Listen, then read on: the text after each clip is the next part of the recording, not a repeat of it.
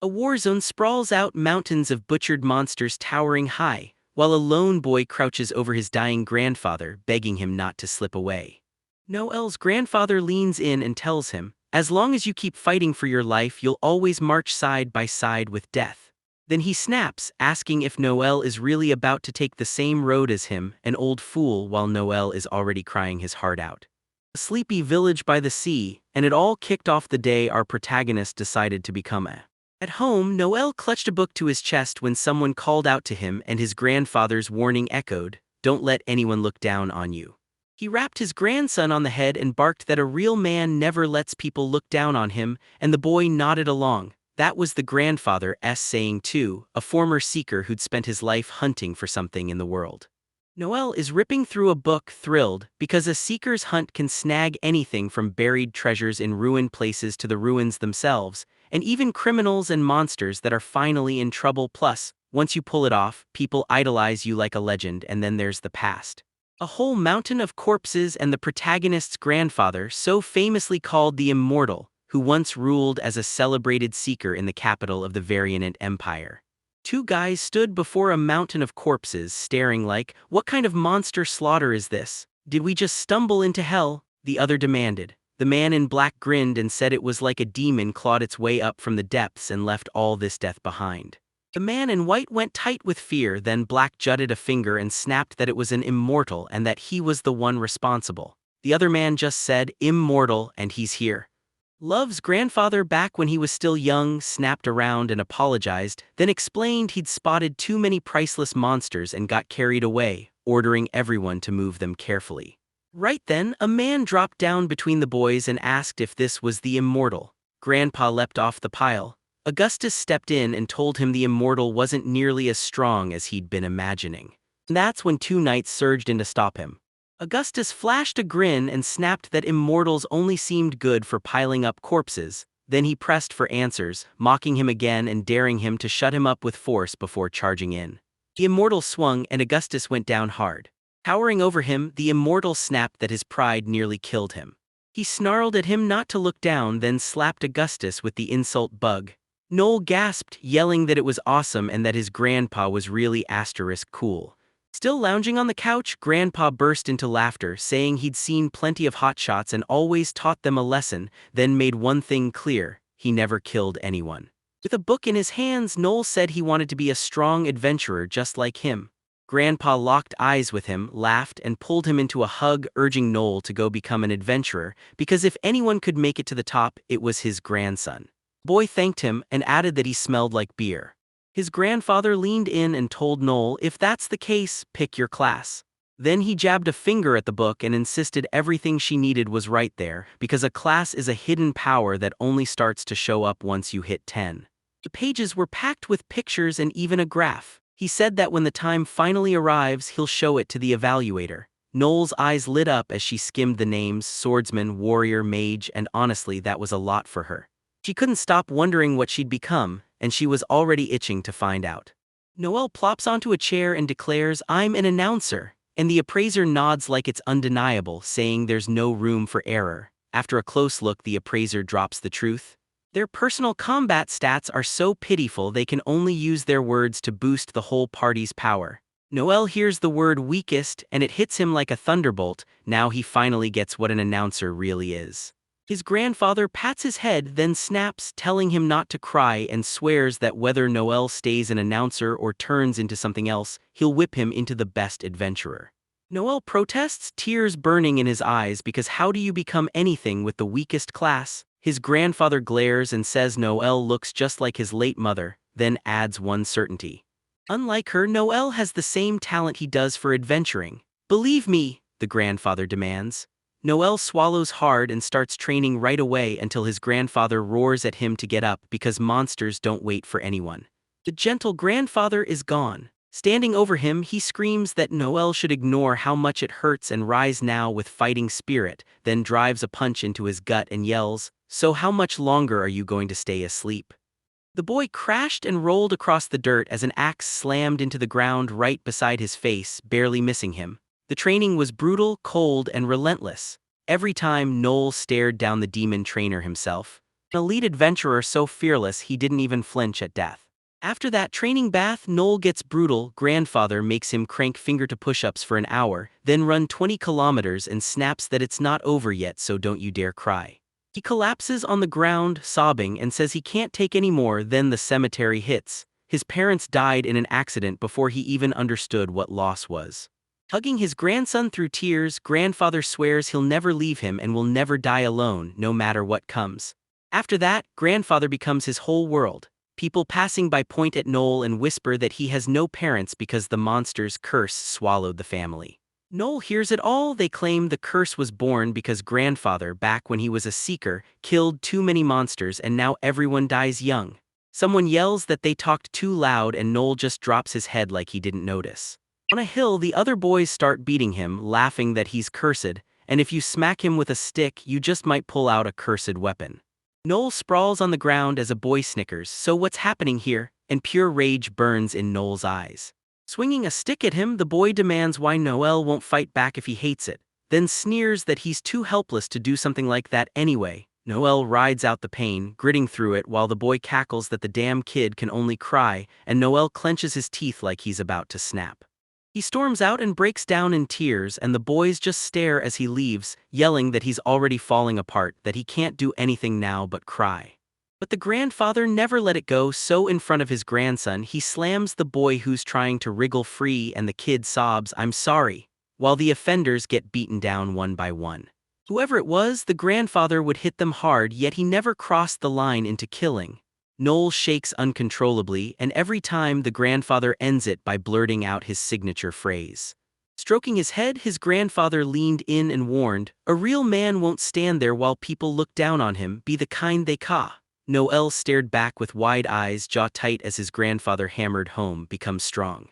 Noel clenched his teeth, wiped the sweat off his brow, and turned to ask again, because the answer still wasn't landing.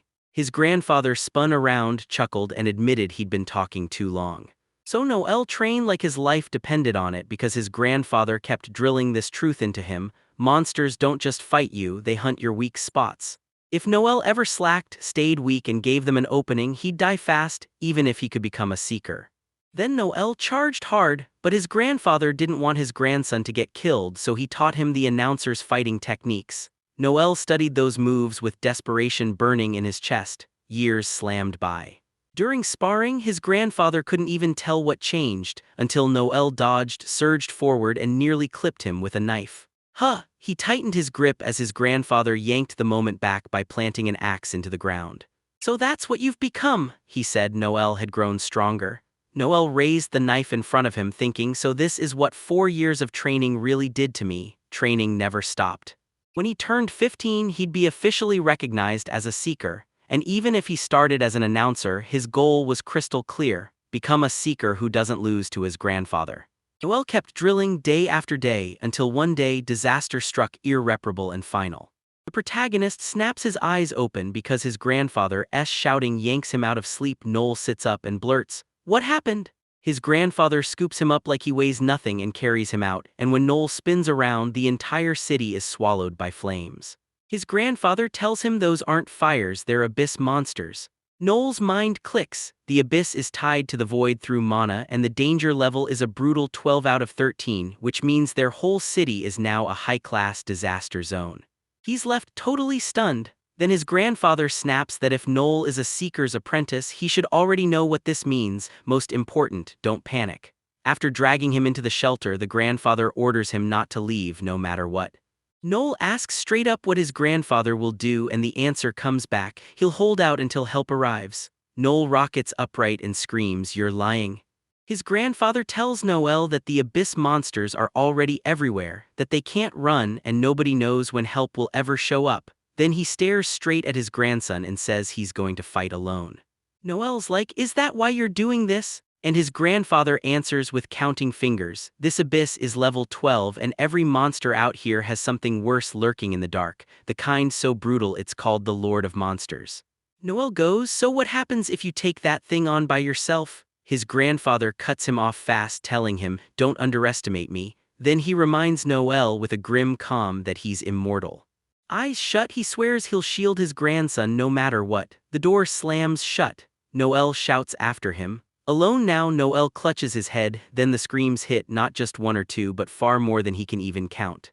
He trembles and thinks, how many are there really? He starts spiraling. If you're gone and I'm left standing here, what am I supposed to do? Minutes crawl by, the monster cries thin out, and then, boom, sudden deafening noises tear through the silence.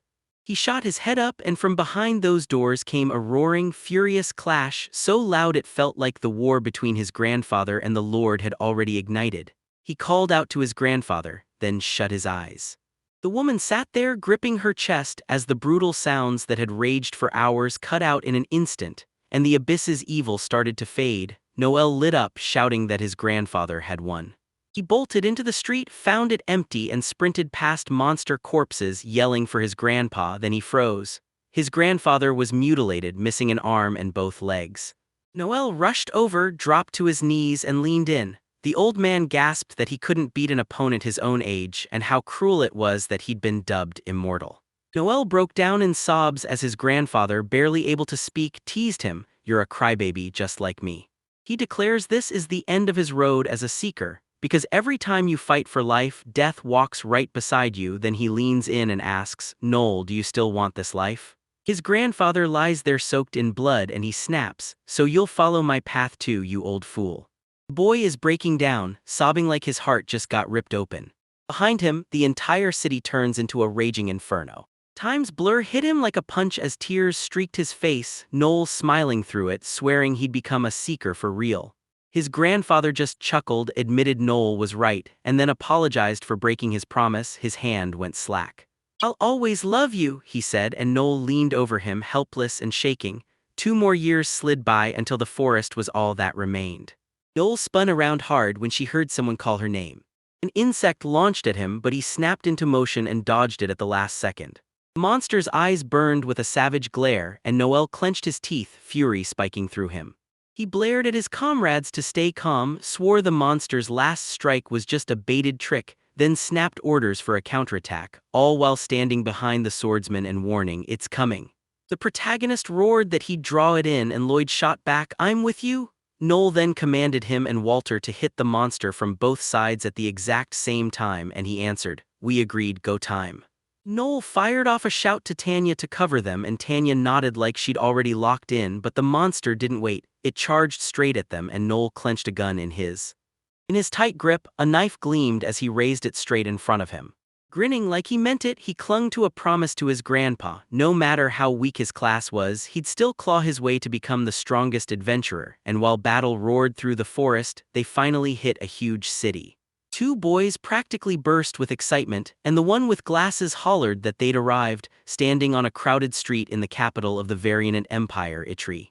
A carriage rattled down the street while an airship loomed overhead, and a wolf and an elf strolled right alongside everyone else. These boys couldn't believe how many different races crowded this city, and the capital looked unreal.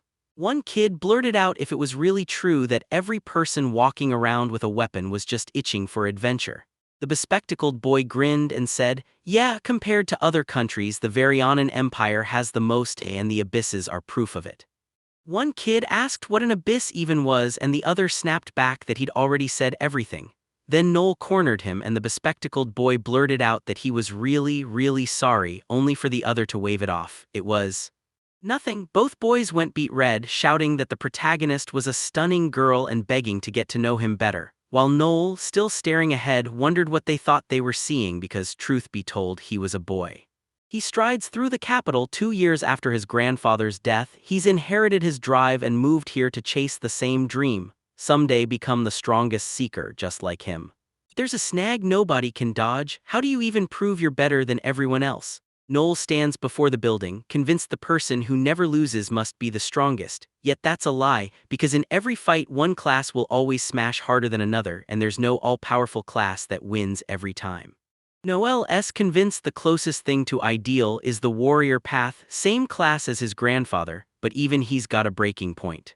Noel bursts into the building and the truth hits hard, his class is getting slammed in personal combat. The announcer can't carry the dream all by himself, then someone calls out to him. Noel's already made up his mind.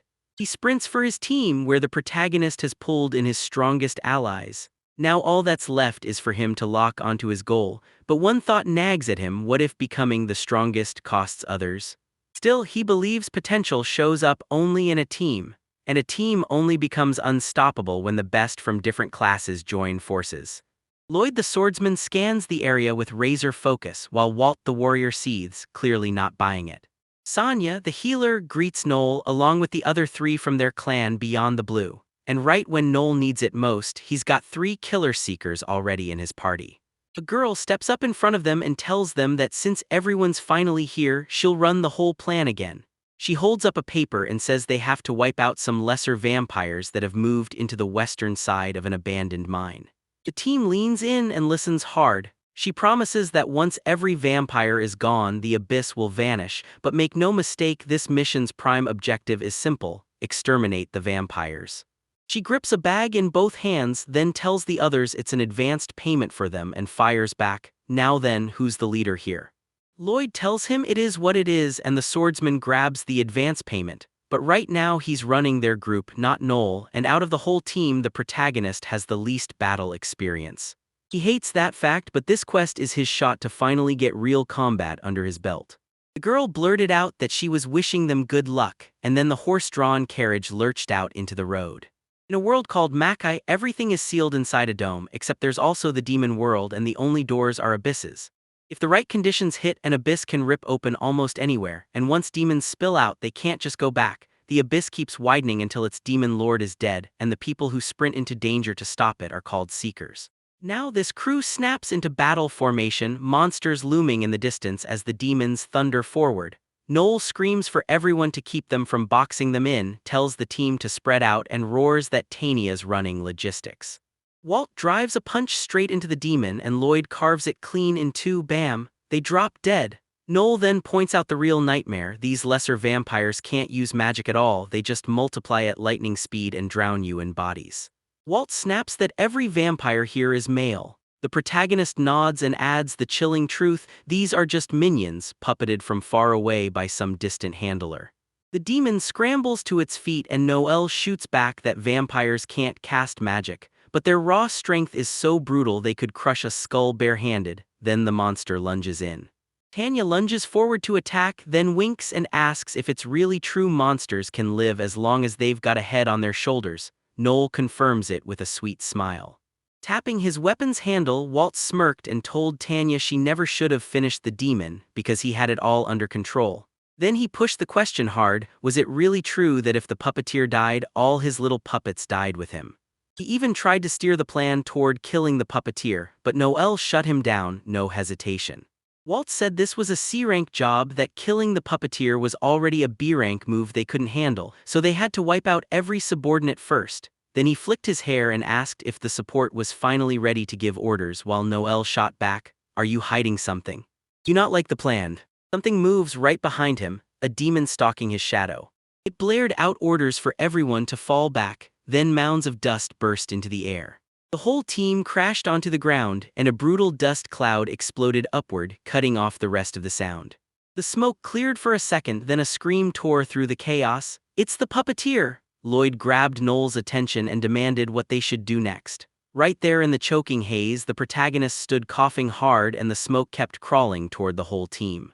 Tanya snapped, "What is that smell?" And Lloyd guessed it was gas leaking from the cave, but nobody knew if it would kill them. The swordsman sprinted up beside Walt and barked that the vampire had to be kept off Noel at any cost, while Tanya rushed to deal with him. Demon stamped his foot, ready to explode. Noel cough's shockwave hit, and the heroes were completely blown away. Walt swung with pure rage and screamed as a wild strike slammed down, only for the monster to dodge it at the last second.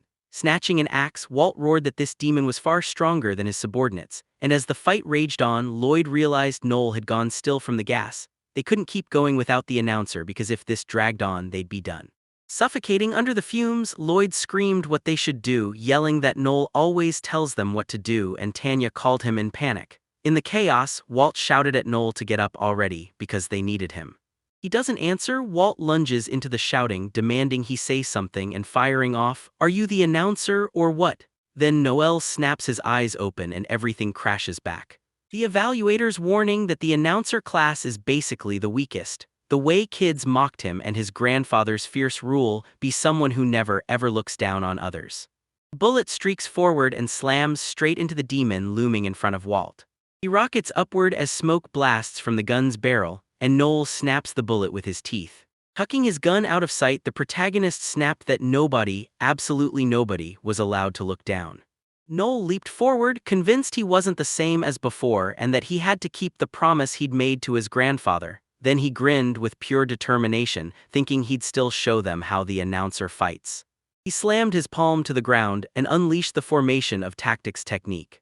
This is the announcer skill that boosts everything the team does. Every move under his command hits 25% harder. Noel yelled that they were launching an offensive tentacle attack, ordered Lloyd and Walt to back up, and they spun around.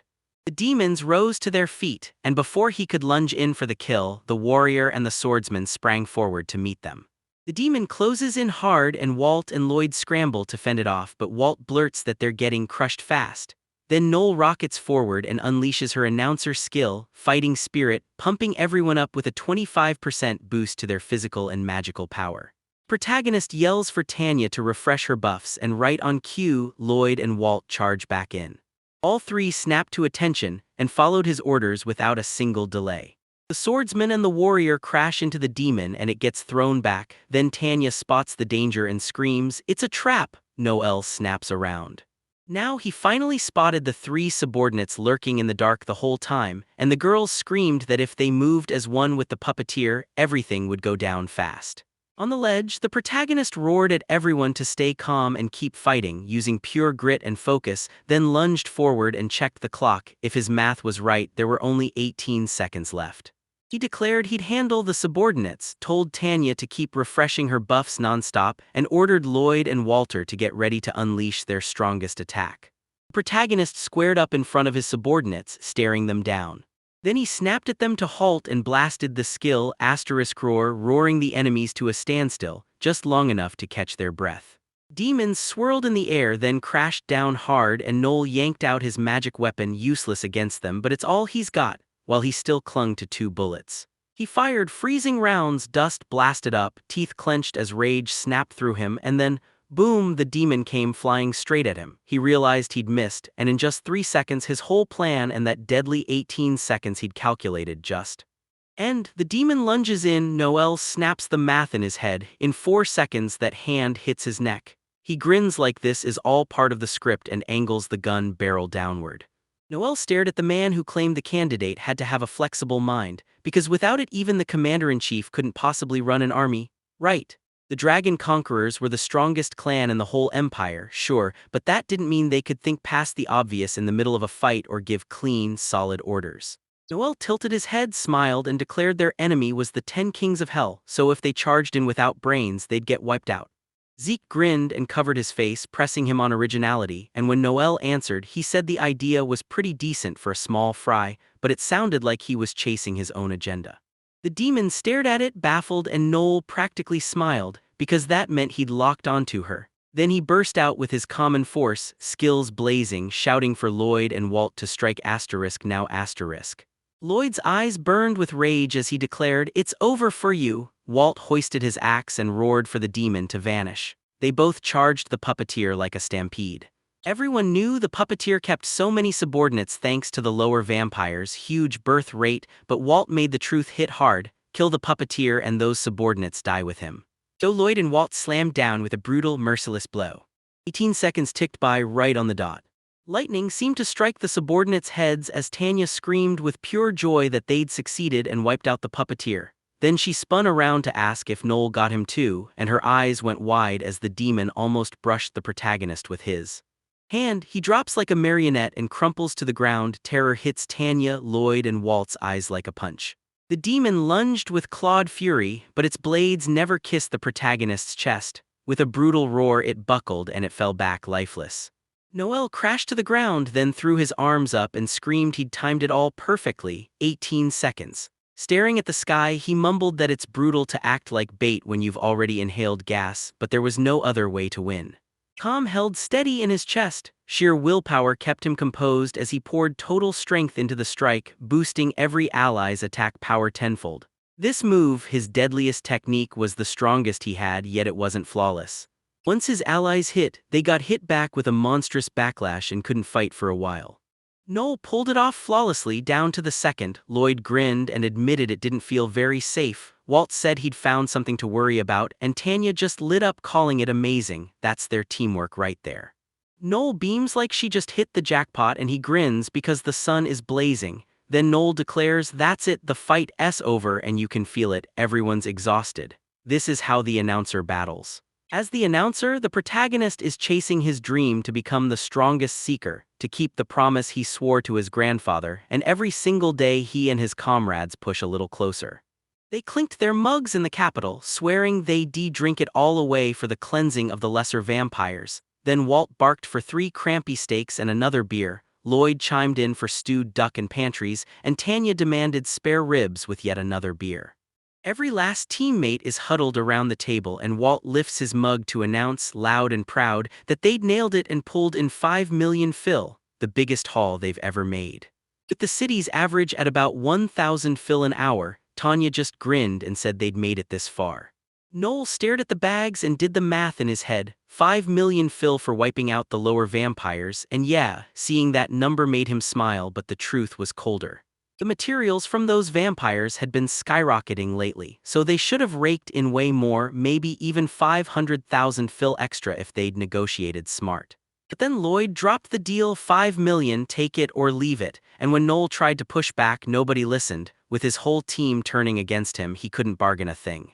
Lloyd even bragged they'd only been doing this for a year and they were already pulling results, so they needed to chase even better quests because their power was basically at the rank line. Right then some guy on the side snorted, calling them newbies. Noel snapped his head up, raging at him, took a seat and tried to drown the annoyance with bites of meat, until Walt leaned over and asked what was wrong. Noel waved him off, everything's fine.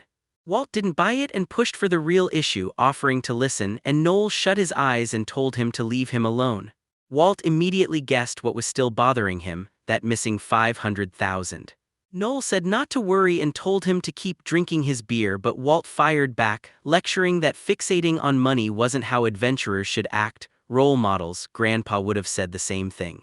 Noel spun around hard and the memory hit him like a punch. Their old dinner parties where the lesson was always the same: adventurers needed money for everything, gear, supplies, repairs, and Grandpa always told him to watch his money like it was life. Noel muttered to himself that Walt didn't even know what his grandpa knew and sighed, because arguing was pointless even if it still burned. Walt sipped again and Noel admitted he wasn't holding a grudge, this was already settled. Then Tanya wiped her mouth and told Walt to drop it, saying Noel was too hung up on money, even though she understood he was only trying to look out for them. Walt flashed a fake smile, slammed his mug down, and exploded at Noel to wipe that smug grin off and admit he was mad. Noel turned back. Walt pointed at him and screamed that this greed was poisoning their whole group's reputation, that he needed to think about consequences. Then Noel shut his eyes and snapped back that Walt was talking nonsense, asking if he himself hadn't just shouted at the bar that they'd made 5 million. Walt jabbed a finger at him again and told Noel to stop playing the victim with. He asked if it really wasn't strange to grin about a reward you've earned, and yeah, that's how it should be, unlike the protagonist who never tries to bump the reward up just because he's stingy. Tanya stays stone still. Lloyd takes a slow sip from his mug, then Noel drops the truth: he's always the one at fault while Walt is always right. The customers and the waiter just stare as the argument explodes. Walt frowns hard and demands what kind of attitude Noel thinks she has, then hammers the point that he's 2 years older. Noel fires back that Walt shouldn't mock him, and then laughs that it's downright cute how he uses his age to win. Walt stamps his foot, eyes blazing, and snaps that she shouldn't joke around like that when all he can do is give orders from behind the scenes. The protagonist answers with biting sarcasm, saying sure, of course it's easy for him on missions thanks to Mr. Walt, who fights like a raging demon, and because Walt is way more useful than that incompetent announcer who can only bark orders. So the warrior snapped, asking if Noel was really ready to die already, and Noel shot back. Did Walt seriously refuse praise because pride won't let him breathe? Was it so wrong for a seeker to become a role model, or did he just want someone to pat his head and call it good? Then the protagonist hit him with the truth. Sure, Walt had grown into his body with age, but deep down his character was still stuck in kid mode. Noel yelled he'd kill him and swung, but Noel dodged, then charged straight at the warrior. The protagonist only grinned, saying he'd take the fight because he was sick of Walt's cruelty, the kind of guy who thinks he can win a duel drunk just because he's the vanguard.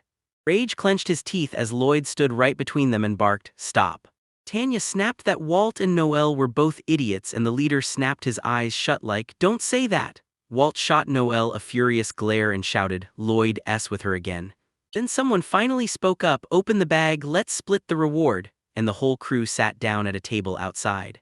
As Noel was writing it all down, she muttered that 2 million fills were going straight to the team's treasury, and Walt erupted because the axe and sword were still dumped on the rocks. The protagonist cut in, saying that after the fight with the lower vampires, Walt and Lloyd's gear turned useless, and even if they raced to their old armory for a discount, the repairs would still chew up around 2 million. Tanya picked up the gun and said she'd still need to buy bullets, and the crew stared like that was way too much. Then she clutched the coins and added that with everything counted, everyone would only end up with about 250,000 each. Lloyd cut in fast, telling Tanya not to spiral. Yeah, they weren't getting big amounts right now, but the group treasury was still climbing, and if they landed another order like this, they'd pull in the same money again, right? Noel shot back that requests like this didn't come around often enough for them to keep getting orders that easily, and this wasn't even from the state, it was from another clan. If they had zero issues, they'd already have taken the job. Lloyd cut in and agreed. As he scanned the papers, Noel realized clearing the abyss is handled by the country, and they usually only send those missions to clans. Beyond the Blue isn't a clan, so they can't touch abyss orders unless a clan delivers them. Then the memory hit: his grandfather's death knight. Seeker duties meant one thing: wipe out the abyss, and missions like these paid well and brought honor. So Noel concluded that if he wanted to keep earning and growing as a seeker, at some point he'd have to join a clan. He spun toward Lloyd and demanded, "So what's in the group treasury right now?" Lloyd flipped through the papers and said, "With the payout from the last mission, it's about 12,800,000 fill." Noel shot up and pitched, "Let's form a clan." Walt stared at him and barked, "You serious?" The protagonist nodded and said, "If we turn our group from Beyond the Blue into an official clan, the government can send us missions to clear the abyss straight to us." Three of them snap open their mouths, and Noel says, "If you've all been thinking about growing your groups right now, then this is the perfect moment." He blurts out the idea of forming a clan, and Walt and Tanya just stare, mouths hanging open, while Lloyd's face tightens with worry. Standing right in front of the protagonist, he lays it out. "They'll have to cough up 20 million in fill to make it official." Noel grins and says she gets it, then reminds them that in the last year they've only gotten stronger and everybody knows it. So why keep stuck doing under subcontracts? Walt shoots back, "Wait, is it really 20 million just to form a clan?" Tanya nods hard, explaining it's a mandatory insurance, because the longer the abyss has to chew, the more dangerous it gets and the harder the next cleanup becomes. And if another clan has to step in for a failed mission, the price of that fresh cleansing falls on the clan that messed up. Lloyd finally swallows his doubts, smirks like he's made peace with the numbers, and says he'll sink his last 7.2 million fill into it. Then Tanya is completely stunned. Walt blurted that this was an insane pile of money, and Noel shot back, "Of course we'll pay him back once the clan stands tall again." Then she added that it wasn't like he was dying to hand it over, because when he pictured the future, even just for himself, he planned to stretch every coin, since the fortune he inherited from his grandfather was already running dangerously low. And it wasn't just a silver pistol, his protective coat was the real flex, too. A top-tier piece crafted from the heart muscle fiber of the Black Dragon, a beast pulled from the Abyss 81 built to shrug off anything. When Noel was first starting out as a seeker, he didn't just study, he splurged on high-class gear and all kinds of useful items. After that whole incident, the money he'd already sunk to help the servants crawl back on their feet, on top of what he'd saved before becoming a seeker, stacked up into a serious fortune. Noel then snapped and decided, "Forget subcontractors, starting my own clan will pay way more." He figured that if 3 people were in his debt, getting them to back him as leader wouldn't be too hard. He knew it was treacherous, but ambition doesn't wait. Right then, Lloyd stepped in and grilled him about the base, because once a clan gets approved, they'll need a building in the capital to serve as headquarters, and the land prices there are brutal, so even renting would still burn a huge amount every month.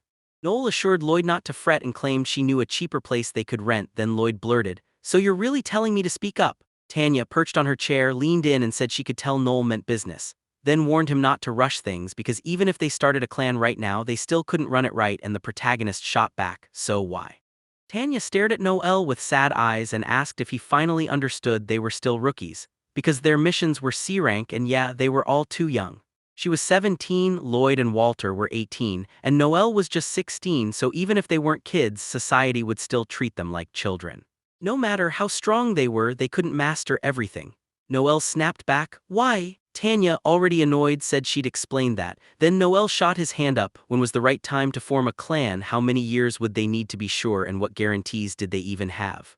He declared they'd stay rookies in leadership no matter how long they waited. Lloyd listened like he was hanging on every word. Noel admitted he'd been studying clans as a seeker, so he knew the theory, but he didn't buy it. Success wouldn't come from knowledge alone. They needed real experience, and the only way to get it was to actually run a clan, not just sit around doing nothing. Tanya clenched her teeth. Lloyd finally agreed. Noel was right about one thing. Experience only comes from trying, but the best abyss-related jobs were controlled by the government. So Lloyd hit the real question: if the country throws the Beyond the Blue group aside for being too young, could they even land a job after they finally formed their clan? Noel fired back that they'd land great jobs just because they were young. Lloyd stared at him like he'd lost the thread and demanded what he meant. The protagonist went full pitch. They were young and handsome, and that mattered. Then he jabbed a finger at Lloyd and bragged that the swordsman was ranked 8th among the emperors, reliable and standout, with a face that cut through a crowd of rude adventurers, the kind girls loved. Lloyd just looked awkward. Next, Noel pointed at Tanya and said she was cute and humble, a healer by trade, but also the kind men couldn't stop noticing. Then he swung to Walt, wildly attractive, pulling attention from more than just one crowd, and he even claimed he'd heard perverts were coming for the warriors, because apparently they were all about sweating while flexing beside this handsome guy. With a wry grin, Walt asked if Noel was praising him or bullying him.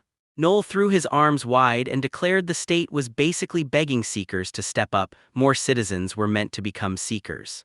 Then he leaned in and asked what kind of seekers could light a fire under the youth who dreamed of that path. Lloyd locked eyes with him, and when Noel explained that what truly lights up young hearts is strength with a spotless lifestyle, Lloyd finally got it. Because the real point wasn't all that, it was the charm that hits you the second you see it. Then the protagonist held up his finger and said plain as day that the attractive thing in people is youth and beauty. Loads of people rally behind heroes because famous seekers are treated like idol stars, young, gorgeous, and unbelievably strong. And once they're out there shining, the country finds it way easier to back them like living ads. Walt pressed for the truth, saying they'd come out better off since they're young and gorgeous, and Noel snapped that yes, getting special treatment takes real chances too, because the clans that truly rise usually just get blessed with stunning members. Anya clutched her clothes. Noel hummed, then snapped that acting like this felt like she was selling herself, and she wouldn't do that. She turned to the guys and asked if they felt the same, and Walt immediately said he was 100% on board. With a grin, he admitted he was sick to death of subcontractor life and pushed for a clan, because if he could rake in more cash than ever, then let him drown himself in top-shelf booze and chase as many gorgeous women as he wanted. Tanya snapped, yelling at Walter to cut it out, demanding he stop, joking when the conversation was serious. Walt squinted and snapped that he meant every word, drilling into Tanya why chasing status, fame, and money should be a problem, because he wanted the same thing just at a different level, and Tanya tensed hard. Then Walt grinned and asked her to be his girlfriend, not Lloyd's, and Tanya recoiled in pure fear while Lloyd exploded, screamed, and slammed his palm onto the table. The swordsman towered over Walt and soothed him, insisting it was all a joke and that the leader shouldn't be fuming, then even swore he was dead serious about the clan, while Noel watched with a scowl and thought love affairs inside the group would only drag them into disaster. He straightened it into a simple matchup, 2 against 1, and demanded Lloyd's call as leader. Lloyd hesitated, saying it was messy and asking if they really wanted to slam into forming a clan right away no matter what. Noel refused to bend. He'd walk if Lloyd didn't cough up the treasury money, so Lloyd pushed back, asking if delaying it was actually the smart move. The protagonist admitted yeah, it wasn't wise, but he still argued they shouldn't just spin their wheels. They needed to take a different road, even if it didn't match theirs. Noel snapped that he should have said that back when they first formed the group. Staring straight ahead, the protagonist blurted out that he'd been dreaming for it. he wanted to become a seeker who'd rise past the revered him. Lloyd stared at him, speechless, then snapped his gaze upward. Trees loomed above his head. Noel nods along with Noel and fires up the idea of forming a clan.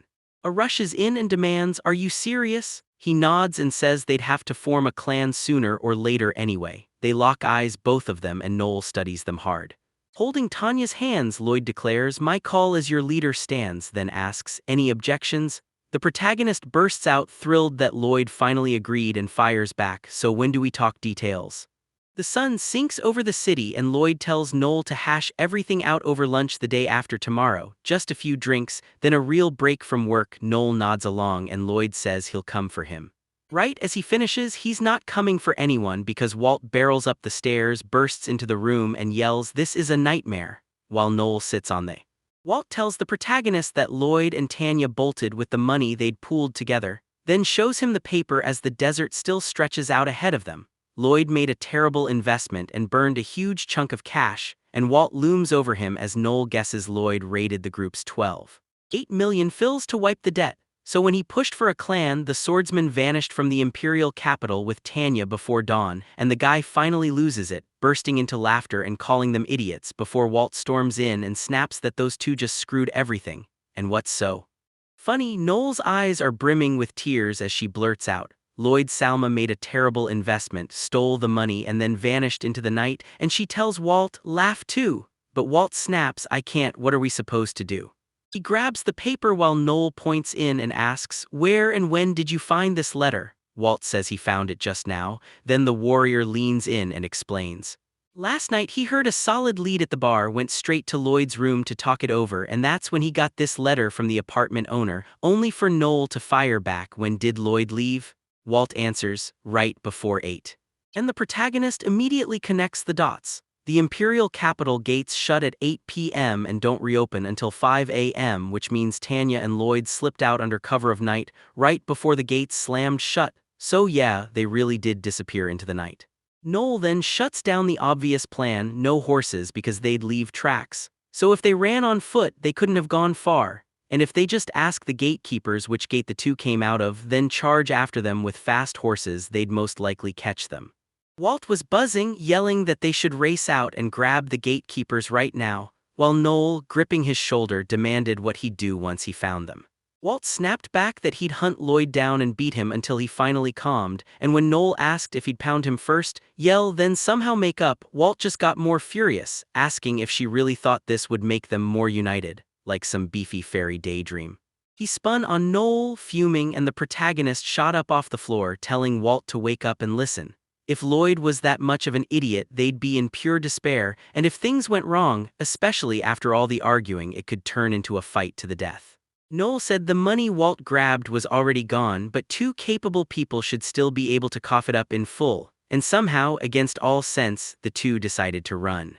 Noel smiled and called it the perfect betrayal, then pressed Walt. Did he really think he could beat Lloyd? Lloyd went pale. Walt then asked if Noel would even stack her buffs on him, because if he had them he'd win for sure, and Noel kept going, wondering if Walt could take Tanya too, saying the whole trick to beating humans is killing the healer first. Walt froze. Noel leaned in and asked if he finally got it.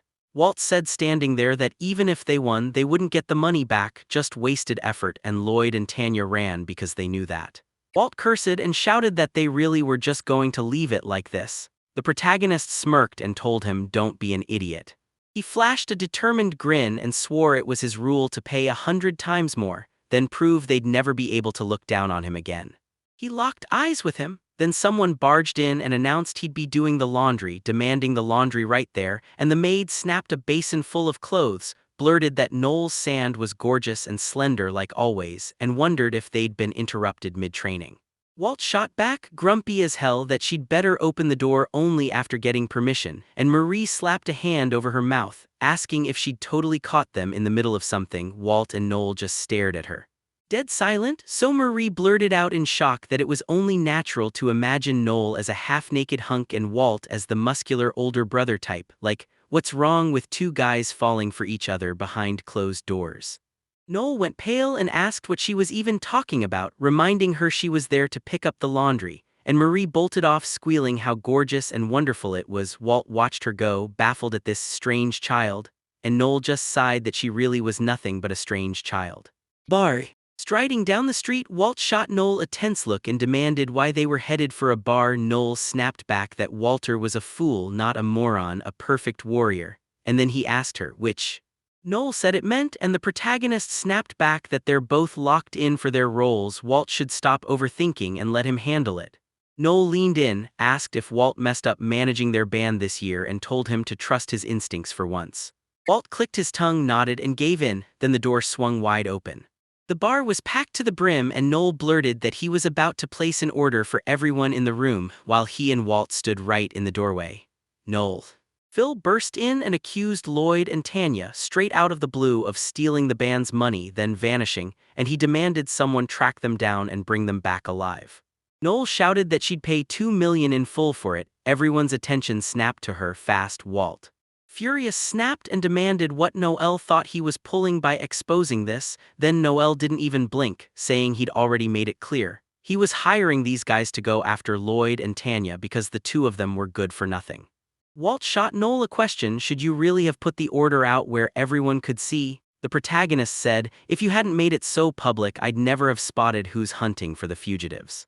Then a man bolted upright from the table, walked straight up to Noel and demanded, so you're really handing over 2 million fills? Noel swore he'd pay exactly like he promised. That guy with the whole team behind him snapped that once Lightning Strike agreed to take his orders, Lloyd and Tanya would be the ones, famous as they are, but without Noel, they'd be nothing more than easy little targets.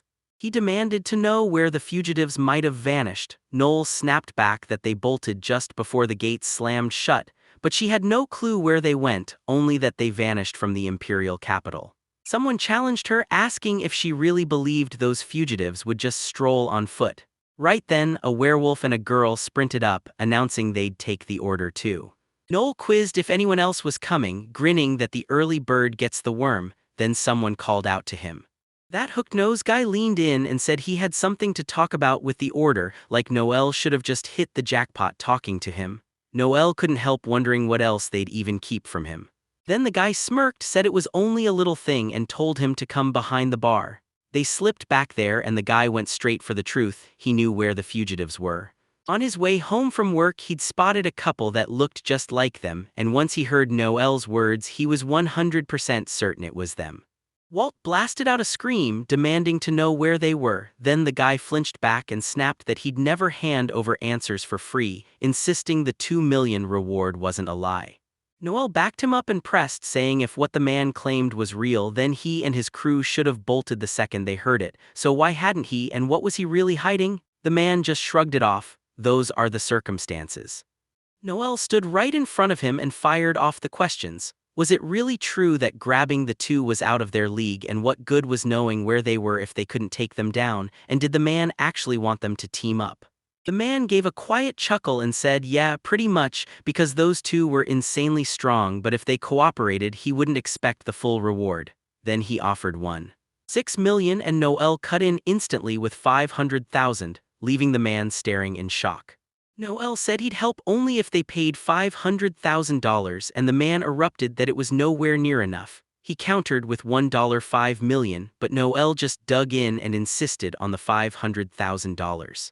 Walt pressed Noel on whether she'd clocked who the information really came from, and the protagonist just shrugged it off. She figured men like this only wanted cash and would sell their loyalty until the price was right. Then the man thrust up a finger and offered $1.4 million, but Noel snapped back with $500,000. The buyer exploded, demanded she stop messing around, and grilled her on whether it was true they were the ones who needed their help. Noel grinned and said yeah, it was fine, but they didn't need it since plenty of other groups already took the order. Walt stared at him and Noel shrugged. If he lingered, one of them would snag them and drag them right back to him. The man blurted, if our money got snatched, chase them right now, because without any intel those other crews will just burn ours no matter how tough they think they are. Noel narrowed his eyes and snapped, so what, you're not giving anything? If you hate the deal, act like this talk never happened. The man looked truly desperate. Noel told him, if you're against it, get out. Instead, he caved on the spot, kneeling and agreeing to cough up $500,000. Noel snorted and called him a weakling, then demanded, where are the fugitives? The man said they'd either slipped to Carnot or Evelyn. He'd met Burley on the road near the southern gate. And as he was leaving, Noel ordered him to round up his people and wait in Walter because he had unfinished business. Right then Walt exploded, "Unfinished business." Noel smirked right as the building loomed in front of them. Some poor man was getting slammed on the stairs, while a long-tailed stranger just stood there, watching the whole thing.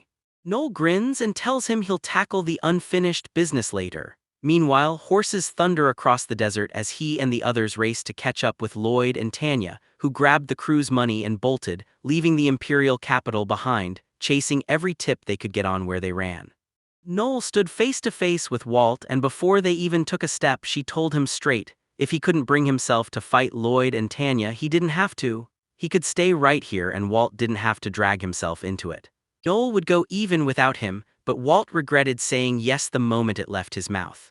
Not far from the imperial capital, there's the village of Karnat, and right in the middle of its street, Tanya and Lloyd are standing face to face. Right behind them, he leans in and demands, "So, did Lloyd really set up a date in a place like this?" He smirked like he meant trouble and told Lloyd he had refined taste, and the swordsman snapped around, then yanked his blade free from its sheath. Carl screamed at him to stay put and unleashed the skill, one deafening howl that tore through the air. Tanya and Lloyd went stone still as the crowd snatched up the fugitives and Lloyd finally spun back around. People stood right behind him, Walt among them. The swordsman strained to move, shut his eyes, threw his hands up, and surrendered, letting the sword clatter to the ground. People were packed all around them, staring like they were waiting for something to explode. Walt grabbed him and snapped, asking why Lloyd betrayed them, and when Lloyd blurted out that he was sorry, Walt screamed at him to shut it. Noel shoved it back in his face that she got it after reading the letter, but Lloyd still stared, jaw tight, wondering where the money went. What about the cash from wiping out the lesser vampires and the money from their executions? Lloyd gritted his teeth, apologized again, and admitted he'd already spent it. Then Noel asked if this was another investment, and he said no, he used that money to crush his debts. Noel got it straight away, pressed him on whether that investment was really a lie, and then basically said, yeah, Lloyd probably blew it all gambling it away.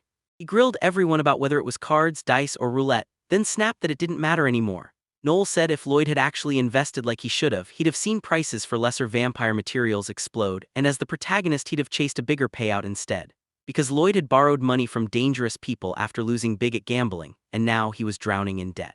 Lloyd lowered his head and choked out an apology while Tanya stared at the ground, guilt written all over her face. Then Walt snatched him by the collar and roared that Lloyd was a total idiot. This was money they risked their lives for, so what, did he think they should just burn it in some casino? Lloyd twisted his face in fury and screamed that the team had no clue how brutal leadership really was. He never meant to steal their money, but it was too late because he'd racked up crushing debt. Walt refused to let him go, and Lloyd shrieked that they could trash him all they wanted, until he shot back, furious, that if they'd saddled him with the leader role and its duties, then they didn't get to demand respect while treating him like a tool only when it benefited them. And Lloyd took a gut punch. Noel slammed him to the ground, then drove a hard kick straight into his chest. While he kept hammering Lloyd, the protagonist snapped in his head. Did Lloyd really ask if they had the right to do this, or was Lloyd the same one who first bragged that he wanted to be a leader? Lloyd went slack, gasping for air. Noel then leaned in and asked if the team should forgive him no matter what he did, since all his excuses were pressure for a leader.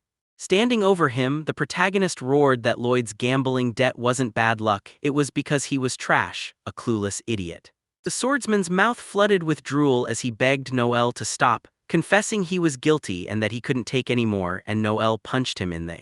Noel kept raining punches on him and snapped that Lloyd shouldn't fake weakness. If he wanted forgiveness, he'd better eat another 1,000 hits. Lloyd agreed, and the protagonist swore he'd at least hear his apology. But as soon as the next strike landed, Lloyd screamed through the pain while Walt stared, utterly baffled. Right before the trip, perched on his horse, Walt leaned over and asked Noel, "Can I go after Lloyd and Tanya?" And Noel snapped back that he'd fight them no matter if it turned into a death match. Walt stared him down and demanded, "So you're ruthless?" Noel didn't say a word. Tanya grabbed Noel and told him to leave it just like it was. Noel snapped back asking why, and Tanya screamed again, begging Noel to forgive Lloyd or. With a grim, horrifying stare, Noel snapped that Tanya should take Lloyd's spot so he could get the beating, and then he bragged about gender equality while insisting he wouldn't let her in just because she was a woman. Tanya choked on air, insisting she didn't mean that. Noel loomed over her and declared he'd spell everything out clearly since Tanya clearly couldn't grasp her own mess. He even blamed her too, saying she'd gambled with the team's money alongside Lloyd, which was why she ended up sitting with him. Tanya erupted, screaming that Noel was wrong. She fled because she believed she couldn't leave Lloyd alone. Noel told her he'd ask again, then ordered her to confess everything honestly using the confess skill. With a blank stare, Tanya admitted she'd played too, then snapped that the real problem was that idiot Lloyd. If he just handed her more money, she'd have won for sure, and it all came down to the fact he kept gambling alone, and only after the words left her mouth did Tanya realize what she'd said. Tanya spun on him, baffled, asking if Noel truly used mind control on her. He just said, "Yeah," and asked, "So what?" Then Tanya erupted, warning that controlling someone's mind could unleash chaos across society, and if Noel used it, he'd be hauled straight to prison with nobody turning a blind eye. Noel said, "Under normal rules, yeah." But then she pointed out that Lloyd and Tanya weren't ordinary, they were criminals who pinched the crew's money, and under Empire law, mind-bending skills were fair game as long as they forced those thieves to confess. So basically, Noel wasn't getting blamed for a thing, yet Tanya shook like a leaf and breathed that it wouldn't go that way. Then Noel clapped her hands and declared the price for theft, 10 years of forced labor. He even congratulated the old crew like they'd just been promoted to official criminals and bragged that he was proud of both of them. With a sharp stomp, the man snapped that the talk was done. He praised the show, said he was satisfied, and demanded Noel hand over the reward, the promised 500,000 fil right now. He taunted Noel, asking if he was going to pull the "I forgot" excuse. Noel turned around and shot back that he'd pay him back and told him, sweetly, to wait there. But the man snapped he wouldn't wait a second longer because his own crew had stuff to handle and ordered Noel to cough up what he owed. Noel kept repeating calmly that he just needed them to wait a little longer, the money would arrive soon. The man's face twisted, he yelled that Noel was talking nonsense and then demanded the stuff since he didn't have the cash. With his hand out, he lunged straight for Noel. The next guy twisted his arms and Noel snapped a command, "Don't touch a thing." Even Silver Chan felt like danger, their hands reeking of squid. Jammed in the man's grip, he blurted that he'd been tricked, then Noel snapped back, "I told you I'd pay, so don't call me a liar." She kept him from slipping away and pressed, "Do you really think you can rob the announcer that easily?" Punchline hit hard, "Too bad, my hand-to-hand skills are way better than Lloyd's or Walter's." A loud noise snapped from behind and Walt spun around to ask what it was, then Noel swung his foot into the guy and barked that he'd finally arrived. The horse-drawn carriage slammed to a stop, and the man who stepped out wiped his breath and complained the countryside was so dusty, no, it reeked of horse shit. Panic flashed in everyone's eyes because they all recognized him, and the carriage door opened again as a man with lipstick climbed down. Pinocchio Bargany finally showed up, then rushed to Noel and apologized for making them wait. Lloyd's face contorted and Tanya shook in pure terror. Lloyd snapped that it was a slave trader. He demanded Noel tell him what he planned to do to them, and Noel stared back with narrowed eyes like a warning. Pinocchio is boxed in by faceless crowds, and right where the light shines, the shadows gather, because the illegal syndicates and mafia make their home there, and even the glorious imperial capital isn't any different. They don't just break rules, they brutalize people, and in the mafia world the biggest monster is the Luciano family, sprawling into other countries like it owns the map, running prostitution, gambling, blackmail, murder, and drugs, yet somehow still holding power over everyday folks because they're tied to the royal family, like the ultimate shadow rulers of the Pinocchio Bargany, one of the youngest in the Luciano family and the spark behind the new Bargany line, closed in on Noel, a swaggering bundle of elegance and filth, all smiles with a cruel edge, giving and plotting at the same time, a peace lover who's also a meticulous sadist. His whole life was two extremes, so everyone called him the crazy Piero. Without wasting a breath, Pinocchio demanded to cut straight to the point and asked if Noel already had a solution, and Noel said he had no problems. Then Pinocchio declared the real deal. He was selling those two, Lloyd and Tanya, as slaves. They stared slack-jawed, then Walt finally got it, that's why Noel slipped away before. Noel said, just as he'd predicted, Lloyd and Tanya were completely out of money, so to claw back what they'd blown, he decided to rope in his buddy Pinocchio, sell them, and get his cash back. Noel demanded Pinocchio find them a good owner, and the slave trader perked up and told them to trust him as he started inspecting the goods. While Pinocchio examined Tanya, she snapped at Noel to stop playing around and demanded to know why they had no choice but to become slaves. Noel deadpanned, asking if they really didn't want that life, and Tanya answered with a bitter, crushing no. Noel then shrugged and said he had to hand them straight to the military police because theft meant 10 years of forced labor. Then he hit them with the real horror. Survival in prison with barely any food and mine work under hellish conditions was only 2%. That number froze them solid. Finocchio checked Lloyd, and looming over both of them, Noel said it was better to be a slave with a chance of landing with a good master.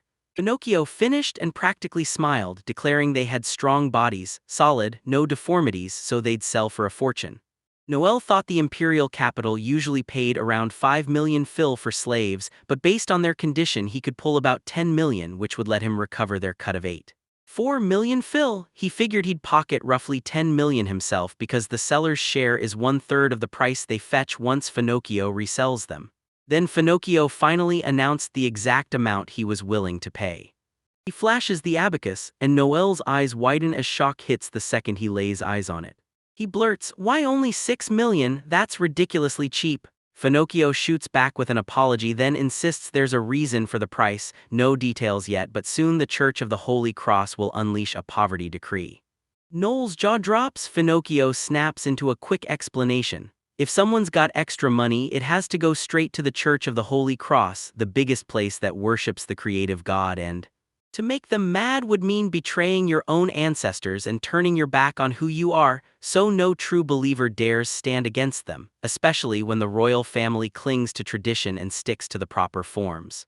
Pinocchio told everyone the reason his customers started spending less was simple. They were faking it to stay afloat, so he had no choice but to slash his selling price hard. Noel pressed, "So that's the whole reason they cost so much?" Finocchio nodded. Once the order expired, he'd scoop them up at the normal price, and Noel had just picked the worst possible moment to do it. And he handed the order straight to his servant.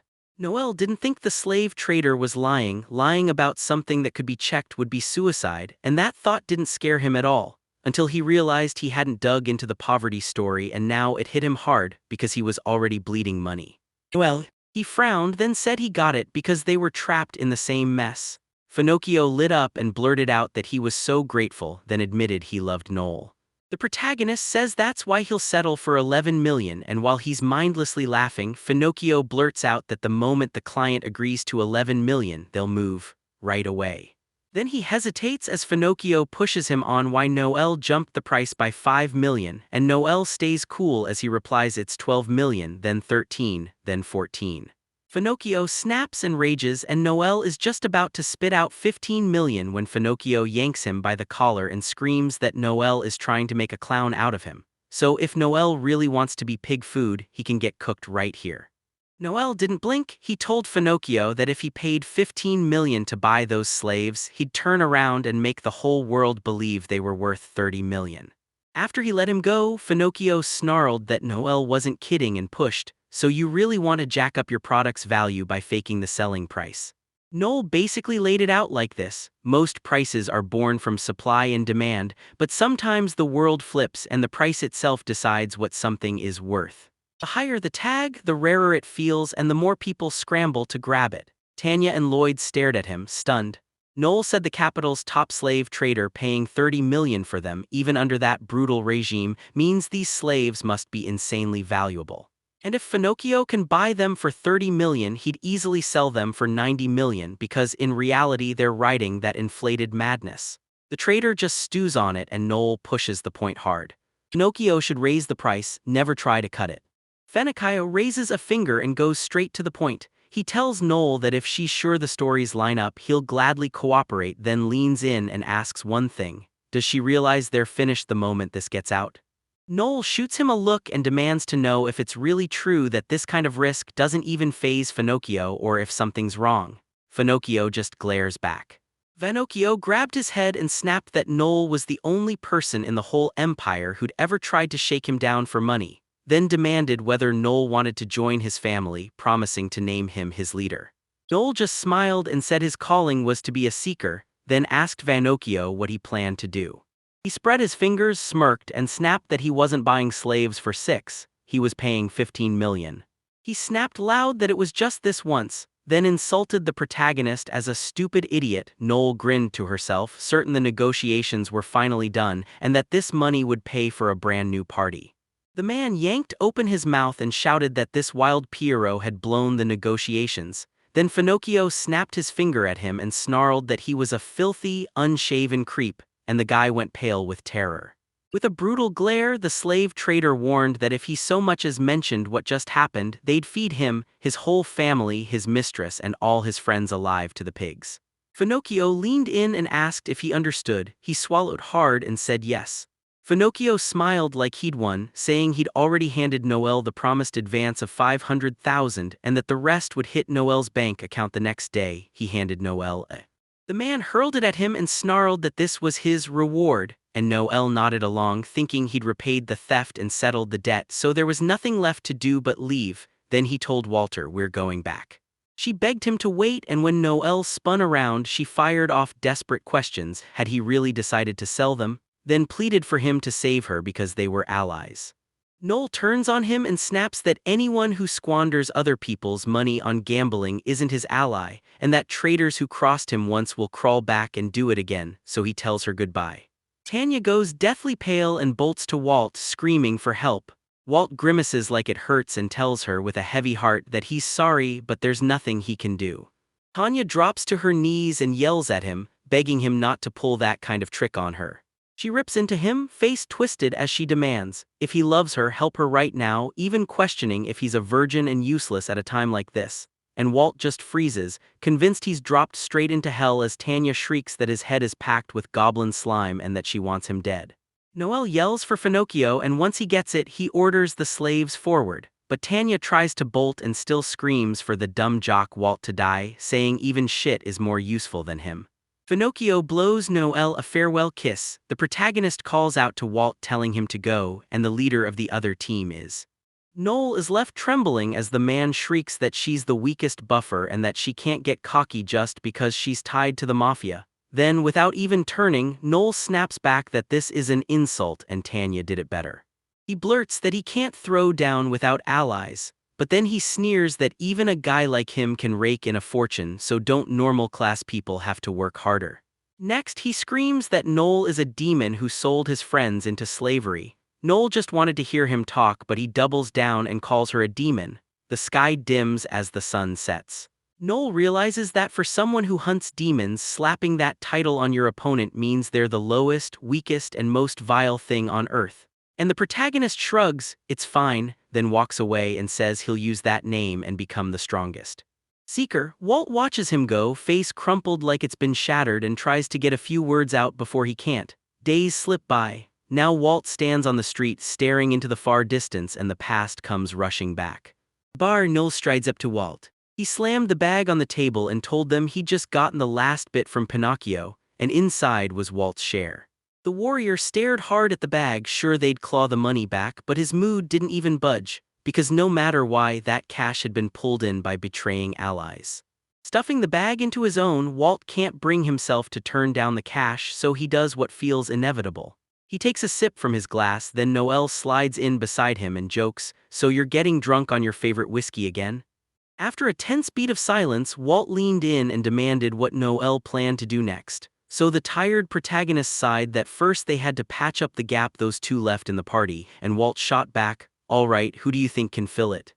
Still facing away, the protagonist snapped that it wouldn't be easy since every talented seeker was already locked into some party, and even if they stumbled on one, there was no way they'd agree to join their half-ruined crew. Walt slammed his fist on the table and roared, "I'm not asking about that." His hand was trembling and Walt blurted, "4 of us are beyond the blue, so nobody can replace Lloyd and Tanya, right? Or else snatch the blame right back and tell them it wasn't that easy." He basically told everyone, yeah, Lloyd and Tanya are strong seekers, but they're not impossible to replace. Sure, they've got talent, but they're only C rank, and in the Imperial capital there are tons of people just like them. Walt cut him off and snapped, saying that's not what he meant at all. Then Noel shot back that being a seeker is no kid's game, and acting on pure feelings and sentiment is flat-out stupid. Walt swore under his breath, and Noel shot back that in the end, Walt didn't need to hate, he just got wrecked by seeing Tanya's real nature, so Noel told him not to drown in sentimentality because Tanya was exactly the kind of woman who leaves scars. Walt yanked the protagonist by the collar and screamed at him, and Noel shot back that he must be the kind of loyal dog who actually enjoys insults. Then he turned the tables and asked why he wouldn't do that to Tanya. He warned her that if it went that way, she'd be Walt's forever. Then he swung hard, and right in the middle of it, he stopped cold. Noel stayed calm, and Walt couldn't help thinking the guy looked like he was one line away from saying, "Go ahead, hit me if it makes you feel better." When Walt finally let him go, it hit him that Noel was younger, weaker, and somehow acting like he belonged in the same world. Then Walt snarled to himself that compared to him he was still a kid. Walt dropped into a chair, snapped that they'd never find allies, and demanded where Noel was supposed to dig up idiots willing to join a party with people who sold their allies into slavery. Glancing away, he shot back, "Yeah, cowards will always sneer, yet real adventurers get it. We had our reasons and we're damn proud that our crew makes sure wrongdoers pay." Walt moped that most of them were cowards, but Noel fired back that the real danger wasn't just making enemies. It was messing up and making no allies at all, so if they wanted new members they needed to lay down rules for their crew. Then he pitched the name Rising Scoundrels, asked if it was a bad idea, and insisted it would land way better than calling themselves some random rabble. Walt grins and tells Noel he's seriously strong, then leans in and admits, unlike the protagonist, he's just a weak little weakling, and when the protagonist fires back, he asks point-blank if he's really about to bail on the adventures. Standing right beside him, he snaps that sure, Walt might not have the mental steel, but they've clashed in enough battles to know they wouldn't have made it this far without him, and whatever Walt tries to say, Noel still knows exactly how strong he is. Walt looks up and the protagonist declares it flat out, Walt is better than anyone. With his hand outstretched, he begs for a fresh start, insists that swapping party members is totally normal and vows to rebuild, straight past the blue. Noel doesn't drop his hand. He demands Walt, voice cracking as tears threaten to spill, then he bows his head, begs forgiveness, and finally says he's done being a seeker. Noel stares at him, completely stunned, and Walt blares out that he's terribly sorry as he stands on the street and slings a bag over his shoulder. While he heads forward, he starts plotting what he'll do once he's back home. Then a voice calls his name and he whips around, and there's Noel, grinning. Walt flashes a smile and asks what's wrong. Did he really show up just to see him off? The protagonist nods, and suddenly Walt goes silent, like all the words vanished. Then he forces a grin again and awkwardly says thanks.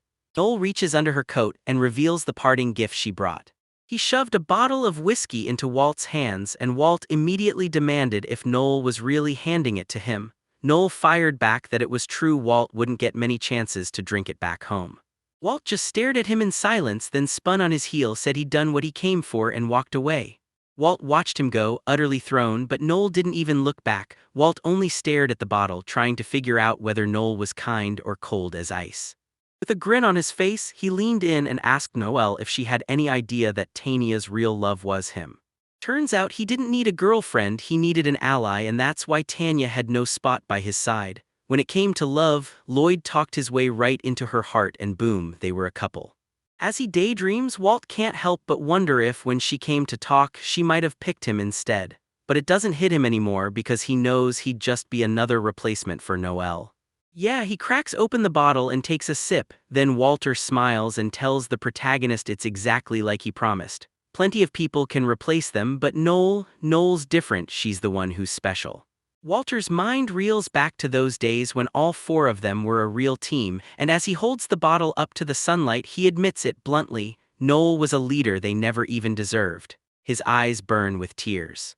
He tells him to go with luck, swears Noel will become the strongest adventurer, and that he was his best friend. Noel strides down the street, scanning for danger, and fires off a question, "Are you about to attack me out in public?" Then he whips around to the crowd and demands, "So, are we ready to leave now?" The guy who spilled the fugitive's location screamed that Walter ditched Noel and left him stranded, then said he'd thank him for mocking him. Noel shot back with biting sarcasm that the man was proud enough to pick on someone with 4 guys, and that those tough men were so impressive he'd just kill himself. The man snapped that the announcer would regret it. Noel. Israel shut his eyes, smiled like a dare, and said he'd fight blind, then demanded a ton of changes just to hurry up. The man lunged at him and wished him dead. Noel yanked a ball from his pocket, hurled it at the attackers, and it erupted in a blinding glow. One opponent screamed and shut their eyes, another crumpled to the ground, and Noel surged in to smash them with everything he had. His ribs shattered, then he crumpled to the ground. Noel stood over him, coldly saying he'd knocked him out and that he wouldn't kill them because they were in the city. He then pulled out a knife and promised he'd use their ears to make an example, telling them exactly what happens if they cross him. He snaps off the ear like it never even mattered. He keeps moving, then bam, he spots something. Staring at the snake's skin, he goes, "Whoa, finding this kind of rarity in the city, that's unheard of." He knows snakes have to shed their old skin to grow stronger, so Noel strides forward and declares, "From this day on, beyond the blue, its revival starts." Twilight hits, and a girl faces a notice board as someone calls out that they're recruiting party members. And the white-haired girl scans the sheet, Noel stolen, and snaps, "I finally found him." In the Empire's capital, Itri, two boys are hanging laundry when the bandaged one suddenly shouts at his brother that he's done playing around and wants a girlfriend. His brother asks, "So who's on your mind?" The bandaged kid grins and says he's going to find one and meet beautiful girls, bragging that his brother knows tons of people. Then his sly brother smirks, saying the black-haired girl they ran into near the city gates would fit perfectly. The bandaged boy blinks, admits he doesn't even know her but insists she's gorgeous, then his eyes catch something far off. "Girls like that don't come around twice," he mutters, "and we'll probably never see her again." The next second, bam, he throws himself out of the way as a man rockets straight for him. Plopped on the ground, the bandaged boy blurts out, asking if his brother saw it, then demands, "What do you mean?" The armband boy snaps back that the beauty they met at the gate had just bolted right past him. "It was a guy," he says. He storms ahead, drenched in sweat. "Yeah, it's Noel stolen," right there in the early morning gloom. Every single day at 5 a.m. he kicks off his training no matter how wrecked he is from the day before. Sprinting 2 laps around the city wall for 50 kilometers total, carrying the weight of 3 people on his back for a full 2 hours. Then he heads back to the inn, stuffs himself with breakfast, and hammers his leg muscles for 2 solid more hours, because out there, someone's battling a monster right now. The announcer's power can only boost his teammates, and Noel can't use it on himself, so he has to stay in fighting shape every single day. If he can't protect himself, he's going to slow them down, and those monsters won't let a seeker like that last. The girl screamed for Wolf with everything she had, then he showed up behind. "Monster," he grinned at Riley, blurted out that he got it, and Noel clenched her fists hard. He remembers the allies being sold off and Walt vanishing, and it hits him, he's lost everyone. Rage and hope collide anyway. He refuses to quit, rebuilds from zero, and climbs back up again and again, even when he gets knocked down, until one day he forges the strongest clan. Wolf whips his sword and strikes. No.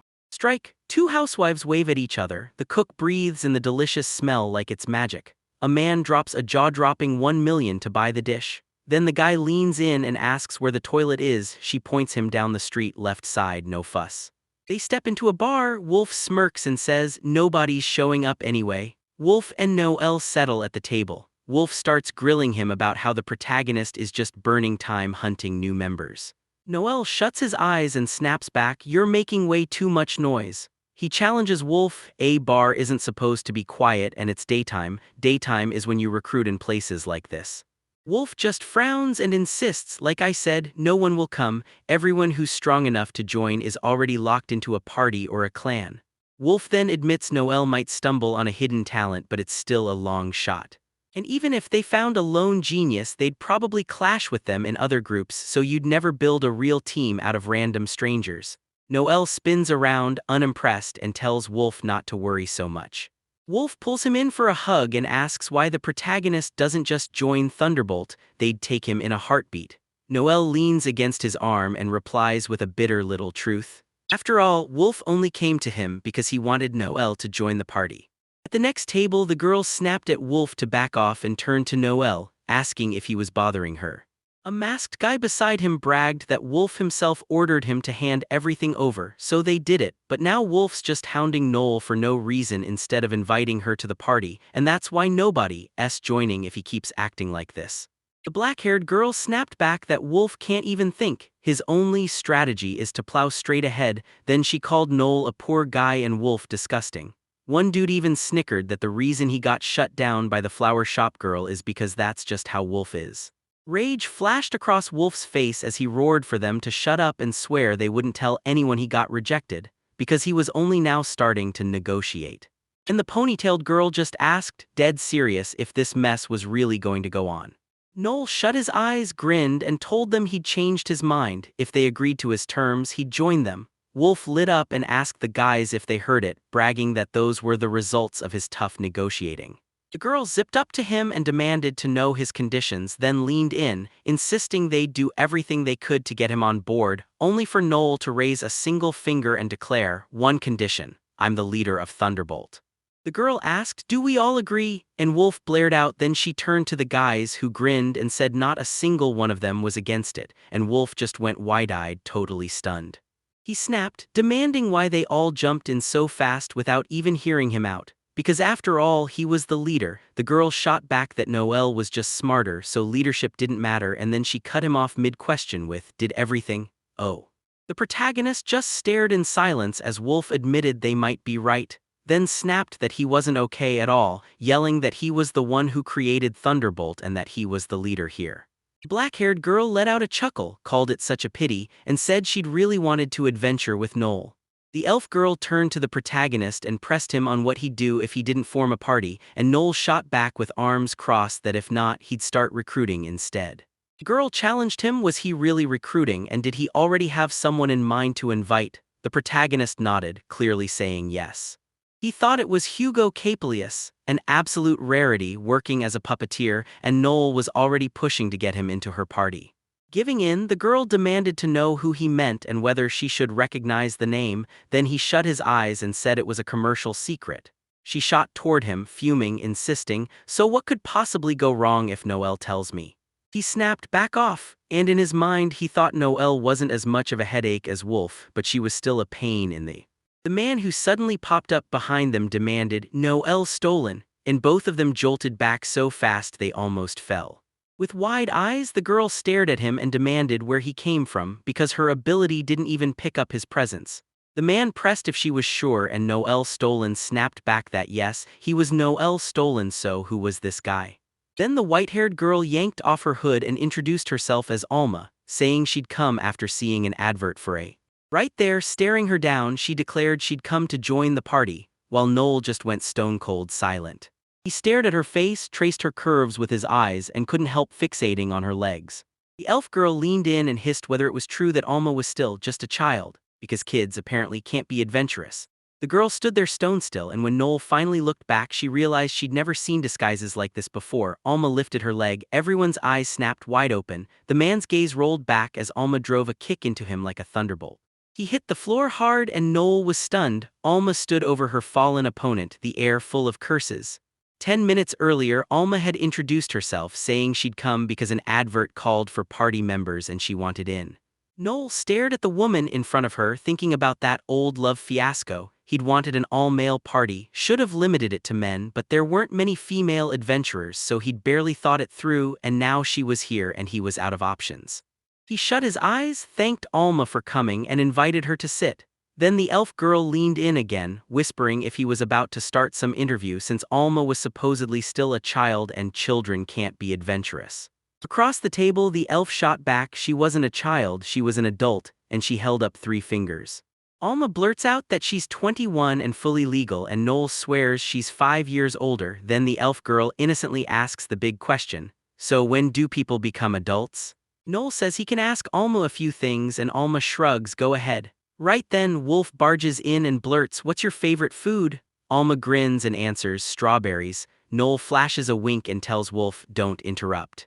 One of the lightning strike guys tells him to chill because Alma is way more than just a candidate. A black-haired girl steps up and fires, "So what do you do for fun?" Alma grins and says she's into collecting medicinal herbs. The guy presses, "Are you the save every penny type?" And Alma answers, "Yeah, pretty much." Noel snaps, swipes his hair, and drags the moment into chaos. Alma gets hit with a test, "Name 3 numbers."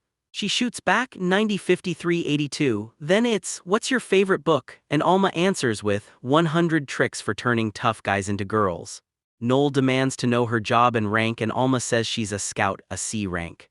The protagonist perks up, saying scouting would be perfect for their party since archers and scouts can scout the abyss and spot danger before it bites, and then he asks if Alma has any seeker experience and Alma admits she doesn't. She says she just signed up as a seeker because for as long as she can remember her grandfather kept her training in the mountains until it all stopped recently. Noel stares at her thinking, that's rough, no experience at all.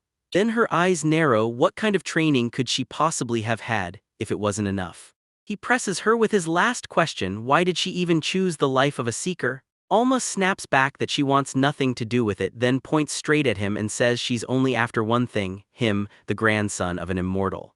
Noel perks up and asks Alma if she's somehow tied to his grandfather. Alma says no, but then her grandfather told her he once battled the immortal, even losing his arm in the fight.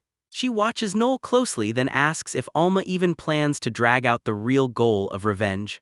Alma shuts it down fast, saying she'd never chase something pointless, she's only curious what kind of adventurer the hero's grandson even is. Noel just sits there and across the table says he's apologizing for his grandfather, the one who died 2 years ago, like his grandpa's apology coming from him. Alma replies, calm as can be. Your grandfather passed away peacefully last month, so there's no need to apologize for any of it. Noel said half the people he'd met had tangled with his grandfather at least once and demanded to know his name, and Alma fired back, Alka Yudhikari. The whole room went silent, chairs scraping as everyone fell back in shock, while the sweating customers blurted, you said Alka. Wolf yawned and asked who Yudhikari even was, and some guy leaned in and said, down in the dark underbelly where the Yakuza crawl, there's another criminal crew, a secret society, an order of killers, and their name alone tells the truth.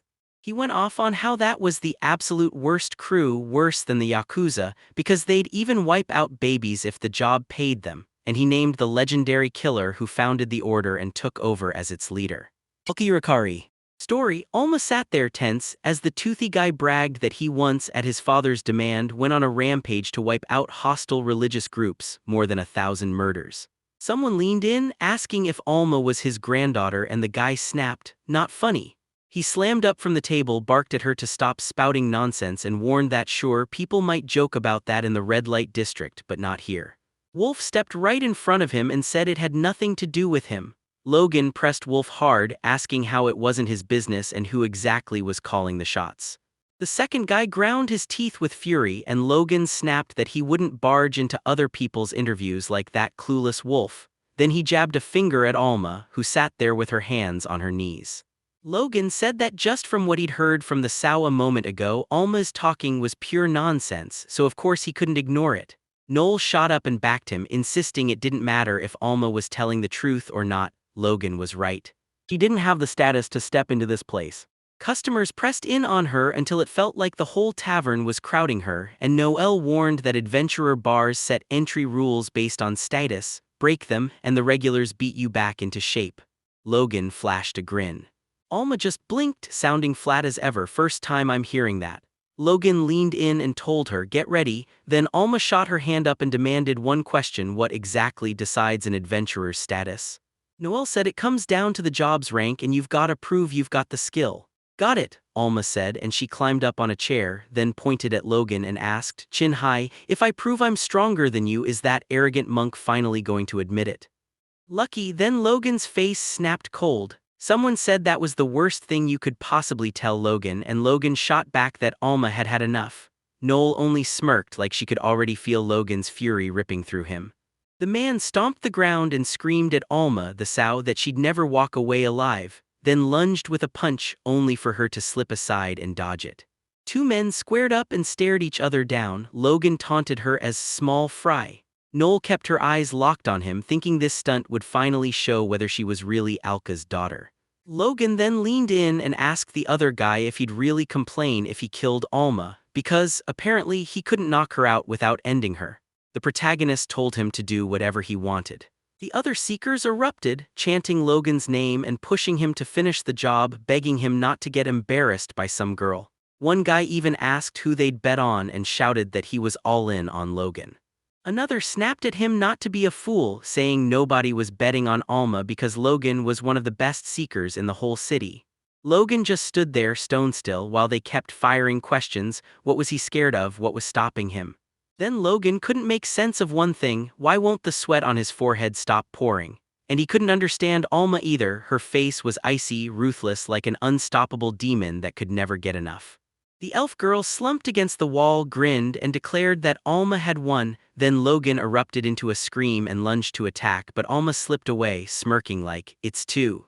She snapped her palm across his neck. Logan crumpled to his knees and Alma lifted her leg like it was the final bell. "It's over." Then she kicked him. Noel's jaw drops. He can't believe the whole fight ended in 3 seconds. He's sure Alma was toying with him, that if she'd wanted him dead, she would have ended it instantly, and the visitors stare on with mouths hanging open. Now Noel has zero doubts. She's Alka's granddaughter, offspring of the legendary killer. He jabs a finger at her and the protagonists shout that she's been accepted. A fierce, determined grin spreads across his face.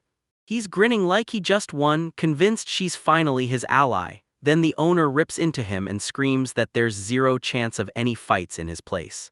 The bar owner bolted after the customers and they scattered like sparks because getting caught meant paying for every single thing they wrecked. Then the owner grabbed Logan and demanded he cover all the broken furniture, and someone in the crowd snapped, "No one should be shoving people like that."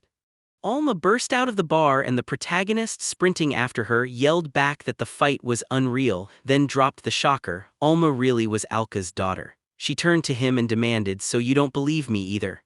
He shot back that nobody believed him at first either, especially when he revealed he was the immortal's grandson. Alma scoffed, saying she believed him from the very start, and Noel immediately pressed, "Why?" With a grin, the girl told him his eyes weren't like everyone else. Those eyes screamed that he'd do anything to win. And as Alma stared back, memories hit her. When she was little, her grandfather warned her never to throw down with the immortal because he never plays by normal rules, and with him, anything can happen. Noel studied her face the whole time, and Alma said his gaze brought back the same look her grandfather had. He slammed the brakes, told Alma, just like she'd heard before, that he wanted her in his party, and reminded her that she'd already said she wasn't interested in becoming a seeker, so he asked straight up, would she join him anyway? Alma said she didn't care because she was free now anyway. Then Noel snapped that he'd seen her strength, warned her not to buy into the idea that the seeker job was safe because the abyss monsters are ruthless, and if Alma so much as flinched in the first fight, she'd be dead. She said it straight up: what you needed for battle wasn't the right mindset, it was raw strength. She listened to her and Alma shot back, "I don't have some special reason, but you'll see good results, so don't sweat it." In her eyes, strength is the only real justice, and she was certain the adventurers felt the same. Noel insisted she wasn't arrogant just because she judged with a narrow view, since Alka had drilled that lesson into her. He grinned, picturing her as the strong granddaughter of a strong man, then it was cut off. Alma called him out and she awkwardly looked away. The protagonist blurted, worried, "What's wrong? What happened?" She only frowned and said, "I'm hungry." And just like that, at the trading stalls, Alma bit into a sandwich. Perched on the parapet, she bursts out, thrilled, saying it's insanely delicious, like the best she's ever tasted in her life, while Noel watches her from beside him, elbow propped up. Staring at the Capitol, he asks if it's her first time here and if she's settled in. Alma nods and says, "Yeah, first time," then reveals her grandfather taught her how to blend into any crowd. Noel presses on, "So you really trained in the mountains to become an assassin?" Alma confirms it wasn't just hunting, she was training to earn her promotion from scout to assassin. She admits she hasn't raised her rank yet, but she's already met every requirement for rank B, and the only thing left is to pass the ceremony with the appraiser. As the protagonist watches her, he blurts out why she didn't join the Order of Assassins, only to realize with a jolt that she's already fighting like someone unstoppable. Alma choked out that she tried, but they shut her down, saying she wasn't right for them, while Noel sobbed, roaring that with her power they couldn't possibly refuse her. Girls admitted they saw her strength but said she still lacked skills, so Noel demanded what that even meant, and Alma just fell quiet, insisting she couldn't say more. Until the protagonist thanked her, sat on the parapet, and wondered if everyone has a secret they won't share, because if she won't talk, he won't push. They can be allies with secrets kept between them. Then Alma finally dropped the bomb. They're reforming the organization so they don't need old-school assassins. Noel freaked out, asking how she could tell him, and Alma explained that the Assassination Order used to be an independent secret group, but soon it'll be reshaped under the Emperor's authority, and the current leader is the one who said it. Noel demanded if the Order would now run the Empire, and Alma said that's exactly why they'll shift from assassinations to espionage. Yes, they'll still kill, but the whole way they operate is about to change. Noel flinched that this is huge, blurting that it's not something you talk about while eating fried buns. No, not anything at all. And Alma admitted she'd been warned it's classified too, so now she doesn't even know what to do while Noel spiraled in his head, terrified he'll be killed just for knowing. Alma flashed a thumbs up and told him not to worry, smiling that if anything goes down, his older sister will protect him. Noel screamed that she'd just put him in danger and demanded who, exactly, his older sister even is. The protagonist said that if things get extreme, he'll use her as bait and bolt, and Alma jumped up, yelling that that's terrible. Then Noel asked what she knows about buffers. And as they walked through the forest, Alma answered she's not sure about the details, only that buffers give buffs to allies using their power to support the party. He said yeah, pretty much, and then hit back that buffers exist only to supercharge their allies, so Alma leaned in and asked, then what else? And the protagonist answered, first of all, buffs don't all do the same thing. He bragged that his team attack announcer skill can flip a whole battle in an instant, but one bad misread of the situation and it could wipe out the entire group. Alma went pale and asked, so what am I supposed to do? He said, easy, make the buffer the captain and let him steer the fight. Then Noel pointed at the figurines and explained that the announcer's whole job is calling the shots in battle, setting up the right battlefield, and then unleashing the perfect buffs at the perfect moment. Alma was blown away and terrified because it sounds brutal. The buffer has to protect himself, command allies, and keep tabs on enemy movements all at once. Then she asked straight up, can you even do that? He shot back that if he couldn't do it, he'd already be dead. Noel halted in the middle of the clearing and said this was a perfect spot. Then he leaned toward Alma and said, now I need you to catch a mutant. He explained mutants are just creatures twisted by the abyss's influence, less lethal than monsters but still a seeker's job to hunt. Alma said she'd heard of them and now she finally knew their name. Noel pulled out a sketch and pointed at it, a killer rabbit, mutant rabbit with an iron horn that hangs around here. She warned that for its size, it's vicious, so Alma shouldn't trust how it looks. With a grin, Noel added that he was really good at drawing. Noel lifted the drawing and told everyone that, thanks to his buffs, Alma would have to catch those iron-horned rabbits. Alma blurts out, why are you even asking? I don't need him to catch them. And Noel grins, saying she could snatch them herself, then fires back, so what if he buffs me? Noel laughs, then catching the rabbits is even easier, but the protagonist pushes, pressing for real answers, because yeah, buffs boost her, but can she actually control them? He tells her scouts have an acceleration skill and Alma nods, explaining it doubles her speed and stacks up to 5 times, smiling like, yeah, that checks out, C-rank scouts can only stack it 3 times. He then asks if she's been mastering it from the start and Alma snaps, impossible. Because the speed spikes instantly, she had to grind for training, or else using it unprepared would make her muscles tear. Noel told her that the buffs were basically a brand new skill test, an experiment to see how well she could manage them, and what they did next would hinge on the results.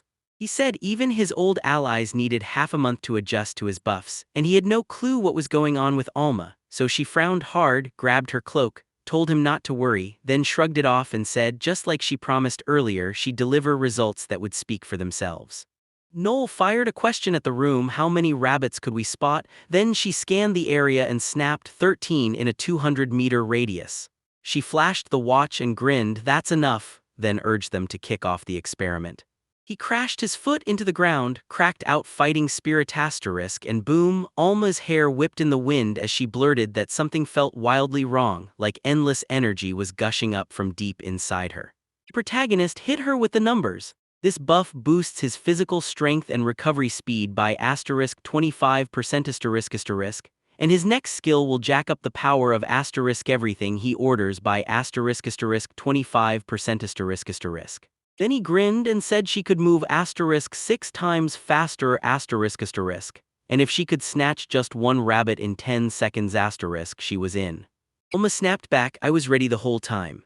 Back when Noel was training with Lloyd, he finally got it. No matter how stacked your own stats are, you're still doomed if you can't adapt to his buffs. And yeah, among everyone in his first party, Lloyd took the longest to lock in those buffs, even though he was the most gifted. Now with his watch set, the protagonist turned to ask, what about Alma? And then he barked the command, go catch the killer rabbits. Alma kicked her 5x speed on, launched forward like a comet, and within seconds she was back, grinning as she declared she de-bagged all 13 killer rabbits and knocked every single one out. Noel clocked it at 0.8 seconds, and the protagonist realized the insane truth. She didn't just catch a couple in 10 seconds, she snatched them all in 0.8, perfectly adapting to his first buff too. Alma smiles and asks if she passed, and he's left thinking she's a genius as she hits the 5x boost again. Only this time a rabbit lurks behind a bush. She yanks it out, and as she slides across the ground, she's stunned like the rabbit is frozen in time, barely even registering it was caught. One by one, she grabs them all and feels unstoppable. Shining-eyed, she finally understands the announcer buffs are pure power. Then she drops the whole haul in front of Noel, announces she brought the killer rabbits, 13 of them, and proudly confirms they're all knocked out. He blurts out, stunned, "Wait, did you really grab all 13? Alma looks innocent and asks if she was only meant to snag one. The protagonist fires back that he told her to catch one or more, so she did exactly that and she finished in time, meaning she passes. Alma nods along, and Noel lets out a delighted chuckle. When it was all said and done, he announced, "That's it, the test is finished." The girl blurted, "Wait, are we already done?" He grinned and shut the whole thing down. Since she crushed the task and it was her first buff, there was no point in testing anymore, so he canceled the training he'd been planning. He snapped his gaze up to the sky, yanked a folded paper from under his coat, and told them he actually thought they could knock the request out already, then admitted he'd planned to cancel it. With Alma off the hook for training, they both suddenly had an open schedule. Alma burst with excitement, shouting that this was their first job and asking if she'd get to see the abyss. Noel shot back that sadly this quest wasn't about the abyss at all and handed her the paper to read. Alma leaned in and devoured it. Bandits had shown up near the village of Mince and the village elder wanted the party to crush them. Well, they kicked things off by making sure everyone knew their first job, crush the bandits. He already knew monster hunting wasn't the only paycheck seekers chase. Sometimes it's treasure, sometimes brave new regions, sometimes mutant hunts, and sometimes they're ordered to drag criminals out by the heads, because even after bandits and mutants drop, they keep clawing at society. The first few days rarely get requested, but the last two, they're non-stop. City, yeah, the protagonists got it figured. This kind of job pays less than clearing the abyss, but when the money's real, you take the job. Alma came sprinting up, grinning, and Noel just shook her head because the lords meant to protect people always take forever to show up. If the villagers wait, bandits don't just rob them, they erase them. So the village leaders have no choice but to hire adventurers and cut the threat out themselves. The protagonist rides with Alma in the carriage, counting the trip from the imperial capital to Mince, about 10 hours, and expecting scraps for rewards. Still, it's perfect for testing how strong their new party really is, and if the road demands blood, the people attacking others won't walk away unpunished. As he stares out the window, he figures it like this. They're going to take everything they've got. Night crashed down on the village and Alma, worn out, finally asked, "Did we do it? Are we in Mince's village?" Noel, walking ahead, cut in, "No, this is the Udra transit point. We're sleeping here tonight, and we're leaving first thing tomorrow morning." Chasing after him, Alma grouses that her butt is killing her and that's why she can't stand stagecoaches. So the guy agrees, bragging he's been seasick for 7 straight hours and now he's ready to puke, then crash with a bath and sleep. At the front desk, a receptionist snaps back that there's not a single free room left and tells them to try somewhere else. Noel just smooths it over like, "Yeah, nothing we can do," and tells them to go hunt again. Alma groans, asking if this has to drag on while the glasses-wearing man repeats the same deal, "No rooms for today." They rush to the next place anyway, where an old woman laments the bad luck and then the creature hammers the truth, "You should have shown up a minute earlier." The bald man finishes it off, every room is packed. Alma blurts out that she's already hooked on hopping between hotels, but Noel insists the next one has to be the final stop. Then the guy in the t-shirt chimes in, telling them they've got free t-shirts waiting. The protagonist bursts with joy in that tiny single-room hideout, and then Noel and Alma rush in. Noel can't stop herself as she blurts that this place is way nicer than it has any right to be. With a sharp snap, the protagonist mutters that she's crashing inside and he's staying out, and she pushes back, "Can't they just sleep together?" Turning on her heel, she asks if it's really allowed for a woman to sleep with a man. Alma smirks and shrugs, saying he worries way too much, like he's only embarrassed because he looks cute. Noel seethes.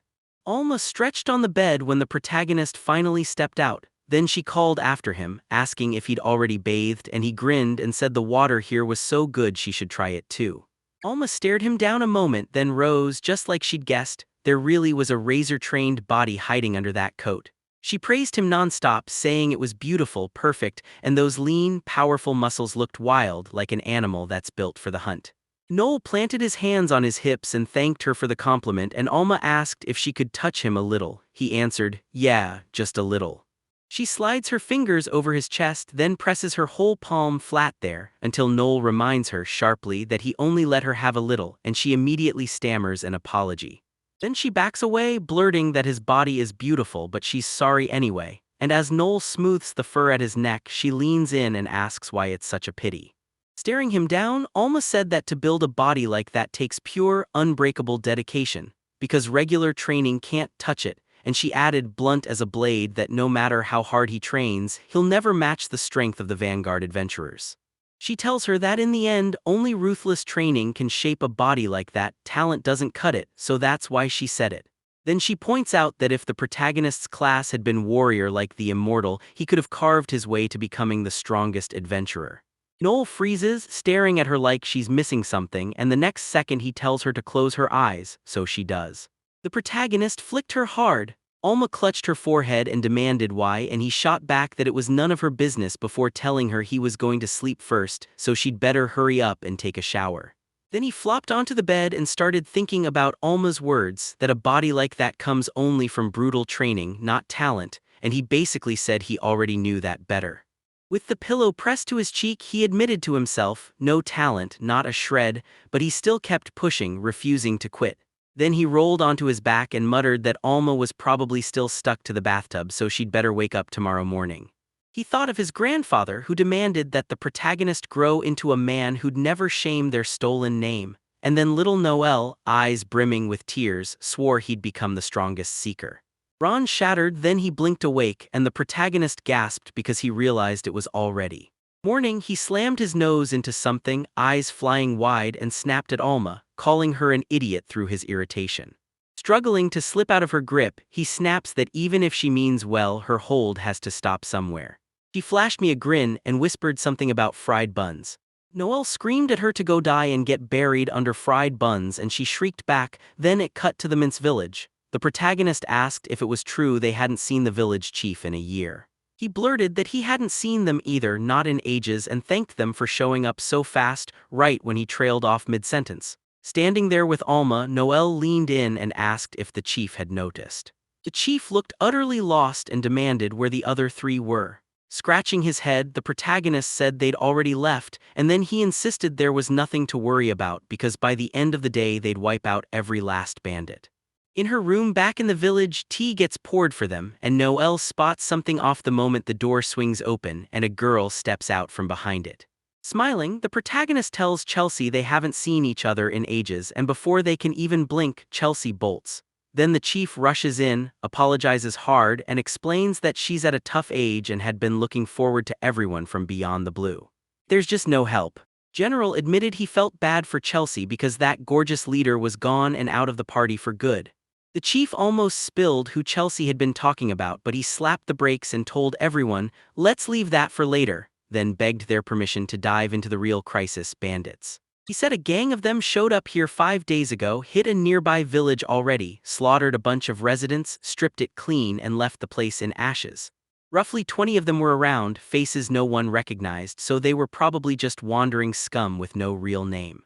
The villagers couldn't track their hideout, but they did watch the bandits vanish into the eastern forest. Noel nodded and said the chief's info was plenty. Now it was time to talk rewards. The chief's expression shifted fast. The protagonist laid it out. 200,000 fil up front for clearing all 20, then 300,000 fil more when the job was done, 500,000 total.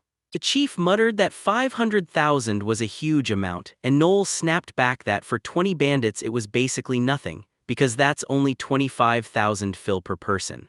Mama stared and he demanded, "Will the chief really let our village get ruined the same way as the others just because he won't give up his money?" The chief snapped back furious, swearing nothing like that would happen and promising he'd pay. Noel snapped that they'd kick things off right then and told the village chief to chill and wait for them to come back. He and Alma climbed the stairs, and the girl hissed that the bald weirdo kept staring at her chest.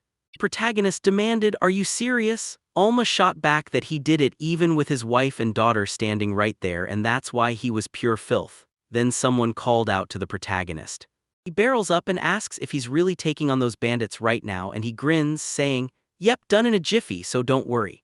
Chelsea sends them off with a sincere blessing, yelling that she'll be cheering hard, and Noel crouches in front of her, thanking her, then asking if she still remembers the bamboo dragonfly trick he taught her a year ago. The girl's face lights up, she does, and she proudly declares that her bamboo dragonfly flew higher than every other kid's. The protagonist told her he taught her for a reason back then, and now Chelsea clutches the bamboo dragonfly, saying it's the one he made for her, the one she's cherished ever since, a treasure that.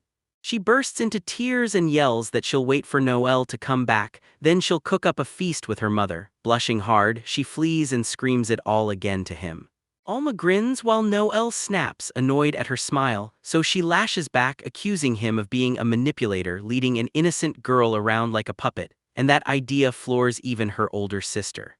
The protagonist cuts in, tells her to shut up, and calls her a useless, busted idiot. Alma erupts in indignation like, "Wait, is this really about me?" Noel stays cold and tells her to stop messing around and go hunt the bandits.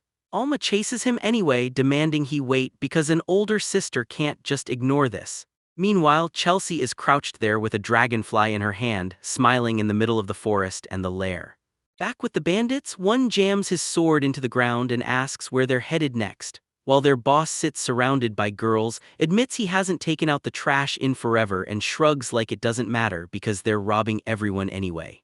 A keg of beer smashes to pieces, and someone screams that Gil messed up because it was the boss's favorite keg. Beer splashes onto the floor, and a guy by the wall yells that Gil's a corpse. And Gil fires back asking what he's talking about. The guy snaps that he dropped it. Gil shoved his knife out in front of him and demanded, "Is that true?" The guy froze, stunned. Was Gil really trying to pin the blame on him? With that chilling grin, Gil pushed the question again, "Will you take it or not?" Then Gil straight up drove the knife into his own mouth, and the guy immediately caved, agreeing he could say that he'd. He grinned, swallowed the truth, and drove the blade straight through his head. Then the guy crumpled to the ground. Someone shouted for Gil, and Gil snapped back that it was done by him. He spun around and said nobody would ever know, right? The two bandits froze, totally thrown off because they had to admit Gil was right. All the while Noel slowly lifted his head. He snapped the skill to life, let loose a deafening howl, and roared like a beast. The bandits were hit like lightning. 1 second they were moving, the next they were stone still, completely frozen. The boss's eyes bulged, his subordinates froze in terror, and he snapped, "What happened?" as the blade ripped upward. Alma launched through the air and closed in on the boss from behind. She spotted Gordo's razor in her sights. Perched on a tree, he squints at him like he's watching through a telescope and hammers out that Gordo's a top-tier criminal, that he's been tearing through the Empire's western provinces, that the bandits' gang got wiped out by the adventurers, and that he's the kind of tenacious that just won't die like a cockroach. They close in, then the protagonist blurts out that their opponent is just a B-class bandit scout and asks if Alma can wipe him out. Alma, standing right beside him, shrugs it off. Even if he's B rank, she can beat someone at his level without breaking a sweat, asterisk, as long as she's going one-on-one asterisk. Noel snaps that she won't underestimate him, and Alma admits she can't juggle him and all his people at once. The protagonist waves it off, saying he'll handle the subordinates. Alma presses, "Are you fighting too?" and warns that if he comes too close, the bandit's detection skill will spot him instantly. Noel tells her to wait, then lays out the whole plan. First, she'll use the scout's skill, stealth, to slip as near to Gordo as possible without triggering that detection. Once she's in perfect position, he'll activate his announcer skill, asterisk defining howl asterisk. A blast so far-reaching it can hit bandits from asterisk 300 meters away and freeze every subordinate in place. Noel finishes with the kicker. Gordo's higher rank should let him counter it, but the first targets are the subordinates, and even then Gordo will still stall out, stuck trying to figure out what's happening. The protagonist snaps an order to Alma, "Kill." As she charges in to strike, she snaps back to Noel's words, "Grab this moment and smash the boss from behind," and then she slips in with the scout's quick attack, driving a hit straight into the enemy's chest. Blood burst from his mouth. The bandits froze in confusion, then one of them shouted that she was coming. Alma launched at them, death blazing in her eyes, Noel had told her. While the others recover from the stun, she'd stir chaos, wipe them out one by one, and not to worry about going too far, just focus on hurling them. Hooray! The bandits broke into panic. Once their leader died, they'd scatter into a messy mob, and with no commander, their own huge numbers would trip them up instead. The protagonist confirmed Gordo was dead, then surged forward and barked the next command. Keep scrambling the enemy, stall them, confuse them, until he shows up. Bandits slam toward the exit, but shouts crack through the air, stop pushing, and Alma strides up to deal with it. She wipes out another 1, 2, 3, 4, then keeps going until the fifth falls. Noah watches her and thinks she had to slaughter them, but somehow he can't shake the feeling she never even got what his order to unleash chaos was truly saying. It's one thing to wipe them out, but if panic flips into terror, half of them will bolt before anyone can blink, and escaped bandits are just cornered animals with teeth, so if they slip away, they'll snap at whoever's nearby. Noel bares her teeth because if that happens, everyone in the group pays for it, so there's one cold rule when you clear bandits: you kill them all. He finally arrives, halts, and then, eyes sweeping the battlefield. Panicked, the bandit tries to back off, can't stop wondering what kind of monster she is, and growls for her to stay away, while the protagonist fumes because his worst fear just came true and slams the link on, telling Alma to snap out of it. He even warns her he'll fire a flash grenade, and she nods, says she understands, and apologizes. Then Joel steels himself, pulls the trigger, and the screams start pouring out. He screamed that they'd never get the chance to escape, snatched his pistol, and in the chaos decided to link up with Alma, wielding that silver flame to slice off every enemy escape route and wipe them out. And fire tore through the air in front of him. He figured if they slaughtered every last one, it'd be over. The bandits were screaming in agony. He burst forward, and Noel yelled that he'd cut down the ones in the middle while Alma finished the rest. Then Alma nodded, and she pulled her blade and launched the scout skill perfect. A brutal throw, 2 bandits get impaled on the spot, and the survivors bolt for the gate. Gil panics and screams, "Hurry up and open the damn gate." He slams out that he can't die in a dump like this. He's got too much left to do, yet everyone whips around in terror. Noel barrels in, and Gil shouts for him to stay back while the protagonist tightens his frown, and the bandit fires the same warning. The bandits get wiped out, no mercy, no survivors. Standing over the stove, his wife shoots him a worried look and asks if he's really sure about this, and the chief answers without hesitation, "Of course I am." Grinning like a villain, he swings the vial in their faces and snarls that these brats could never know a thing about wine. Alma and Noel tower over the boss as the protagonist chops his head clean off. Then the chief warns that when they drag themselves back to Mintz, it's game over for them. They race into the village anyway, wipe out every last bandit, and return to Mintz. Wiping his mouth, Noel tells the host the meal was delicious, and Alma burps before he snaps at him that it's straight up impolite. Noel explains the bandits' hideout is tucked away in a rocky patch deep in the eastern forest, and the host, still sitting across from them, says he's got it all figured out, then asks if it's fine for him to grab every last thing they've got. Noel shrugs it off like it's nothing, and the chief immediately starts thanking him like crazy, saying they're truly great.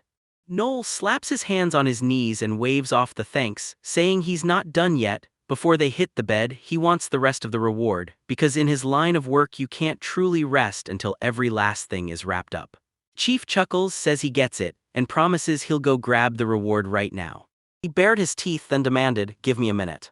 Chelsea swaggered up and asked the protagonist if she could become a seeker, and the second the words hit, he and Alma's eyes went huge. Then the hostess burst into laughter, begged everyone's forgiveness for her daughter, and said it all came down to one thing. Chelsea had been assessed as a combat-type class. Noel leaned in and asked if Chelsea really wanted to join too, and Chelsea practically sparkled as she shouted yes. Alma smiled, and the girl insisted she wanted to be an outstanding seeker like. Noel crouched in front of her and said anyone could become a seeker once they hit adulthood. Just register with the Seeker Guild, then most people head straight to training school in the imperial capital. Chelsea asked if the school really kept you busy, and Noel grinned that it was free, because the country basically begged people to become seekers, so there was no enrollment fee and no class fees. Chelsea nodded with a shocked "Oh, I get it," and just stared, mouth hanging open. Then Noel lowered the hammer. The government didn't pay for living costs. Chelsea's face fell fast. Noel went on that rent and land in the capital were brutally expensive, and even with a part-time job, you'd still need serious savings just to keep your head above water. He smiled at her as she muttered that she'd need a lot of savings. He raised a finger and said, "You don't need money to become a seeker, become a helper." Chelsea's eyes lit up and Noel jumped in. "As an assistant, I'll tote adventurers' luggage, point the way, and handle all that stuff. If I register with the Adventurers Guild, I'll earn cash, and even better, I'll watch different parties fight up close." She paused, grinning through the danger. "Yeah, it's life-threatening, but I'm not the one stepping into the brawl, so my survival odds are pretty good." He decided that this was the way to get her the experience and know how she needed to become a real, full-fledged adventurer. Chelsea lit up, gasped that she had no idea something like that even existed, and thanked him for telling her, while Noel grinned and said, thinking of his grandfather, that this was just one more path to becoming a top-tier, high-paid adventurer. Sitting across from Chelsea, he urged her to dig for answers first, not trap herself in her own point of view, and then she'd find a way to move forward for sure. Chelsea blurts that she gets it, and she'll hunt down as much information as she can, while the protagonist admits she could use a little help. Kelsey's mom calls her to the kitchen and Kelsey nods. Still, she hesitates and shouts for Noel. Standing in the doorway, she challenges him. "If I become a strong seeker, will you let me into Beyond Blue?"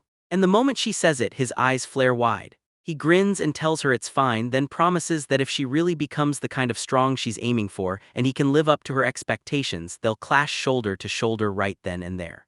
Chelsea practically explodes with joy, screaming that she'll become a powerhouse seeker for sure, and that Noel's words are a promise. Then she bolts off at full speed, while a sly grin creeps onto Sly's face as he almost blurts that the protagonist is a manipulator, and the protagonist snaps at him to shut up. The owner swings back in and beams, thanking the seekers for hanging around and waiting. Noel stared at it, asked what it was, and said it didn't look like money at all. The chief held the bottle like it was priceless and told him he grabbed that rare wine back when he had extra cash, and it was legendary because the day he bought it, it cost a whopping 100,000 phil, Alma 10th. The hostess slid over the glasses and the chief grinned, saying they should sip a drink after dinner, no rush to the reward yet, just taste it first. Noel smiled and asked if he was really going to spoil them with wine like that, and the chief boomed that of course he was, because it was his way of saying thanks for their help. He popped the bottle open and promised that with time the flavor would only keep getting richer. Then he placed a glass right in front of the protagonist and practically urged the adventurers to drink, no hesitation. Noel pressed her palm to the glass and begged the chief to take a sip. His expression snapped. Then he shoved the glass away and with a tight smile told the village chief it felt awkward for him to be drinking such fine wine first, since the guest was still a guest and the host was the one who should go first. Confused, the protagonist just stared until Alma smiled back and said, "Yeah, I thought so too," and offered him a drink. But when she offered it, the host hovered over the glass and pressed, "So you really won't drink?" Rage turned his face dark and the village chief muttered that he was a terrible drinker. Noel leaned in with a side-eye, saying it was weird, because if he really couldn't hold his liquor, why would he buy wine worth 100,000 phils? He stumbled for an excuse, but the protagonist cut straight to it. "Is it true the wine is poisoned?" The village chief broke out in a cold sweat. He stumbled back and blurted, "Why would I poison the wine?" The protagonist snapped back, calling it a dumb question, then revealed the village chief had done it to murder them and steal their money and stuff. The man shot a finger up and roared that those claims were lies, demanding what right they had to accuse him. Noel lifted a finger and hit them with reason 1. The chief claimed there were only 20 bandits, but it was really 3 times that, and anyone who lies about bandits just to dodge paying for 100,000 phil wine clearly won't treat it like something real, so yeah, the village chief was lying. He blurted that he didn't know, that he truly had no clue, yet the glasses sat untouched, and the protagonist slammed down reason 2, cheap wine. He pointed at the glass and said you can smell it, that the quality has tanked, not just because it's already bargain booze, but because it's been tampered with. That bottle was uncorked before, sweated over, poison was poured in, the cork was shoved back in, and when the chief acted like he was opening it for the first time right in front of them, it backfired hard. He frowned hard and snapped, asking if the headman really believed some brat, and a girl nobody even knew, couldn't possibly understand the real craft of wine, then demanded if he was an idiot. He shot back that if the headman had any brains, he'd have guessed that folks in the imperial capital had taste sharp enough to sniff out quality. Flashing 3 fingers at the hosts, the protagonist snapped that the third reason was simple. The chief and his wife hadn't stopped radiating murder since he mentioned the wine, and their terror practically screamed that adventurers were about to get killed. Grinning, Alma added that scouts can shrug off poison and sniff it out, so she was certain the wine was laced, then told the chief if he wanted to wipe someone out, he'd better study the enemy's class first. The chief spat and barked at them to shut up, claiming their talk proved nothing, but Noel stayed planted right in front of him and said the proof was sitting right there. If they were wrong, then let the owner drink it now. The man threw a childish tantrum, yelling that nobody cared what the protagonist had to say, and Noel locked eyes with him, repeated her challenge, was the wine poisoned? Then ordered the owner to confess everything on the spot using the confess skill. With a blank stare, the chief admitted he poisoned the wine once those stupid adventurers wiped out the bandits. He wanted them dead so he could grab their money and gear. Clamping a hand over his mouth, the man panicked, and then his own mouth started moving like it had a mind of its own. He pinned himself to the wall and caught sight of his daughter shaking hard as she blurted, terrified and confused, "Papa, did you really try to poison us?" Tears instantly burned in his eyes. He collapses to his knees, sobbing out that he's sorry. Then Noel snaps back. Does he really think that apology can wash away what he tried to do? The chief bawls that it's unforgivable, yet insists they had a reason. The protagonist presses for it while Chelsea watches, terrified.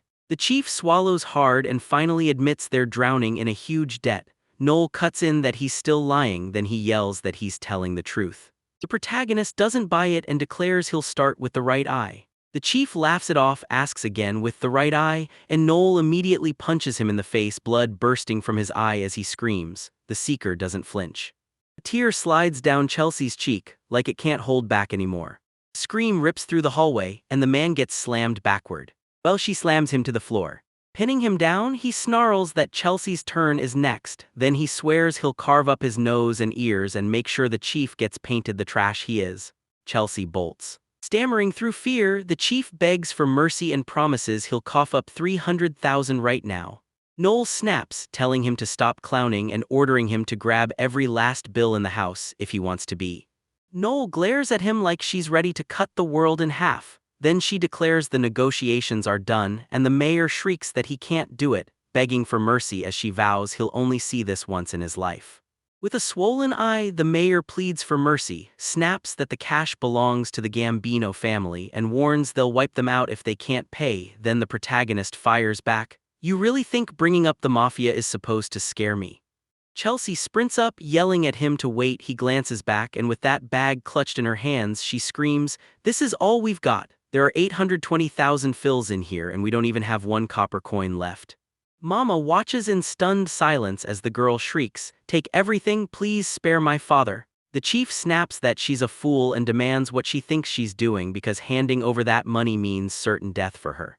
In tears, the daughter begs him, if she doesn't hand Noel the money right now, her father will lose an eye and the seekers will never take their demands again, while the mother scrambles to stop her.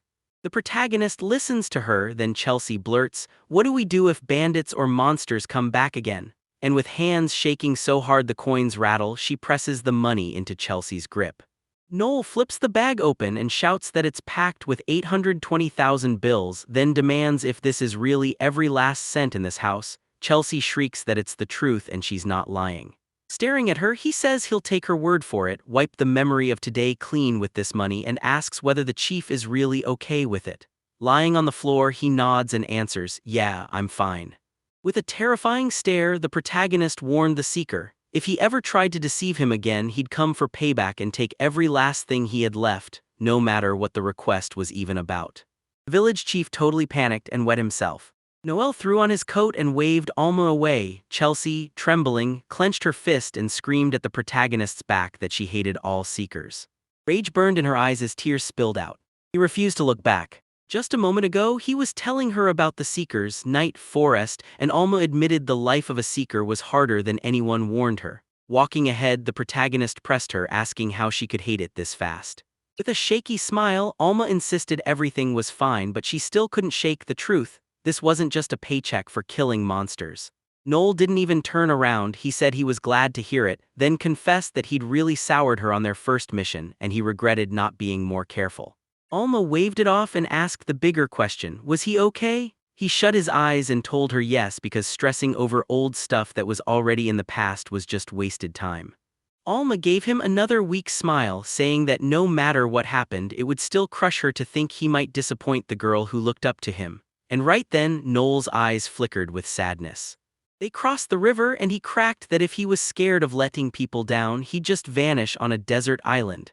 Then she told him it was fine not to carry everything alone, to lean on her older sister when things went bad, and she straight up offered him a hug.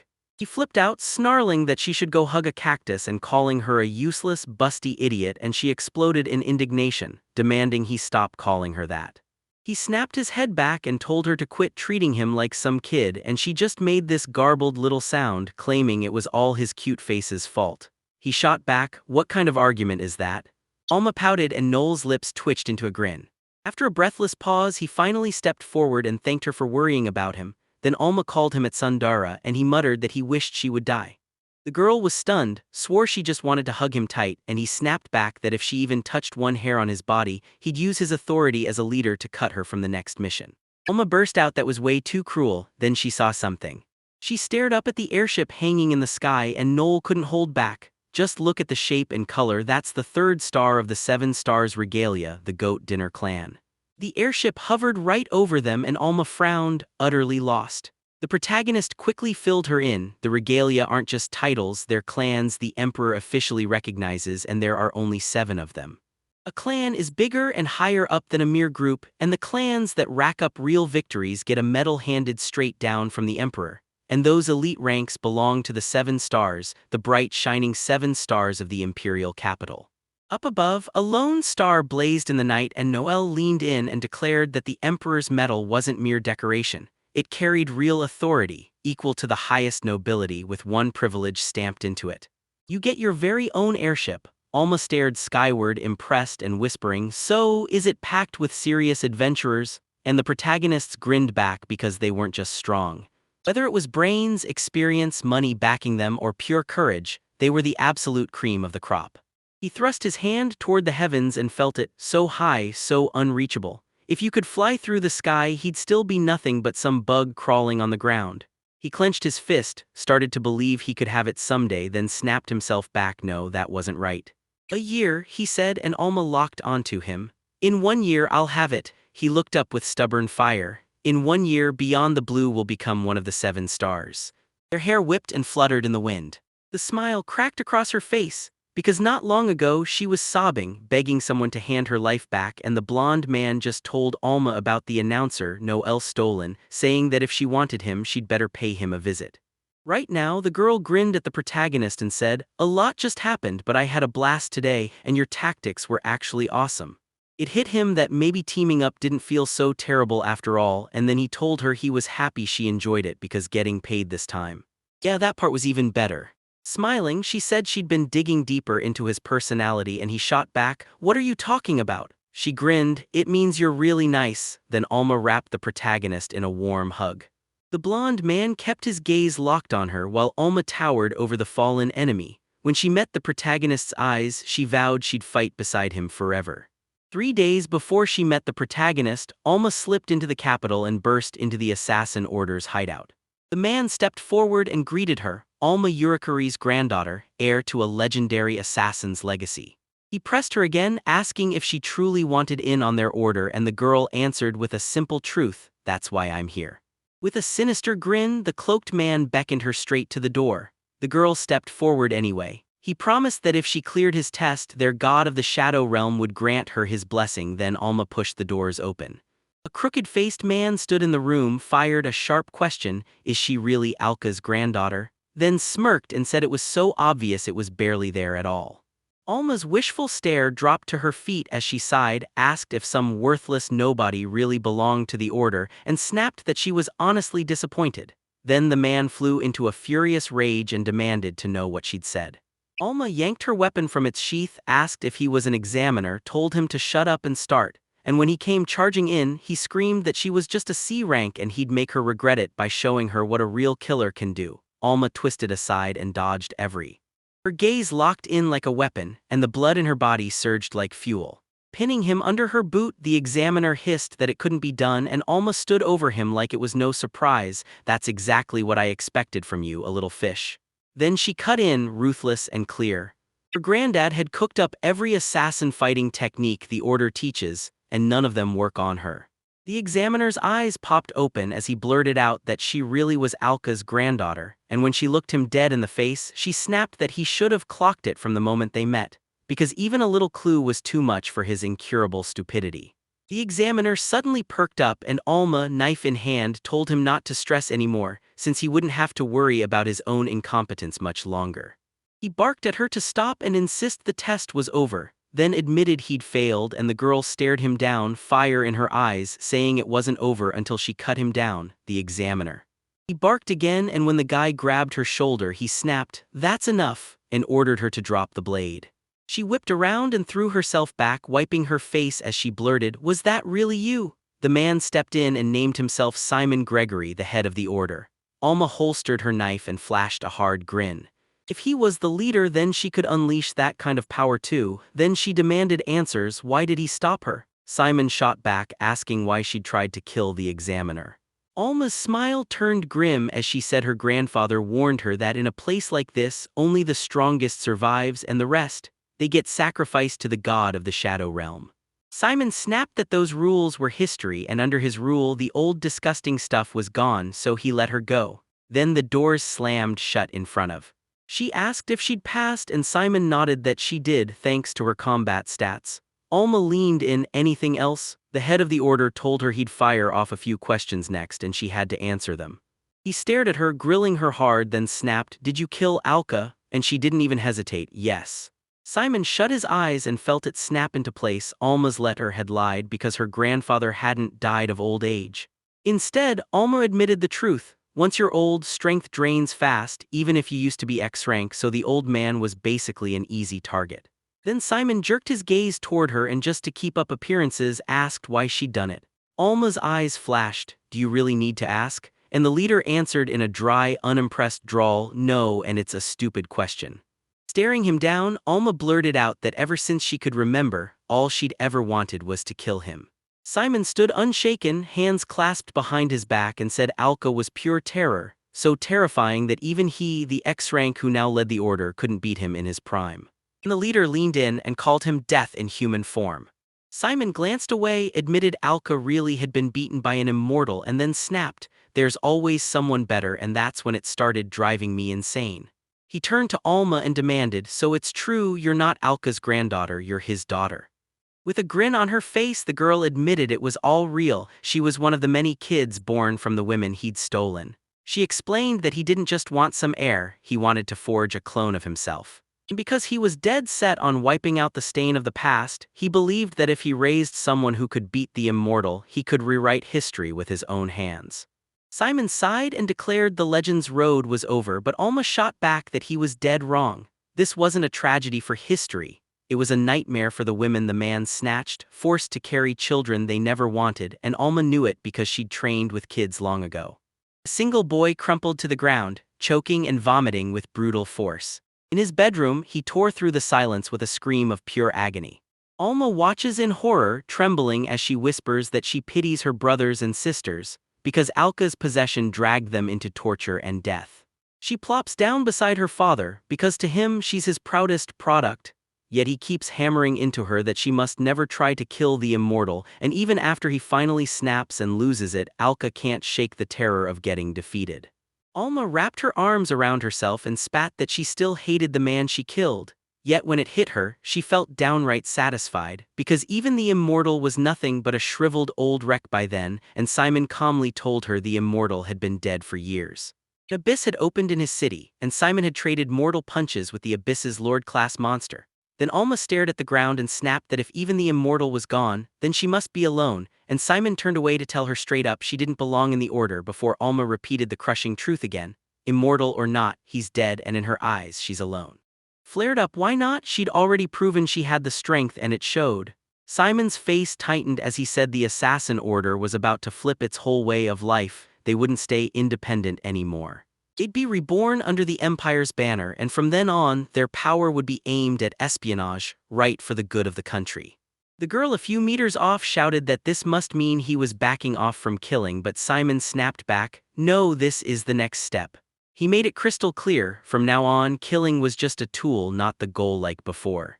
The leader pushed that it even gave them a future, and then Simon stared at the girl and warned, "In your heart there's a slaughter, and I won't gamble the country's safety on someone that dangerous." Alma stared at him, completely baffled, then let out a broken laugh as tears poured down her face. Gazing at her own chest, she burst into tears. Was this all because of the 21 years she'd been trapped against her will? No joy, no friends, no love. Shaking, she finally realized she'd spent her whole life dragged along her father's obsession, and when it all came down, her strength didn't matter. She demanded answers from the headman. Why had she even been made to live? And with rage choking her sobs, she begged Simon to hand her back her life. Turning away, the headman coolly told her, plain and final, that her life was hers alone. Then Alma blared at his back, demanding he explain what she was supposed to do. As he walked out, Simon snapped that she should live life on her own terms, then told her the truth. This wasn't the only place her power could save the day, because plenty of people were hunting to recruit her, like the Seekers. Alma stared at him in total shock. A year slipped by, and there she stood beside Noel, replaying Simon's words. How the grandson of an immortal, working as a seeker right here in the imperial capital, was tied to a story too strange to ignore. Moonlight spilled across the protagonist's face as Simon snapped, "The immortal's grandson doesn't even roll with a fighter class, he's just an announcer, and yeah, that's the weakest job there is." Noel told her that somehow, beyond the blue, a year from now he'd become one of the 7 stars, and Alma stared at him like he was chasing a dream nobody could ever catch. Smiling, she wondered if he could really pull off this dream, but she wanted it to happen just as badly as he did. Because when she looked back, she saw the hero grinding day after day, talent or not, betrayal or not, he still refused to stop. She wrapped him in a fierce hug and thought, if someone who pushes with all their soul still gets left empty-handed, then this whole world has rotted to the core.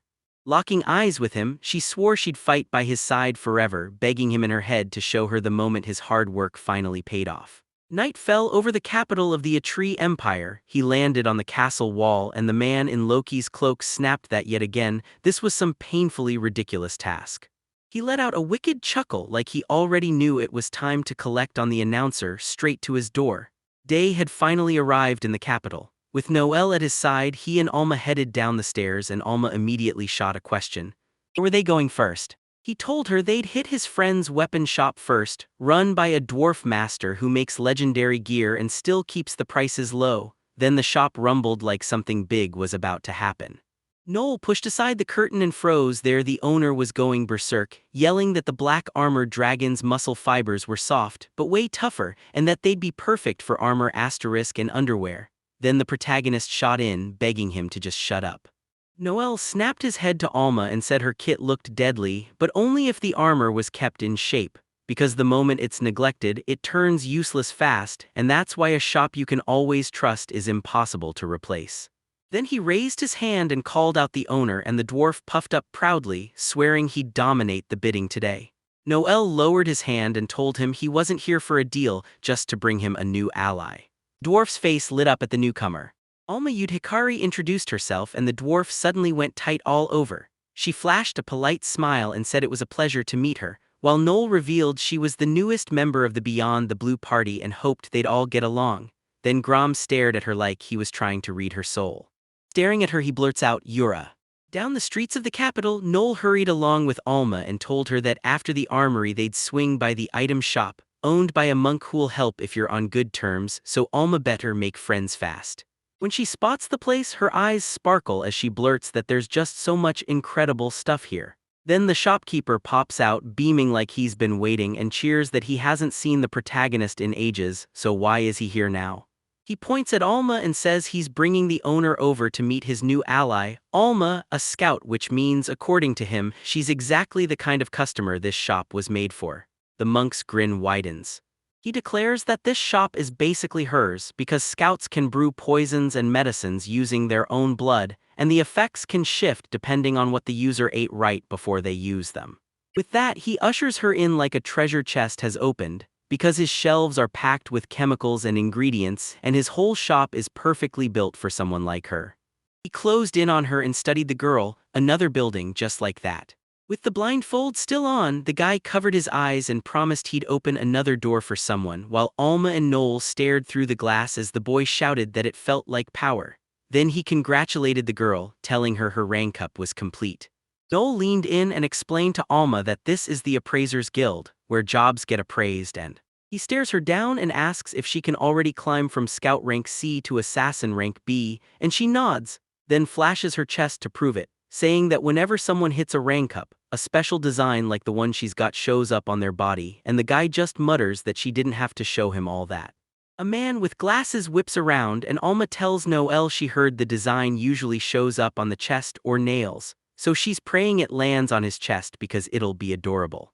The protagonist clamps his hands to his head and erupts in a scream, begging her to leave him alone, and when the man with glasses finally turns to him, he asks what the heck he's doing here.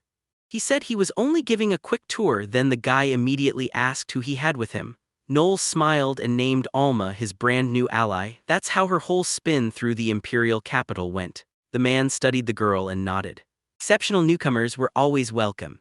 Noel froze as the man's eyes snapped to Alma's chest, and she couldn't help thinking like, I'm young too, I'm beautiful too, so of course those old guys would eat it up. The dwarf weaponsmith always lit up the moment she showed up. The salesman practically begged her not to be shy. The man with glasses told her to drop by any time, and Noel walked away thinking, yeah, she's definitely getting treated like someone special. Alma dropped onto the curb and blurted that she was starving, begging them to grab food, and the protagonist stood over her and said once they ate, they'd hit the skilled book alley. Then he remembered something and Alma spun around to stare at him.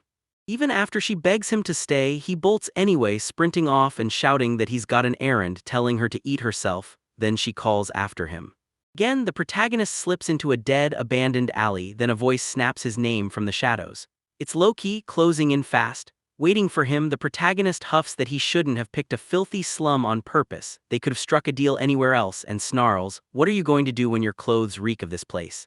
Loki flashes a smug wry smile like he's used to it, saying he's sorry but he's been walking on thin ice every single day. He admits he didn't want to bargain somewhere he'd get tailed, then asks if that rule doesn't apply to the protagonist. The protagonist frowns and fires back, even if so he could have chosen a better spot. After all, unlike Loki, he lives on the front line of society, so he doesn't need baseless rumors just because he hangs around slums. Loki smirks right in front of him, and you can tell he can't believe what he's hearing from the guy who once sold his former allies into slavery. Noel cuts in and orders Loki to shut up, then demands, did Loki forget why we came here? Loki says he hasn't forgotten, then grins that he's got it so the boss doesn't need to wear that scary face. Finally, he hands over the envelope, the payment for his labor this time. Noel tore open the paper and told Loki, good work, just like I expected from the best information broker in the imperial capital. Loki just smirked, agreed, and bragged that his first job as a mimic let him copy anyone's look, then shifted into an old man, claiming even the Appraisers Guild hadn't figured out his true face. Next, he swapped again into a sultan, then a bandit, insisting that by wearing the faces of powerful people, he could slip into anywhere he wanted. Noel bragged that Loki could even swap his age, race, and gender at will, so nothing could really hide from him because he could slip into anywhere without a trace. Noel then let out a chuckle like, and hey, don't forget I'm still the one with refined taste. He snapped back, remembering the puppeteer, and swore the whole thing was to help the hero break out Hugo Caplius, the devilish murderer, and turn him into his outlaw. With the paper in his hand, Noel leaned in and said she was even more convinced now Hugo was probably framed, and she was going to prove his innocence and bring him over as an ally. Noel's plan was simple.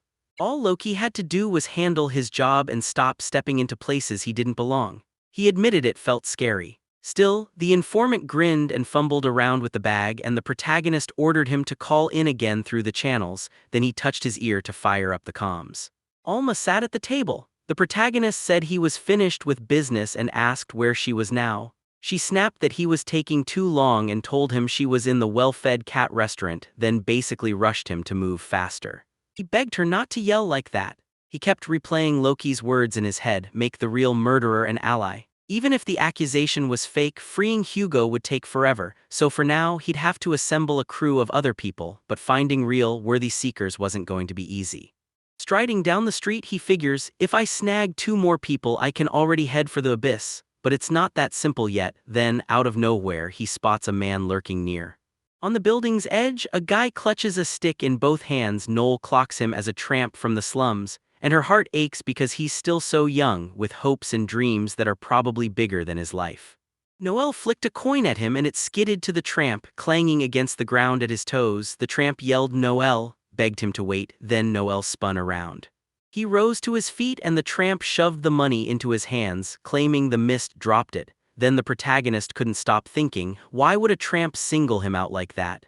Noel asks what Miss is waiting for, since that big silver coin is a fortune and you'd better grip it tight or you'll drop it. He then insists this is no place for someone as pretty as her and orders him to get out of here.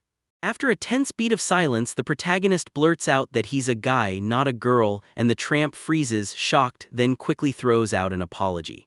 Noel snaps that he doesn't need the money anymore. He refuses to toss another coin back into his wallet after some filthy tramp's dirty hands touched it. Then the tramp, shaking with rage and disbelief, blurts, "What did you just say?"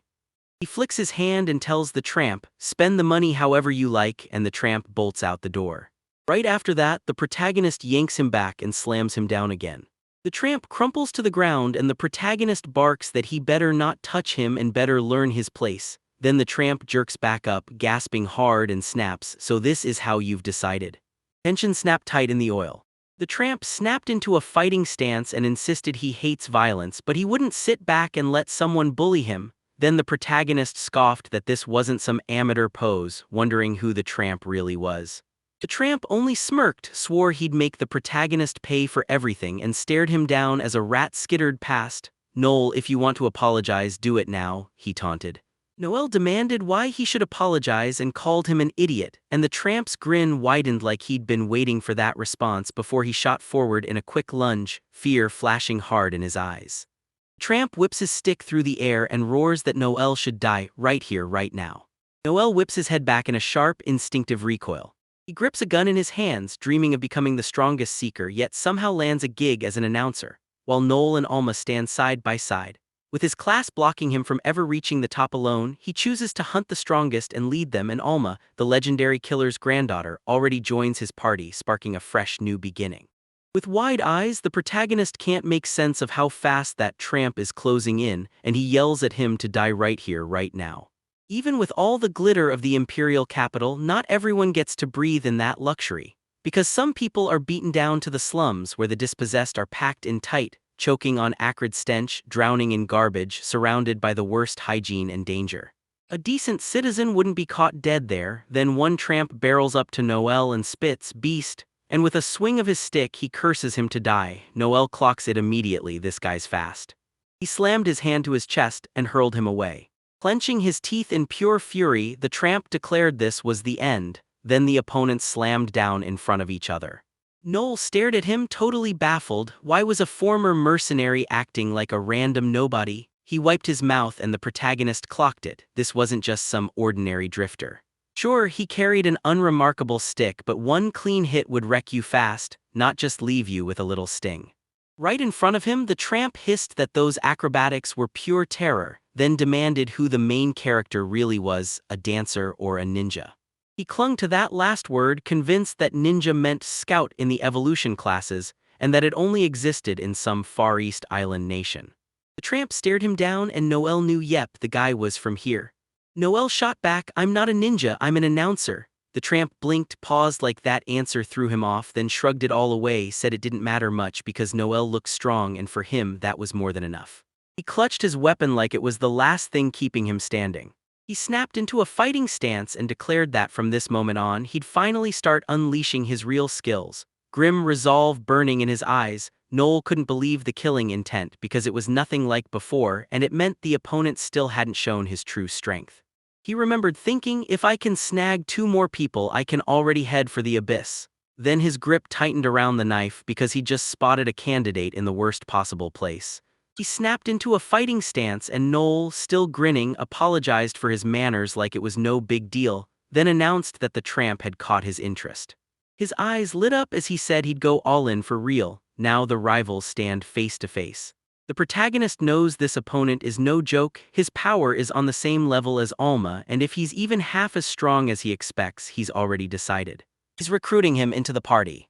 A weird guy with huge ears peeks at him from behind the wall. Noel snarls, screaming at the tramp to show every move or else he'll die, and the tramp shoots back that those were Noel's own words. The man keeps watching. Stamping her foot, Alma sits at the table and blurts that Noel is somehow late. She's been waiting for him all morning, and from behind, a shadowy silhouette watches her. He barrels straight at her. Alma whips around.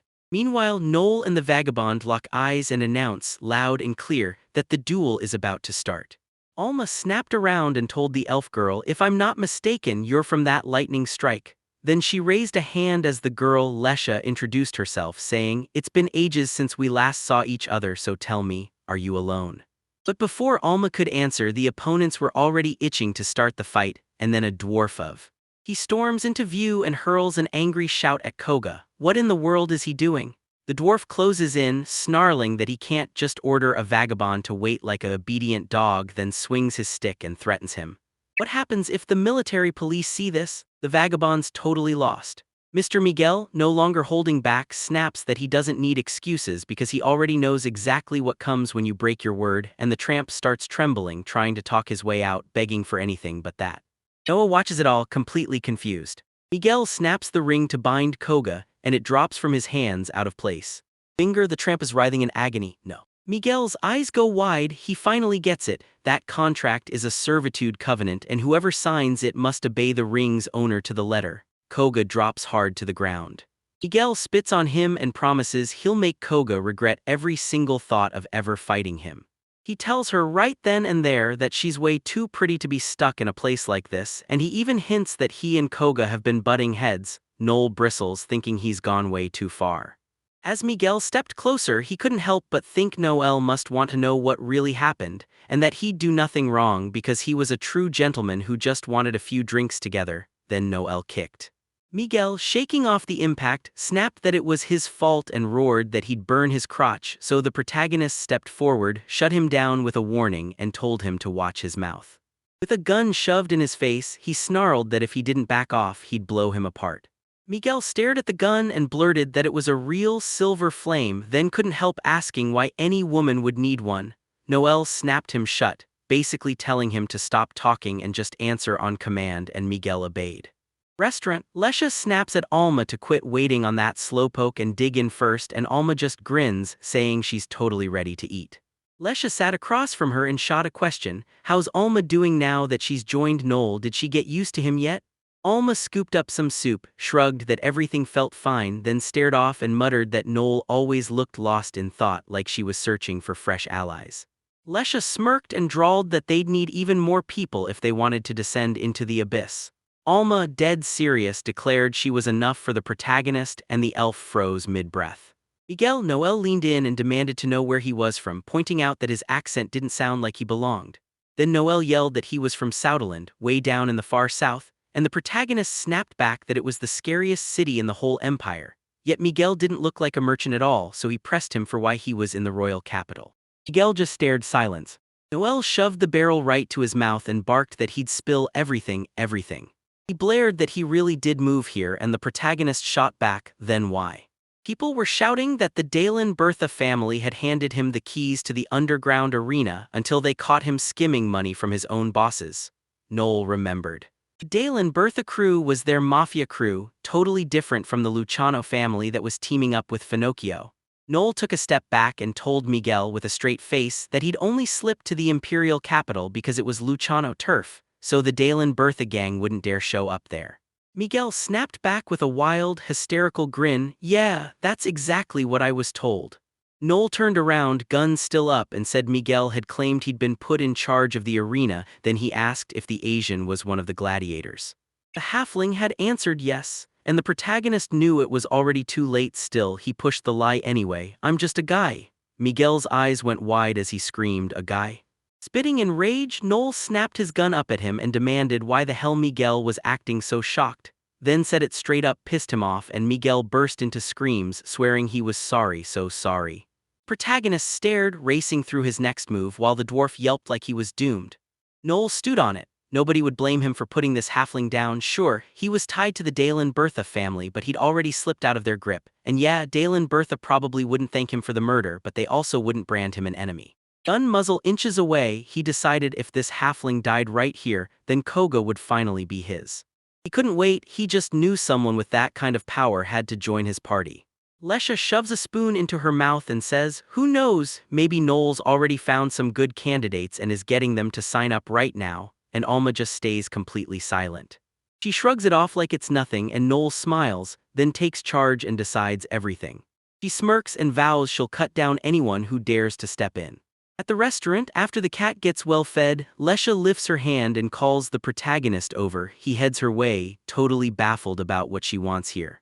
Plopping into his seat, Alma snaps that he's late and that without Lesha she'd be stuck eating all by herself, so the elf smiles and thanks him for bringing food. Alma shrugs, saying he doesn't need to feed two people at once. Then Lesha bursts out, calling him greedy, and she fires back, wide-eyed.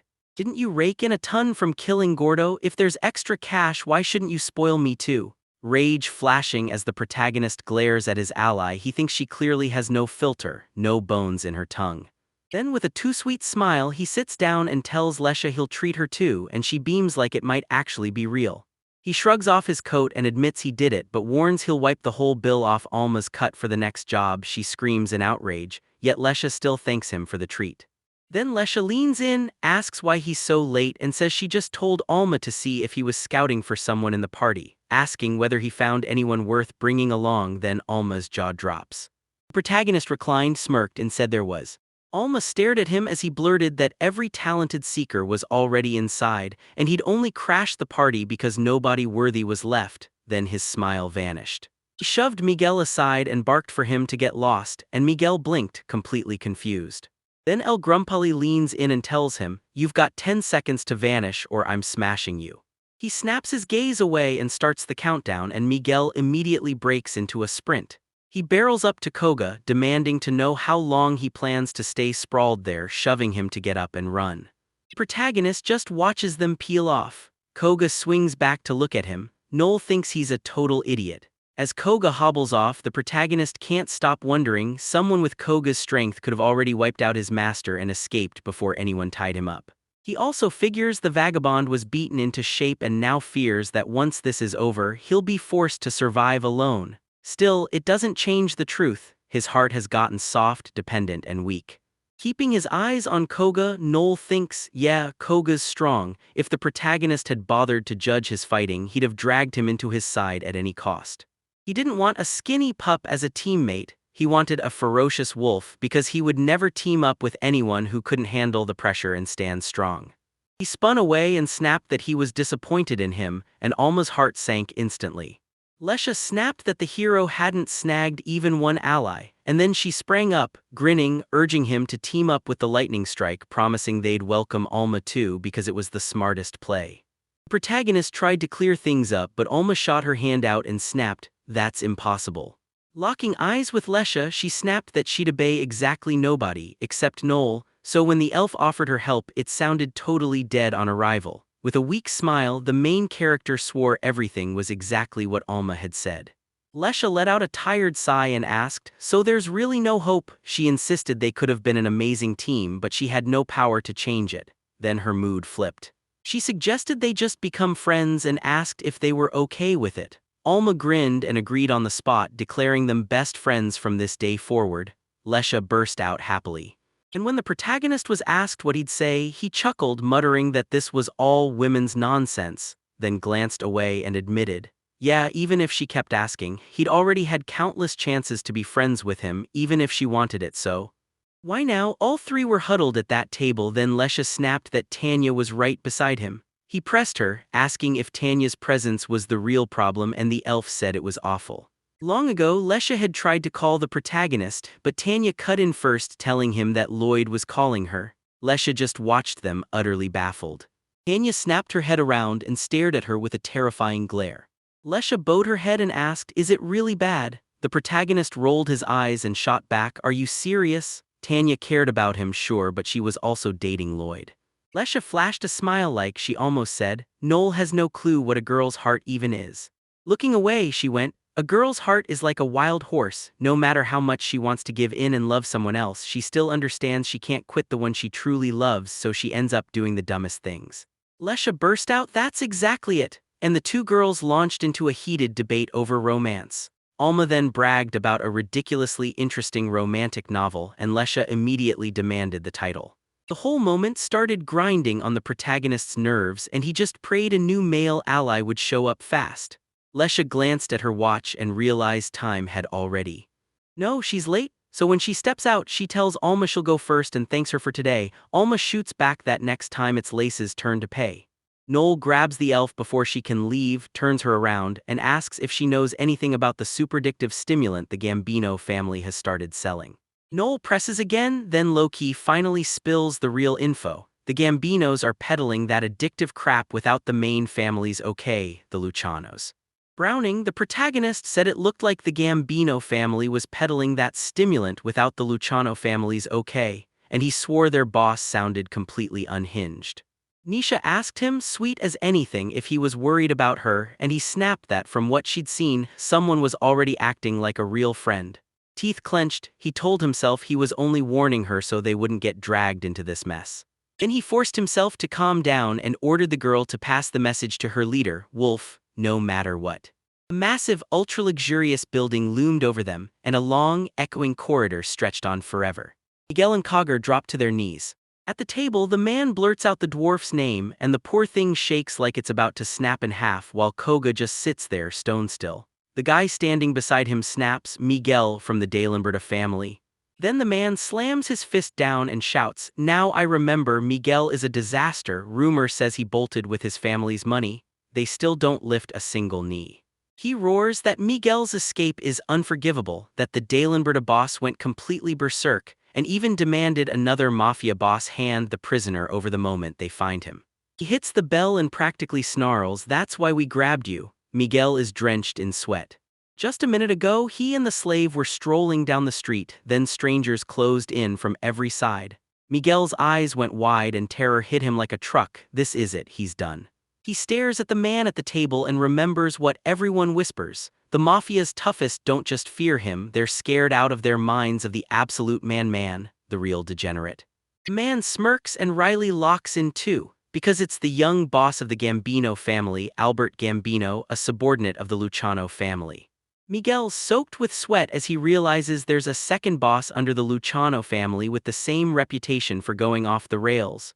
The crazy Puro. And even he pales in comparison to Albert, a walking disaster who turns lethal the second you slip up. With his elbow on the table, Albert drawled that the Gambino crew caught a bad halfling, sure, but handing both of them over. That would be no fun at all. Then he chewed his nail and leaned in. Why should he take orders from some backwater mob like the Dalenberta family? He fired the question at the dwarf, who clapped a hand to his chest and blurted that Albert is dead right, because the Bond is the standout among all Luciano's subordinate bosses and no Dalenberta nobody gets to boss him around. With a wild grin, Albert nodded and bragged that Miguel, even as a halfling, understood how the world runs, so he was way above the Dalenberta family. Then Albert snapped back at the question of "Are you serious?" and begged to be allowed to help them right there on his knees in front of the table. Albert leaned in, ready to start, and warned that before they handed him over, they'd pack him, along with his slave, away.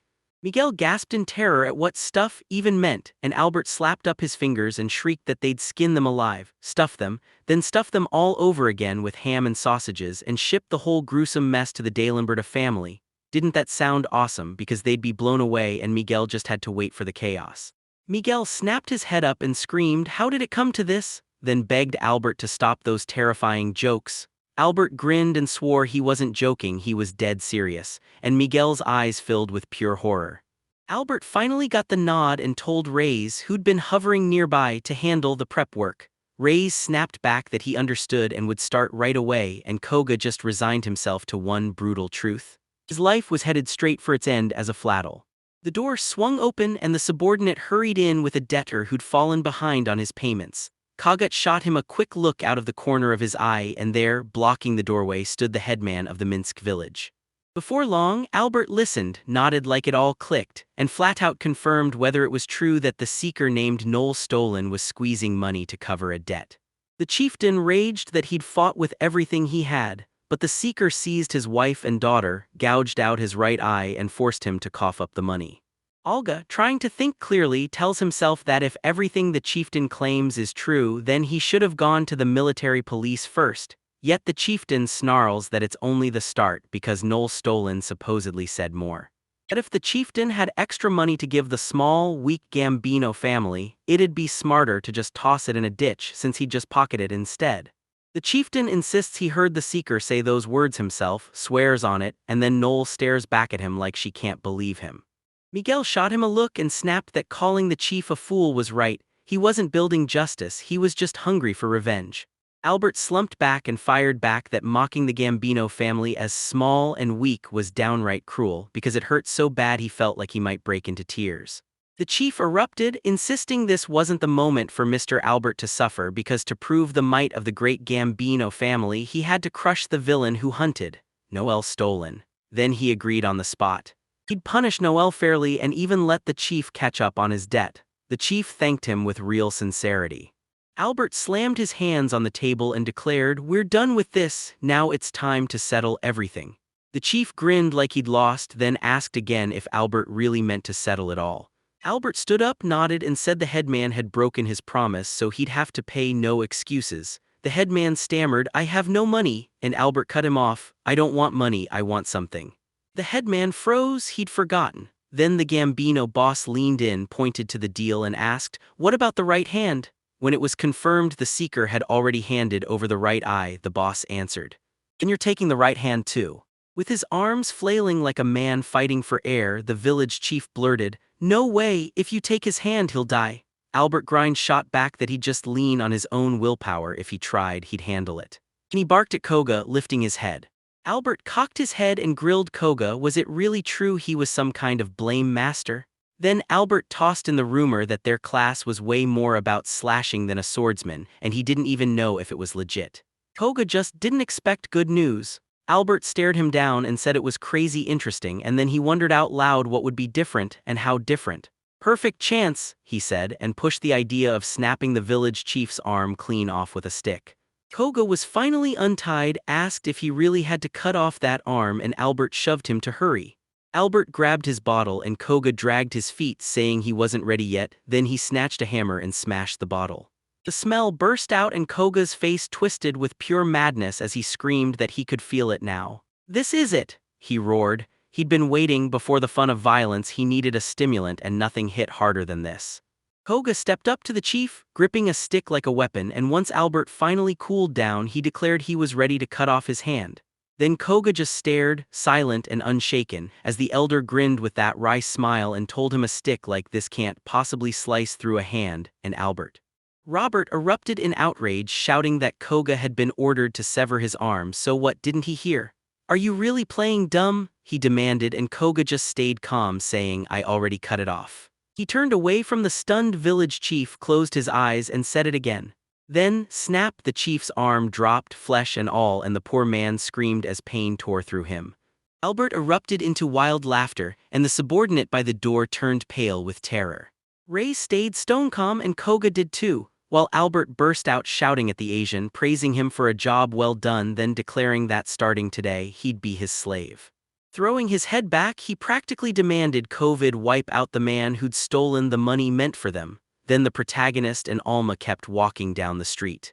Albert snaps into a serious tone and declares that Kogas is hunting a seeker called Noel Stolen, even though he's not fully sure he got the name right. He straps on the gear he's been handed, and Reyes keeps his eyes locked on him like he's waiting for something to snap. Koga's itching to launch on his mission, and Albert has already picked the mark. Night City, the protagonist grabs Loki and demands answers. Why drag him to this damn place? Loki holds up a crumpled paper and the informant blurts the truth. The Gambino family is hunting him. He blurts out, utterly confused, "What does this even mean?"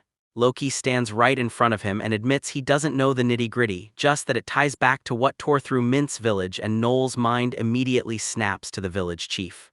Loki shot his eyes upward and figured the chief didn't just talk to Albert. He probably went straight to the Don, so that's why the protagonist got singled out. Then he demands, Did the Gambino family really swallow this lunatic's nonsense, and what kind of nightmare are they putting these people through with that simulator? Loki snaps that it's pointless to chase their motives since Albert, the head of the Gambino family, is a true man-man. And when the protagonist rips up the paper, he growls that this man-man is just another headache on his list. Loki then glances over and says the previous Don was a good man, and Noel blurts, "Are you serious?" The informant fires back that the old Don died before the protagonist even made it to the imperial capital. But honestly, everyone still respected him because he was a noble thief who fought evil and had a soft spot for the weak. The protagonist rolls his eyes and asks, "So what, his son is crazy?" Then sneers that it looks like the former Don wasn't exactly a master at raising kids. Spinning back, Loki snapped back that it wasn't true. This former Don never raised Albert at all, because Albert was illegitimate and had already been grown when the family pulled him in as their heir. Noel leaned on the wall, swore everything was exactly the way it should be, and went to add one more thing, then suddenly, he tensed up. He hears footsteps closing in, and when he peeks down the dark alley, the sounds tell him one thing: an armed person is already right on top of him. Walking up to Loki, he fired off the question, "Tell me, did I really hand it over to you?" He lifted his chin, stared at him from under those brows, and apologized, because he couldn't reach Albert either. Then the protagonist snapped into a fighting stance and said it was unprofessional as hell for an informant to sell out his own client, and demanded whether Loki understood what that means. With a dead-eyed stare, he admits he gets it all, but he's not about to risk his life to save his reputation, especially not when Albert's already thrown money his way. He's pocketing that cash to flee to another country and grind his way back from scratch, and when Noel reaches for her weapon, she calls it a smart move, until the man behind it forgets one crucial detail. Gun leveled at him, he snarled that there was no reason to keep him breathing. Then the protagonist stared back, grim and sorry, insisting that Loki didn't disgust him at all.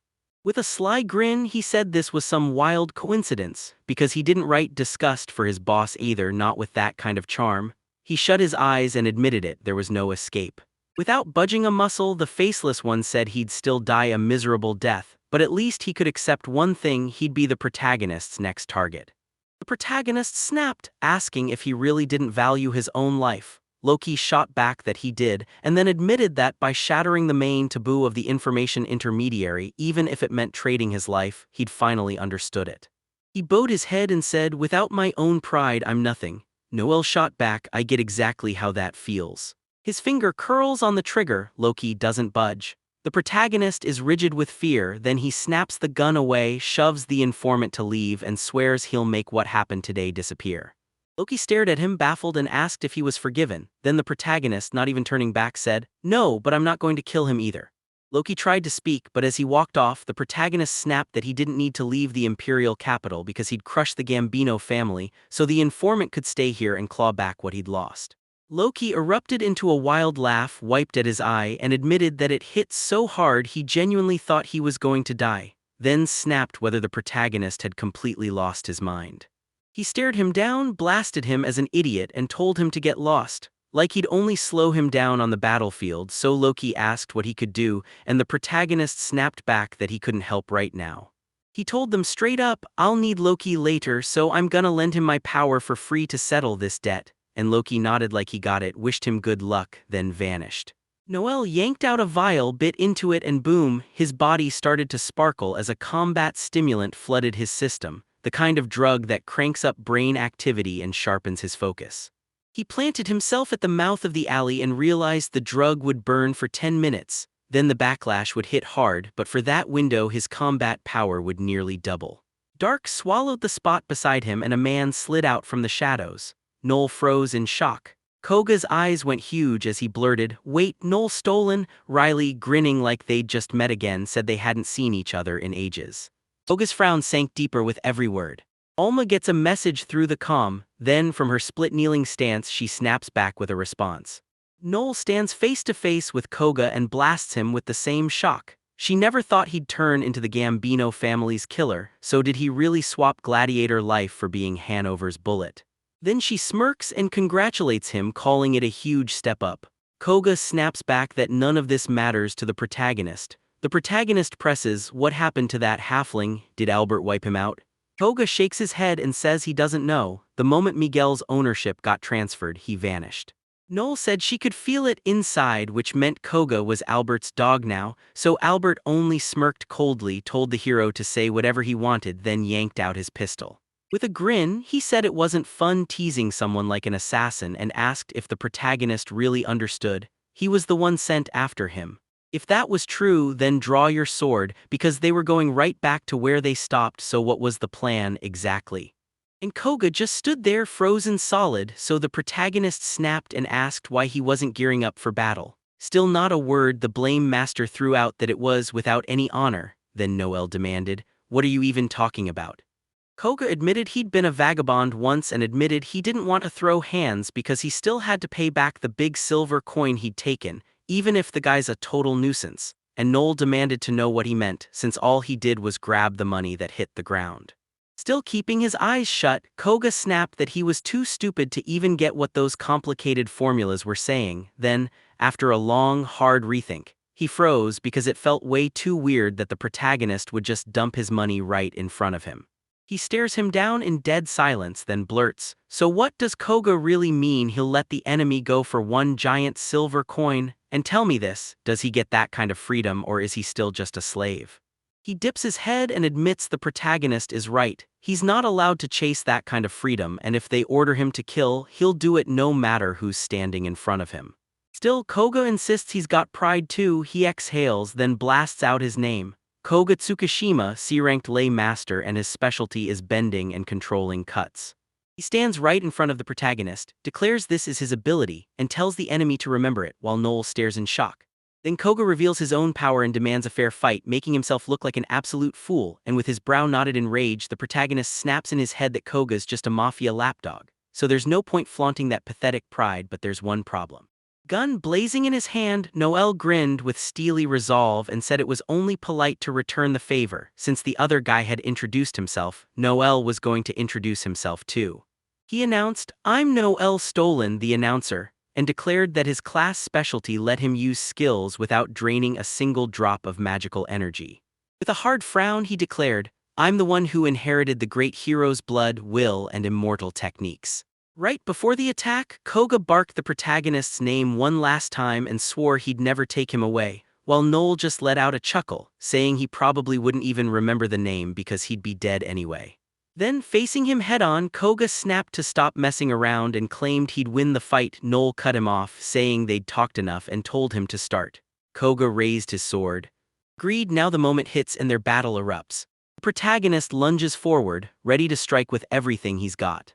Night crashes over the city as Noel yanks up his pistol and fires, Coke. He rips free from the chaos and boom, lands right beside the enemy, and the protagonist instantly snaps into action. He slipped out of the punch at the last second. Staring at him, Koga snapped in shock. Didn't he finish him off? The protagonist's eyes narrowed with dread. This guy's speed and techniques had leveled up hard. Was he really showing up at full power? Then snap, a rope shot from his watch, snagged the catch and slammed against the wall. The protagonist hauled himself up and with his rope trick shot higher into the air, and the combat stimulant kicked in, so his body finally moved like he meant it. He took one hard look at the fight and knew he could win, so he fired a fire bullet straight at the enemy, only for Koga to dodge as Noel screamed, "This isn't the end." And then the shot burst open, blasting a raging stream of fire everywhere. Koga's mind is racing, then flames explode across everything, and as the protagonist stares, he realizes he has no clue what the Blame Master's resistance even means. If the front line doesn't shrug off fire, then there's no way that blazing pillar won't chew through his clothes, because once he's burning, it's basically over and killing him becomes effortless. Koga gasps for air, whips his sword through the heat and shouts, "Not so fast," right as the flames vanish. Determination burned in his eyes. Noel shouted that he was just messing around because no matter how hard Koga's swings whipped the wind, those magic bullet flames wouldn't vanish that fast. Then the protagonist watched again and started wondering if he'd actually sliced through the air, leaving a deadly vacuum around himself. Noel snaps to it. Once he creates that vacuum, he basically starves the flames of the oxygen they need to keep burning, and it finally catches up to him. Swearing under his breath, he broke into a full sprint through the building. Koga hoisted his sword high over his neck. He landed a brutal strike, but the protagonist snapped out of the way, hit the ground, then rolled free, gun ready in his hands, yet the blame master instantly whirled his sword, smacking him just enough to ruin his shot. As he backs off, the protagonist snaps to it. Koga's blocking his shot at Silverchin, and he doesn't even get a second to breathe and unleash deafening howl. "This is getting bad," he growls, gritting his teeth as he decides exactly what to do next. He grips the knife tight and charges forward, right as he slams into the opponent's attack and blocks it. Sword raised, then the opponent rockets in, nose-jaw clenched tight as he slashes with the knife, and Koga's face snaps to sheer horror. The blade hovered right over his crotch. Koga erupted in a blood-curdling scream. He recoiled back, then let out an outraged scream right there in the mess, shouting that aiming for the space between someone's legs is too much, and demanding the protagonist never try those filthy tricks. With the sand grinding under his boots, he straight up asks Koga, "Are you calling those moves dirty because you're an idiot, or are you just pretending since this is supposed to be a fight to the death?" Then he grips a grenade, growls that biting, blinding attacks, cheap low blows, anything goes, and he lobs the grenade. Koga's screams tore the air, then Noel charged in, convinced this was the end as death loomed over him. He froze, unable to make sense of that brutal killing intent, and Koga shut his eyes. He unleashed the dance, the secret trick that mimics the swallow's flight, and the protagonist sprang back just in time. He slammed onto the ground, stunned, trying to piece it all together, then it clicked. Koga could bend those slashes in space and unleash them on command. He pushed himself up, steadier now, and demanded to know if the other guy had the same kind of control. That technique was sickening, so he needed a counter fast. Before he could finish, Koga slipped in behind him and said, "Here it is." Noel snapped around and screamed for him to stop, unleashing that deafening howl. Yet Koga just shut his eyes, no flinch at all, and the protagonist finally clicked. The enemy was immune to mental debuffs, but before he could finish the thought, everything snapped away. Koga slammed his sword into him. The protagonist crumpled to the ground, and through clenched teeth he cursed himself, "I messed everything up." Lying on the ground, he realizes the world is slipping away as his strength drains out of him. Then Koga steps in with his sword and tells him it looks like he's finally finished him.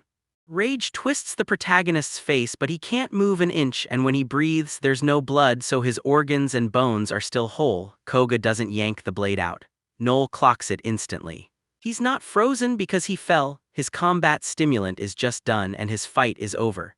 Standing over his beaten opponent, Koga grins and tells Noel stolen she's amazing, shocked he got this much trouble from the buffer, and even admitting the protagonist was a brutal opponent. With a grin, he pressed the question, was this trashy compliment really meant for the loser? Then he snapped at Koga, "Don't look down on him. This wasn't sports, this was a fight, only victory and defeat mattered." Rage simmered in his silence as his brows knit tighter. The battle wouldn't end until one of them died. And yet he still had a plan: get Koga to drop his sword. Staring at him, he tried to think it through. If he could buy even a sliver of time, how could he possibly talk him into lowering the blade? Then it hit him, suddenly. Koga bit his lip and asked the protagonist why he didn't just finish him, then reminded him, "You once said the same thing when they ordered you to kill. You do it, no matter who's on the other side." Koga blared that he knew all too well, yet something still gnawed at him, and Noel's anger boiled as he clenched his teeth, unable to say why. Snatching the blade, he snapped that Koga was an idiot, then blasted, "What are you doing? Let go right now." Right as he closed in, the protagonist snapped at him, yelling that he'd better stop acting like a spoiled kid. He explodes in fury at Koga, screaming that a slave shouldn't bother with sympathy for the enemy, because if he lets the man live, Albert, his master, will rip him apart for it. Koga just stares back, stunned, and the protagonist snaps that in this world nothing matters more than your own life, so don't throw it away for anyone, especially not enemies. Noel finally calmed down, but irritation burned. What the hell was he even saying, trying to convince someone to kill him? The thought made Noel's stomach churn, yet he couldn't stop himself. Staring at his opponent, he caught the wild realization that part of him didn't want this guy to die. Koga fought to breathe through the pressure, opened his mouth to speak, and nothing came out. He pressed his hand to his forehead, and the protagonist instantly knew it. His words had twisted his feelings into a knot. He looked down, hollow inside, realizing he couldn't fix this for him. Koga had to handle it alone. Then he cut off the rest of his thought, dropped the blade, and declared, "Time's up." Olga blurted, "What did you say?" Then he snapped around so fast, and there was Alma looming right over them. She sprinted at Koga, but he slammed up his guard and shut her strike down. Staring at her, he demanded her name and snapped into a fighting stance. Under the moon, Alma roared that he was crossing every limit because she alone would bring Noel down. Huddled behind her ally, she thought, I made it just in time. He'd called for help with the skill link and thank every star she showed up fast enough to make it count. Alma jabbed her finger at Koga and asked if she should just kill him, so the protagonist leaned in for a closer look. Koga wasn't moving at all and Noel almost wanted to say, easy, just give the order. But he realized Koga might still be useful, so he decided, if he could, to keep him alive. Then the memory of their last fight hit him. Koga wasn't weak, and after that battle, Noel was sure the enemy's power wasn't any less than Alma's. Ordering Alma to go after him without killing him felt like a recipe for disaster. Still stuck on the ground, Noel thought Alma could probably win if he could pop his buffs, but he couldn't. The combat stimulator's effects wouldn't fade for another 30 minutes, and right now the only skill he had access to was Link. To keep his ally safe, he coldly barks an order, kill Koga. She sprinted forward and snapped to the order. Koga never saw this speed coming, and he still managed to shove. He lunged forward, blaring out that she was Noel's ally, then she just stared back with that distant smile and said, so you should kill him.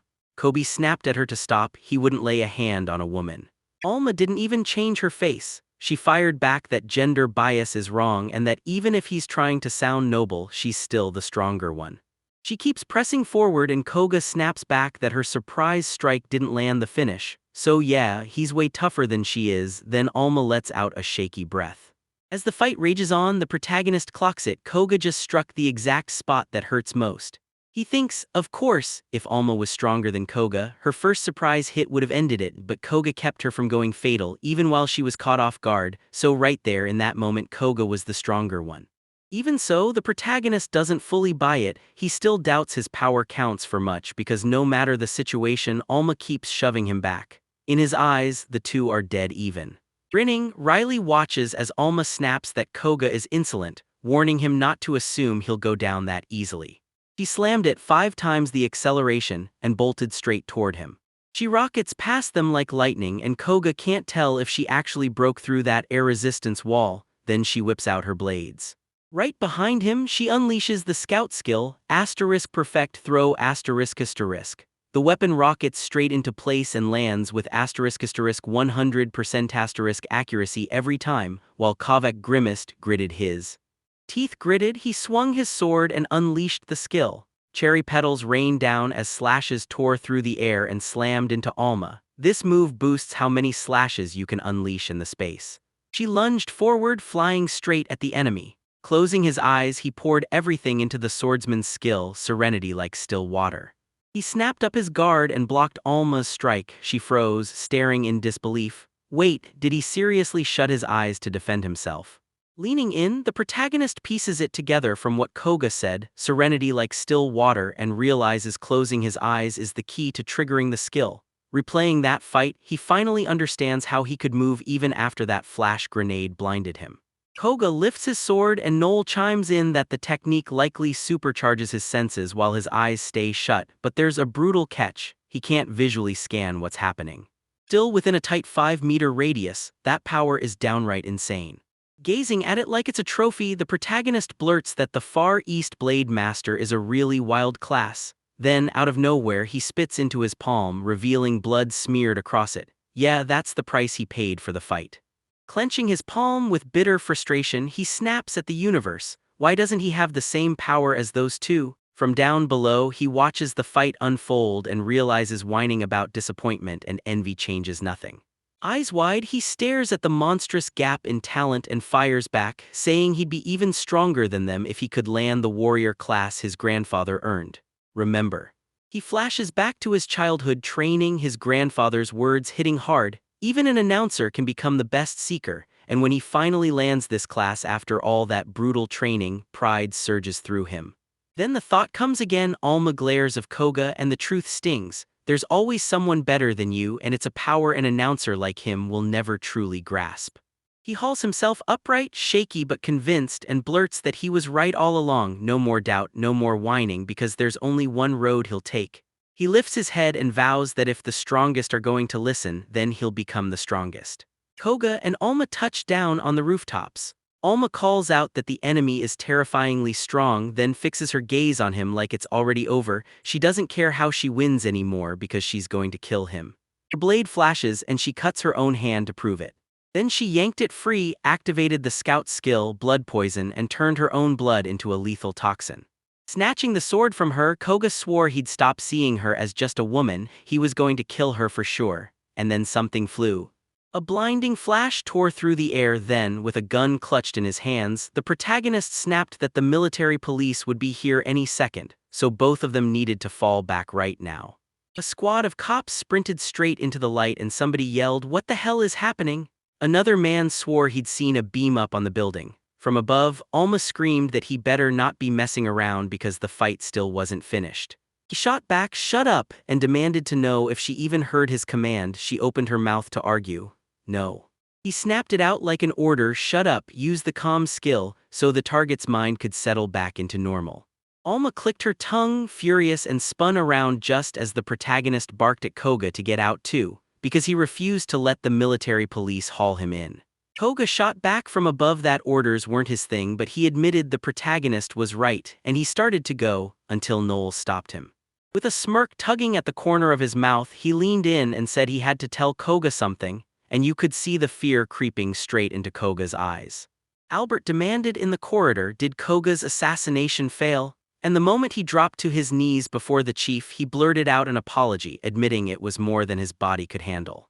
Albert burst out laughing and told Koga he was taking it way too seriously because the guy in front of him was just a seeker. Albert still leaned in and listened close. Then his master admitted he had no choice but to send a slave when the village chief of Mints demanded it, but he made one thing clear: he couldn't promise the seeker would be killed for sure. He threw his hands up and said, "Look, the Mints village chief died ages ago, so my job's done, right?" Koga stopped spiraling and calmed down. Koga thanked him through sheer confusion, but Gambino just stared back with that wild look and snapped, "Yeah, well, ignoring my order. That's a whole different disaster." Koga didn't think so, did he? So now they've got to somehow fix what's going on. Koga demanded what Albert meant and what he was supposed to do. Then Albert grinned, knife in hand, and said it was useless now because someone had already finished everything. Still kneeling, Koga shoots another demand. Then Albert barks an order and Ray's moves at once, and a gift box suddenly shows up in front of him. Koga snatched the box up and Albert barked at him to open it. Koga obeyed, terror flashed in his eyes, and with a scream he hurled the thing down. Miguel's head rolled out. Albert just watched with sick curiosity, like that scream was worth every second of the surprise he cooked up. Then Albert pressed the point. Koga needed to thank his old master because it was Miguel who handled everything. Albert even gnawed his nail with a cruel grin, saying he was stuck now. Every backup who could have covered Koga's failure had vanished, so he couldn't afford to miss again. Still, he swallowed the urge to vomit and promised Koga he'd never let him down, as if nothing happened. Then he told him he'd call when there was work, freed the slave, and walked for the exit until he stopped and turned back. "I forgot something," he said. Noel Stolen wanted him to deliver a message to Albert, and Albert asked straight up if it was for him. Koga confirmed it. Albert raised his eyebrows, then Noel's response hit like a punch. He'd crush the Gambino family, and if Albert didn't want it, don't cower, come take his head yourself. Albert traced the knife's edge and said it all made sense. Then he pressed for one clear answer about Koga, Mintz's village elder, whether he. Noel told him so, and he added that his motto is to repay 1,000-fold. Albert snapped back, "Is that true?" Then nodded like everything clicked, slammed his knife down into the table, and the blade shook. Roaring, he accused the protagonist of getting carried away for just being a simple seeker and swore he'd kill him. Then he screamed at Rays to round up the fighters right now because they'd catch the protagonist and tear him apart. Rays stormed out of the office with Koga, fuming that he'd said the wrong thing and asking why he'd pushed the boss too far. Was he really so angry he couldn't do his job? Koga looked away, muttered, "I'm really sorry," but Rays didn't buy it. Then what was it? Koga slumped and finally admitted that Noel Stolen was an amazing guy, and just like that, Ray's rage vanished. Calmed down and leaned in to listen. Koga said, voice heavy with sadness, that even though the protagonist was stuck with the weakest announcer class, he still caused him non-stop problems, so Koga was convinced he'd pushed himself to the brink just to become this strong. No matter what, he still couldn't beat pure talent. His chin lifted, Koga burst with excitement and blurted that the announcer's eyes were blazing, sparkling like a real man who'd never fold to anyone. Head bowed, he muttered that the moment he noticed it, he knew exactly how to praise the protagonist, then he decided to do it, even if it was only a quick pass of a message. Ray's got it all and went straight at Koga. "Does Noel like you?" Koga's face froze over. Startled, he blurted that it wasn't meant like that, and Ray's just grinned back. "Yeah, I know, that's not what I meant." Koga demanded, "Then what did you mean?" Ray's kept moving and said it was hard to explain, but Koga would understand once he heard the truth, what it really means when one man is drawn to another. As Ray's walked off, Koga asked if he'd felt that too. "Yeah," Ray's said. "Long ago, at a bar." Right then, the door suddenly swung open and everyone spun around to stare at the new customers. Albert's got a grin that screams trouble and someone blurts out, "That's the Gambino family," while the protagonist sits right beside Alma. At a quick glance, he blurts out that he spots 4 beer anchors, 1 A-ranker, the big bearded guy, and then points out armed guys outside too. The Gambinos came with their best men. Albert barrels in, slams his palm on the table, leans over the protagonist and snarls, "Is the Noel stolen?" while Noel's look leaves him staring like he's seeing something off. Cockerel takes a gulp from the bottle, then snaps, "This tastes like shit," mocking how the prospectors get paid so little to drink trash like this. Noel doesn't move a muscle. Albert keeps pressing anyway, or maybe he's just a nobody, and tells him he can't run the prospectors' work anymore after the party stabbed him in the back, then drops his sorry like it's nothing. With a smug grin, the protagonist said it had to be Albert Gambino, the Gambino family's Don, then added, like he was calling it out for everyone to see, "This guy clearly never learned manners, letting himself slump in like he belonged without an invitation and sipping on someone else's wine." Noel claimed he'd overheard Albert bark "mad dog," then innocently asked if he'd misheard, only for Albert to prove it by being a stray in the first place. As Noel shot up, he roared right back at the protagonist's words. Smiling, the protagonist told him not to get so easily rattled by someone who loved poking back, and that it wasn't crazy to spread the word that the Don of the Gambino family, a direct underling of the mighty Luciano, was packing such a tiny caliber. The protagonist snapped at Albert, asking if he realized this would stain the Luciano family's name. Then Albert, now calmer, told him to say what he came for. So he pressed, "You're saying I was the rude one?" And Albert fired back, "Noel says I'm supposed to come take your head, and here I." The protagonist shot back, "So you really flew in?" After Albert had teased a meeting like it was the first day of a brand new romance, and with a smirk he mocked him for trying to play it cool while his tail practically wagged from joy. Albert snapped, roared at him to shut up with all that pointless talk, and ordered them out.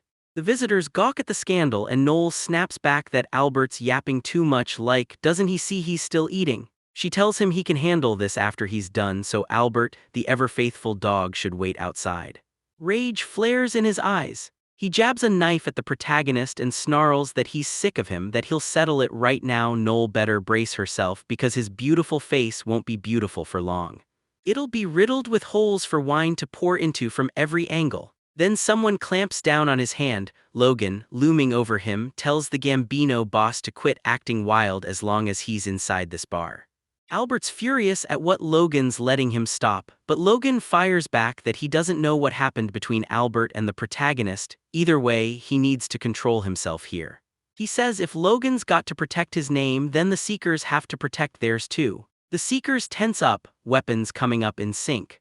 Logan warns that if civilians learn they let the mafia slide in and run the show in silence, it'll wreck their future work. Albert doesn't hold back. He calls everyone beasts and loudly demands if they even know who he is. Logan, backed by the crew behind him, tells them, "Yeah, we can do it, but we're guarding our pride no matter who we face." Albert barks furious, "What the hell, are you all just laughing at me?" And he orders his idiots to kill everyone, but Reyes doesn't even flinch. Albert snaps, confused, and Reyes tells the boss they'll wipe out the Seekers in a blink since the power gap is brutal. Then Gambino presses again. How do they explain it to the head of the main family? Reyes answers coldly that the Luciano family is already watching them over the drug, and if they start fighting Seekers too, Luciano won't look away anymore.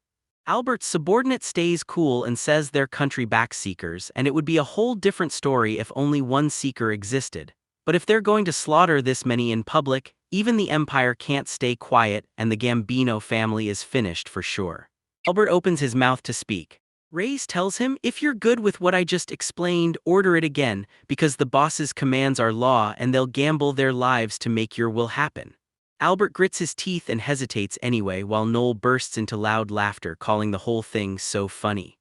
With a sneer, the protagonist said that after all that bragging, the second Albert heard the country, or even just the main family, he folded into a scared little coward. No matter what atrocities he'd done, he'd always stay nothing but a tiny subordinate. Albert stared back with wide, shocked eyes while the protagonist tore him apart. No brains, no respect from his own men, and somehow still horribly pathetic even while leading an entire organization. All he did was snap like a mad dog, shredding the rules in plain sight, and that was it, the full definition of a useless man who only knew how to waste his predecessor's legacy. Albert yanked him up by the collar and spat that he was a beast, then it went quiet because no. Riley just grinned and Albert blurted, "What's so funny?" The protagonist shook it off and told him not to stress because when you worry too much it messes with the blood circulation. Faster, Albert burst in with a grin and bragged that the wine he downed without a second question was poisoned. Alma jumped up, shook her head, and Albert demanded with a sharp laugh if out of everything he could have said, he really chose poison. He'd already tasted his wine so he wouldn't poison his own glass. Then the protagonist smirked back, saying he'd brewed that drink just for Albert and hadn't even tasted it himself. Hanging over him like a threat, he roared that the protagonist had no idea he'd show up at this bar. Then Noel shot back, "Of course he knew, you're the one who told him to come and take your head. If you're hunting a seeker, where else would you go but the seeker's bar, right?" And right then, the bottle still sat there while Albert stumbled in place and yelled that the protagonist definitely couldn't have been thinking he'd end up drinking that wine. He smiled and admitted he couldn't, but making poison wine didn't even matter. He could brew it every day with zero risk. If Albert showed up and drank it, that was the real jackpot, and if he didn't, the protagonist would stay safe. Noel stared in horror, then blurted that this time he'd truly hit the jackpot, demanding to know if the young master got it and whether he'd already started.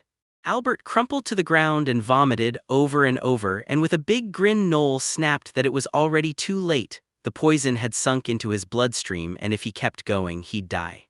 Albert bolted into action, screaming that someone grab him a doctor, and with his subordinates backing him up, he hauled himself out.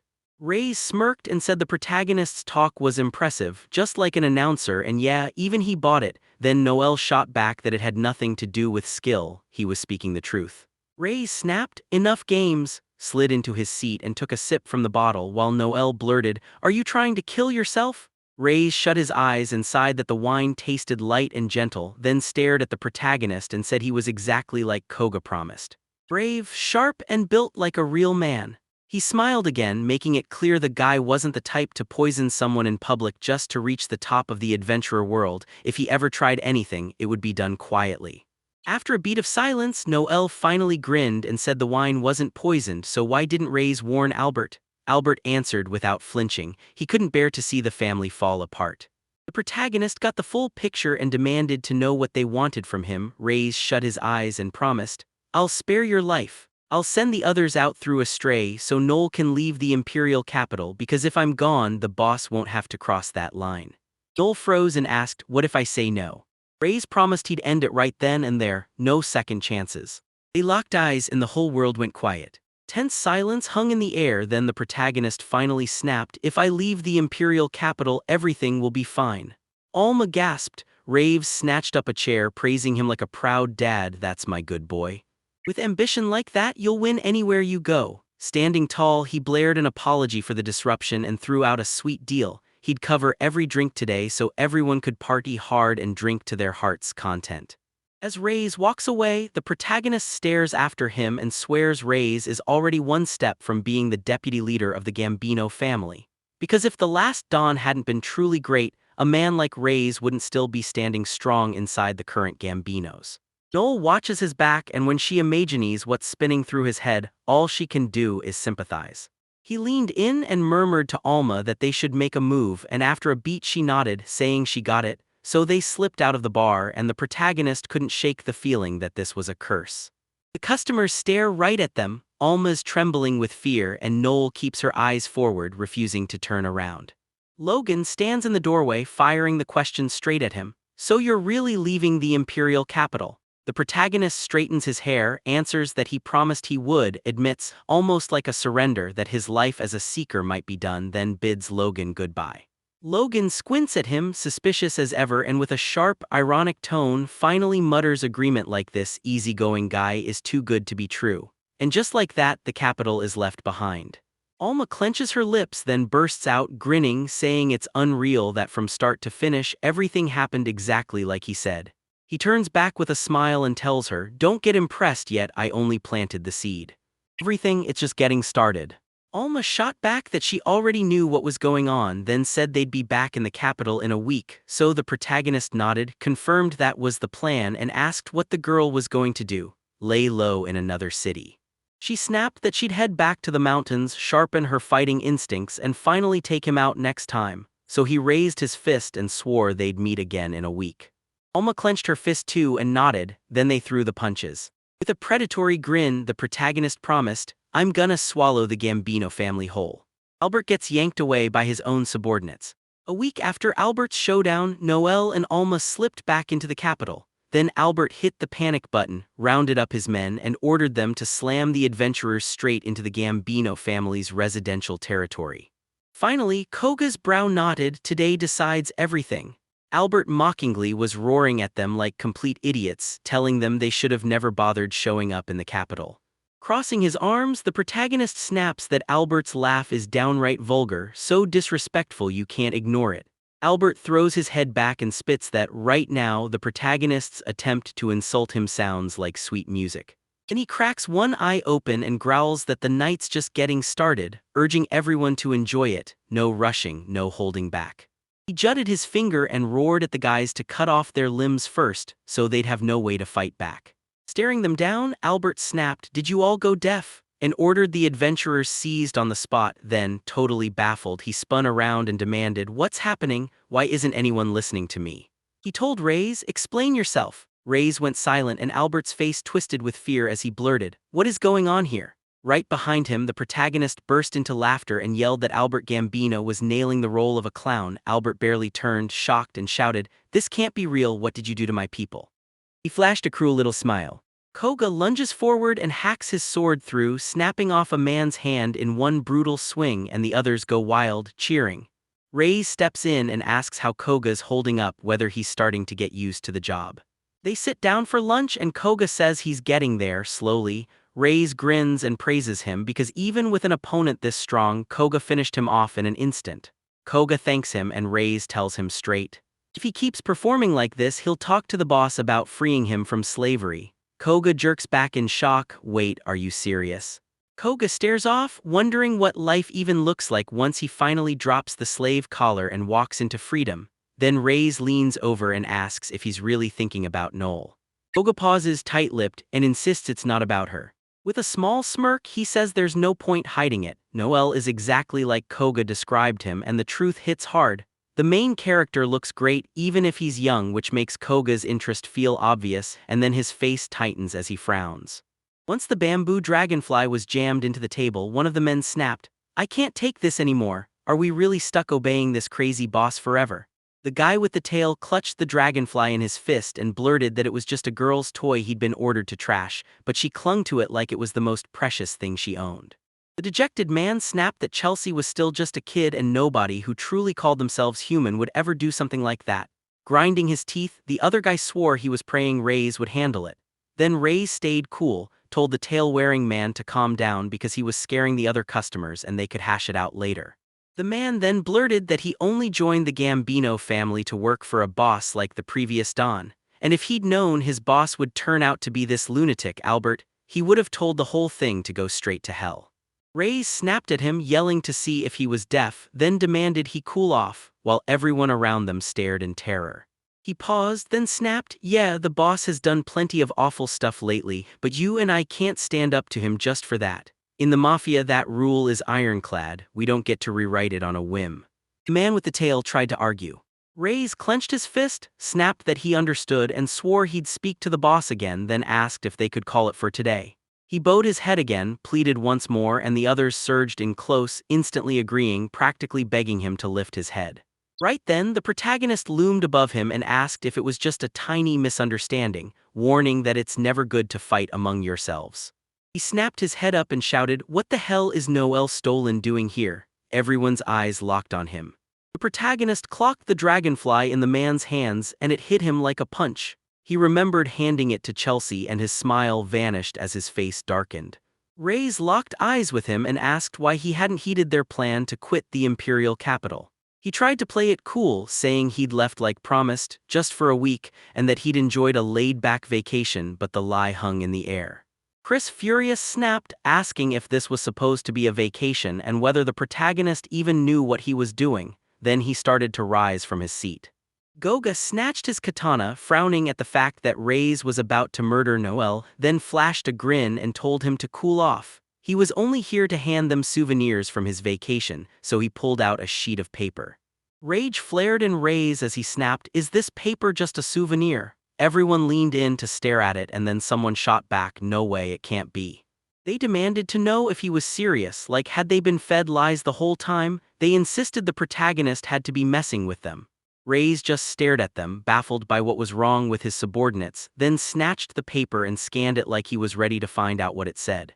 His eyes go wide, then the protagonist blurts that everyone's really into his gift. He sits there with his arms crossed and Reyes leans in like, "So it's all true?" The protagonist stares him down and says, "You know it best, Reyes, you can spot a fake faster than anyone, right?"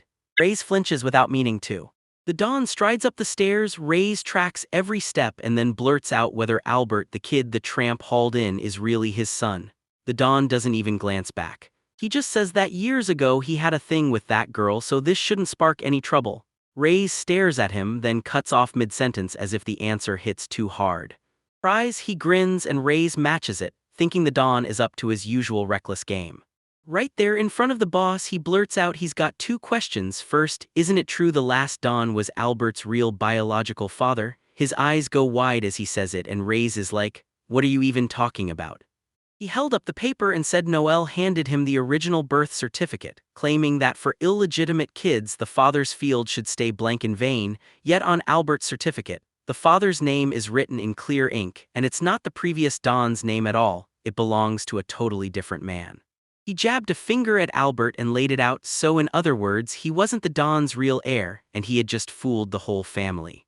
Noel said the Empire's personal info gets locked down by the government, and even Loki took a full week to pry it loose. Then Loki handed the package to the protagonist. Albert's drenched in sweat, and Reyes can't wait to fire off his second question. "So tell me, did Albert poison the last boss and make him waste away with illness?" Nino's eyes went huge. He sprang to his feet and screamed, "What the hell are you talking about, Reyes?"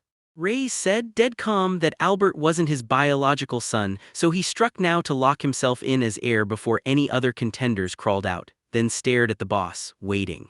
The boss was sweating buckets, and right then Reyes finally understood his own theory. He snapped around at Albert and declared they were done obeying him.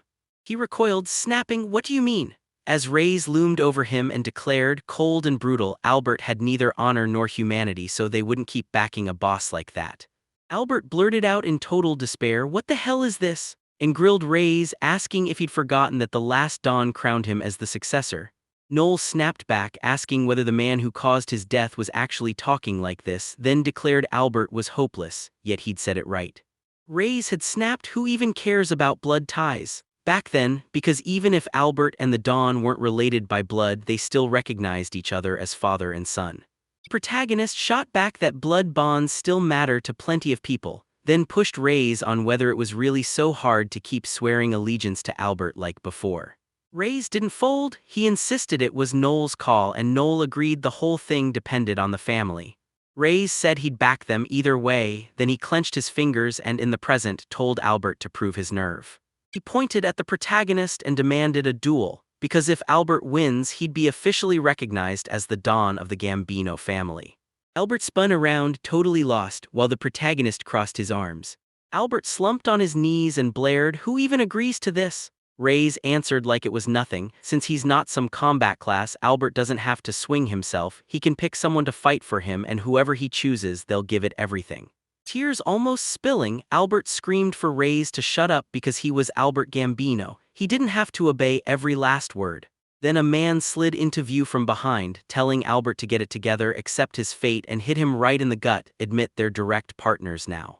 Albert spun around in horror, shouting, "No way, that can't be." Right then, Finocchio Bargani stepped out of the carriage. Eyes bulging, Albert demanded where the respect was, because shouldn't he be calling him Finocchio's little sister? Even as direct partners, his rank was still higher, right? Finocchio blurted out that he and Noelle hadn't seen each other in ages. He made it crystal clear that the last time they'd seen each other was back in the village of Carnet. Nah, he shot up a hand, blurted that he'd uncovered what happened to Tania and Lloyd after the sale, and asked right away if the protagonists wanted to hear it. He said yeah, but later. Albert shot Finocchio a question. "Why are you here?" Finocchio lifted his hand and asked, "Why would you ask?" then answered straight up that he'd come to witness the duel.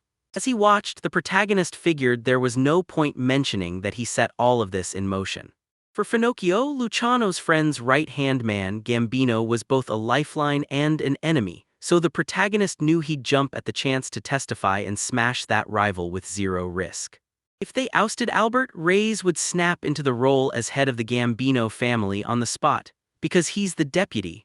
But that power would only last a blink, since the whole family gets handed over to the witness Finocchio for real control. For making that move, the protagonist demanded 50 million fils. And look, with the Gambino family raking in around 3 billion fils a year, 50 million is basically pocket change for whoever ends up running the show.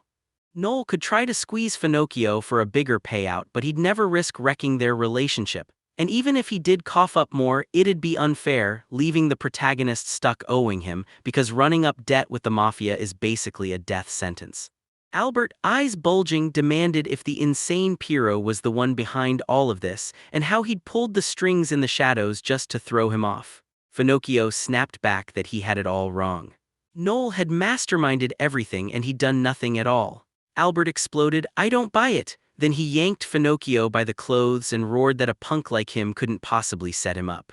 Finocchio just smirked, said he was booked solid, and told Albert to hurry and hand the role to someone who'd fight for him, no problem if Albert wanted to step in too. Albert refused, screaming he wasn't taking part in the duel, but Piero grabbed his cheeks and barked for him to stop whining and show up already. He called Albert an insect that lived off garbage, warned that if he was really his direct partner, then he'd better accept what's coming. And if Albert kept humiliating himself in front of Finocchio, Finocchio would make sure he paid the price. Albert crumpled to the floor, barely lifting his head, stammering that he'd duel. If Finocchio promised that whoever he picked, Finocchio would publicly recognize that winner as the Don of the Gambino family. Finocchio just shrugged and said he didn't mind. Albert shot upright in shock, and Finocchio spilled that he'd even beg his dad to forgive him for hauling a whole crowd of his subordinates into the adventurers' bar the other day, because it was way worse than they admitted. He picked a fight with every single adventurer for no reason at all, and when Noel hit him with a prank, he bolted and cried. Albert clenches his teeth and Finocchio blurts that the boss is furious about it, so Gambino spins around and barks Koga's name. Albert's voice snaps out, he's chosen him, he'll fight for him, so Koga tenses up and steps forward. He marched up and the protagonist clocked him. Koga's face stayed stone still. The protagonist weighs Reyes, his mightiest henchman, but he can't trust him anymore. So it's Koga, the only one Albert can rely on, chained to a servitude covenant. Alma grins and steps forward, swearing everything went exactly like the protagonist predicted. Asian was picked, and she'll finally be the one to end him. Noelle shoves her aside. Then Noelle surges forward, apologizes, and declares, "This time I'm taking on Koga. Alma, watch and learn." She screamed at the protagonist that there was no way he'd ever beat him, like he should have figured out last time too. Then he turned a little and told her once this was over he'd take her to dinner, so she needed to sit still. The girl exploded into a furious rant that he was going to die, and he shot back that if she really believed that, then she still didn't know him at all. He stood face to face with his opponent, grinning as he fired off like everyone says, "The tougher the fight, the prouder the win," then asked if that was actually true while Koga tightened his lips. Staring at the protagonist, he muttered that the fight hadn't even started yet, and like always, that familiar look said, "I'll win." Locking eyes with him, he couldn't help wondering. If he won this, could he become that kind of unstoppable too? Fight, he grabs a rag and wipes the wall clean like it owes him money. Kagetsukushima was born on some far-off eastern island in the nation of Kangashinkaku, the eldest son of a wealthy kimono merchant, living an easy, carefree life. No, at least that's how it was meant to go. Someone blurted that he was a vile brat and the boy snapped his head up. His father stared back with pure hatred. The young Koga parents were so in love the whole area knew it, and they wanted a healthy child more than anything, so every single day they climbed up to the mountain temple to pray.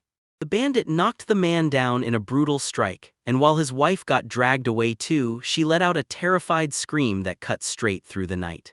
He blacked out and begged them please spare her. Time dragged on, then he snapped back to his senses, lurched upright and demanded, "Is my wife okay?" Horror flooded his eyes. Koga's mom saw a woman left naked and raped. She wasn't killed, but the whole thing shattered her socially and left deep trauma that never really faded. Ironically, after all that longing, they finally get the child they begged for. Koga is conceived. Staring at his pregnant wife, the father can't shake the fear that the baby might not be his. He even thinks about abortion, then shuts that thought down, convinced he still has to be sure it's his, and now he's stuck, totally lost on what to do next. A brand new life bursts into the world, right there, right then. She stares at her husband, clinging to hope, but he doesn't even smile. Her bright expression crumbles and she winces as she blurts out, "I'm sorry." Right after Koga was born, his mother took her own life and Koga just stood there, hands clasped, staring like he couldn't move.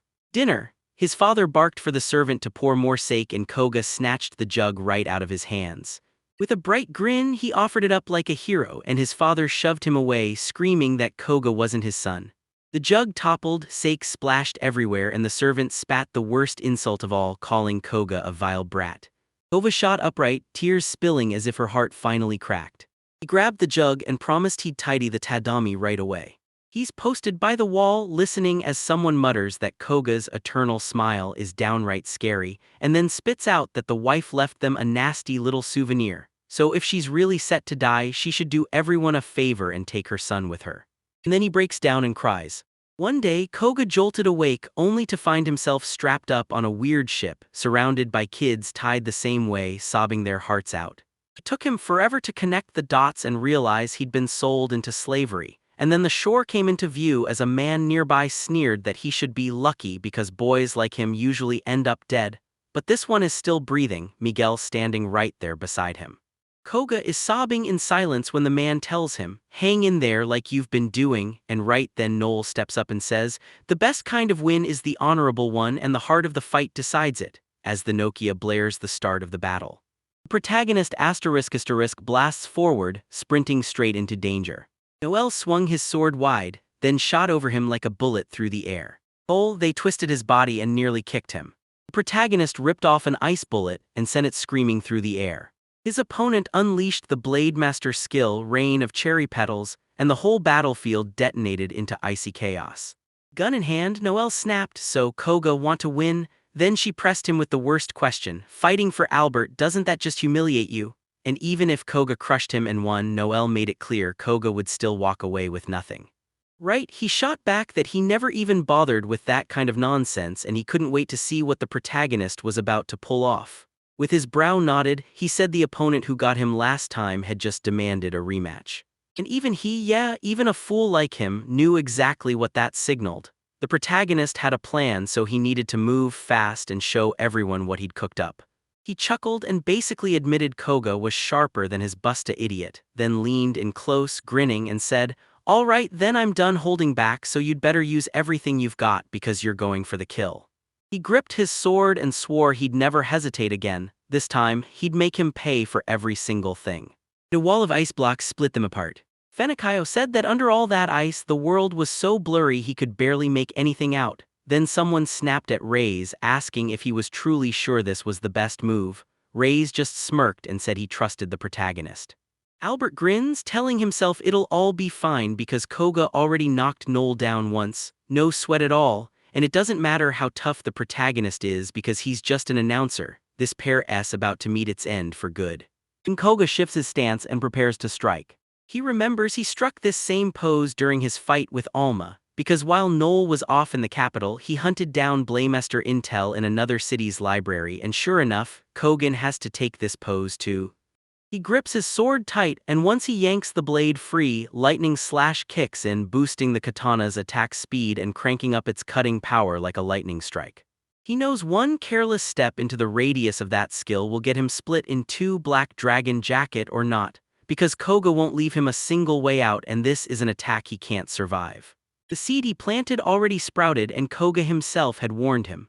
Now Noel stands there and declares this is their final fight, but before it starts he pushes for one last piece of advice. Koga just smirks and says, "I'm all ears." The protagonist claimed that if you rubbed the oil stain with orange peel, it would wipe right off. Koga froze in shock. Noel just smiled like she knew something Koga didn't, but Koga still tried to ask what he was even talking about. Then the protagonist suddenly surged straight at him. As he shot toward him, the protagonist realized he'd actually outplayed Koga. If he hit now, he'd land first before Koga could even finish drawing his katana. He yanked out his knife and thought, this isn't everything. Koga couldn't breathe easy. He was locked in fear over a trap he sensed coming, and that panic was exactly what Noel's plan had planted, because it was the seed the protagonist dropped. Koga clenched his teeth, still trapped by the belief that the same man who had the Gambino family dancing to his tune would never dare face him without a scheme. He slammed himself in the protagonist's way, right as everything was about to explode. Strike right when he got that close, he realized the lightning cut wouldn't work now. So he drove his blade straight into the opponent's hand, using raw brute force to wrench his way free. He tried to pin the protagonist's grip on the knife so it couldn't come fully out, but there was no stopping what came next. Still grinning, the latter bellowed that he'd gladly sacrifice his right hand, then the blade ripped through the cloak and the katana snapped away to the side. Koga gaped, stunned that Noel had clamped onto his katana with nothing but pure muscle, and he couldn't even decide if it was madness. The protagonist snapped at him not to underestimate him, grabbed the enemy and slammed him down onto the floor. He slammed down onto the ground. Koga snapped his blade into a brutal slash with his. He felt like he was slicing straight through something, then he saw the truth. They were bullets, and pure horror crashed over him. Bullets tore through the air like fireworks. Koga, coated in ice, finally clocked the trick. He'd been hurling ice bullets all along. From what he'd seen earlier, he knew they'd freeze on impact, and then it hit him. The protagonist ditched his gun right at the start so the enemy wouldn't even bother watching the shots. Now Koga is flying straight at him, and he realizes the whole strategy is built on one thing: knowing exactly how the enemy will react. The protagonist isn't guessing, he's steering every move. Ice rips through his body, and he lets out a blood-curdling scream. Noel launches through the air, driving his foot straight for his chest, then the attack detonates with roaring thunder. His boot crashed into the target and Koba's heart jolted hard, then he retched, flashing back to being a kid, realizing he'd always been terrified to fight back. Koga told himself a weakling like him was doomed from the start and nothing would ever change, so he threw himself into being the good son, desperate to keep his father from snapping at him, because in his own mind he was powerless. Then he became a gladiator in the underground arena, fighting like his life depended on it, and it's cruelly ironic. Every face-to-death brawl carved him into something tougher. Still, he never wanted to kill anyone, and when he looks back, horror crawls in, because deep down he realizes he's still weak enough to do nothing but obey orders. When he remembers their first battle, he even thought Noel was the weaker one, but somehow she was strong enough to flip the whole story. He crumples to the ground, stunned that before the duel, and even right now, the announcer may look like the only one on stage, but he's fearless against anyone, even the mafia.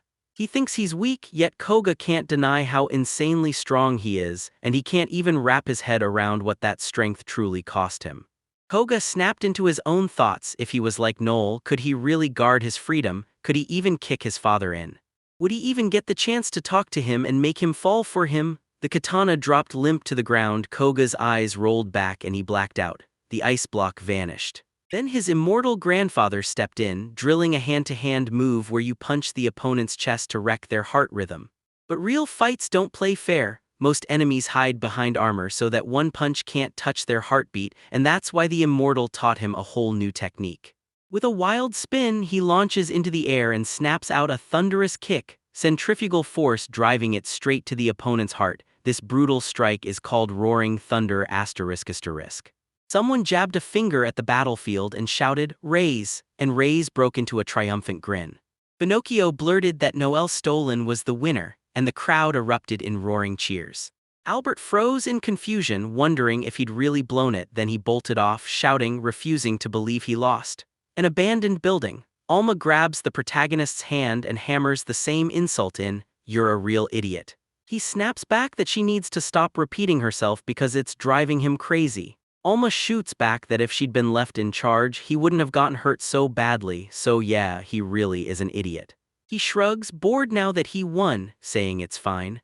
Alma stays calm and says, "No, listen, I'm your ally." She reminds him that fighting is her job, asks if he's not supposed to be the commander, and warns him not to steal his ally's role.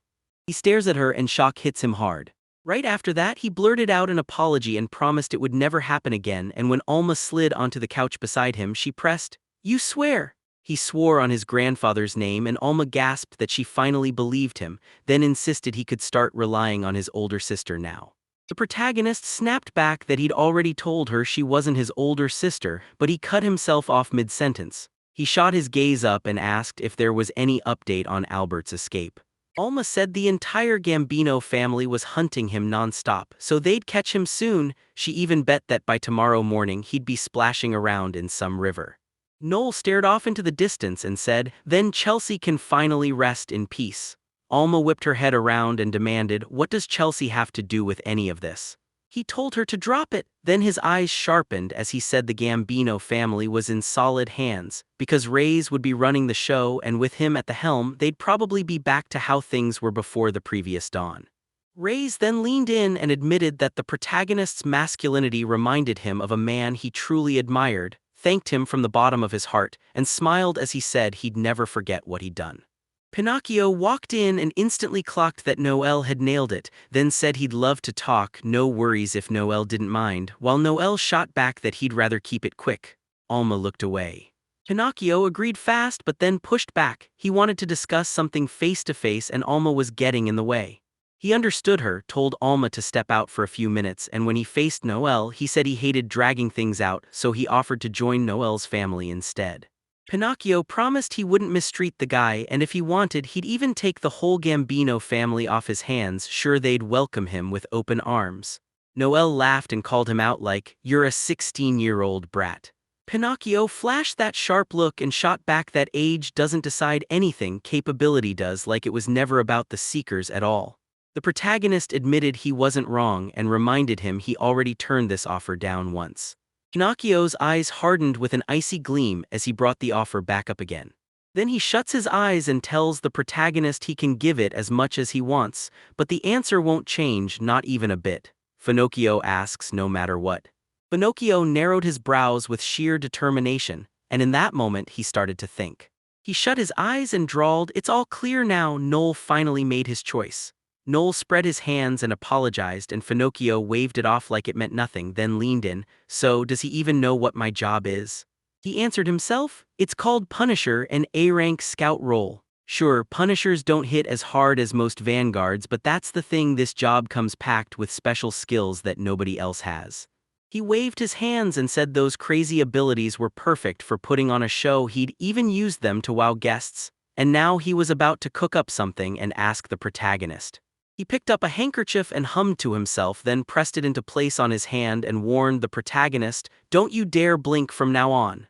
He counted to 3, then lifted the handkerchief and in his hands beat a human heart. Pinocchio shoved it in front of the protagonist and demanded his thoughts, so the protagonist clutched his chest, panic hitting hard, and with a chilling grin, Pinocchio declared that the thing he was holding was Noel's heart. A brutal rainstorm starts blasting down, and clutching his chest, the protagonist panics. He can't feel his heart at all, so he demands to know what Pinocchio did. He blurts back that it's a judgment skill. If he gets the target to refuse him twice in a row, he can rip the target's heart out with brutal force. Rage tightens in the protagonist's jaw as he snarls that it's an instant death move meant for humans, yet he's still breathing. Pinocchio grips the heart and tells him the truth. He didn't die because the heart is tied to him through space.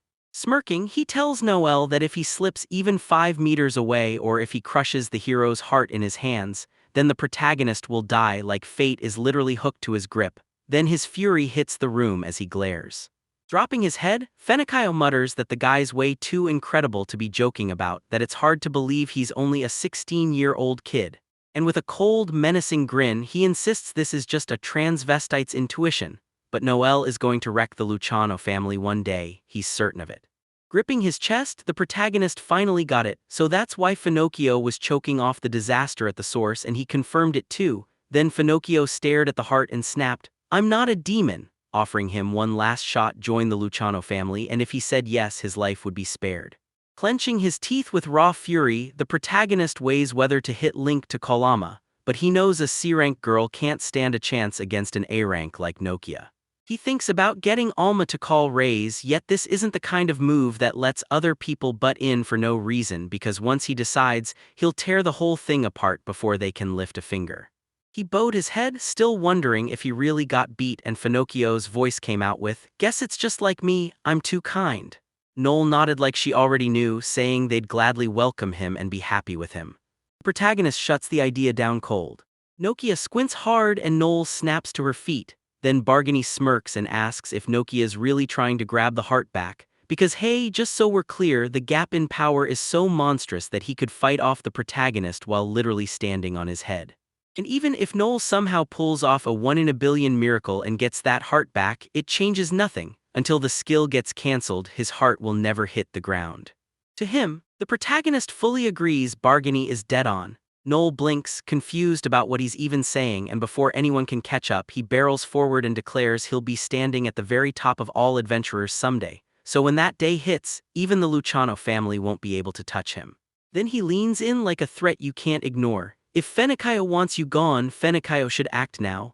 Finocchio staggers back and yells at him to stop charging so fast, one wrong move and if he drops his guard, he dies on the spot. Still, he closes the distance and dares him to finish it, so if Finocchio really wants him dead, then go ahead. He stands right in front of him, yells for Piero to remember every word, then warns that the second he kills him, his pride as Don of the Bargany family, the Luciano family's direct partner, will be shredded to pieces. Finocchio explodes, saying it's smarter to kill a future threat while the guy is still weak in this brutal wild world.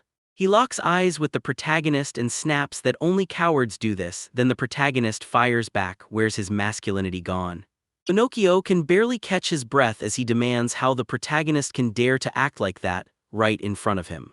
Noel slammed the truth down he'd serve only himself. Finocchio stumbled back, eyes wide with terror, while the protagonist swore he'd never let himself be owned by anyone else. Nokia staggered back, eyes narrowing as panic clawed at him. Had he totally lost his composure and messed up by giving? With grim determination, the protagonist locked eyes on him and Finocchio burst into laughter, saying, "Whoa, that's a scary face," then quickly promised he was only joking, he'd never, ever want to kill him. He snapped his hand up and declared it was over, then Noel pressed her fingers to his chest and felt his pulse come back, alive. Finocchio shot her a wave, apologized for the scare and said he was going.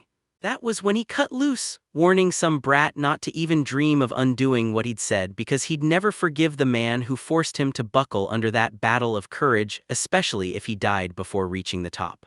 Noel grinned and told him, "Just wait, then you'll see for yourself." Finocchio strolled under an umbrella while rain hissed down, so his subordinate blurted, "Boss, are you sure this is smart?" Finocchio wiped his face and snapped that in the end it was a mistake. Then they pressed him about Noel stolen. Was he really such a good man? Finocchio shot back that the hero was a good guy, young but packed with guts, weak yet still fighting with everything he had. Just watching him made you want him to win. As they headed toward the arch, Finocchio roared that these guys weren't his type at all, then admitted he was into middle-aged dandy men. Grinning, the subordinate asked, "So it's true you've fallen for somebody?" Finocchio erupted in fury, screaming he'd kill him, because no way he'd fall in love with some brat, and then threatened to cut his salary. Then one more underling trudged up and told them, "I caught Albert." Finocchio dropped into a squat over him, grimacing at how filthy Albert had become and begged, right through pleading, to save him because Albert didn't want to die. Finocchio shot back that he's her big sister, crooned on about how sorry she was Albert was cut off from them now, and acted like that meant everything was fine. Staring him down, he tells one side this real man has kept his pride intact even with his heart in someone else's hands, and the other side is just a piece of trash with nothing to protect, like they're not even the same species. Then he snaps, "Albert, you really don't want to die that badly." Albert blares back, "I don't want to die," and swears that if he gets saved, he'll do anything.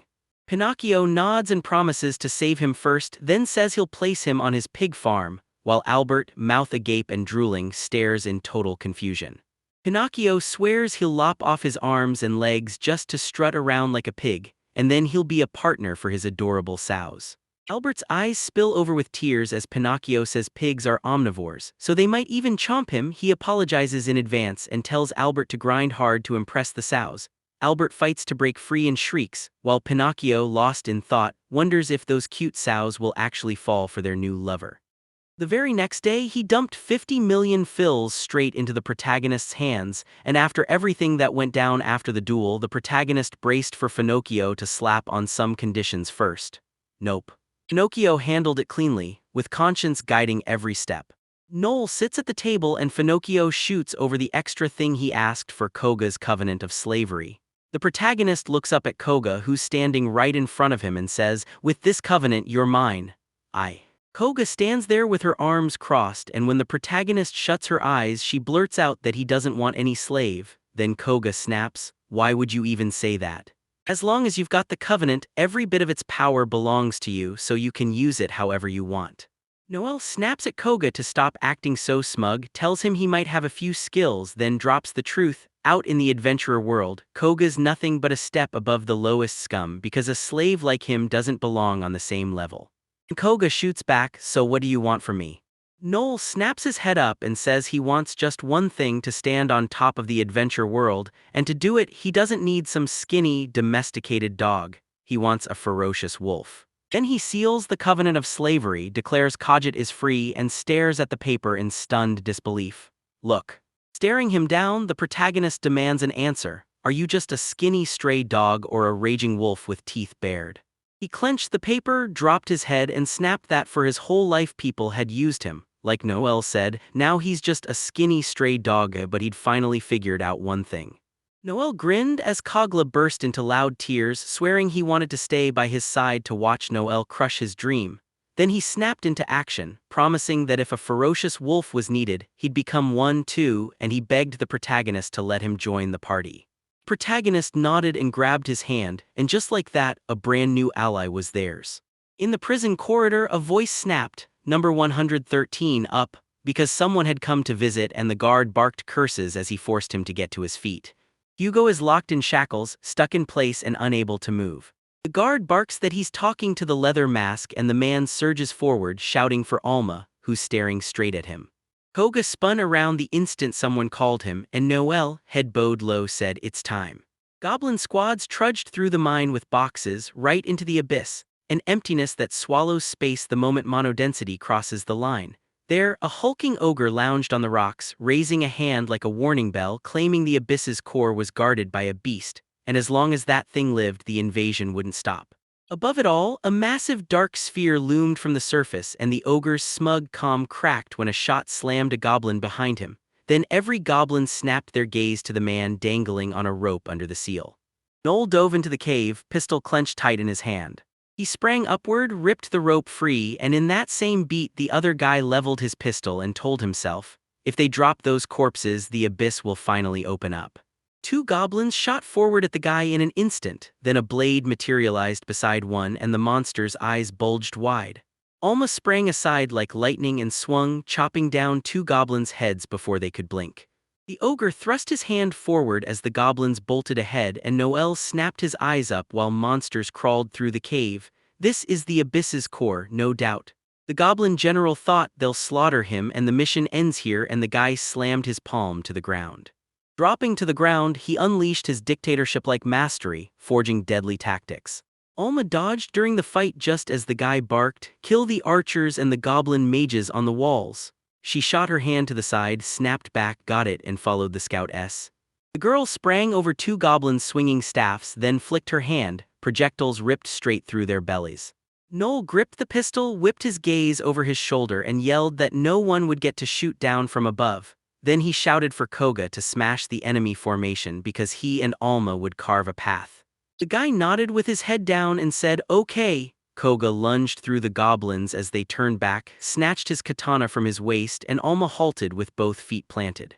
Two hulking monsters in heavy armor clutched their shields tight as they stood their ground. Then no warning, his eyes flared and he barked at Alma to load armor-piercing rounds, refusing to glance even for a second, and when he spun around, Alma was already soaring above him. She lunged forward and snapped her hand out, kicked up momentum, and fired the scout skill, armor-piercing rounds blasting through as the system flashed. It wrecks the target's defenses. The blow slammed into the shields of the two monsters Koga had just leapt onto, and the blade lit up with blazing energy. He cleaved clean through their defenses, bolted past two armored goblins while more goblins hefting shields clattered and shouted to each other. Noel blasted his mouth wide open, firing off the announcer skill. Every goblin went stiff in fear, and Koga slipped right through once the main character shouted, "Stop." A goblin general stepped in front of Koga and Noel yelled for the monster to kill him, so the general knitted his brows, stared straight ahead and said he got it. Then he slashed his sword. Koga jerked back as stones exploded outward, and Koga's eyes dropped. He gripped both katana blades and launched forward, slicing the monster's arms clean off with the blade master skill, lightning cut. The goblin flung his severed arms up, screaming in agony, and Koga grinned as he shouted, "Got you." Right beside the monster, Alma shot through the air and chopped a goblin clean in half. Its head hit the ground and Koga jolted in shock. "What?" he blurted, swinging his sword toward the girl, only for her to laugh and say he was so slow she had to step in. While they were still snapping at each other, Noel swung around and demanded, "So what are you two even doing?" He still couldn't shake the memory of that last time in the abyss with Lloyd, Tanya, and Walter, the strange smell, the thick air, that sick feeling, and now he was staring at Koga and Alma arguing, thinking, with my new allies I can finally jump back into seeker work like before. He'd returned to the abyss. That giant sphere drifted away piece by piece and Noel finally called it done. Alma stood on the rocks, wrinkling her nose and snapping that it reeks here and they've gotta get home fast. He turned to her and said they'd have to wait for the material collection team to show up, half an hour, so she'd better hang tight. Koga grinned, swinging his confidence like his katana, insisting the abyss wasn't nearly as terrifying as he'd imagined, and the protagonist shot back, "Yeah, it's not that bad." He recalled the ladder from level 1 to 13, saying the abyss, what seekers call depth, is split into just 13 levels, and the higher the number, the nastier the danger, but the abyss they had just dropped into was only the first depth, so the only monsters there were. Alma flashed a grin, threw her head back, and laughed that she couldn't believe he was celebrating so hard after stomping the weakest monsters, while he couldn't even finish off the boss cleanly. Koga shot her a nasty look and snapped that it was her fault for getting in the way. Noel shut his eyes, rubbed his head, and the girl fired back that for all the slowness in his sword, he was lightning fast with excuses. Then Koga roared that Alma was insane and spitting nonsense. The argument snapped right as the main character stepped in, told them to cut the petty bickering, warned Alma he wouldn't tolerate random interference in battle, and told Koga not to let it go to his head, then asked if they got it. Alma and Koga tipped their heads and said yes. Then Noel laughed and told them they'd done great. This debut fight was basically a strength test and it absolutely crushed their expectations. Noel felt proud they were his allies, even thinking they were carrying their jobs well, but the truth hit hard. He couldn't trust either of them as his deputy because their personalities just weren't cut out for that role. Knitting his brows and staring forward, he finally pieced it together: dungeon cell trouble. Someone barked that visitor number 113 needed to be brought up fast, and inside the cell a man sat there with his head drooped, only to be snapped at to stand up right now. The guard tugged at the collar at Hugo's neck, grinned that everything was fine and waved him through, so the man slipped into the room, staring ahead in shock, then exhaled, closed his eyes, and finally let it go. Caged behind the bars, the main character sat on a chair, then Hugo pointed straight at him and said, "Yep, it's you again." The dark-haired man snapped his brow tight and demanded, "Hugo, did you lose even more weight?" He knew the food here was worse than pig scraps, yet he still insisted Hugo had to eat because the last thing he wanted was for him to die. Then he dropped into a chair and asked if this plan was really just to drag him out, break his spirit, and turn him into an ally. Noel flashed a grin, lifted his index finger and snapped back, "That's why I take every precaution." The guy looked up and insisted he was doing it to clear Hugo of those false accusations, then he sighed, shut his eyes, and swallowed it all. Facing the guy, he snapped back that he'd said it a dozen times already: impossible. The verdict was already sealed and this cold, justice-run ministry would never undo it. Noel just grinned and said there were plenty of ways to handle this kind of mess. Hugo cocked his head and the protagonist basically admitted he didn't buy it. Of course, Noel snapped his fingers and smiled like, "Then let me show you some." The guard snapped a salute asking if his lord had summoned him and the guy grinned like, "So, want some tea?" A steaming cup of tea sat on the saucer and the guard instantly blurted an apology for keeping him waiting, said it was black tea too. Noel just grinned and praised him, then settled into the chair, tea in hand, claiming he'd done his job. "Time to go?" The guard nodded and told him to call anytime if he needed something else. Hugo stared in shock, calling it unbelievable, asking if Noel really threatened this guy because in Hugo's eyes this guard was famous for bullying prisoners. Then Noel dropped a bomb. He wasn't the only one. Two guards started pacing around the area, visibly nervous, and they didn't have to wait for an answer. Every single guard in this prison listened to Noel from the top to the bottom. One of the guards glanced over behind Hugo and bragged that these tea leaves were top-shelf quality, like they actually knew how to spend those heavy taxes. The guard flinched, turned even more nervous and thanked him like he'd said the wrong thing. Hugo stared at Noel, stunned, and Noel snapped back that he'd already lined up everything needed to get him out, just a taste of how far his influence really went. "If I'm getting out of here," Hugo warned, "I'm going to be very." Hugo shot his eyes up at the man and asked why he couldn't be his ally, only to get the blunt truth that he still wasn't willing, and that made Hugo drop his gaze. He didn't like seekers at all, and with a sharp squint he admitted it wasn't like he'd been doing this for long. Even if he tried to ally with him, he probably wouldn't help. So when Noel insisted he'd do everything he could to make Hugo comfortable being a seeker, Hugo leaned back, listening as he promised to train him and plug that gap. The man then cut straight to the point, asking if Hugo realized how absurd that sounded, and when Hugo looked up again at "We'll talk later," the man finally hit him with it. What request did he want from him right there in that exact situation? Noel grinned, pointed right at him, and said he was about to build a clan, only his party name right now was painfully bad, so he asked if he could come up with a brand new one. Hugo snapped his eyes shut and demanded, annoyed if the actor couldn't come up with a name of his own. Then the guy admitted, "I'm an actor," and Hugo just stared back like, "Yeah, because you've got ideas, I can tell," before saying he wasn't trying to impress him at all. He was just trying to emotionally pull him into the clan by slapping a name on it. Noel grinned and asked if that was such a bad thing, but the man shut his eyes again and let out a heavy sigh. The dark-haired man snapped his frown the moment the other guy bragged, "I'm just like a snake, pure cunning, ruthless as can be. I charm you, smile in your face, then I swallow you whole." He looked absolutely sickened and the guy shot back, "So, am I really that much of a snake?" Noel shot his gaze aside, grinning that snake didn't sound half bad, and Hugo just tilted his head, staring at the dude like, "Wait, what do you mean, not bad at all?" Noel grinned, rose to his feet, stared the prisoner down, thanked him for the great idea, and declared that it was time to leave. Glancing back over his shoulder, the guy practically demanded that right here and now he'd join his group, then asked Hugo what he thought, promising better food. Hugo just let out a heavy sigh and shut his eyes, and Noel lifted his gaze, remembering how the man had begged to be left alone. Then he stepped up to Koga and Alma and declared that after this fight he was certain they could form only one kind of bond, a real, proper team, and since they already had the power to build a clan, he'd file for clan creation the second they rolled back into the imperial capital. Frowning, the guy said, "Someday we won't be just a group, we'll be a clan." Koga blinked and demanded if clan was the real official name for a seeker organization, and the main character nodded, confirming it. Only clans can take abyss-related requests. If a seeker isn't in one, they can't touch those jobs unless they subcontract like they're doing. And with that cave full of dead goblins, Noel snapped, "This is the last day we're doing it." He clenched his fists and snapped that the moment they became a clan, he'd never waste time chasing puny prey for scraps. This would be big game only, starting with the very next battle where every fight would be survival, not mercy. He told them both to get ready, and Koga and Alma lifted their hands with bright smiles, nodding along. Then the slave pointed at the main character and demanded, "What's that on your hand?" He swallowed and dropped his gaze.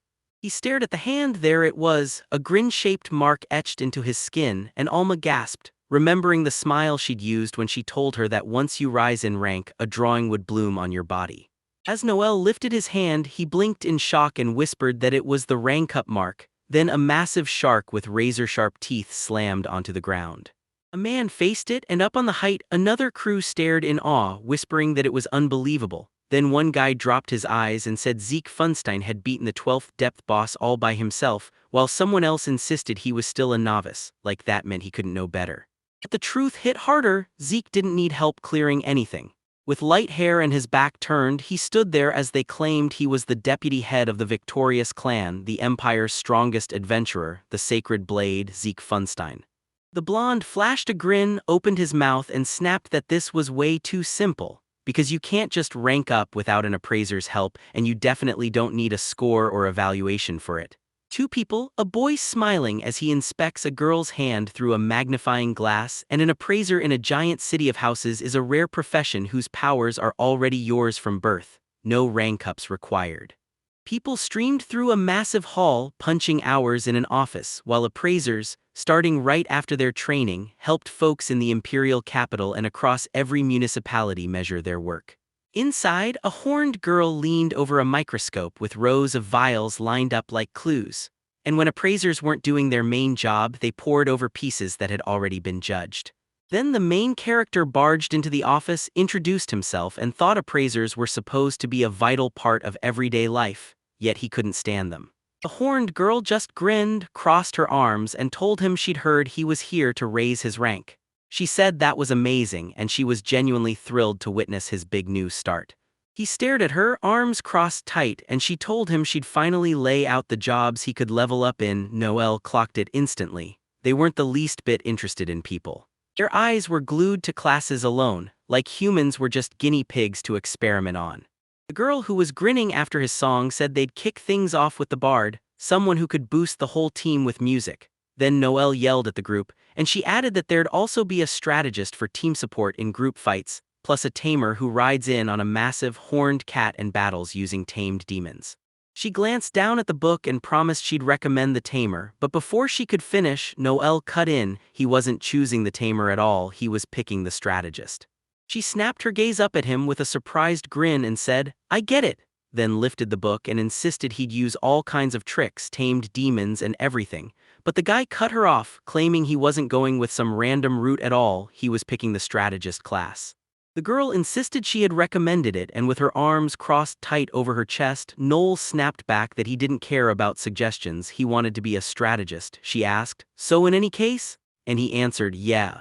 She rolled her eyes, clearly annoyed, and he figured she was just a cheeky little gnome.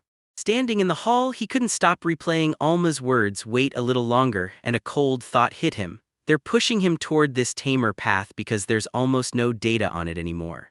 A rare class is gold for research, and once it's upgraded, it locks in, you can't swap it later. Alma still can't decide if she's an assassin or a ranger, and as his brow furrowed, he lifted his eyes and realized what upgrades really do.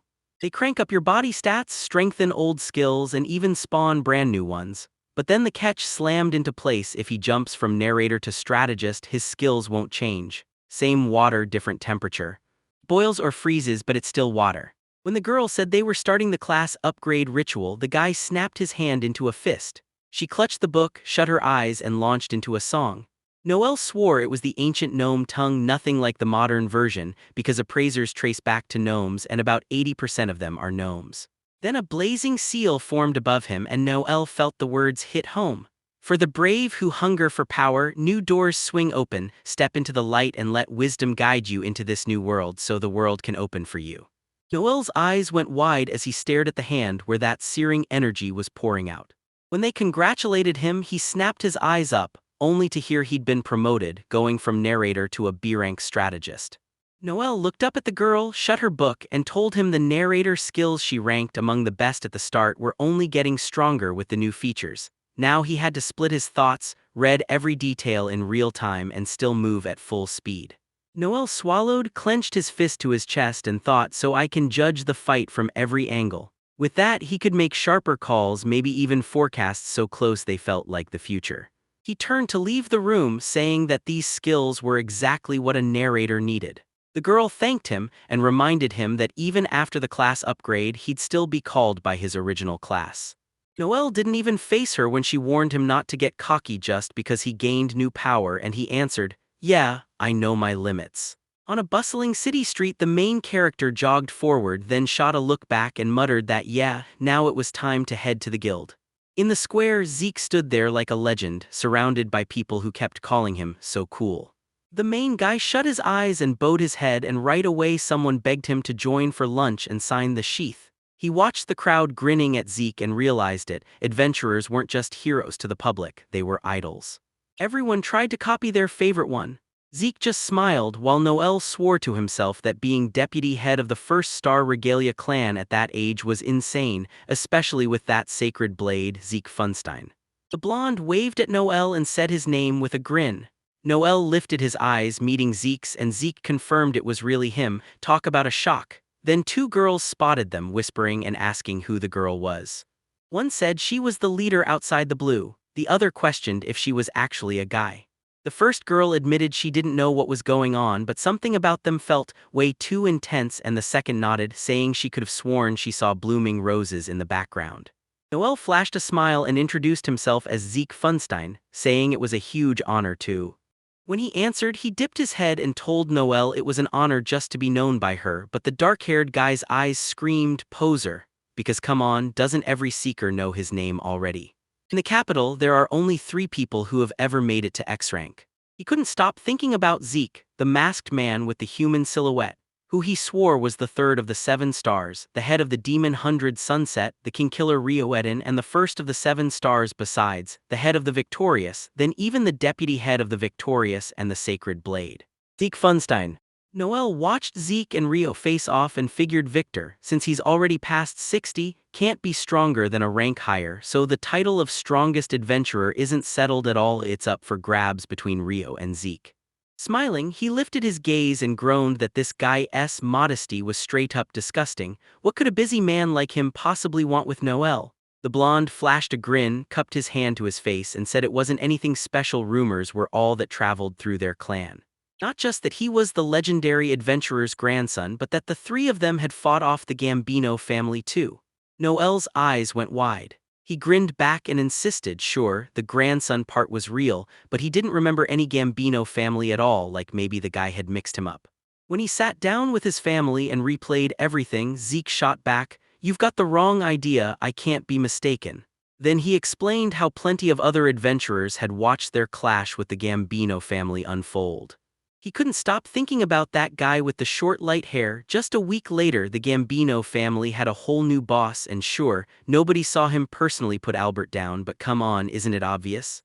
Noel shot his gaze up and snapped back that if that's true, then this guy is insanely dangerous. Did Zeke really think the Luciano family would just turn a blind eye? Zeke pointed ahead, shut his eyes, and said that was exactly what hooked him. He pointed at the frowning guy and blurted that he was just an ordinary adventurer, demanding what trick he used against them. Then he admitted he was dying of curiosity. Noel glanced back, waved him off, and said it sounded an awful lot like an interrogation, so maybe they should pause. He loved the chat, sure, but he was busy and had to go. The blonde slid his hand onto the guy's shoulder. Noel snapped as he looked back, annoyed that Zeke shouldn't grab him without permission, and Zeke, wearing a huge grim smile, laughed out an apology, claiming they weren't done talking yet. He yanked his hand off his shoulder and fired back, "So what are you doing here? Do you really think you're untouchable just because you're the deputy head of the strongest clan in this cap?" Zeke shot his hand up and snapped back, bold words, "This meeting isn't a coincidence." Then Noel's busy excuses came and Zeke bristled, warning him he didn't need any apologies. He'd known from the start why this guy cornered him, because this is a bounty hunt. As the blonde guy tightened his lips, the other explained how big clans snag promising adventurers to beef up their own ranks and bite into their enemies. Then the blonde already had his answer because he straight up refuses. Behind Zeke, his cloak snapped in the wind as he grinned and said, "That's right, the winning shot is to seize the outside of the blue," but then he slipped, and Noel's frown deepened fast as she demanded, "What do you mean?" The blonde flashed a huge grin and said he doesn't just think he's almighty, he genuinely. Staring him down, the protagonist snapped, "Can't you be reasoned with? Do I really have to lay hands on you? Are you forgetting you're just a kid?" Zeke lifted his head and grinned coldly, "Yeah, I'm a kid, and kids' desires know no limits." Then he declared he'd use any method he had to get exactly what he wanted.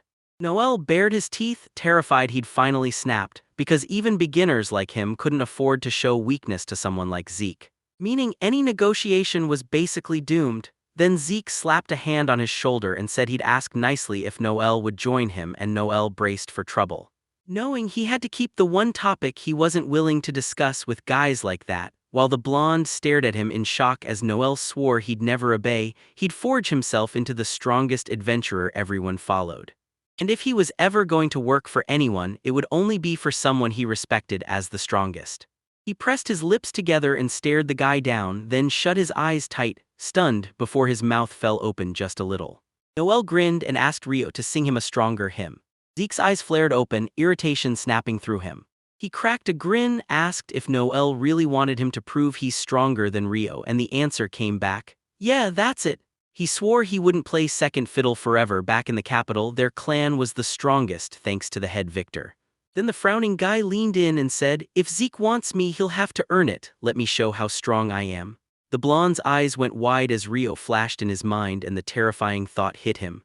If he and Rio fought at full power, someone would straight up die. And no way would anyone allow that two clan heads meeting in a deadly brawl just over some ordinary adventurer. Noel frowned, thinking Zeke was brilliant but drowning in his own ego, because if he truly believed in something bigger, he wouldn't be so obsessed with himself, and no matter what anyone says, he still can't honestly claim he's the strongest. The guy's face twisted into a frown as he stared at the blonde, then dropped his eyes to Noel with zero satisfaction, like he couldn't stand what he was seeing, while Noel just knew Zeke would never actually meet his demand. With his chin lowered, Zeke shrugged, "That's just how I am. No wonder I ended up dealing with the Gambino family." The main character turned away, thanked him for the jab, and said he already understood the terms, then told him, "When you're done, come find me." And as he left Zeke behind, Zeke clenched his fist so hard it looked like it could crack stone. One of the adventurers flashed a grin, jabbed his finger at the blonde, and told his friend, "Look." Zeke snapped his eyes wide open and stared straight ahead when the adventurer declared he was the Empire's second strongest. Noel whipped his head back in shock, then the dragon burst its eyes wide and slammed its paw down in front of him. Zeke stormed up to two adventurers, clenched his fist tight, and snapped, asking if he was the guy who just said that. The adventurer flashed a shaky smile at him and asked, "Did I really offend you?" The other guy stared him down like a threat and snapped, "No, so why'd you decide to call me second?" Two adventurers stood there jittering with nerves, and one finally blurted that Rio is the clan head, so Zeke's eyes narrowed in irritation. "You mean because he's only the deputy he's weaker?" He snapped, refusing to listen as the adventurer begged him to wait. Zeke answered with a thunderous strike, and the man got knocked flying back. Other people stared at it, and Zeke slipped out of the crowd as adventurers screamed that the man had been blasted across the way and someone needed to get a doctor. Then that hook skidded off the wall. Noel clung to the edge, staring at the district where the smoke was pouring out, and warned it was deadly. If he'd slipped up, he'd already take that hit. The other guy narrowed his eyes and snapped that they had to forge a clan faster or Zeke would come back again. A massive castle-sized territory waited just 3 days after they filed the clan creation request with the guild, and then a letter arrived. Everyone in the group had to report for the final check. 3 of them sprawled on the couch in that huge hall, and Koga suddenly waved at the main character and snapped, "What's wrong? Are you trying to ask to use the toilet?" The slave just gave him a look and said, "I went before I came." Koga nodded, then leaned in, "The inspector's arriving soon. After the exam, we'll officially become a clan." The guy pressed his palm to his face, cheeks burning with nerves, and muttered that he'd talk only with Noel. Koga smirked and shrugged, "Maybe, but I don't think it'll be hard, don't stress." The main character frowned and stared ahead like he couldn't stop thinking, and Koga kept pushing, asking, "What if you can't answer a question and they reject your application? So maybe you should review something." Alma flashed a smile and warned Noel not to act rude, saying she'd heard that if the inspector's already pissed off, the application gets shut down on the spot. Then Koga threw his head back and yelled that if he messes up, Noel's dream will die before it ever takes off. He slapped a hand to his head, frowned, and shut his eyes. "They're so damn noisy." And Alma snapped back that the only thing he could do was apologize with his death, even if it'd be brief. Still, she was happy to have worked with them and told them to handle the rest. Koga roared that he'd give his life for them, that's all he could do, and he begged for forgiveness. Then everyone froze. Right behind them loomed a giant skull. Alma and Koga instantly yanked their weapons and aimed straight ahead. Someone snapped to their feet and called out to them, and the gray-haired man with the scar over his eye shot a question back. Why were they freaking out so hard? He loomed in the doorway, pointing at their scary faces and the weapons in their hands, and demanded if they'd seen something truly terrifying. Noel knitted his brows and snapped at Harold, since he was the one talking, demanding why he wasn't the first to throw the first punch of aggression.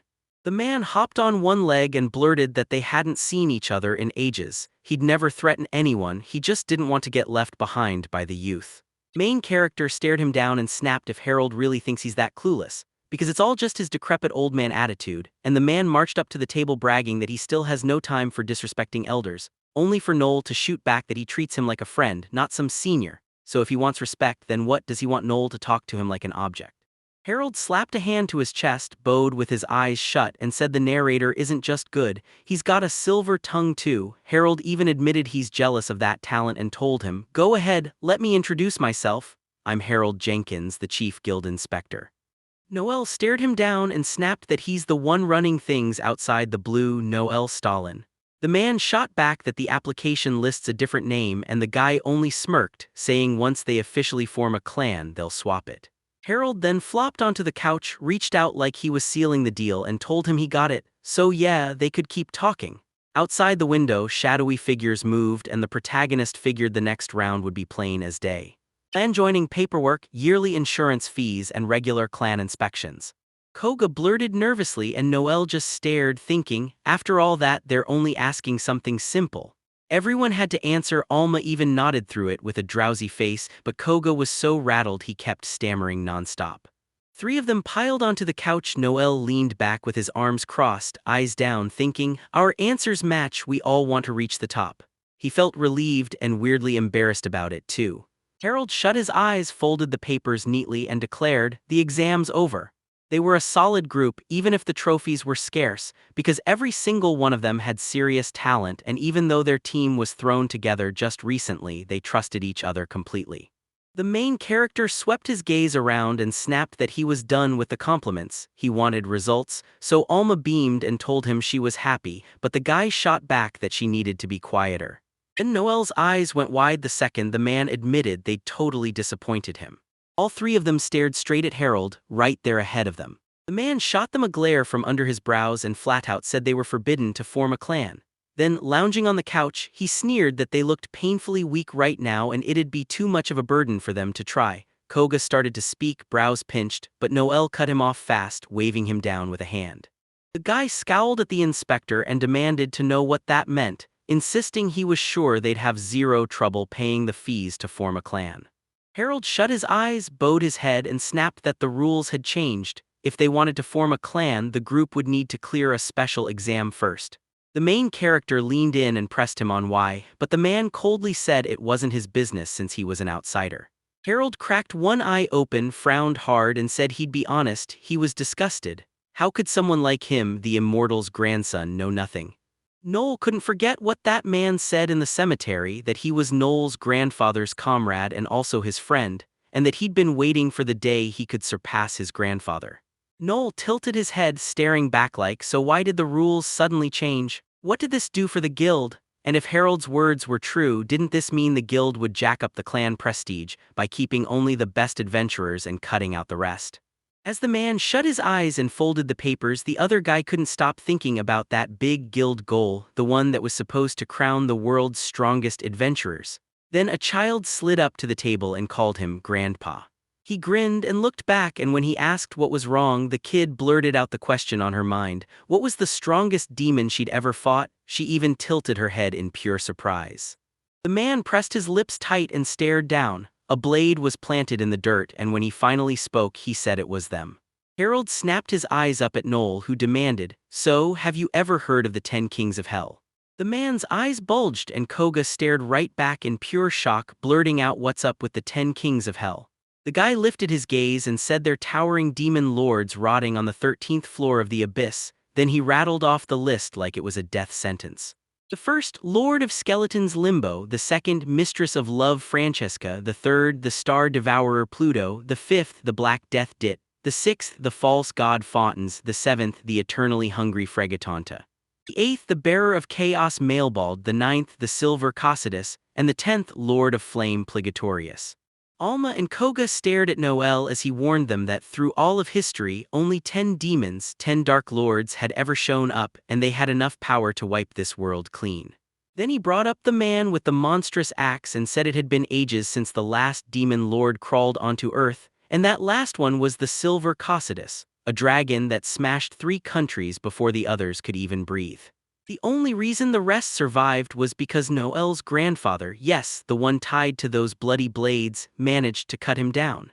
Noel's voice turned heavy as he remembered what his grandfather always said after that fight. He wasn't a hero, he was just lucky to live, and every time those words came out, terror lit up his face. Harold leaned in, asking if the reason they were being pushed so hard was that the strongest demon his grandfather ever fought was about to rise again. Harold slid the papers onto the table and nodded. Yeah, it was that bad.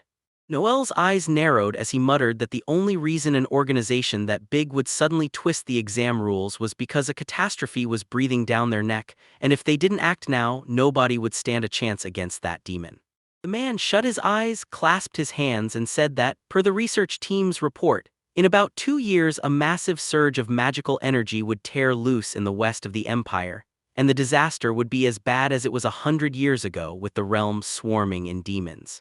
Then he snapped his eyes open, raised his gaze, and warned that as soon as that hits, a gigantic rift would rip open, letting the demons of the 13th floor of the abyss and the 10 kings of hell pour into these lands.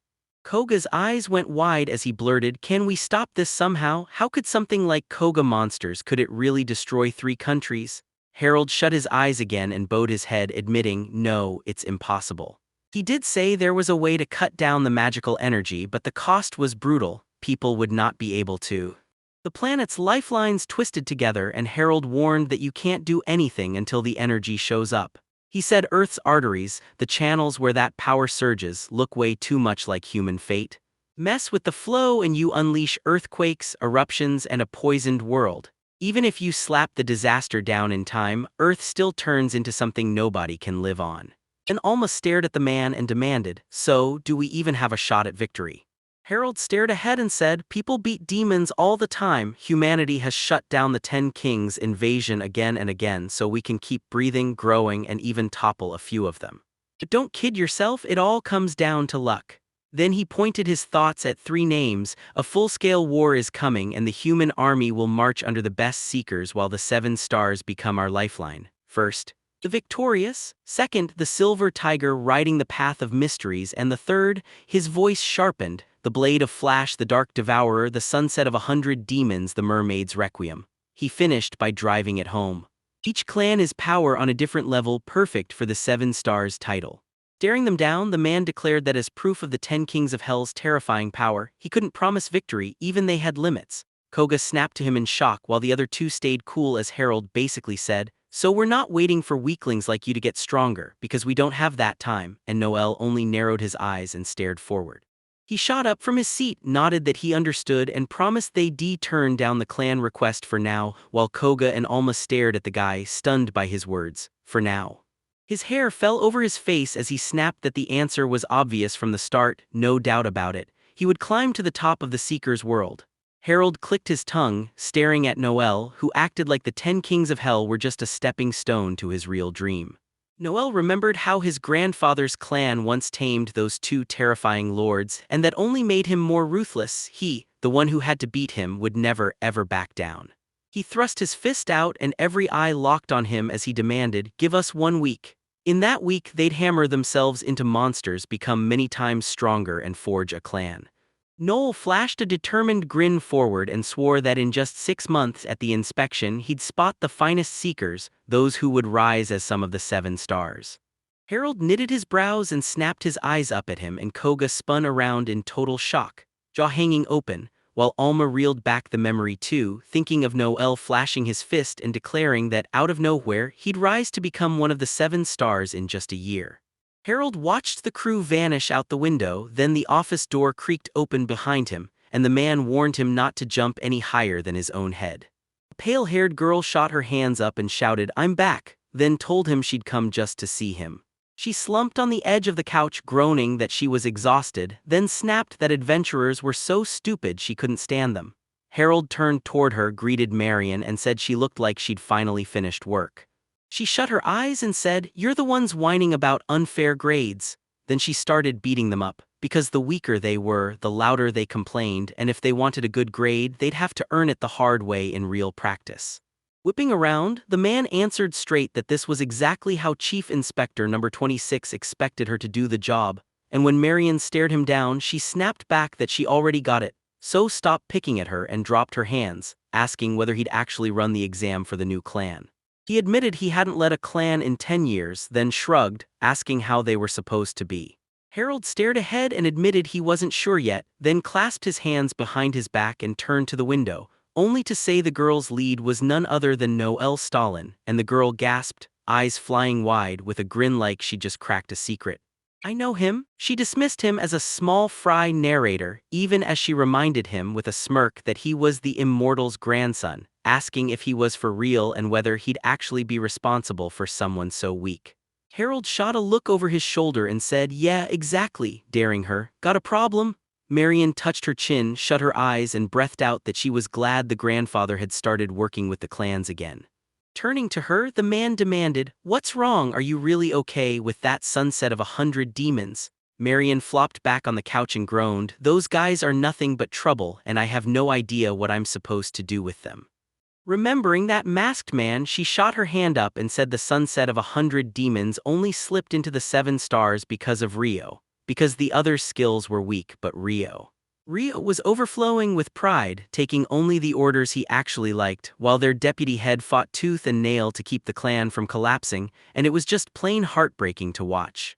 He turned away and said it was heartbreaking, but the girl lifted her eyes and snapped that no matter how hard she tried, at this pace they'd get thrown out of the 7 stars. Harold stared at her as she shouted that maybe getting kicked out was better than this, but only if Rio finally got serious, then they could take their shot at becoming the first star. The man spun toward Marion, who clutched her fists, and he told her he got her anger, then said crossing the line as an inspector was a total no-go. Marion snapped back that she knew. Harold spun away and warned her that if the sunset of 100 demons got kicked out of the 7 stars, Day X might not even have enough power to come. He flashed a sneaky smirk behind his back and muttered that the date Day X would jump from 2 years down to just 1. His eyes snapped wide with terror and he blurted out the year, then begged to know if that prediction really meant it wouldn't happen any sooner than 2 years. Staring at him, Marion snapped that the forecast had flipped. Before long, the emperor would call a state of emergency and shove every major city into defense mode, because the demons backed by the 10 kings of hell would sweep in at breakneck speed and swallow the whole country in the blink of an eye. Harold's eyes dropped as he realized that if this hit 2 years from now, he might have still found a crack of hope, while Marion warned the girl bluntly that they'd never survive if the cities weren't fortified ahead of time. Then the man started thinking about Noelle, Koga, and Alma, who were already heading out, saying they'd reach the 7 stars in half a year, and that's why he went along with it, half a year. Koga shot the main character a nervous look, blurting out, "How are we supposed to reach the 7 stars in just half a year?" And Alma jumped in too, saying, "He told you it'd be a whole year." Turning to them, he snapped that the 10 kings of hell were a nightmare for all humanity, yet somehow also the biggest chance to level up, like the soil that gets drenched and made fertile. If the empire crushed those 10 kings, it would get richer than ever, and the nuns, whose hands the floating sphere kept orbiting, had proof. The silver Cocytus heart, already defeated, was now birthing endless clean water, and that water was carried straight to the royal capital. With rivers that never ran dry, the empire would never choke on thirst or fail its fields, and Noelle, face tight, stepped forward and said the same thing would happen when the 10 kings of demons finally arrived. So yeah, he had to jump into that fight no matter what. There was no way he was staying back, he had to be at the very front. When Noel talked about the war between humans and demons, he said the average clans would get stuck hauling supplies and doing repairs. But the real prize was a commander's seat, so if they wanted to ride in the vanguard, they'd have to push through the 7 stars first. With a hard frown, he swore that if they pulled it off, they'd become the greatest adventurers the world has ever seen. Harold grinned and spun back with, "Is that so?" Like he was weighing whether it was fate or pure coincidence, and Marion flung her hands behind her head, asking who he thought would spearhead the attack on the 10 kings of hell. Then Harold said he believed it was Noelle Stalin, and Marion shot back, "It was you." Her cheeks burning, she spun toward the man and blurted, shocked, "Wait, you're the one who formed a clan today?" Harold shot back, "Not quite, I haven't made one yet." She immediately freaked out, yelling that he didn't even have a clan and that he absolutely shouldn't be handed command, because this guy had truly lost his mind. Harold snapped his head back and burst into a big laugh, and Marion stared at him like, "Wait, what's going on?" He grinned and said it hit him all at once. Back at the cemetery, when he was about to leave, the main character had stopped him and told him they'd meet again, so Harold should remember his face. The boy knitted his brows and swore he'd become the strongest adventurer in the world, and Harold, who once felt like nothing at the start, still clawed his way through every brutal hardship, until he ended up a narrator with a name that couldn't be ignored. He remembered Noel rising from his seat, acting like he'd calmly swallowed that murderous urge, then having the nerve to challenge him with that kind of boldness. Harold stared out the window and told Brandon to hold his head high, because that kid was definitely his grandson. Talent or not, he was going to grow into a hero who eclipses them all. He went on remembering Brandon, arms crossed tight, as Brandon said he'd always been proud.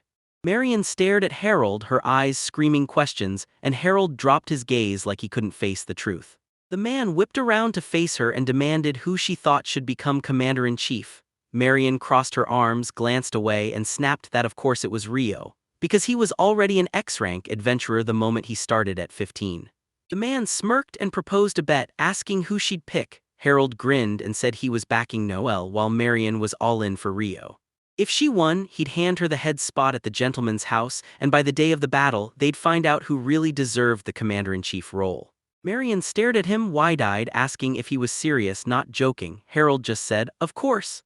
Then he stood taller and promised that if he won, she'd be sent to a ladies' school to learn every last bit of etiquette and household skills. Marion blinked in shock and asked if she really had to. When the man pressed, asking if she was actually scared, she bared her teeth and glared, frown deepening as fear tried to crawl in. When the girl blurted, "Who else is scared? I'm taking bets," he snapped his head back over his shoulder, then Alma spun forward and demanded, "What are you going to do? We've got barely enough time to enter the 7 stars. As she and Koga trailed the main character, he admitted he had ideas but no time to rush in. Fame wasn't enough, real achievements mattered, and they'd have a full week. Then, without looking away, the boy insisted he needed drama. Girl froze, staring at him, and he hit her with the truth. She was the heir of a legendary assassin. Koga blinked in shock when Noel crowned him an invincible swordsman from the Far East, then snarled back over his shoulder that he wasn't impressed. He was the grandson of the immortal, and that simply wasn't enough. So the boy said, "Look, the people who still read newspapers need a real spectacle, something that grips everyone's attention, because they'd turn the crowd into a weapon to control the association." Almost soundlessly, she stared at him in pure shock. Koga's eyes bulged wide as he demanded how they could possibly do that. Noel just flicked a hand like it was nothing and said, "I've got a plan, now listen." The two stared at the boy, stunned, as he marched up to them and opened his mouth to speak. Right in front of the main character, Koga and Alma snapped in unison that it was just plain cruel. The boys grinned back at them, like they already knew the next move. Deep in a forest that swallowed the lake's light, someone screamed that Kim was a scoundrel, right as an elf girl sat at a table, fuming at the boy in front of her, warning that if he didn't stop eating like that, not a single girl would ever fall for him. Kim just chewed harder and snapped, "Shut up!" then dismissed her as some old nobody who should learn manners from Leon. The elf girl spun toward the swordsman behind her, calling him over, and he grinned, turned around, tossed his sword over his shoulder, and asked what the problem was, because he honestly liked Kim and the way he ate. Meanwhile, Harold, 10 demons at his back like a nightmare, already knew the truth. In a year, 10 demon kings would crash into this world. With humanity staring down a death sentence, Noel put his clan making on hold and declared, "In 6 months I'll step into the 7 stars." The main character and 2 teammates stood close, and Noel laid out a plan meant to get them through it. Koga blinked in shock and asked what kind of plan. Then Noel's smile sharpened as he looked up at the two, the moon washing the city in silver. Right then, a man called Noel from around the corner. Noel stepped over, took the papers, and confirmed he'd already done exactly what he was asked. With the bag of cash in his hands, the boy grinned and said, "Nice work, you earned it, this is your reward," and passed it over. Loki stared him down and snapped that he wouldn't accept it, remembering how he'd bolted from Noel when Noel asked if Loki really tried to set him up.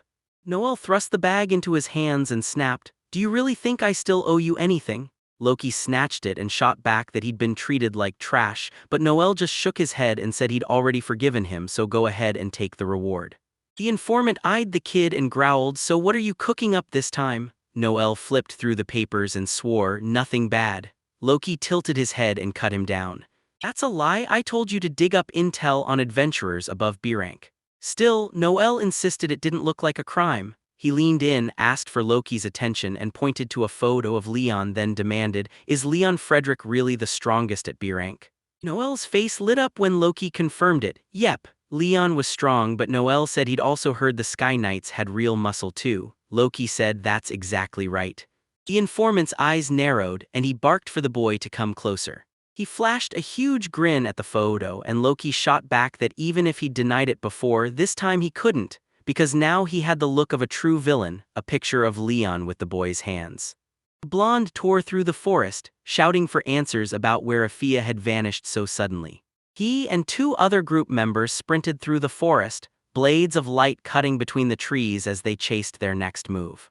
Two leaves got whipped across the sky, and then a dagger snapped into an arrow like it was hunting prey. Alma sprinted ahead, locking eyes on the girl with the bow below her.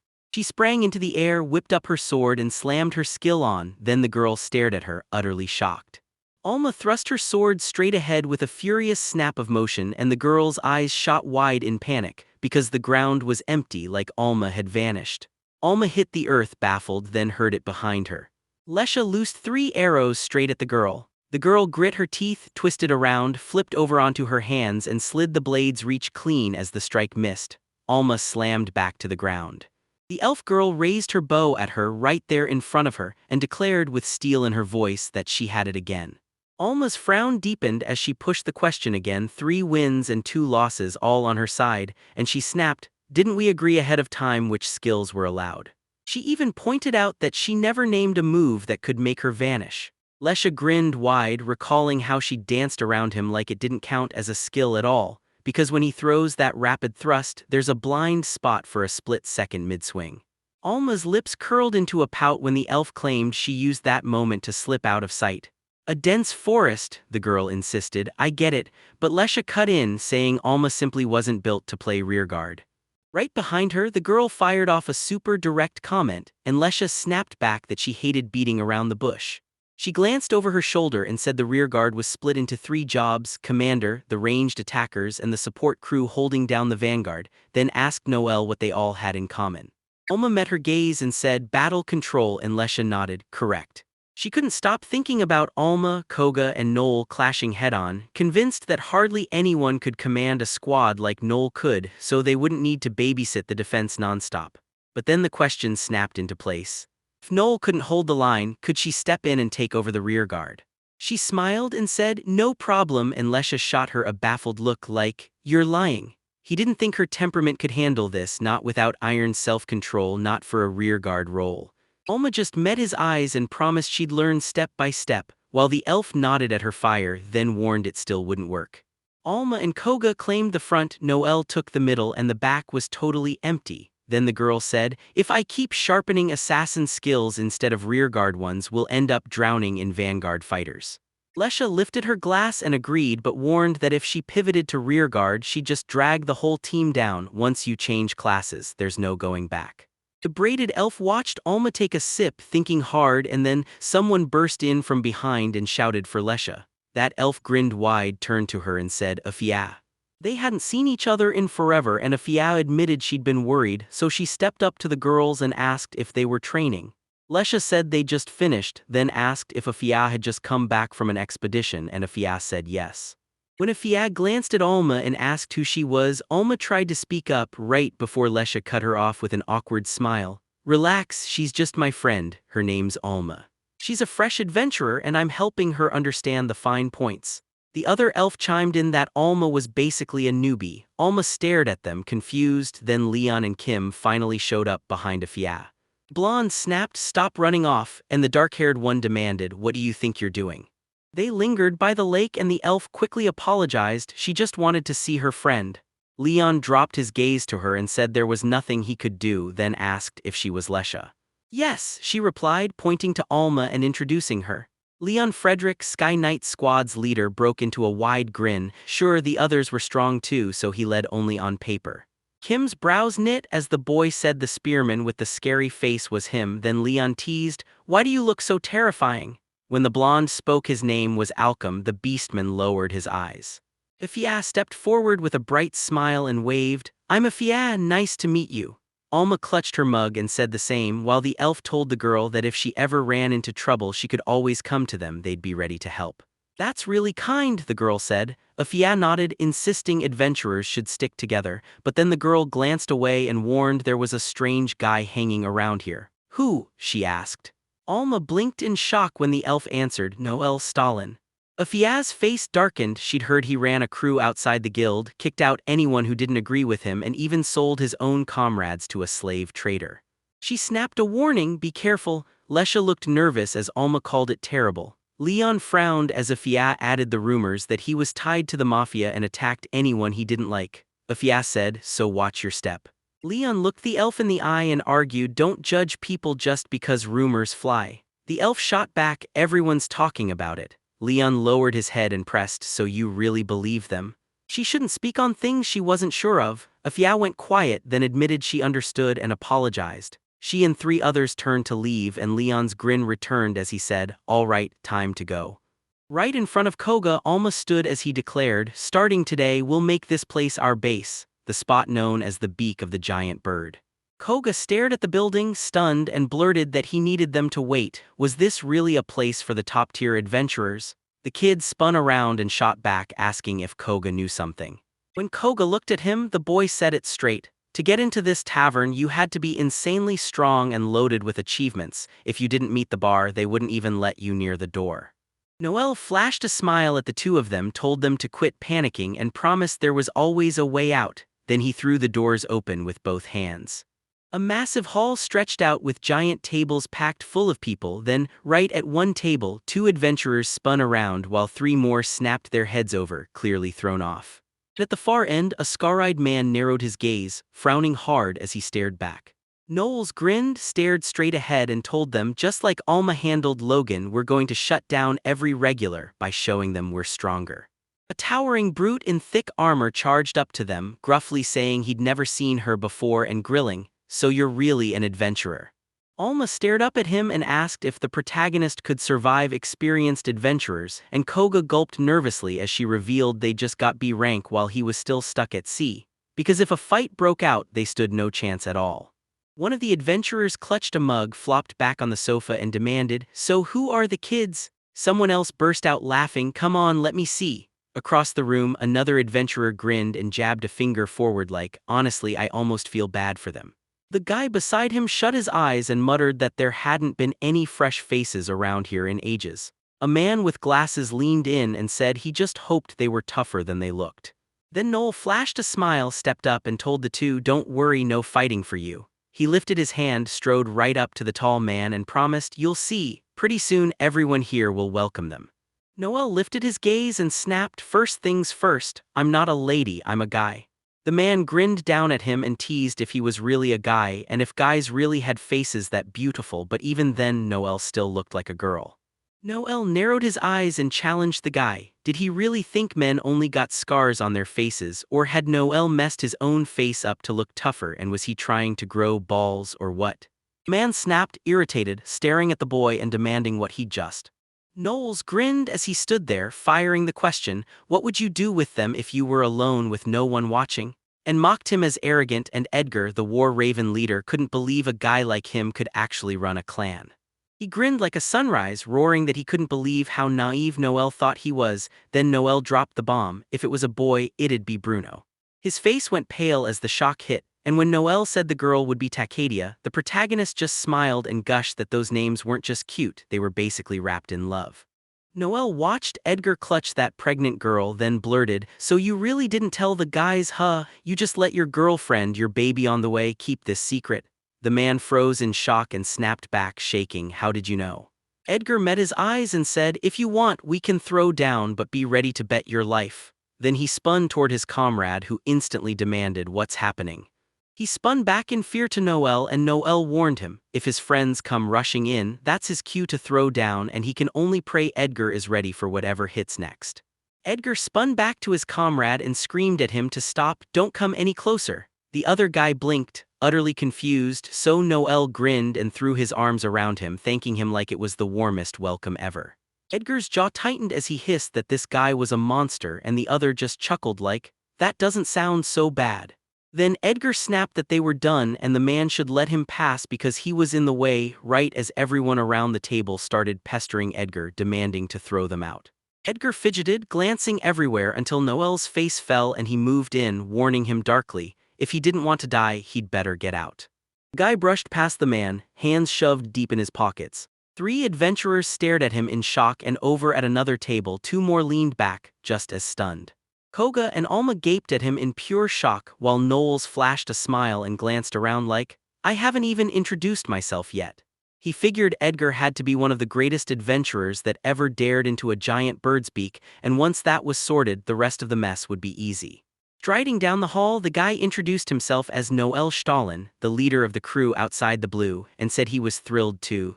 One of the girls stared at him, shocked, and blurted, so that's the outside blue. Another adventurer in dark glasses gasped that they'd heard rumors these guys were tangled up with the mafia.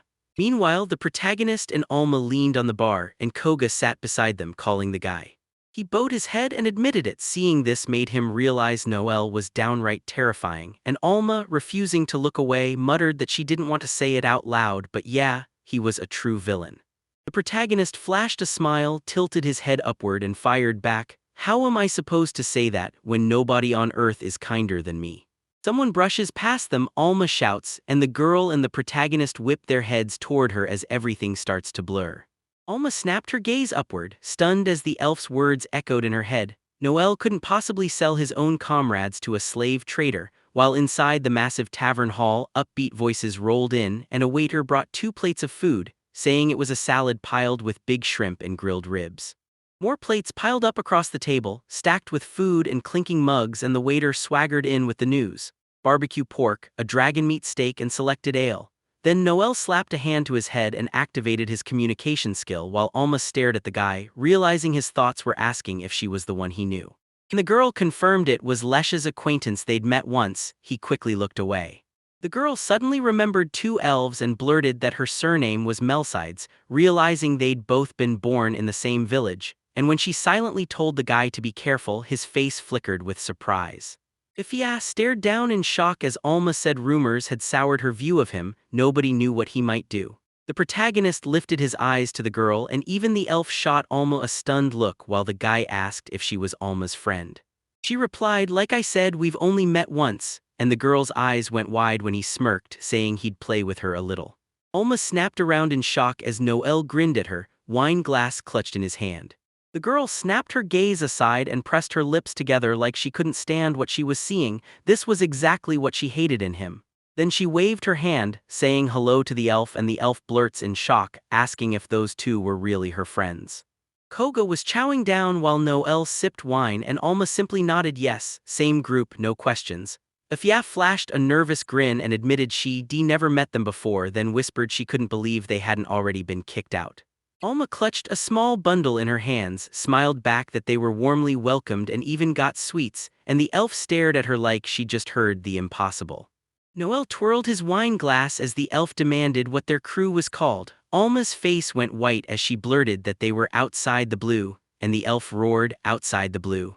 The girl grinned, tipped her head, and apologized for not saying it sooner. Then Ifia spun toward the protagonist, voice shaking, asking if that meant he was their leader. He grinned, spun toward her, and said, yeah, that's right, because he was the leader of the crew outside the blue, Noel Stalin. Ifia's eyes bulged with terror and she blurted that it was him. Then the guy grinned, asking what was wrong like she had something to tell him. She clutched her chest and said, if that's the case, put your hand on your heart and confess every sin. As the cooks kept cooking, Noel obeyed, pressing his hand to his chest and claiming he was innocent, pure as an angel. But the elf snapped that he'd forgotten how he sold his comrades into slavery, and the guy replied with the exact same words. Noel shot her an evil grin and said the guys were good, then bragged about how much cash she pulled from selling them, like wow, what a perfect setup to have friends. Fia snarled and thrust her hand toward him. Right away, he snapped his grip onto it. Koga grabbed the girl's hand and snapped that she didn't have to get all worked up. Then his frown deepened as he warned her that even if she was some big shot here, pushing things further meant paying the price. So the elf forced a shaky smile and called himself a loyal dog, asking how anyone could follow a person who'd sell his own comrades into slavery. He stared at her like a warning sign, growling that this time her words could slide right past him, yet next time she'd better watch every syllable, because if she pushed him again he'd be forced to draw his blade. Fia's eyes widened as she stared at the man's katana, then he tugged it just enough from the sheath to make her gasp. Noelle grinned, scanning the room like, yeah, I totally spooked an opponent even higher ranked than me, right? Then Leon stepped up to the elf and demanded to know what just happened. When Noelle saw the guy closing in, he warned her his comrade had just snapped and tried to attack him out of nowhere. The blonde shot a look at Afia and demanded the truth. Afia dropped her eyes, swallowed her pride, and confessed she'd let herself get carried away. The guy looked down too and nodded like he finally understood. He dropped to a bow right away, apologized to the protagonist for his comrade, and begged for forgiveness like he meant it. Noelle smirked, squinted into the sun, and told everyone, don't stress, then warned, you better watch your own friends, because even dogs don't bite without a reason. So what, were your comrades worse than dogs? Leon Frodo. He shot the guy a nasty look and asked if he really said something worse than dogs, then slammed the table hard with his hand. The blonde leaned over the knoll and told him to take it back right now. He flashed a smile at him and asked, why, did I say something wrong? Leon's frown deepened as he lowered his eyes and muttered that he apologized, but even so he wouldn't bow his way past it because he had no right to insult Afia. Noelle grinned so hard it looked like trouble, saying they meant to bait the enemy into a fight, and then, surprise, he was a total liar. The blonde stared at him, shocked. Afia's face tightened as she leaned in, warning the guy not to mess with him. This was the knoll from the rumors, and she just proved they weren't bluffing because Leon narrowed his eyes and snapped that it had to be him. The protagonist broke into a huge grin, stared him down, and asked, so you're really gossip addicts? Then she scoffed like, don't you two have anything better to do, maybe go play dolls somewhere else? Squinting like he meant it, the blonde snapped that Noelle was the worst, because anyone who doesn't value their comrades doesn't deserve the title adventurer. Noelle just shrugged like, wait, does he really think you only become an adventurer if you get his okay? He didn't even realize he was the chief among them, and that he ran the guild. Leon shot back that he'd live his life his way and still keep ripping into others, because sooner or later karma would catch up with him no matter what. Noelle's grin turned ice cold as he looked up and taunted, so you wanna be a god too? Then he scoffed, asking if Leon even realized how arrogant he sounded, and warned him to know his place, otherwise, sooner or later he'd get what he deserved. The blonde snapped his eyes downward in irritation, then spun around. Leon was already walking out, and Afia's shock hit like thunder as she blurted for him to wait. She sprinted after him while the other three stared. Koga and Alma even whipped their heads around when Noelle suddenly urged them to remember something. He grinned, swirled his wine like a promise, and said that in the life of adventurers you're either the predator or the prey, but you don't chew on the weak.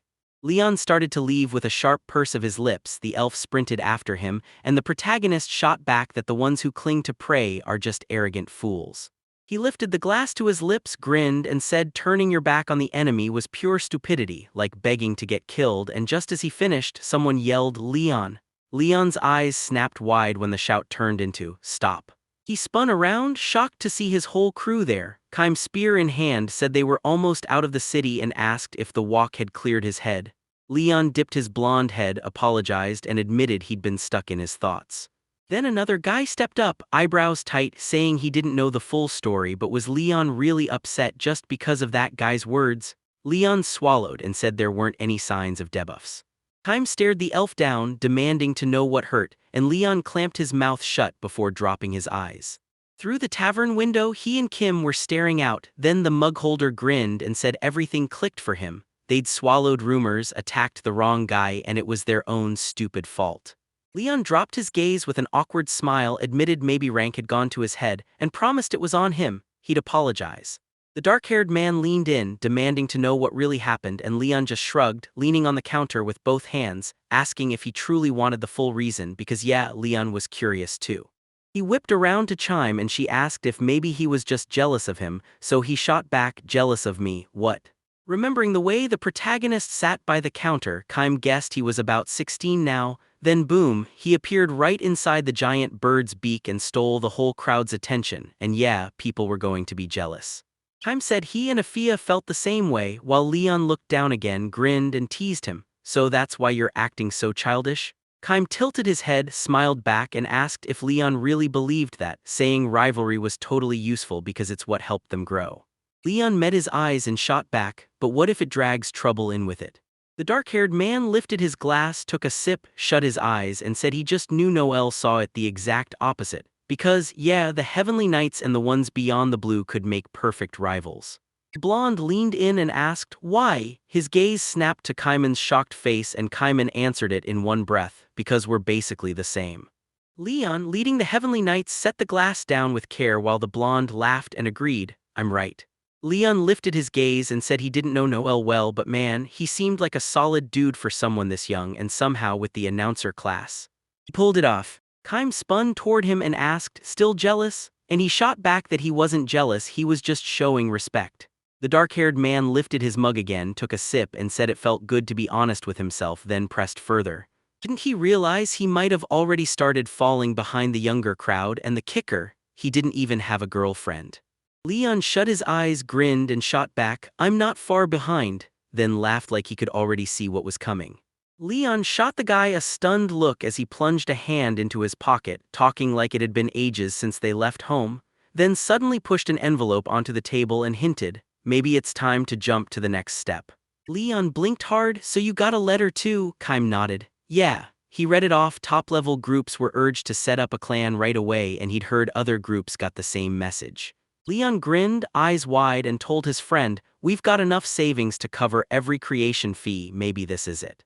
Leon cracked a smile, looked up and said it was the perfect moment, exactly the chance they needed to forge a clan. He told them they needed everyone else's take and Kaim shot up his index finger like, relax, we're already in total agreement. The blonde blinked in shock, asking if they'd talked about it even without their leader, and the guy just nodded back, yeah, we got the letter too. Kaim grinned, shut his eyes and threw an arm around his friend's shoulder while Leon scowled and snapped that he only claimed to be their leader in name. Still, that hit like a punch. Then Leon apologized. They sat side by side as Noel grinned and said, that's the whole plan. Koga stared at him in shock like, you mean you're really doing this? The protagonist tipped his wine glass and said, what's the point of winning if there's nobody to measure you against? If proving you're better than other adventurers isn't real achievement, then what is? Alma's eyes widened at the guy because he didn't sound like the usual type who dismissed animals as impossible to tame with plain talk. This guy was different. Edgar lowered his eyes, jaw clenched in fear, and Noel told him, no matter how strong you are, one slip can send you tumbling right into someone else's hands. Noel grinned as he stared into the distance and told them that those Heavenly Knights would be the first stepping stone to their greatness. That giant palace loomed over them like, don't waste the moment, forge it while it's hot, and Leon and Kim started sprinting up the stairs. Next day, Leon and Kim headed to the association to apply for a new clan while Afia and Ulcam handled their own business. The two guys sank into the sofa in the room and the blonde swore that once he explained everything at the registration desk, they'd be led to the hall. Normally the exam takes days, so when they were brought here out of nowhere, something felt seriously off. Harold bowed with his eyes shut and welcomed them, then said he was the chief inspector from the Adventurers Association. Leon bowed too, claiming the Heavenly Knight's lead, and the kind words kept coming as he introduced himself. The inspector slid onto the sofa across from them, grin and all, saying he'd heard of their crew and that the strongest adventurers wanted to form a clan, so yeah, he was thrilled. Leon dropped his gaze and muttered that they were overstating things, but Harold snapped his eyes back up and told him not to downplay himself. The truth hit like a drumbeat, their team already earned the title Dragon Slayers. Leon couldn't stop thinking about that battle. The title didn't just mean they killed a dragon. It meant they defeated a demon that looked like one. Among demons, they're terrifyingly strong and even mid-ranked clans struggle to win, so taking down a real dragon-class threat is a legendary flex in the adventurer world. Smiling at the guys, the inspector praised them, telling Leon and Kime to stand tall because all four of them just crushed a terrifying enemy and they shouldn't look away from what they pulled off. Their serious faces stayed pressed to the glass as he bragged that, with their wins and reputation, they could form a clan without even touching the qualification exam. He even said he wanted to congratulate them, until the blonde's eyes snapped wide when Harold blurted that the Adventurers Association rejected their clan application. Kime shot to his feet and demanded, "In what way do you reject it? What's the real reason?" Folding his hands, the inspector nodded like he'd seen this confusion 100 times, then said, "All right, I'll explain."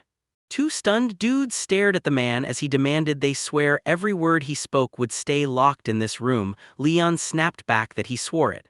Outside the tall building's windows, Leon and Kime gaped in disbelief. Then the blonde fired, "So the 10 kings of hell are really coming in a year?" And the other guy shot back, "Wait, 10 kings, really?" Harold folded his hands, shut his eyes, and nodded, "Yeah, it's true." And that's when the association chose to shrink the list of groups allowed to form a clan, which is why they refused them in the first place. They're doing it to pack more power into the people by letting more free requests roll in. Leon frowned and snapped that, "Turns out they're just too weak to fight back against demons," while the man confirmed he was right. Harold stared at him and asked why he didn't apply the moment he got the title 2 years ago, and the guy went rigid with his mouth hanging open, then slid forward on the sofa and demanded if they didn't already have the right achievements and resources. Leon shot back that he wanted to get stronger before forming a clan, but the inspector snapped that it was exactly their doubt that raised red flags. Leon nervously dropped his head, trying to find words as Harold added that people were questioning whether the Heavenly Knights could grow stronger after making a clan. Maybe it was smarter to hold a steady position than gamble for more.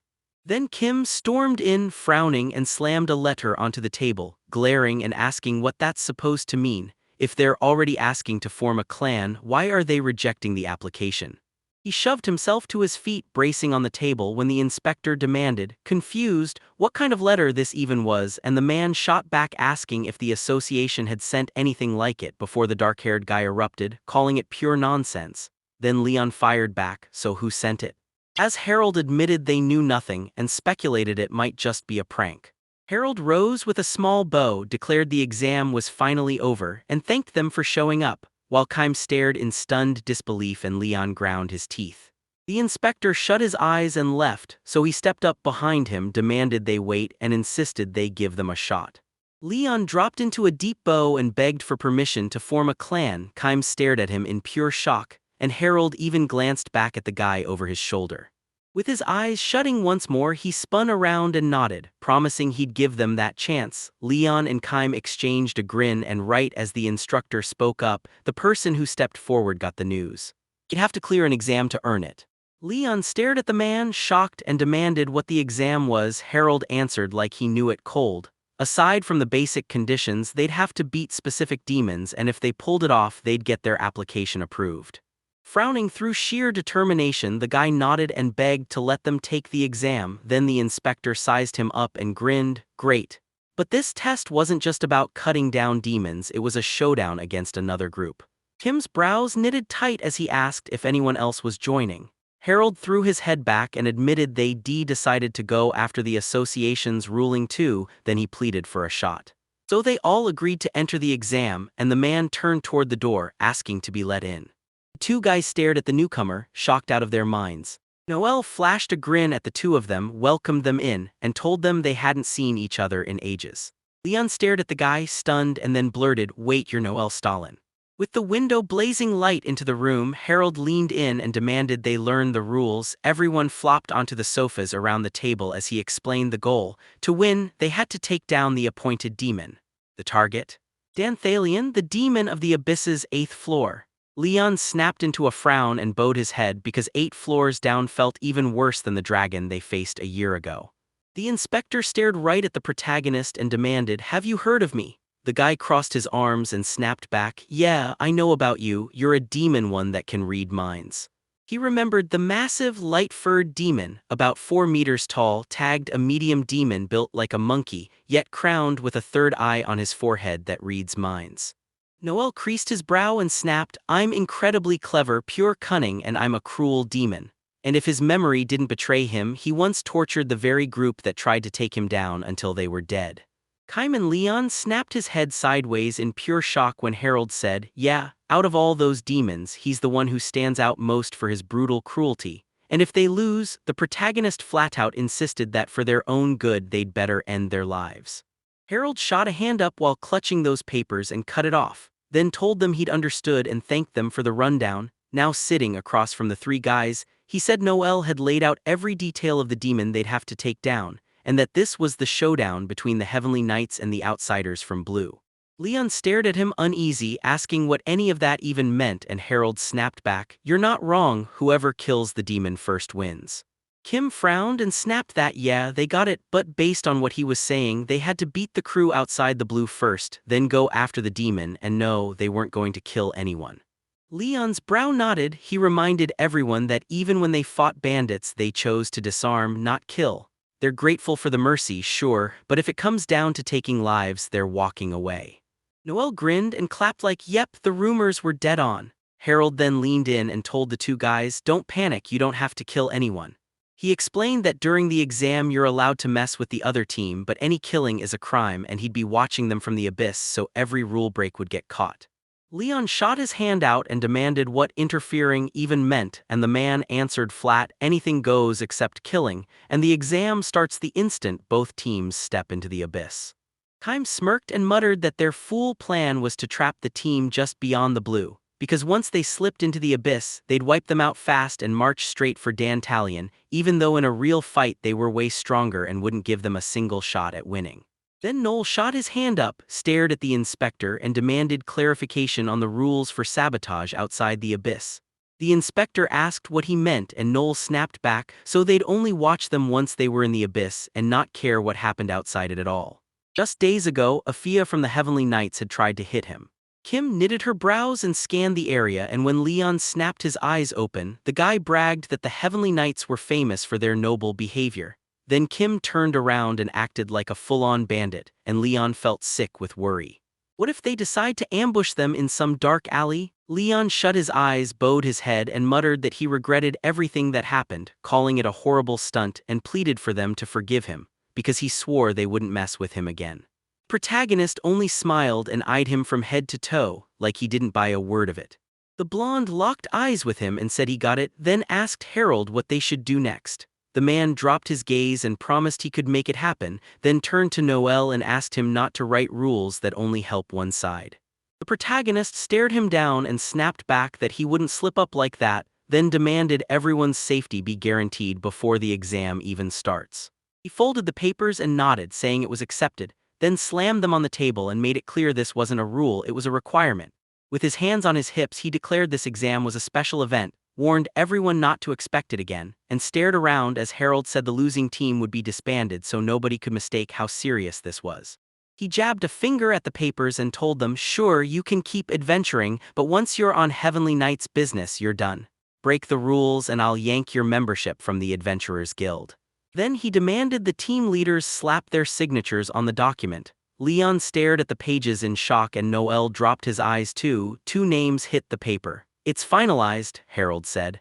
The exam would kick off in 3 days, and he ordered them to get ready for it. Just as the protagonist was about to leave, Leon yanked his attention. He snapped around when the blonde beside him warned that it might sound arrogant, then said they were already way stronger than their rivals, and that if nothing changes, they won't even get a shot. Rage hardened on his face as he muttered that he's ready to take on anyone stronger than them, so they'd better stay on guard, and he'll do whatever it takes to win. He shot his hand out, and Noel stared back like she couldn't believe what she was seeing. He clapped the guy's hand and shook it hard, then the blonde stared at Noel in shock, and Noel opened his mouth to speak. That young man with the evil grin locked eyes on him and said the announcer is the smartest of all the classes, so with his strategist powers, he can see what's coming before it even happens. In the guy's eyes, Leon stared back and he growled that it's obvious how Leon gets wiped out. The blonde crumpled on the ground. Noel hissed that he was just lying there in the dirt, right in front of them. Leon gave a small, sly smile and stared right at him, then said he'd meet outside the Blue, right there in the city he was promising to check out. Kym sat hunched at the bar and someone slid right aside of him, then the guy stared in pure shock, demanding, "What do you mean?" Two rival groups stared down at each other deep in the forest, and out in the distance, A massive dark sphere hung in the air, looming closer by the second. Mouth stretched wide, Harold blared that he welcomes the heavenly knights and the blue outside, cheering they'd arrived safe. Then he snapped into, "All right, now let me tell you about today's exam." Two lines formed as everyone stared because both groups were about to plunge into the abyss after the demon Dan Talion, and the inspector warned Leon they could face off if they wanted, just no killing. Whoever lands the first hit on the demon wins and gets to build a clan. Noel frowned too as the verdict hit lose and your group gets torn apart. Harold knitted his brows and demanded honesty and full rule following from the leaders of both groups, and Leon spun to face the protagonist, offering his hand, saying they'd make it right by giving their. He grinned, pumped them up with a quick nod of good luck, then glanced at Afia and Kame, only for Kame to narrow his eyes and scrutinize the guy. Kim slid onto the bar stool and stared at Noel beside him, who shot, "So what are you doing here?" And Kim smirked back, "Don't worry, teams can't hurt each other before the exam even starts." Kime knitted his brows, staring at the thought that he'd set this rule himself all along, and when he turned to Noel, he admitted the kid was way more interesting than he expected, then asked why he showed up, promising to hear Noel out. Glancing away, the protagonist said he had one mission only: make Kime betray the Heavenly Knights. The guy stared at him in total shock, spewing his drink everywhere, then burst into loud laughter and demanded whether Noel really thought he could kill him with laughter. Noel spun around and asked why he handed the leader's spot to Leon right as Kim's hand, still gripping the glass, went rigid. The guy didn't even turn, he just stayed silent, while Noel kept talking, saying the answer was obvious because Leon was miles better than him. Staring right at Kime, the guy snapped that the Heavenly Knights aren't what they used to be. No matter how hard they try, they'll never match Leon's talent, and he taunted him, asking if Kime really wants to taste despair. Kime's head tilted, then he ordered him to stop. This is his last chance. He shot up from the chair, bowed his head, and admitted he wasn't wrong. These days are nothing like before. Someday they won't even be able to keep pace with Leon because he's a real genius. Kime lifted his eyes with a grin and said even so he still wanted to help. This wasn't about emotions at all. He wanted to watch his precious friend grow into a legendary adventurer, and he'd back him all the way to the very end. He shut his eyes and gulped the drink from the mug, then Kime set it down on the table just as Noel was talking, saying he knows Kime can't beat him no matter how hard he tries. Kime walked past the guy, waved him off and smirked, "Yeah, it's obvious you're still a kid so you don't get it." Noel shot him a look from over his shoulder, then the guy shut his eyes and turned to walk away. Noel broke into a broad grin and muttered, "So that's how it is?" asking if Leon won't betray him first. He snapped around to Noel, demanded a repeat, then planted himself before Alcam and Afia, convinced he'd somehow tricked every last one of them. Every member of both groups stared straight ahead like nothing could move them, while Harold barked orders and demanded the teams take their positions. Both groups surged ahead toward the dark sphere, and the man barked that the exam was starting.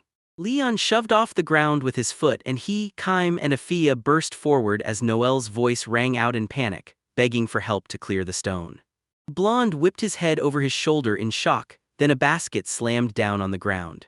Noel, Koga, and Alma were planted right in front of it, and the first one grinned, "I brought snacks you can totally munch."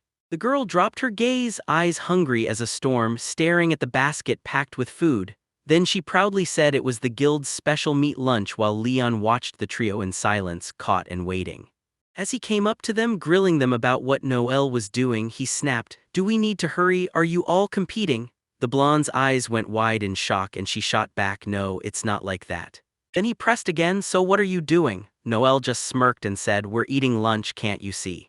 Leon sized him up, confused, and snapped, "Why are we eating right now?" Noel slid the food over with a grin, "You can't fight on an empty stomach." Leon glanced back at Harold, "What does that even mean?" Harold stepped forward, asked if he could speak, then leaned in toward Noel and hissed, "The exam's already started, are you taking it?" Noel shook his head. Harold's smile vanished as he ordered, "If you won't comply, get up, because I'm counting that as your defeat." Noel took a bite, smirked, and shot back that they never even talked about some rule like that. He saw zero reason to follow it. Leon's jaw tightened and the inspector trailed off with, "It was." The blonde leaned in close, snapped that he needed to stop messing around, and demanded he stand up and fight. Noel stuck his tongue out, grinned at him, and told him to back off. then snapped that if he wanted to team up, he should shut up and wait right there until they were done, teasing him that the great heavenly knights weren't scared of some newbie. Kaim snapped a hand onto Leon's shoulder and demanded he stop. Leon spun around in shock, scrambling to get a word out. Kaim stood right beside him, stared him down and told him to calm down, leave him alone, don't make things worse, and remember why their application got rejected. Leon replayed Harold's apology and all the reasons they'd been so cautious, then he and Koga surged ahead, only for the blonde to glance back and shout Noel's name. He chewed with a smug smile, then tilted his head like, "Did you just tell me you're disappointed?" Harold shoved his hand into his inner pocket and yanked out the letter, then his eyes dropped to it like it burned, and the memory hit him of Koga leaning on the table, asking what kind of letter this was. The inspector went still, staring at Noel and the crew at the edge of the forest where that monster sat, while Dentalian clutched a helpless person in his paw. He hurled him aside and snapped his gaze back. The poor guy slammed into the ground a couple times, and there it was, a mangled human corpse sprawled out, ringed by smaller monsters. Dentalian clenched his teeth, snarled under his breath, then let out a shaky, wicked chuckle. Leon stared at Afia as she shut her eyes and said, "With relatives included, there are about 500 of them here." Then she dropped her head, pressed both hands to her hair and grimaced, because the place was crawling with monkey-like monsters. She snapped her eyes open and said, 200 fighters are coming straight at us." Then she smirked because they'd been smart enough to sneak in from the windward side. "We can smell them," she added, "and they're too slow, we'll hit them in about 5 minutes. Leon lifted his chin and said, "Perfect, this is where we meet them. With the woods thinning out, we'll have room to maneuver, tear them down and push forward, so everyone get into your battle positions." Kim lifted his spear and thrust it straight ahead, waving it like a warning blade. Fia snatched her bow and pulled the string tight, right as Ulcam lifted his paw. Gazing at the leader, he demanded a moment and then asked what was going on. Alchem looked him in the eye and snapped that this wasn't the time for chatter, but he had to seize the opening, because Noel had swung by the other day. Kaim's eyes snapped wide with pure shock. Ifia snapped her eyes wide with shock, and Leon whipped his head back over his shoulder at Alchem, who tried to tempt him with betrayal of the Heavenly Knights. So Leon frowned, dropped his gaze, and shot back that he refused because Alchem's offer was just straight-up nonsense.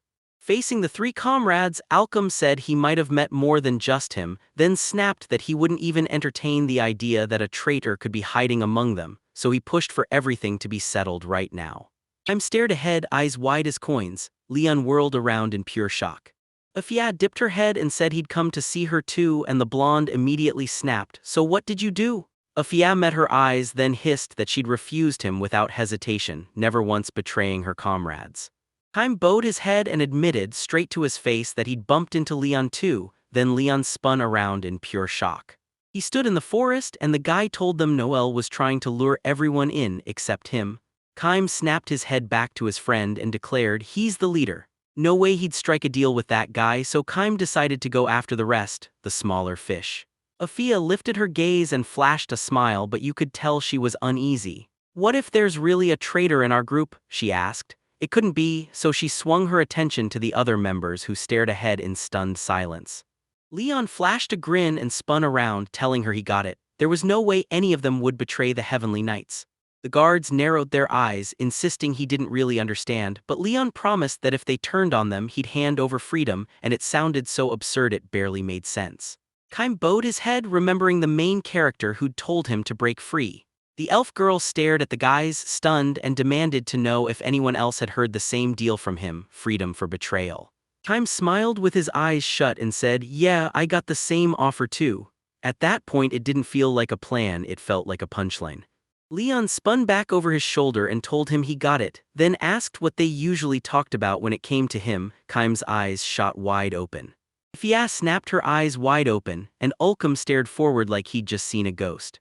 They remembered Noel's grin and her words, "You'll never catch up to Leon's talent." Kaim shut his eyes and spun away, grumbling that they'd already talked themselves sick about him, plus, yeah, no traitors stood out in the crowd. He figured the real move was simple. Get them to doubt each other, because the more they overthink, the more it helps him. Ulchem smiled and said Kaim was right on time, because according to his plan they were supposed to turn and kill each other. Leon spun back and snapped, "Got it," and for some reason that made it feel way too real. Keim's thoughts raced. He wasn't sure he liked these kinds of methods, but Noel was dead serious. The blonde flashed a smile and kept staring ahead, and when the leader told them to listen, Keim looked at Noel. He flashed a grin, glanced over his shoulder, and said once this exam was finally over he'd come back to them. Then they'd pull Noel and his crew into the Heavenly Knights. Kim dipped his head, and the moment he did it, Afia snapped still, eyes wide as her mouth fell open, while Alcam froze right beside her. Leon lifted his gaze and told them straight up that they had real potential and could become solid partners, because the losers wouldn't get to combine into one group anymore, no excuses. He also swore that if the winners went to Lord Harold and asked for mercy, he'd back down and grant leniency. He stared at Afia and she grinned back, saying she thought it was a great move. Then her eyes dropped as she explained how Lesha warned her that Noel's old comrades had robbed him blind and vanished, so he sold them into slavery just to claw the money back. It was a bitter truth, she admitted, but she finally understood the why. Leon met her gaze as she insisted Noel's hunger to rise would smash through every obstacle and that his ambition might light the way for them. Alchem lifted his head and said he had no problem with it. Once they officially became a clan, their numbers would grow no matter what.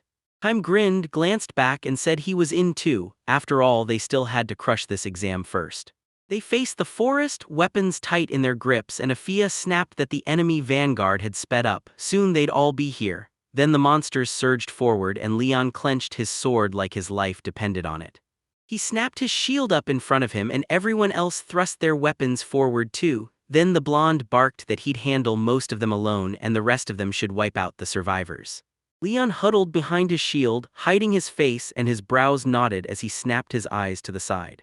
Several monsters reared up, bared their paws, and launched themselves forward, while the guy sprinted straight at them and the rest of the team held the line behind. One monster slammed into the glass and shattered it, and then more piled in, jaws wide and ready to bite. Leon planted his sword into the ground in front of the barrier, lifted his gaze, and declared it was the knight's gift, the holy shield. He surged off the earth, shoved the defense forward, and took over like a wall, tanking the hits, throwing up shields, and sealing wounds as system windows showed he specialized in defense and healing.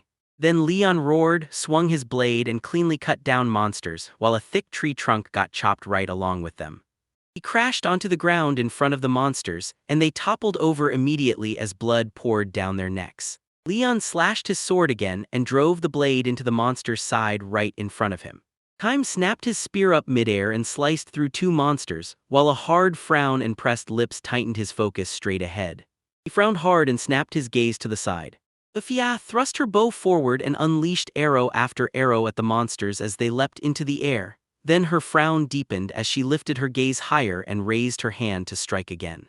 Alchem planted himself in the heart of the seal while earth golems in front of him hammered the monsters into the ground. He grit his teeth and glared ahead. In the field littered with dead beasts, Leon declared that every single one of the 200 minions was wiped out, then spun back and demanded whether they were ready to roll, because on the way to Danthalion they'd crush every last little straggler. The faster the demon fell, the sooner they'd be back home. With fierce determination, the blonde nodded and the rest of the crew answered, "Got it." They pushed deeper into the forest and right at the center sat that huge, pitch-black sphere. Koga stared ahead and asked if this would really work. Noel stayed close behind, delivering food to Alma and basically ordering her to eat. She was crucial to the plan, so she needed fuel. Koga then leaned in from the side, watching their pace like a countdown, saying the Heavenly Knights would steamroll Danthalion before long. So was this finally the end for them? His worry was written all over his face.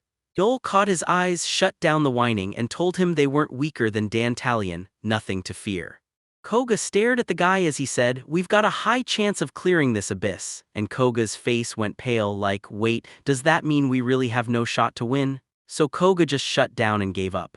Noel shot back, "The win is ours." Kogan snapped, hands pressed to his cheeks, freaking out that they were already slipping behind, and if they really blew it, the party would have to break apart. The main character just shoved food into his mouth and barked, "Listen to me."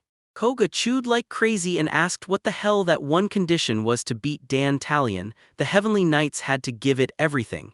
But Leon already shot forward with the answer, and the protagonist made it sound like there was no way it could happen for them. Koga stared at him, stunned, and when Noel brought Leon's smile back to mind, he said the truth. Leon was a killer commander. He could read the battlefield on the fly, fight like a beast himself, and in the middle of all that, still steer the battle from the front lines, so rare, even in the capital. Nal lifted his eyes and said perfection doesn't always help. Basically, Leon only wanted fights where he was guaranteed to win. Koga stared at him in shock and blurted, "Is it really so wrong to be confident you'll win?" Noel didn't even turn as he shot back, "Look at the heavenly knights, let me endure and you'll see." The seeds were already planted, and victory was coming no matter what. Koga stared at the protagonist, stunned, and snapped if he'd messed up again. Then the protagonist grinned and said he hadn't. He'd only told 3 of Leon's squad what was coming for them, and right then, Leon swung his sword. He whipped his head back and saw the monster chasing hard behind him. Dantalion's eye on his forehead blazed bright, and the guy couldn't shake the feeling it was about 5 times bigger than the others. Then that crushing, death-soaked aura hit like a hammer. With blonde hair whipping in the wind, he stared that monster down, teeth grinding as one question slammed into his skull. Was this really Dantal? Noel flashed a smile and swore that not a single heavenly knight would be left standing, because Leon's betrayal was the spark that lit the whole downfall. Dead demon corpses sprawled through the forest, while mist curled off the sword. The stronger the demon, the messier and simpler the setup looked. And yeah, at first the special skills seemed tangled, but once you stare closer, every attack just stops being a threat. Dantalion sprinted beside Leon, and Leon suddenly hurled himself in front of him. The monster ground his teeth, the eye on his forehead flared bright as he assessed Dantalion. His mind-reading power didn't just read thoughts, it crushed the opponent's morals, made them buckle, and moved with sharp, agile force. With that kind of brain backing him up, Leon knew plain sword swings wouldn't cut it, so he snarled and lifted his blade to strike. He slashed forward, but the monster snapped back out of reach like it had eyes everywhere. Up in the tree, Afia launched toward Dantalion, then she cut her attack short, hand dropping low as the other slipped behind her back. The girl yanked an arrow straight out of the quiver. Afia notched the arrow onto her bow, yanked the string back, and snap, extra arrows of pure energy sprouted around it. She fired at Dantalion as he snapped backward, dodging every hit like it was nothing. Leon spun around, brow twisted, barking for Kim to help Ulcom, he's wounded, and ordering Afia to cover Kim too. Ulcom ducked his head, apologizing, and then Dantalion, still seated on the ground, jutted a finger straight ahead. Leon gripped his shield and he counted 1, then he flicked his eyes to Afia in the tree, bow ready, and counted 2, then Kime still crouched there healing Ulcom, and it hit him, 3 and 4. Dantalion's eyes went wide as he blurted out, "Whoa, there are tons of toys here, they're gonna have a blast." Leon stood face to face with the monster, teeth clenched as it smiled back, and in his head he figured an hour had passed since Dantalion and he first crossed paths, because the advantage didn't belong to them. Kim shot Ulcom a look and asked if he was ready. Ulcom grinned and said yes, and then he snatched up a book, yanked it open, and stared down at the pages. Fiery spirits burst into existence in front of him as he unleashed the summoner's skill. Then they rocket burrowed toward the monster, and right as they closed in, Kime leapt from the side onto Dantalion and drove in with a spear swing. The monster stared him down and sneered that it was pathetic. Then the boy's spear swing went wide as the thing leapt aside. Kim ground his teeth, realizing he hadn't even landed a hit, because when an enemy can read minds, surprise attacks turn into nothing. Behind Dantalion, a blinding light burst through with crackling sparks. The monster squealed and whipped its shoulder around, while Leon snapped his shield up, shoved his sword forward, and unleashed heavenly wings. Born with a strange monoflow, Leon fired the skill off even faster than his own thoughts could catch up. Lightning danced around him as he fumed and called down night, then he launched a blazing orb that tore open a holy rift. The system chimed. The rift takes mana and condenses it into a massive sphere of light, then stamps it with holy power, the one weakness every demon fears. A glowing orb streaked straight for Dantalion, burning with blinding light. He snapped into motion, arched and dodged as the beam tore past him. Leon's jaw clenched, he thrust his sword forward and knew he had to strike again. His eyes went wide. As the monster hurled itself into the air, the boy stared like he had it right where he wanted. Then he noticed something clutched in its paw and his mind screamed, can this really be a scent? Leon frowned, had his mouth stretched in a scream, yelling for everyone to hit the deck and take cover. Kime's eyes blew wide with shock, Afia snapped her gaze up, and Ulcom clenched his teeth with a sharp frown. Dantalion swung wild and wide like he was throwing a storm. He hurled stones at the ground, and each impact seemed to snap the air itself. Kim clapped a hand over his face and coughed hard, and the rest of them dropped to the ground right after, closing their eyes and coughing too. Leon slammed onto the hill, yelled, "Everyone okay?" And his eyes instantly went wide because when he snapped his gaze to Afia, she was lying on the ground with no arm. Time stared at her with dread as Alcem's mouth hung open, calling the girl. Leon lunged forward, brows furrowing, yelling for her to move aside, then swore he'd strike first. Dantalion charged the other group, cackling that they wouldn't get away, and the leader's face twisted as he snapped on the knight's skills, Holy Shield and Steel Will, then slammed right into Dantalion head-on while the system flashed the truth. Steel Will boosts endurance massively, as long as the knight holds perfectly still with the shield up. Leon bared his teeth as blood splattered from his nose and mouth, and when Dantalion stared him down, he sneered, "Yeah, these toys break so fast, but the most fragile one is you." With a glare, the blonde watched the monster as it snapped that their effort meant nothing to him, only toys. Leon frowned and fired back, calling it a nasty cheap trick, then pressed, "Are you even a demon or are you just some dumb monkey?" Tongue lolling with a grin, the monster sneered that acting tough is pointless. He can hear Leon's heart and Leon can't beat him, not ever. Leon shot back, irritated, "You think this is how it ends? The one who keeps searching always finds a way at least once." And he vowed he'd smash through, even if it means the monster finally loses. A blazing light exploded in front of Dantalion as the boy unleashed the knight's skill, and Leon answered with a colossal beam, summoning the absolute barrier. The system flashed that it could reflect any attack, and it's only usable once every 24 hours. Then Dantalion got slammed back and tumbled hard onto the ground. Noel snapped his head up in shock, and Koga stared at the boy ahead, stunned, asking what on earth was happening. He didn't even turn around, he just said the fight was done. Dantalion threw his head back, snapped his hand up to his face, and roared, standing miles away from the dome where the others were hiding, demanding to know where they were. Leon told him they were good as long as they stayed inside the monk's barrier because he couldn't spot them or pry into their thoughts. Turning to Afia, the boy said Ulcam grabbed her arm, slid it back into place with his healing skill, and asked if she could still move it. She nodded that she could, but the bow was suddenly out of reach. She stared down and whispered that she was sorry. Leon lowered his eyes, begged him not to apologize, and insisted they hadn't lost yet. Then he stood up, urging him to listen. But Kaim cut in, grinning, "I've got a plan." The boy scowled, shot his gaze upward, and said, "I'll be the bait. I'll distract him while you unleash your strongest knight skill and let him use the Seraphim blade." The other three stared at him, stunned out of their minds, and Leon surged up to Kim, yelling that it was way too dangerous. Because that Seraphim blade's blast hits a huge area, it would smash into everyone, and if he volunteered as bait, there's no way he wouldn't get taken down. Frowning, Kaim snapped that if they dared to cast any heavy spell from here, the barrier would stop shielding them for good, so a sudden hit won't save them. "If you want alive, you need bait," he finished, and the leader stared at him, desperate to get a word out. Kaim flashed a grin and looked up at him, insisting, "I'm not here to throw my life away, I've got unfinished business. I'm not dying here, and I'll slip out of the line of fire when the time comes, so trust me." Leon ground his teeth as he stared at the kid, and Afia's eyes dropped with a sad, heavy silence. Ulcam followed suit, dropping his head like he'd just swallowed the truth.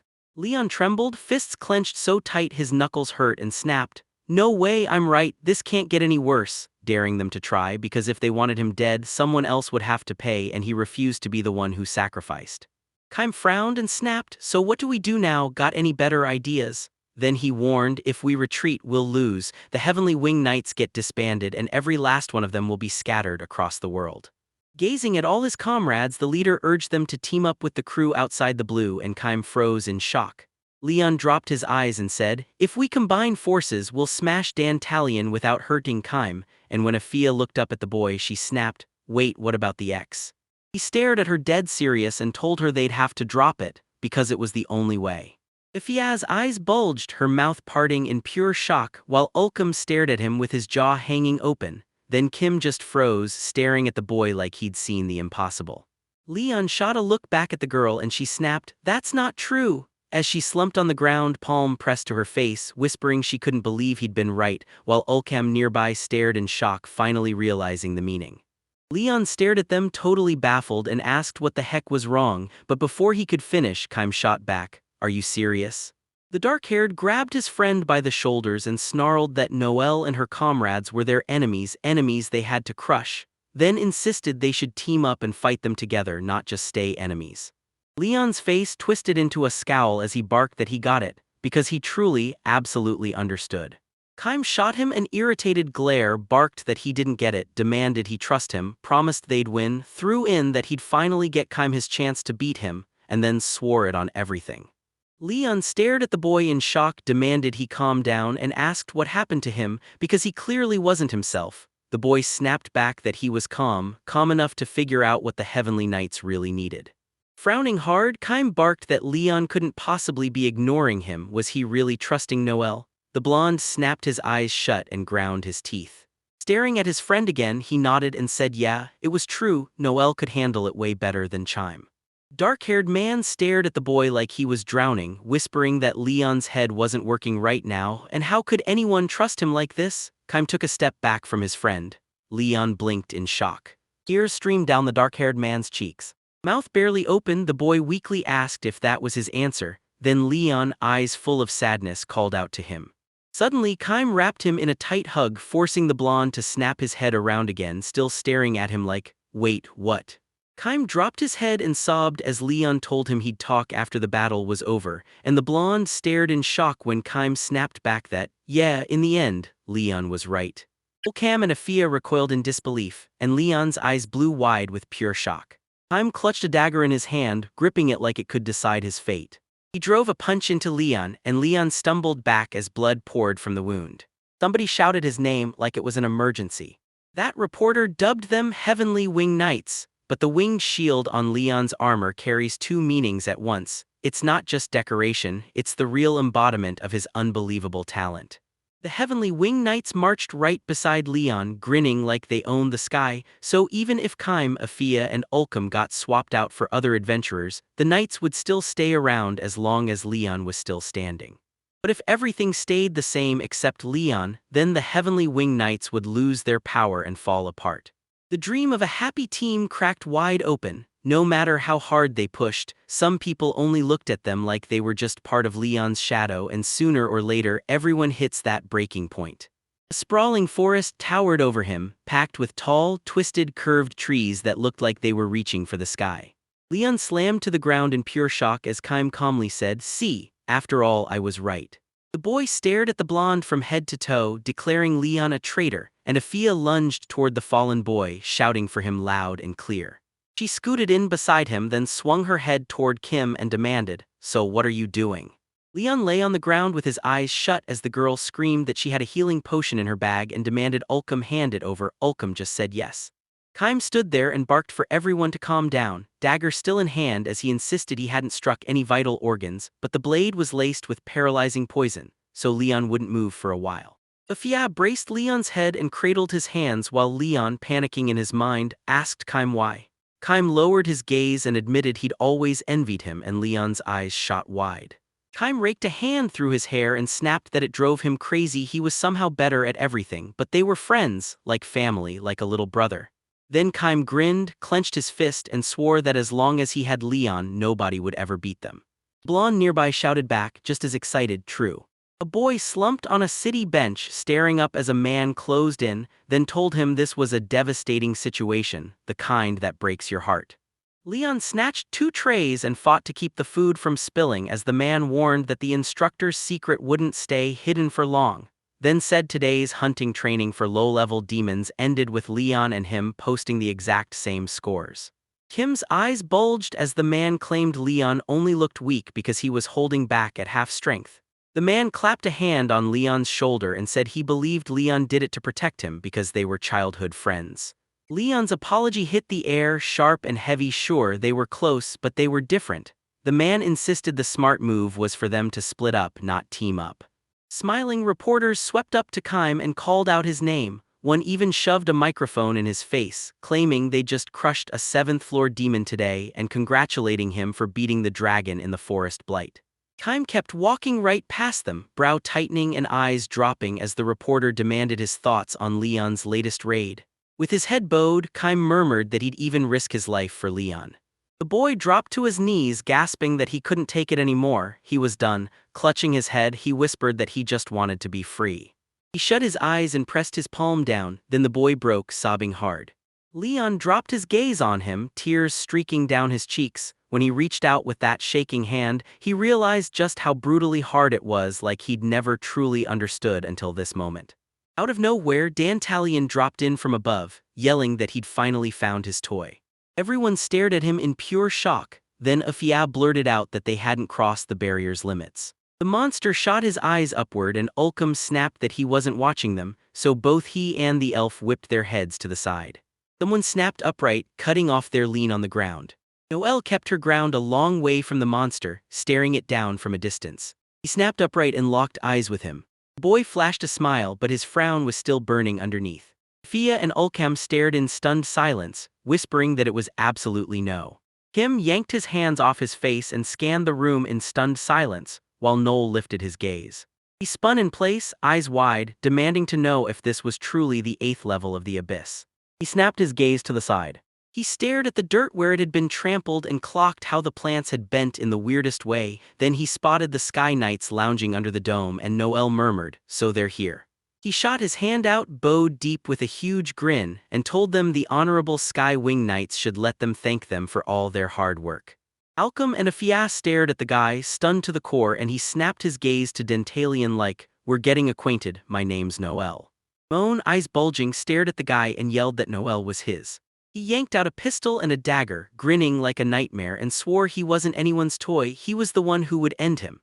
Then the main character flashed a wide smile, promised to tear his mech apart to the last drop of blood, flesh, bones, and everything in between, and demanded if he was willing to watch it happen. Dantalion lunged at the guy, thrusting out his hands and screaming that he was weak, because Noel was about to die. Noel jumped in with a grin and asked, "Do you really believe that?" Then told him he'd better prove it. The monster and the guy collided midair, and Noel snapped that they'd find out who would cut down whom, the sword's blade flashing between them. Koga leaped clean over the monster and swung his sword for the kill.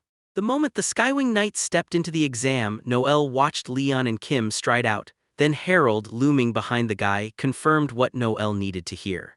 As he'd asked, Dantalion was going to be their trial target, and this was already his second demand. Turning to Harold, the guy admitted he'd helped him a ton. Harold gripped a letter, lifted it like a promise, and said he was happy to do it, but handling guild business by sending letters for them. That was asking too much. Noel stood his ground and challenged him. If he wanted a strong clan, then fine, he was even giving him that chance. Just turn a blind eye to it.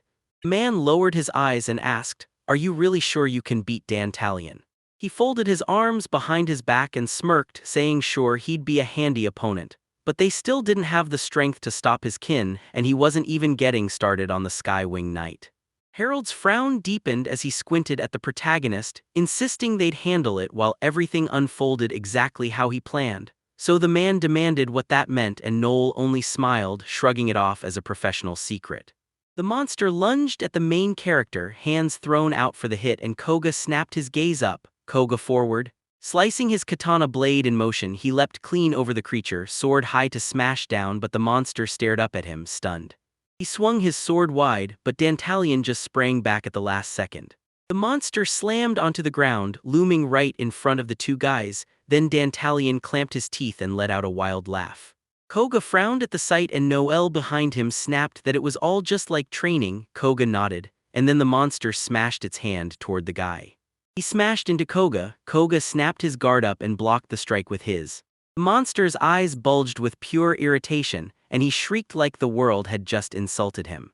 Katana up, Koga intercepted it clean. Then he snapped the monster's next strike aside and kept moving, even as it demanded answers, right before another blade blow crashed into the katana. Dantalion clenched his teeth, convinced he couldn't even peek into their minds. Remembering Leon, he snapped to the question, could it be the same power? Noel's brow tightened as he stared the monster down, connecting the dots. Sky Wings, the skill that lets you act and fire off other abilities faster than you can even think.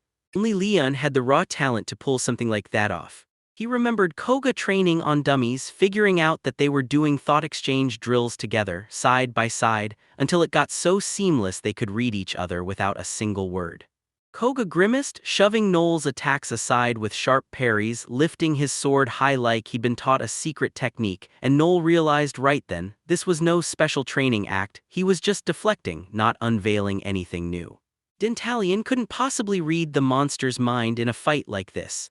The beast reared up, both paws cocked for a killing blow, convinced it was the rightful sky wings and bragging in its head that it would batter them harder and harder until they finally cracked. Noel stepped in with a grin because he'd been waiting for exactly this moment. Then the man lined up his pistol and promised, "This magical bullet will do it." The instant he fired his spiritual bullet, a brutal, powerful shot slammed straight into the monster. Blood gushed from the monster's wound as it shrieked with its mouth stretched wide open. Koga hauled Noel along while Noel, still gripping the pistol, burst into laughter and declared, "This is what the magical bullet can do. One shot equals 10 million normal rounds." Then Noel blinked and asked if Koga was alright, but Koga snapped back, face tight, "If we'd only been a little slower, everything would have gone sideways. My sword's already at its limit." He clenched his teeth and stared ahead, wishing he could rank up to be faster like Noel, and the main character dropped his gaze, said, "Got it," ended the back and forth, then let him keep fighting just to make it through without dying. Dentalian clutched his bleeding stomach, staring in shock and demanding, "Why aren't we sick?" Like he remembered Leon, teeth clenched tight, telling himself they had to defend now and wait for Leon to open up. If they didn't win, they'd all get buried and they better dodge those thrown stones. Then chime flashed in his mind, brow furrowed, convinced the wounds were getting worse. But if he didn't stay unnoticed, he'd only get in the way, so he had to be bait. The monster lunged back to Alchem too, frowning as bleeding wouldn't quit. Golems couldn't close in on Dantalian, and Afia, her hands went numb, couldn't even pull the arrow back, terrified because she couldn't land a hit. Then the monster roared that he wasn't some toy anymore, he was different. Noel crouched and glanced around, and Dentalian realized he thought he could never read his thoughts at all. He lunged to the side of the monster and claimed it was a pro-secret, then smirked, because today he was in a great mood, so he'd let Noel in on a hint. For Dantalian, Noel was the perfect punching bag. He pressed a finger to his own head and decided the truth was simple. This power was all about accelerated thinking, something he'd mastered through his pro skills. Right away, Dantalian could only read a limited stack of thoughts, pushed to dig deeper, and it turned into pure static, a total brain scramble. Noel even remembered how he'd blasted the monster, convinced that was why Dantalian got hit so easily. Then Dantalian stared him down and heard, "Eyes that read thoughts are my pride," but if he couldn't use them. Dantalian called him nothing but an overgrown monkey. Noel shot the monster a sly grin from under his brows and purred that it finally looked like it was his toy now. Dantalian ground his teeth with rage, snatched up stones in his fist and screamed that he'd kill him over and over. The monster ripped his arm through the air and screamed that he'd butcher him right then. Koga slammed himself between the main character and the command to use Mad Cherry Blossom Bloom, then he answered, "Yes," and Koga raised his. Koga surged forward, blade flashing as Dantalian blasted in, and the clash of steel turned the air into a storm of flying stones. Wide-eyed, Noel shoved the words into his hands and told him to read. The monster's eyes bulged wide as it let out a desperate, questioning scream, then it crumpled to the ground before the two cut it. A thick drip of saliva slid from his mouth as he whimpered, eyes bulging wide like he couldn't believe what he was seeing. As the main character stared at him with a grim face, Dantalian felt his thoughts spiral so hard his head started to throb. Noel grinned, raising his pistol at the monster like it was made to help him. Then Dantalian pushed himself up and tried to slide out of the way, but before he could, the main character fired straight into him. The bullet slammed into the monster, and blood erupted from the wound in a hot, violent spray. Dantalians shrieked in agony, mouths gaping wide as the pain tore through them. With a grin, Noel spun around and sprinted ahead, while Alchem and Kime stared, completely stunned. The monster surged to his feet, one hand ripped apart as blood poured from the wound, and he growled that he'd never forgive him. Then Dantalian snapped a claw into his own eye and screamed the same vow.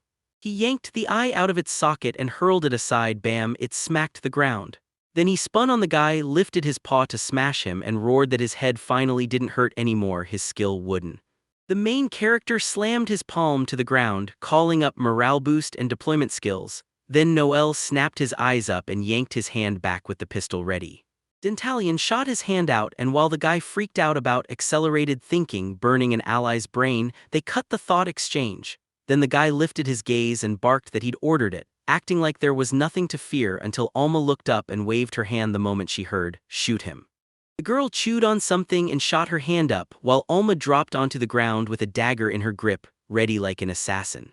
She lifted her eyes and swore she'd crank the 12-fold speed boost. Then she shot forward like a blur, slipping right beside Harold as she tore through the forest and carved the air with roaring gusts.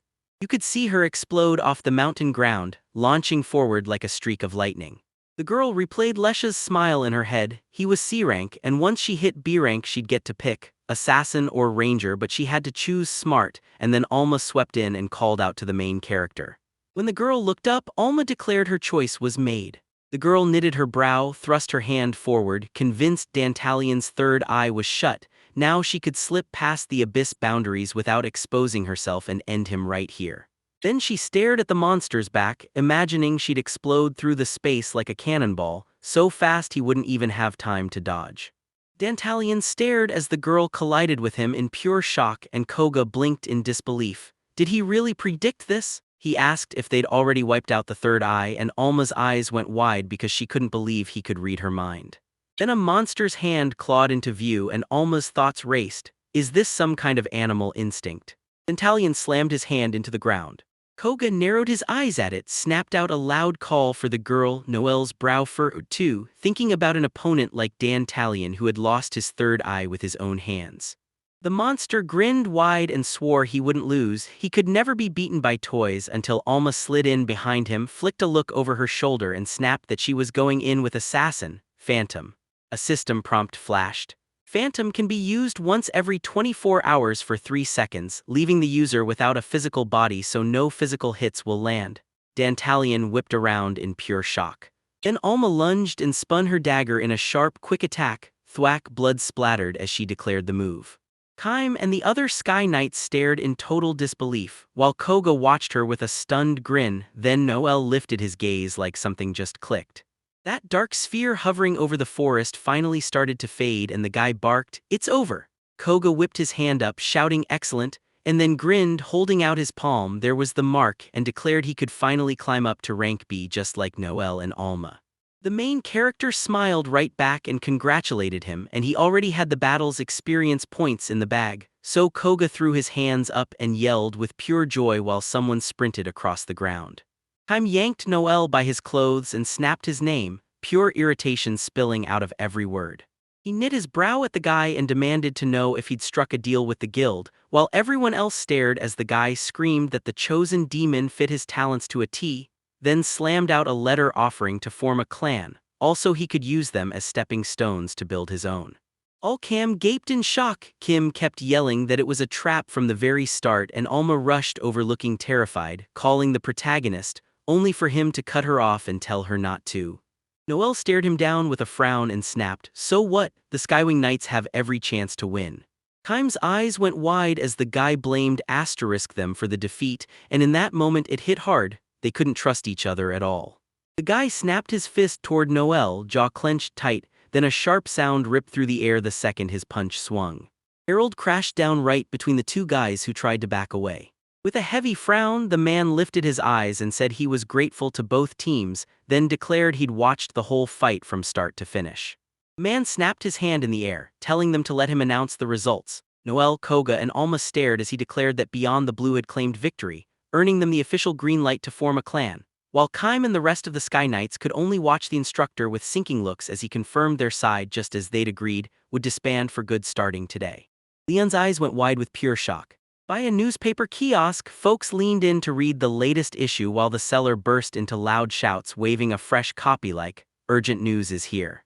A newspaper was sprawled on the ground, screaming its headline, "Beyond the Blue crushed the Sky Knights," and the guild swore it as witnesses while the knights got disbanded as the seller kept roaring that Beyond the Blue had beaten them. Lesha stared at the newspaper in pure shock like someone had to be pranking her. Then she sank at the table in that room. She lifted her eyes and blurted out that he'd challenged the Sky Knights, killed Dantalion, and that Noel was leveling up way too fast. Right then, Dan knocked and she snapped her head over her shoulder. The girl stared at the room's door, shocked. "Wait, is that really Afia?" Behind it, Afia pressed her hand to the door and answered, "Yes."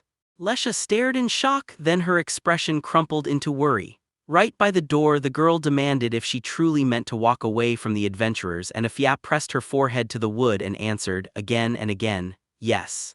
Lesha's eyes went wide, the elf insisting she'd been pouring everything into this even after getting stronger, yet it still wasn't enough. Afia, with Leon cradled in her lap, steeled herself with the plan they'd agreed on. From today, their team was officially over. Tears burned down her cheeks as she mumbled that she was tired, that chasing the adventurer's life just didn't fit her anymore. Lesha gasped, calling her name in disbelief, and hurried to the door as the elf opened it, lips pressed tight like she already knew how this hurt would land. She leaned in and peered into the empty corner, like something might be lurking there. Lesha stared in shock, refusing to give up just because she'd lost, then narrowed her eyes and said, "Being an adventurer is rough as hell." Right outside one of the buildings, Ulcom planted himself at the doors and pushed them open. Stepping inside, when he'd barely glanced around, someone called his name. A man moved forward, and then a girl with long blonde hair slipped into the hall, grinning at Ulcom as she pressed a hand to her chest and blurted out a warm welcome, plus a quick sorry for the wait. She stood right beside the beastman, telling him she'd heard everything that happened to the Skywing Knights, and it hit her hard enough that she came with straight-up sympathy. She lifted her chin and said this was a perfect opening, asking if she was right. Ulcom dropped his eyes and told her Lady Veronica Redbone already had the answer, so she set up the hunt for the monks. She crossed her arms, tipped her head, and admitted it was true, then heaved a line about how he set this meeting up and only wanted one thing, her saying yes. Ulcom shut his eyes, clenched his fists, and snapped back, "Yes," swearing that starting today he'd join the Crimson Fury team and team up with them. Veronica shot her fist up, grinning, and yelled, "Perfect, all we have to do is recruit that foolish monkey and the wolf, then we're ready." The girl clenched her fists and grinned like she meant it. "We're going to be the biggest team, no, the biggest clan." Then she snapped, "Let Noel watch closely, I won't let him get ahead of me." Staring at her, Ulcom felt it. She had a grudge against Noel too. As an ally she might demand his obedience, but if it ever turned into a fight with Noel, he'd back out in a heartbeat, so he looked away. Then it hit him. The main character was still smiling, and that meant this showdown was the clearest picture he could get. He truly was evil incarnate, and nobody stood a chance against him. That tavern building was already buzzing, bottles lined up on the bar like they were begging to be picked up. Kim slumped at the bar with his head down. The bartender asked if it was time to call it a night, and the guy just nodded for one more round. The old bartender shut his eyes, bowed his head, and basically asked, "How many times do I have to say it? Drinking yourself into oblivion isn't the way out." He shook his head, staring at how young Leon looked, wondering if he'd really get to start over, but Kim just dropped his gaze with a sick, hopeless mutter. "No, I'm done, it's over." His trembling hand reached out as he confessed he could still feel it, his hand plunging a dagger straight into Leon. "I did something unforgivable," he admitted, voice breaking. Sunk into the bar stool, he confessed that somewhere inside he'd always craved freedom, just not like this, and he never even tried to talk to him. As the guy reached for the knife hidden behind the knoll, he admitted he couldn't resist his own tale, then snatched the dagger. Kim sobbed, clutched his head, and blurted that he'd said so much, but it was only because he'd been worried. He shouldn't have called him a traitor. The bartender just stared at him with sad eyes, saying the traitor was only him, not the man, and he was trash, plain and simple. With his shoulders dropping, the bartender muttered that what's done is done, sure, but did Kim really have to blame himself for everything? A stack of bottles sat on the counter as the man asked if he could wash away his sins with alcohol, like there wasn't one more hit of doom coming next. Kim snapped his eyes up and demanded to know what kind. He leaned in close and told the guy he had to free Leon. Kim dropped his gaze again and choked out that he's already free. The Skywing Knights have scattered. Then the bartender shut his eyes and shook his head, insisting it wasn't true because he hasn't seen Leon since that day, yet he's certain Leon is trapped the same way Kim is, captive to his own heart. Leon stormed down a city alley and the guy dropped his head, then something caught Leon's eye and his eyes snapped wide open. Right in front of Leon, a crying kid pointed to the side and blurted something out. Then the bartender said he was sure Leon was scared, he couldn't trust his comrades. Leon stared at the boy, shocked, then frowned and snapped back a reply. The kid took off, and so did Leon, teeth clenched as he sprinted down the street, while the bartender muttered that Leon was basically Kim's little brother. Kim looked down at his hands and admitted maybe he was right, after all, he'd caused him so much pain. But what could he do now? Kim shoved the blade in with his own hands. Then the bartender remembered it all, how Kim used to sit in this very bar with Leon, how he'd worked here his whole life, watching them even when they barely talked. The two had laughed together and the bartender realized that's why he knew. If Kim just talked to Leon, they could have reached an understanding. Kim shot a glance to the side where Leon was laughing and chatting and blurted, "What if it doesn't work?" The bartender's eyes dropped as he said, "Maybe not, but you'll still find a way to break free of each other." Then the guy answered, hair falling over his face as he agreed, "He's right." He shot up and stormed out. On a chaotic city street, the boy blurted, "My sister hit her head, she hasn't moved since." He choked on the truth, they're broke and they can't afford a hospital. Leon spun around, panic written all over his face, and shouted back, "It's okay, I'll save her." "Where did I leave her? Could she be?" Out of nowhere, something slammed into the back of his head from behind. Leon crumpled to the ground, and behind him loomed a man gripping a mace. When the blonde lifted his eyes, shock hit him like a punch. The kid who dared to call him out stuck his tongue out, smug as ever. Then the crowd surged in and started hammering him, yelling that Leon should die and calling him a two-faced fool. Leon huddled over his head with his hands, teeth clenched, while his mind flashed back to Edgar grinning like he'd found the leader of the Battle Eagles, because this monster had used a child to lure him straight into a trap. With a wild, insane grin, Edgar leaned in and demanded, "Tell me, how come they mock us while the Skywing Knights get praised from every single direction?" As Leon got pummeled, the man screamed that breaking up their group was the right move, and that Leon would finally get what he deserved. The blonde just knew he'd die here, but then a shot ripped off Edgar's fingers and one of the men went down too. Leon snapped his eyes up in pure shock, then a subordinate shrieked and swung his hand up, only for a couple fingers to miss the cut. Two more screamed in disbelief, staring at the needles now buried in his hand. Edgar spun around in total disbelief, shouting, "Who are you?" and demanding the mystery reveal itself. Then someone finally stepped forward. Noel and the rest of the crew surged forward, and the guy grinned, saying they could tell everything was already in full swing. Then he pushed them to join in too. He flashed that grin at everyone in the room. Edgar shot the guy a nervous look like this was out of left field. Then the group started closing in and Edgar demanded to know what they wanted. Noel grinned and said they just decided to take a walk, so Koga and Alma backed it up. Edgar's irritation flared as he snapped, "Stop talking nonsense," and demanded they wouldn't get in his way if they were just passing by, because even out of left field still had to pay in blood. Edgar's subordinates bolted in panic, apologizing to him for real, whispering that they were the ones who crushed the Skywing Knights, and one more muttered that they weren't even on their level. Edgar got stranded outside the blue alone, and his eyes popped when Noel grinned and said, "So you're not popular at all, huh?" The guy stumbled backward in terror, barking at him to stay away. Noel's frown turned into a dagger as he stared him down, demanding what he meant by refusing to come closer, and whether he really dared to order him like he could teach him a lesson. The man snapped back, screaming that he needed him to answer. Who mattered more, him or Edgar? Panic hit the guy instantly. He shrieked, "Answer or I die," then begged, yelling that he surrenders. Edgar crumpled to his knees, hands over his face as he pleaded that he was still above Noel. Noel only smirked, looked down, and answered the same cold way, saying he'd kneel and beg for mercy too, because even now he still couldn't stand him. Edgar's eyes went wide as a punch shot between them at the last second. Blood erupted, Edgar's nose piece tore free and hit the ground with a sickening splat. The man clapped his hands over his face and crumpled, blood running down between his fingers, but Noel snapped, "Look at him," and the guy yanked him up by the hair. He lunged toward his own face, yanked Edgar by the hair and roared, "Look at me." With wide eyes blazing, the main character snapped that if he wanted mercy, he'd better remember one thing: never try to play big in front of him again, because next time he'd trash his face, not just him and his friends but his whole family, the neighbors, his girlfriend, and everyone who's on his side. Edgar stared at the man in pure horror as tears streamed down his face. He slammed him to the ground, forcing him to land on his back, then demanded, "Do you get it?" The man shrieked in pure terror, "Yes, I understand it all." The man tore down the alley, yelling that it wouldn't happen again. Then Noel spun toward Leon, who lay on the ground, calling for him. He flashed a smile, tilted his head, and said, "We need to talk about our business." Blonde clenched his teeth and snapped at the guy, firing off that irritated question about. In a tight alley wedged between two houses, Noel faced Leon and snapped back that yes, he'd come for business with him. The blonde glared, clearly fed up.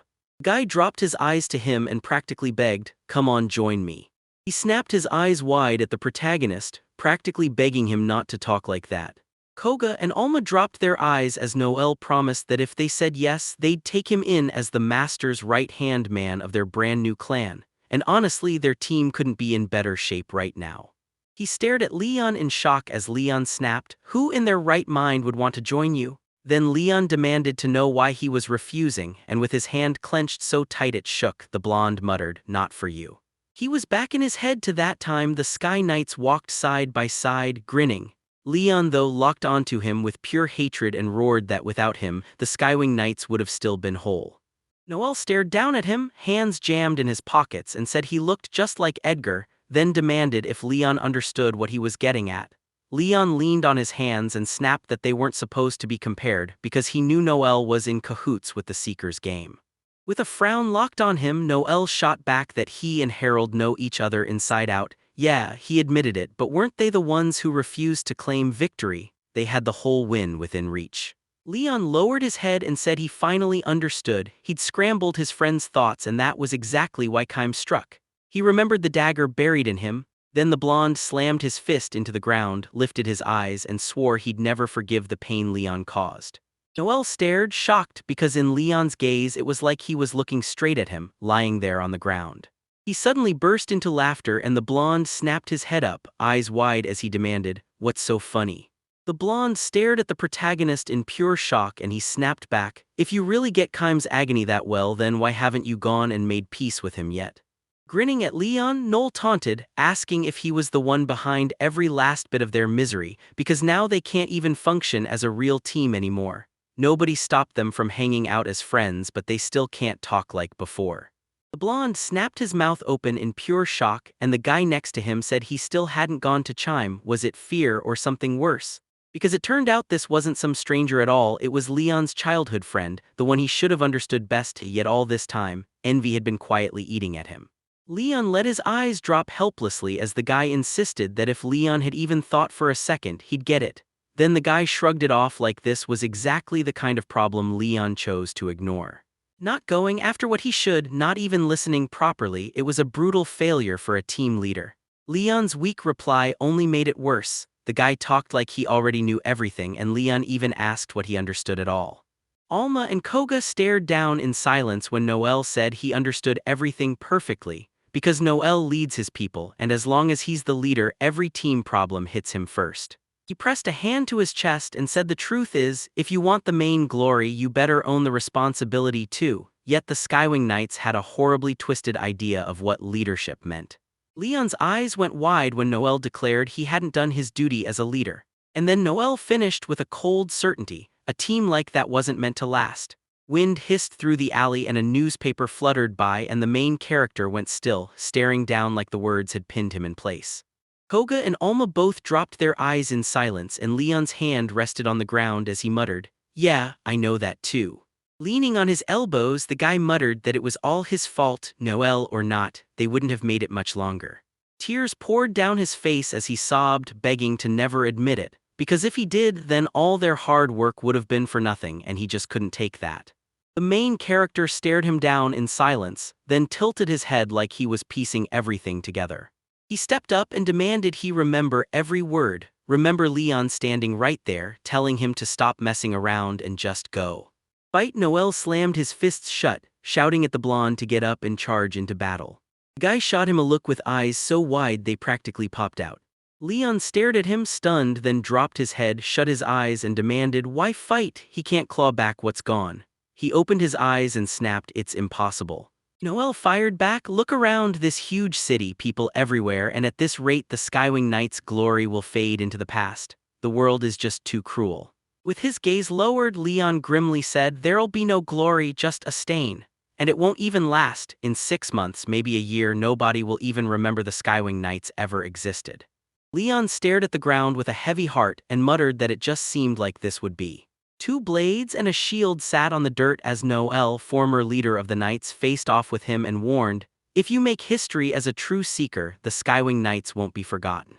Rage tightened his brow as he shoved him to fight, to strike back, and to finally finish the duty that's been left undone. Because if Noel's name and the Heavenly Wing Knight's legacy are going to reach the next generation, he doesn't have any other way to live.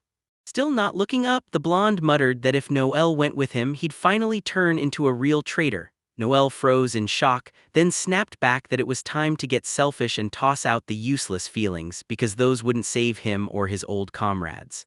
Fists clenched, eyes blazing, he snapped that if he really wanted to immortalize their precious memories, he'd have to toss out anything that could get in the way. His brows knotted as he snapped, "In this ruthless world you don't get anything for free, you earn it the hard way." Leon shut his eyes tight, then snapped them open like something just hit him. The guy slammed his palm into the ground.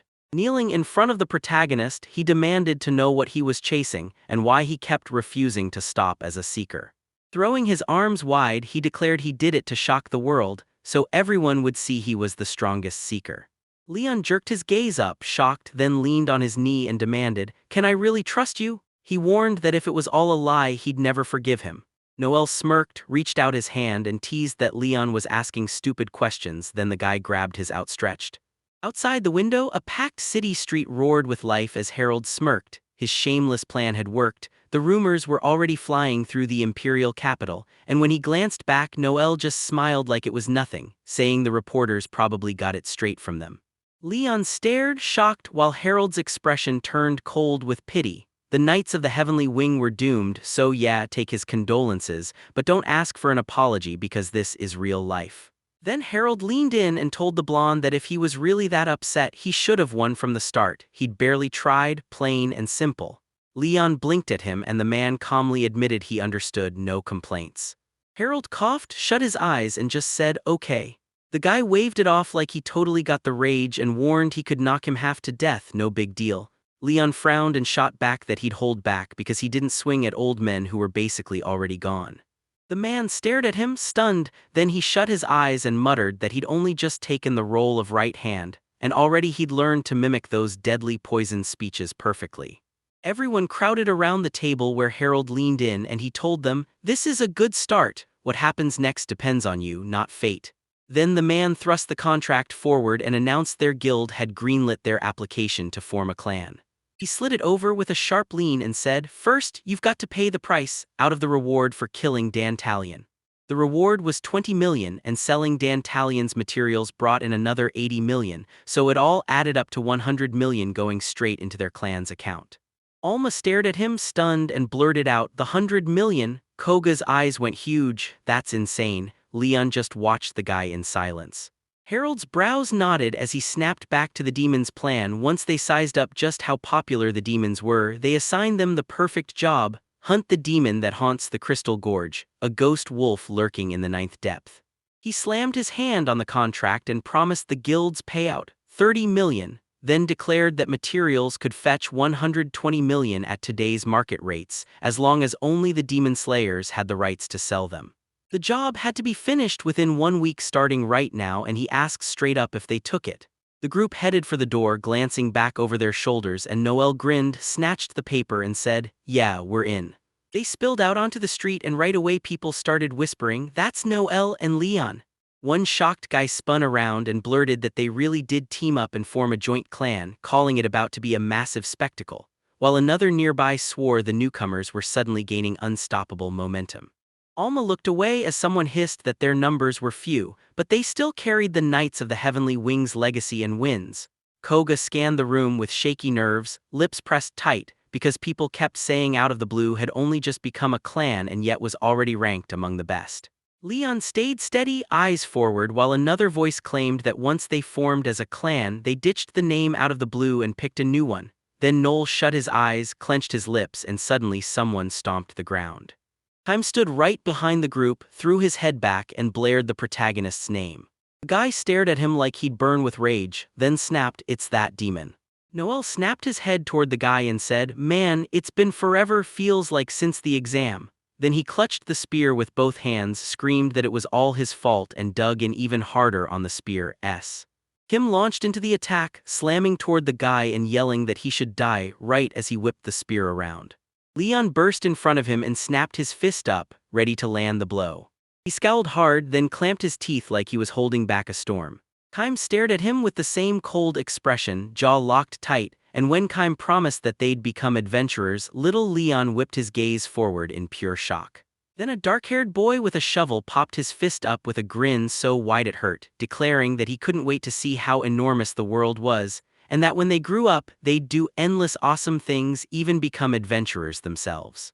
The blonde dropped his eyes and muttered that he never thought he'd pull it off. He didn't have Kime's luck, that's for sure, but when Leon remembered that the dark-haired kid had fought some other guy, Leon realized he'd only been doing one thing: saving him. With a sharp frown, the blonde guy jabbed his finger back and snapped, "What are you even saying? Did you forget the combat type awakening inside you?" Kime grinned, spun toward Leon with a shoulder check and practically challenged him, "So, am I the real deal or have you never once beaten me?" Leon's blonde eyes dropped as a smile flickered.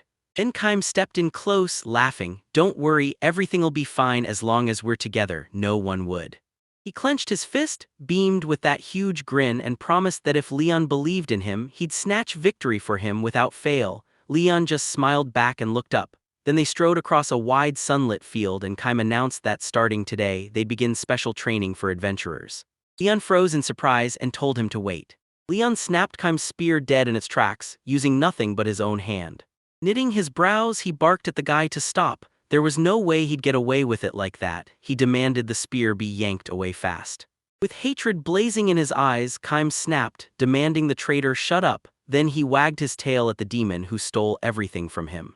Lond knit his brows and snapped back, "Yeah, you're right, I'm a traitor." Then his eyes hardened, "That's exactly why I'll stop you from killing Noel."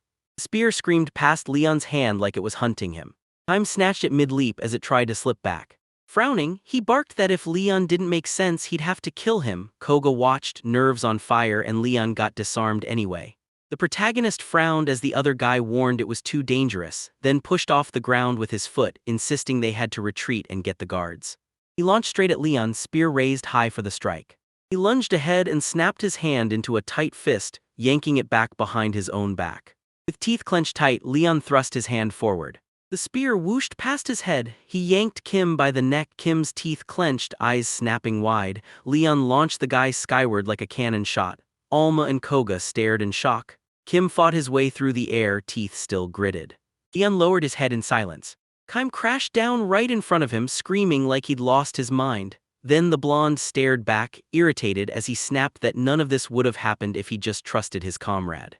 Leon kept his head down, lips pressed tight as the guy ranted and spat "traitor" in his face, so Leon turned away and flat out refused to defend himself. Yeah, he was a traitor, but he was doing things his own way. He strode past the man sprawled on the ground, then skidded to a stop when Kime, still refusing to get up, wished him luck. Leon shot his eyes open. Koga stared at it in pure shock, and right beside him, Alma watched them too. Kime went mute on the ground and the blonde stood there with his back turned.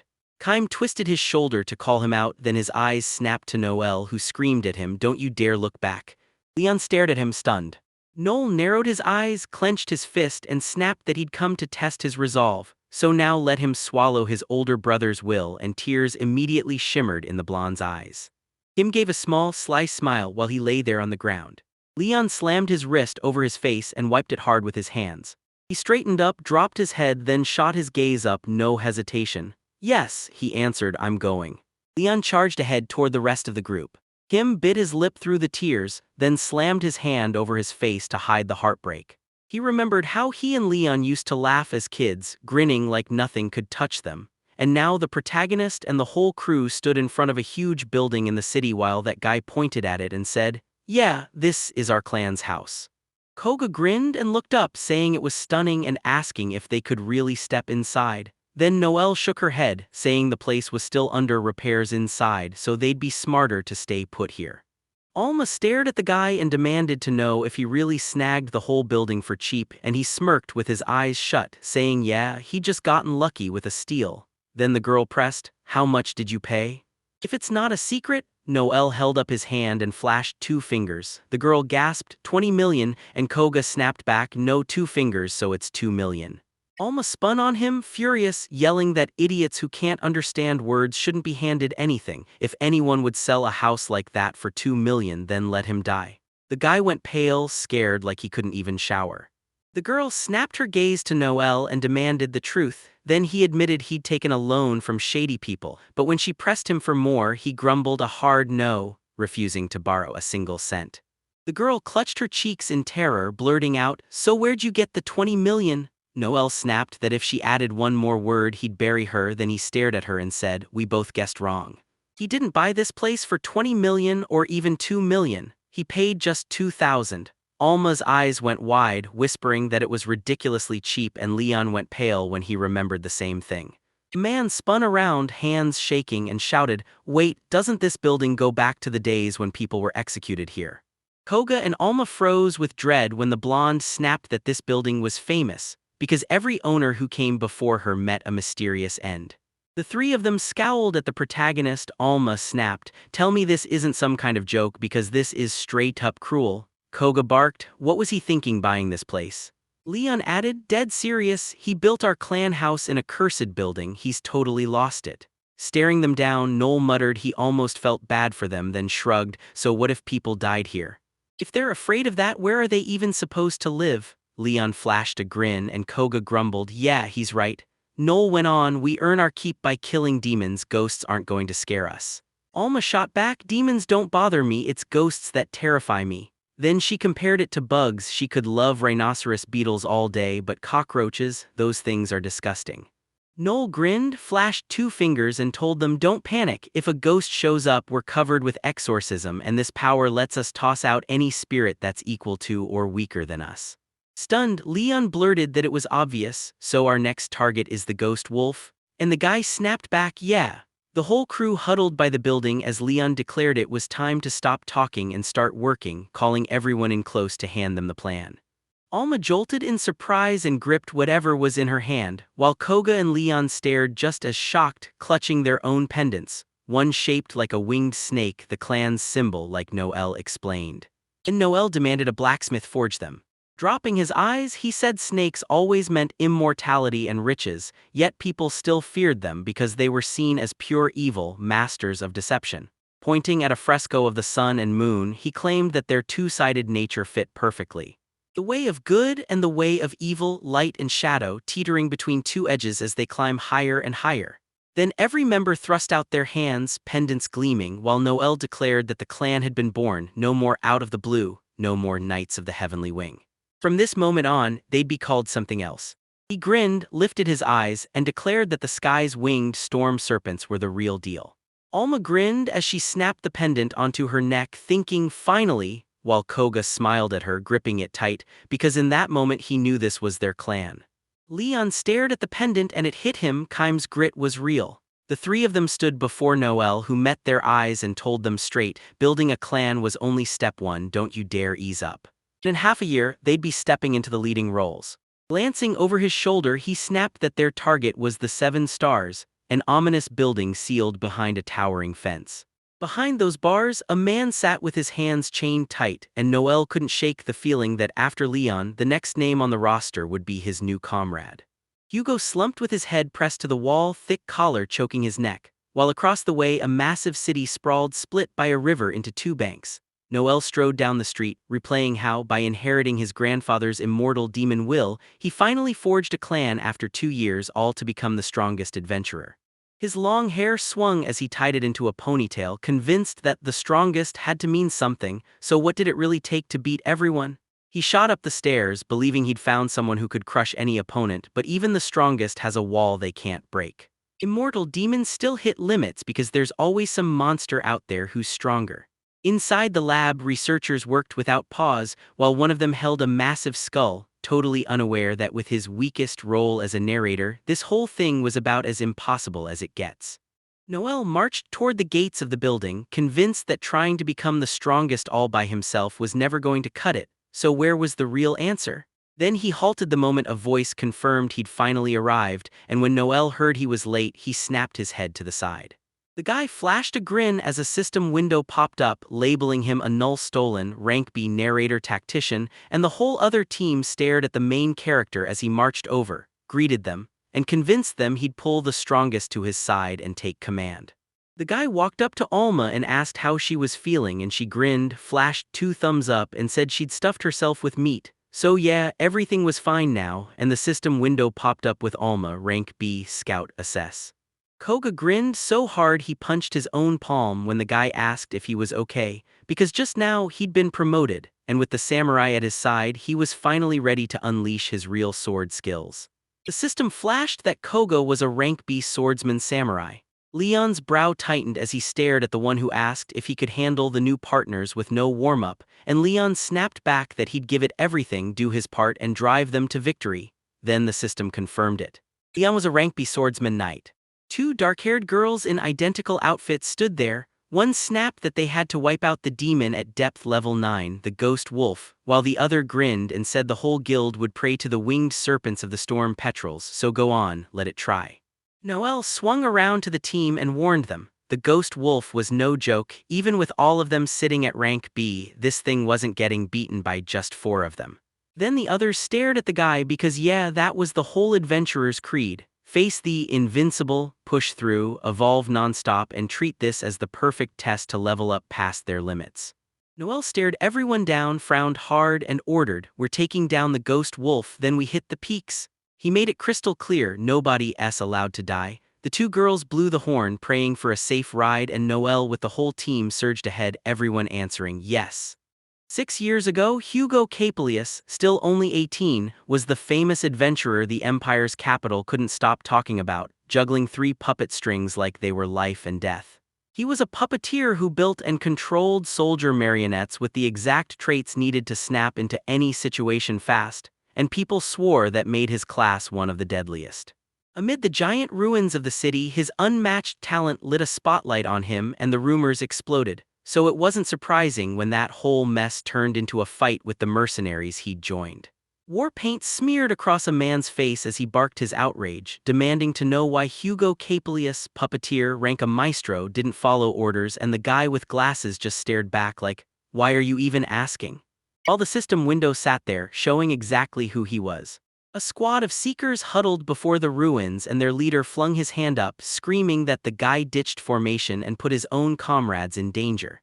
He could have helped them win that fight, sure, but his arrogance might have dragged them all straight to the grave.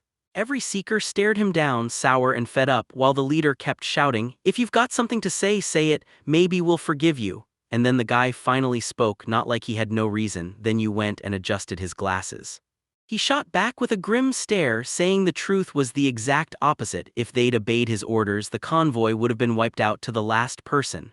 The caravan kept rolling, and the guy swore he'd seen it. When the clan leader commands in battle, that order is law. But once they signed the contract, they agreed if his life was on the line, he could ignore those commands. He lifted his eyes from under his brow and snapped it plain. In this moment, you choose between following orders and staying alive, and everyone knows which one comes first. The leader shot an irritated stare at Hugo, "So you even stuffed that clause into the contract?" And before Hugo could say another word, the leader snapped back, demanding to know if he meant to admit he was a terrible commander, while his glasses hid his eyes as he barked, "Do you need to chew it over again?" Then the leader pounded the moment home, shouting that enough was enough and demanding, point blank, when Hugo was finally going to take responsibility for what he'd done. Hugo stepped up and snapped, "Enough talking to people like you is exhausting." Then one adventurer yelled over him and demanded he explain again. Hugo clenched his jaw, scanned the crowd, and said there wasn't a single talented adventurer here. "You got through because of me. Without me, you'd all be dead by now." The adventurers stared at the stranger in stunned silence, and their leader jerked his hand toward the weapon on his back, yelling that he was a mercenary, then taunted him like a lone wolf, demanding whether he was really ready to back up his words if he was so smart, and asking if he honestly thought he could take them all down by himself. Hugo let out a heavy sigh, shut his eyes tight, and bam, white dolls gripping weapons swarmed into the air all around him. A blade dug into the leader's neck as he gasped that it was impossible. Then Hugo, standing right among the dolls, threw up his hand and snapped that resisting was pointless. He wanted them to get it. One of his marionettes could stand toe-to-toe with a rank B adventurer, and they had 200 of them. The marionettes pressed weapons to the adventurers, and the guy bragged that they were tuned to bloodlust. One tiny extra move, and even he, a master of their craft, couldn't promise anyone would survive. Staring at him in shock, the leader screamed it was a lie, because a puppeteer could only churn out up to 20 marionettes at a time. Hugo shot him a look, tugged his glasses into place, and said he didn't remember saying anything like that, because puppeteering burns through a ton of mana and wasting it was his idea of a nightmare. Then he pointed out these marionettes were guzzling about 20% of his mana, and that guy started to panic. "So you get it now?" Hugo asked, the smug truth landing like a punch. He waved him off, turned his back, and walked out cold. He told them to remember he didn't like being dragged into a group. He didn't want anyone seeing him as just another proud, weak little tagalong, so between them it was business only. When he snapped his fingers again, he looked over his shoulder and added, "If you offer a job, I'll take it, because that's what an adventurer is for." The seekers looked around, and every mannequin vanished into thin air. The leader and the other adventurers crumpled to the floor the moment Hugo walked out, and from that day on, everyone across the country whispered Hugo, the mercenary adventurer, like a warning, while the man clenched his lips so hard it bled and shot an annoyed glare after him. 2 years later, the guy was still stuck at a table inside that workshop packed with dolls. Then Hugo, riding the high wave of his adventure career, abruptly quit and threw himself into becoming a true doll master. He snipped the veil off one of the dolls, and once it was revealed, a grin lit up his face. Packed to the brim with statues and antique treasures, people crowded in everywhere like it was a living museum. Hugo clasped hands with a woman in a dark dress, and right here he carved out insane success. Then a man with a huge box on his back stood at the castle gates, spilled out an apology, and turned out to be Caplius, delivering the doll that was ordered. He tugged his glasses into place, lifted his gaze, and demanded, "Anyone home?" His eyes snapped wide with pure, stunned shock. Hugo, sprawled on the plush carpet in that huge, pricey hall, shut his eyes, and as he drifted off, his glasses slid up onto his forehead. Kneeling nudged his glasses up, spun around, and blurted, "Where am I?" Then his eyes went wide as horror hit, because right in front of him lay two dark, mutilated corpses. Tears spilled from the eyes of that lifeless corpse. Hugo jolted, slapped a hand over his face, and thought, could this be my client, the one whose skin was flayed? His eyes went huge the moment someone yelled, "What happened?" He shot up from his seat, fixed his glare on the doors where two guards stood, and started yelling at the guy, "Don't move," while demanding if he was the one behind it. Hugo's hands shook as he stared at them, and he snapped, "No, look, I only came with the doll." Hugo sat in a dank dungeon, staring at a smoking man clutching papers, trying to make sense of how he'd ended up here, because they didn't just catch him and drag him for interrogation, they snapped on handcuffs too. The man slammed the papers onto the table and bragged that his heroic past earned him a long list of exploits, so if he finally confessed honestly, he could dodge the death penalty. Hugo's frown deepened as he said, "I didn't come here for any of this, I'm only delivering the doll," and the man just smirked, cigar clenched between his fingers, demanding to know if Hugo had proof or witnesses. He dropped his eyes and flatly said, "No, I didn't do it," even claiming he had zero motive, while the man across from him leaned in, saying his old comrades warned him he was rotten to the core, the kind who could slash with his claws at any moment. Hugo suddenly remembered the clan leader as the man laid it out, said he only cared about himself, and if saving his life demanded it, he'd happily trade even his own allies. Hugo abruptly dropped his eyes, his mind snapping back to the adventurers he'd teamed up with. Sure, the man claimed there were other testimonies, but every single one painted the same picture. Hugo was dangerous, and not a soul spoke up for his innocence. The guy lifted his eyes like a trapped animal and swore, "That wasn't me." But the man snapped back, raging at him to stop dodging the subject. Then he tore through anyone who loved his art without mercy, and when Hugo stared in shock, the man screamed that he'd skinned them alive and stitched their skins into stuffed figures.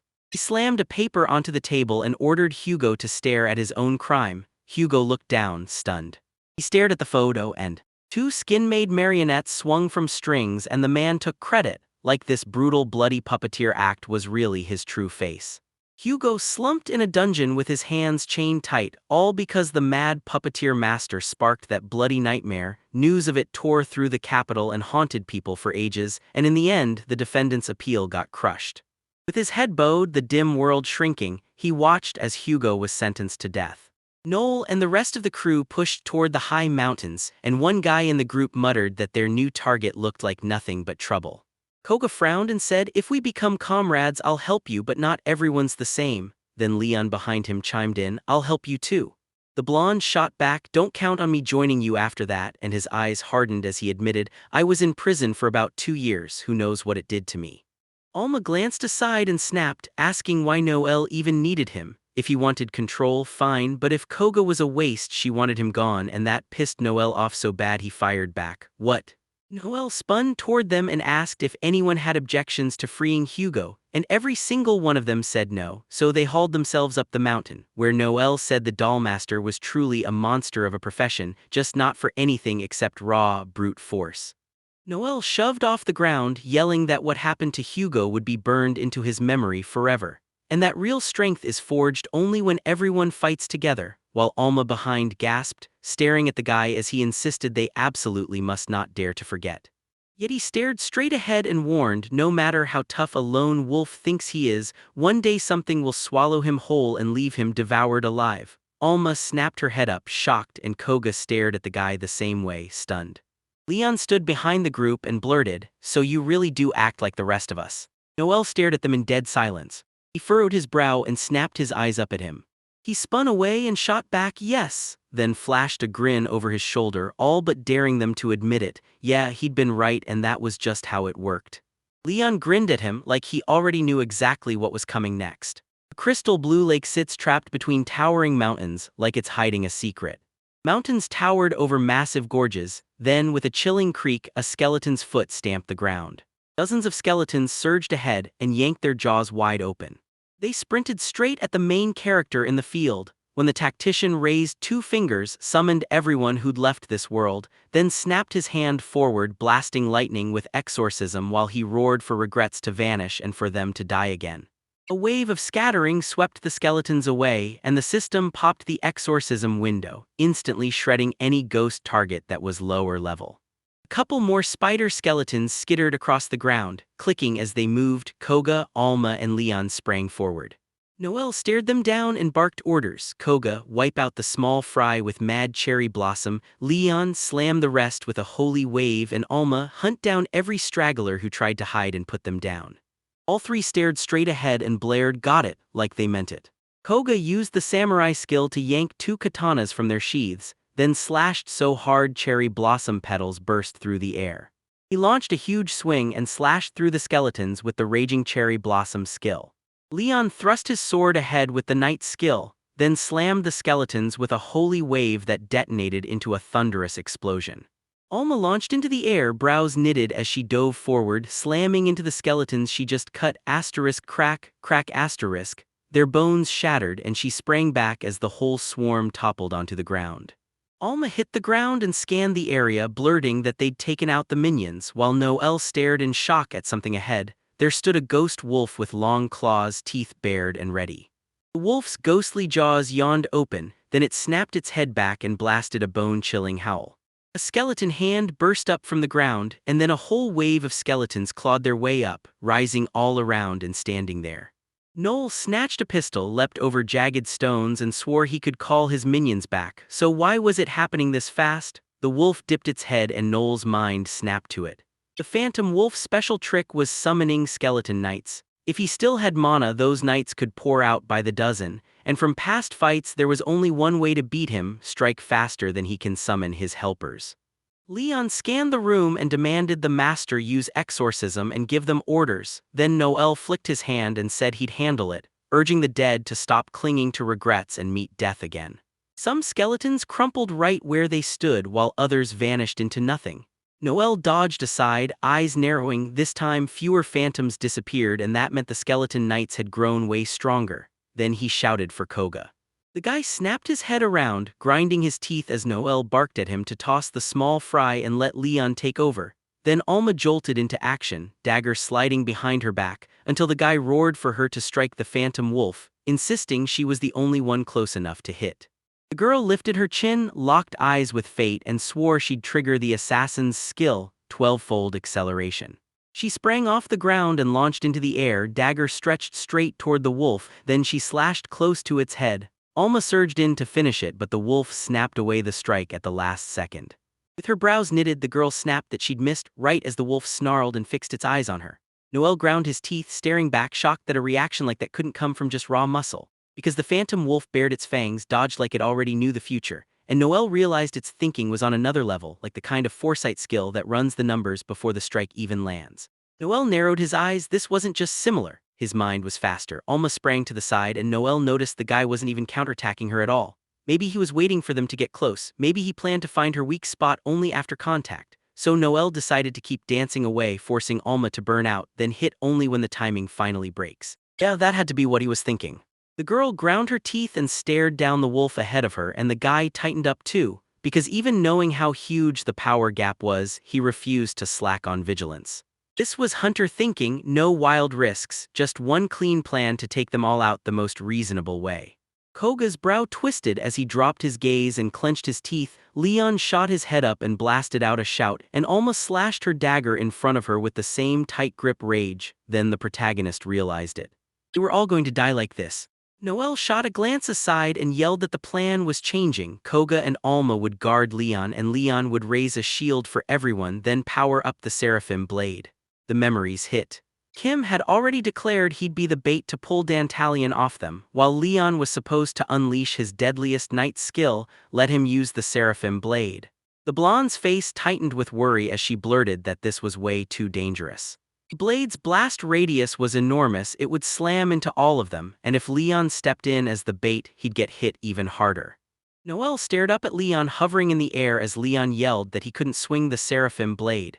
And with a worried glance Noelle admitted the truth, it's the class's deadliest skill, it would drain every last drop of his mana, and if that one hit didn't end the fight, he'd lose the ability to cast barriers or heal wounds. Then we're dead either way, Noelle snapped, irritated, telling him to stop talking because pure defense wouldn't save them. This was all or nothing, one shot to survive. Leon said he got it, but still. With his brows knitted, the protagonist snapped that he'd do it because the master ordered it. Then the blonde stared at him in shock and blurted, "Okay," right away, saying they all needed cover before it got worse. Phantom Wolf snapped his jaws wide open. Skeletons tore through the air, Koga slammed one out of the sky, Alma drove her dagger into another, and Noelle kept firing his pistol while he fought them off. Leon yelled and drove his sword down, and boom, an enormous sword blade slammed into view in the sky, blazing with a blinding glow at the tip. Phantom Wolf clenched his teeth, spun around in pure shock and stared up at the sky. Then the main character shot Leon a frantic shout, "Act now!" With a hard frown and eyes fixed ahead, he unleashed the knight's skill, and a blinding, dazzling light burst between the mountains as he invoked the Seraphim, while the Phantom Wolf tightened his jaw, looking back up at the sky, staring at the sky. A colossal, blinding explosion detonated right in the heart of the mountains. Leon planted his feet on the ground, wheezing hard, knuckles white as he leaned on his sword, while Koga stared in disbelief at the Phantom's shattered remains and Alma's eyes widened in shock. Noelle stood behind them, silent and watching as the Phantom Wolf flew through the air, ringed by its skeleton minions. Leon crumpled to the ground, spitting curses, while the main character snapped his head around and roared for everyone to dive for cover. On that massive field with mountains looming over them, the guy shot Alma a mental command, "Carry Leon while he and Koga covered you." Then the girl crumpled to the ground and Koga followed, his katana slipping from his grip. Noel spun toward her, barking for her to come, then closed in on Koga, who weakly rasped out that he was finished. The protagonist hunched over him, horror slamming into his chest. Then, behind him, something dropped onto the ground with a brutal thud. He spun around in pure terror and his sentence died on his tongue. As soon as the Phantom Wolf appeared in front of him, he shot to his feet. Noelle stared at him with wide, shocked eyes, then muttered, "That's impossible, just nonsense." The wolf snarled, cracking that this little game had been fun, but they still hadn't gotten him, and then the guy slapped a hand on his shoulder, pressing, "So why haven't you called the knights yet to wipe them out? What do you want?" The wolf snapped his jaws and declared his target was him, then bragged he'd chow down those tasty brains, eat him alive, and get insanely stronger with the human child right there as his snack. Noel let his pistol fall and pleaded, "Wait, please," admitting defeat and saying if he wanted to eat him, fine, but first he had to answer Noel's questions. Then, facing the wolf, he raised a hand and demanded whether he knew the humanoid demon lord who wielded a human battle axe, a horned demon. Teeth clenched, the wolf snapped, demanding why Noel even wanted to know about him, while Noel clenched his own teeth, nerves screaming. The main character loomed by the window, and there stood Harold, blurting out that he'd completely forgotten to tell him something. The man shoved a photo into the guy's hands, insisting it was what his hometown looked like 1 month after it got wiped into a scorched wasteland. Then the main character snatched it up, eyes popping wide as the man explained their research team had snapped the picture while racing toward a brand new abyss that had just opened nearby. Harold snapped into a frown and said this demon came from the 12th depth, straight up a demon lord, and the man swore the ashes of the burned-out city were cleared by a clan as strong as 7 stars, crushed the night dust to the last speck, yet not a single one ever came back. Noel stared down at the photo while the man said that as soon as the night dust was destroyed, the abyss vanished too. He still had no clue what it wanted, but he was certain of one thing. Tilting his head, the man demanded answers. This was the very demon lord who raised his city, and Noel had to admit if he'd noticed it. Noel didn't speak, he just clutched the photo in silence. He stared at the demon in the picture, then the man jabbed at the axe in his own hand like it was the key to everything. He remembered his grandpa grinning as he gripped a massive axe, then he stared at the photo and saw the winged demon clutch the exact same blade. Noel clenched his jaw, crumpled the photo in his fist and dropped his head, swearing that if the moment ever came he'd wipe the guy out with his own hands. The wolf eyed him and barked that hunting revenge was pure stupidity, but Noel just ground his teeth and said the man was going to die anyway, so there was no point answering. Noel stared up at him, sure he still hadn't gotten an answer, and offered, "Can we make a deal?" The wolf snapped right back for details, then the guy grabbed something in his hand and promised, "I'll show you something cool and you'll be free to go." Noel realized this was convenient for him too, so the wolf pressed again, "Do you really want to betray other adventurers?" The guy laughed because Noel wasn't an ally, he was dinner. "Soon you'll see what happens to a scoundrel like you," he said, grinning like hell itself was waiting.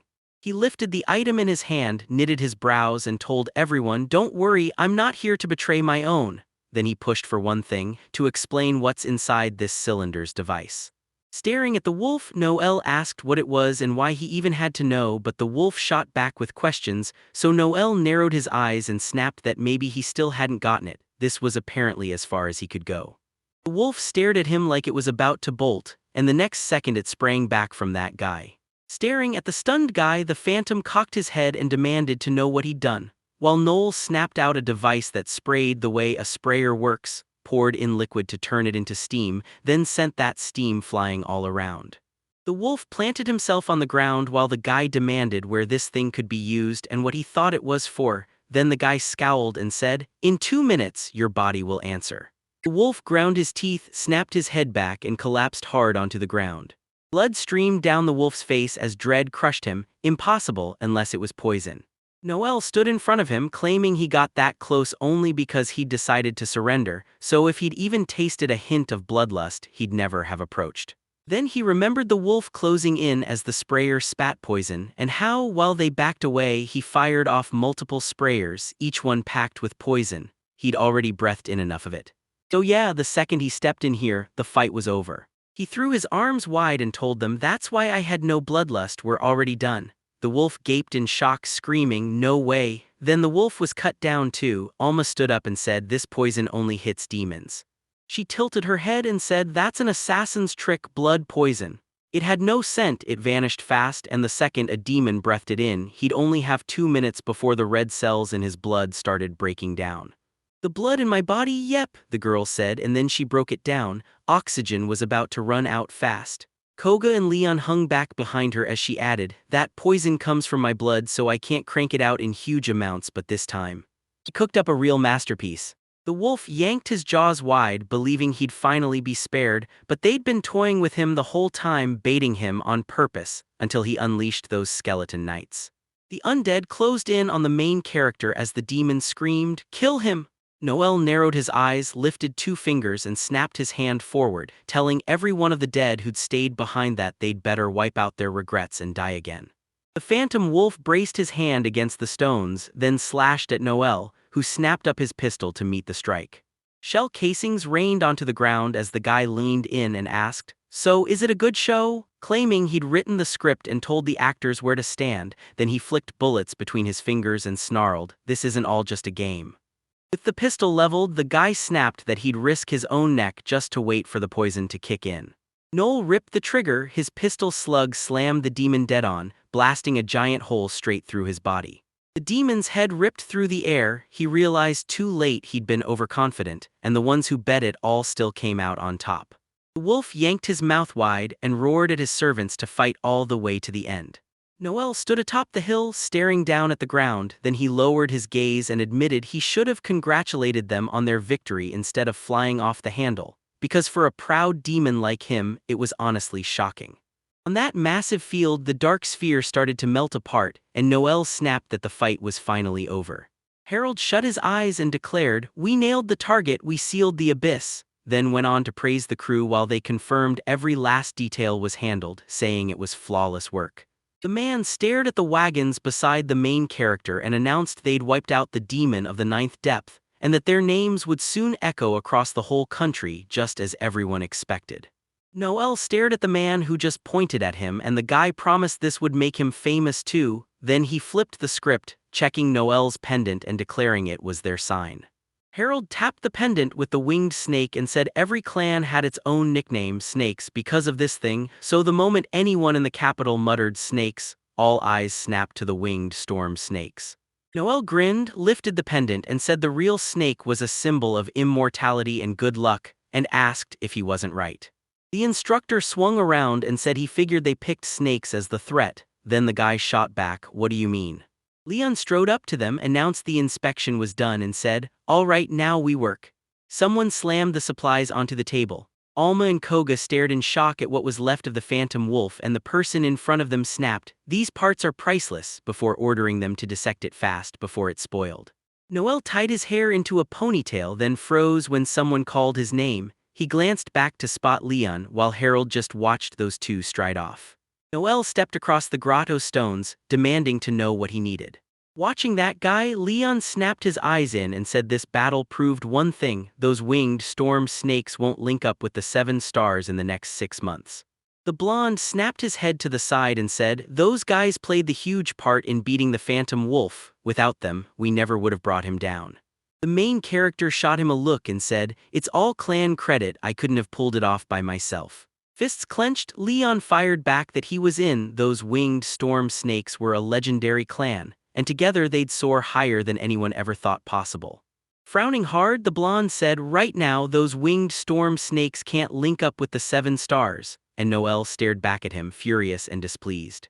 In that massive grotto backed by towering mountains, Leon said, "Even if every charge against Hugo gets dropped and he joins the clan, what then? Strength, accomplishments, glory, they've got nothing." He went dead quiet and bowed his head. The blonde, scowling hard, lifted his gaze and snapped that to claim one of the 7 stars, you've got to wipe out one of the old ones. Around a blazing light, Leon pointed to the 7 chairs and said, "In the 7 stars there are 7 spots, and if you can't crush the clan already standing, you'll never earn your seat." He stepped right in front of the main character and pressed him on what he planned to do next, and when he looked shocked at Noel, Noel just said, "I've got a plan." Then he crossed his arms, grinned, and told Leon to see it from a new angle so they could figure out how to bring down the 7 stars.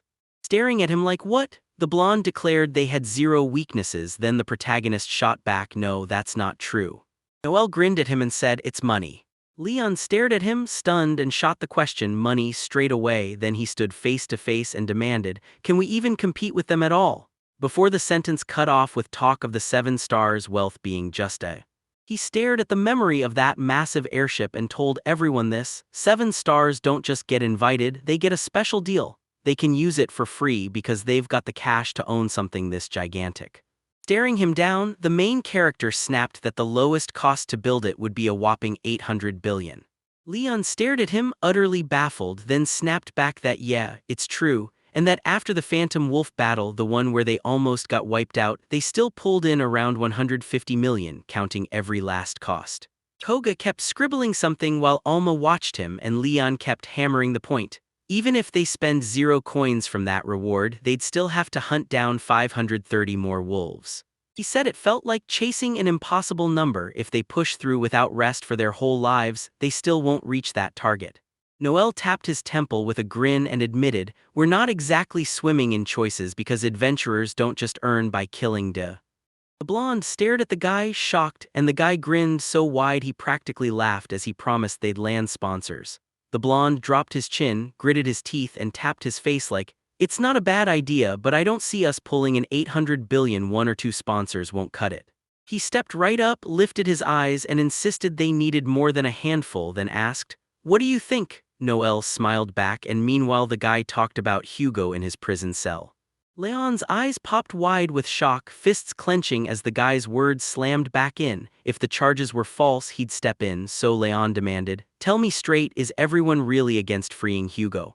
Leon's hand shook as he muttered that he understood, then he locked in his plan. He shot the main character a look, frowned hard, and said he wasn't here to beef up the group. He was here to make the whole show collapse and have the charges dropped, all so he could win over the people. Noel flashed a smile, crossed his arms tight and stared him down, then lifted his eyes to the mountains and declared that people always need a hero to believe in. A lone warrior faced a towering dragon, sword raised, while crowds surged in behind him, flags and weapons all lifted high. Noel leaned in and said, "If you want to be a real hero, you've got to smash the monster that terrifies everyone and then turn the people against arbitrariness after an innocent soul was convicted and tossed into prison. He just wants them to feel like heroes." Leon dropped his eyes and asked if his big plan was really this: win the people's backing and finding sponsors would be no trouble at all. Noel snapped his fingers with a huge grin and answered, "That's exactly it." He strode up to the blonde and insisted that this was only the start of his big plan, that once it all kicked in they'd become the best adventurers alive, and the blonde shot back, "Definitely." Noel flashed a bright smile as she tilted her head up at the guy. Leon stared at him wide-eyed, then dropped his gaze in shock. He took a step back, nodding like he got it, and the blonde spun around to walk off, thanking Noel and insisting he was relieved Noel had been so straight with him. He looked up at him and said, "You never stop pleasing me." He's got his own mind and he backs it hard, even when it clashes with Noel, and that's exactly the kind of person he needs as deputy head. Leon lowered his gaze and snapped back that he couldn't say that he had nothing against the plan, not really. Noel crossed his arms tight, staring in silence, and just when the blonde turned to move, the guy told him to wait, saying the conversation wasn't finished. Leon stepped closer and the guy leaned in, saying, "I've got a job for you." Noel lifted his eyes, grinning wide, and said, "I'm sure I'm going to love it." Leon stared at him, satisfied.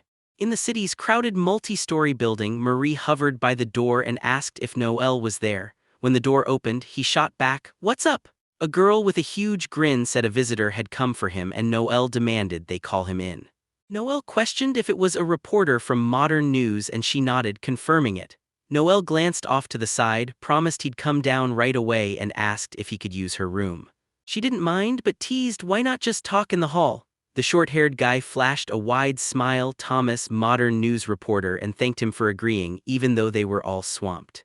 Noel slid onto the sofa across from the reporter, convinced the interview was sailing like it couldn't sink. Then they talked about wiping out the Phantom Wolf and how their guild's name finally echoed all across the empire.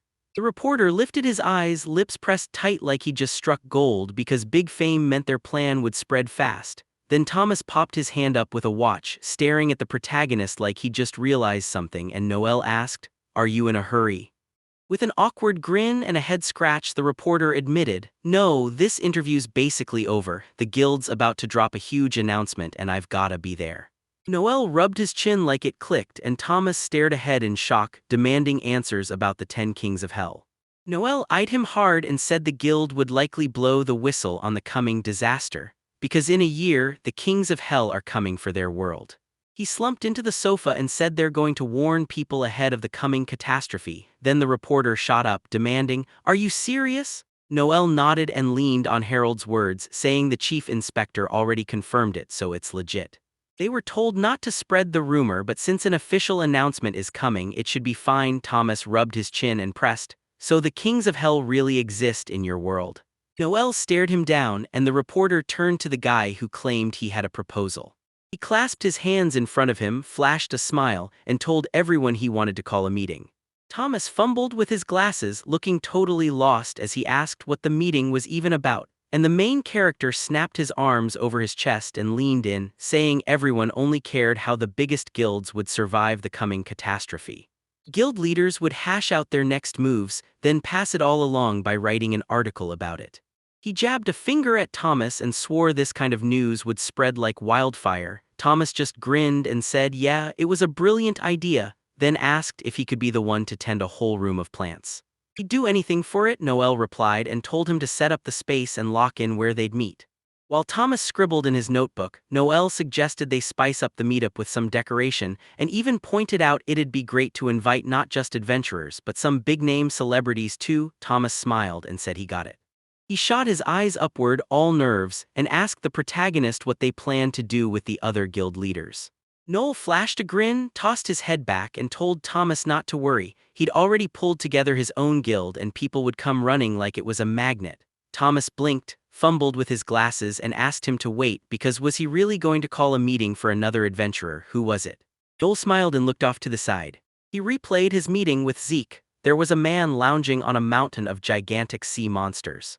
A sword was jammed right in front of him and he bowed his head. Noel stared at it and thought, that has to be the Empire's strongest adventurer. The guy lifted his eyes, and the protagonist immediately swore it was Zeke Funstein. Several adventurers stood with their backs turned, X-rank adventurers, the kind who can actually clash with gods in sheer strength. There are only a handful of them and everyone has cracked the mysteries of this world. The guy shot his arms forward, stretching them wide like he was about to grab fate itself. Breathing hard, Zeke braced himself on whatever was within reach, then he shot upright as a burst of light lit up his body, eyes wide like he'd just seen something unreal. Zeke stood in front of those massive gates, staring ahead like he'd just seen the impossible. He's that rare genius deputy head of the guild era of divine dragons, and back in his youth he trained at Sharon Valentine, climbing all the way to X-rank.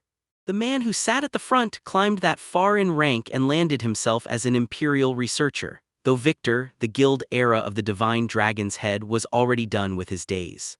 Zeke lounged on the throne, owning every inch like the king of the moment. He pressed his hand to his cheek and grinned like he owned the world. Everyone knew Zeke was the deadliest adventurer alive. Then Zeke shot his head up, stunned just as papers rained down on him from above. He stared at the guy floating in the air while everyone else lunged their hands toward him, because 3 years ago a man showed up too and he somehow reached X-rank. Rio Eden, masked and only 15 years old, was the youngest adventurer to ever steal the highest rank. On a desert plain by the mountains, a gigantic sphere loomed, and a massive monster smashed a swing at Rio. He kicked off the ground and launched himself away.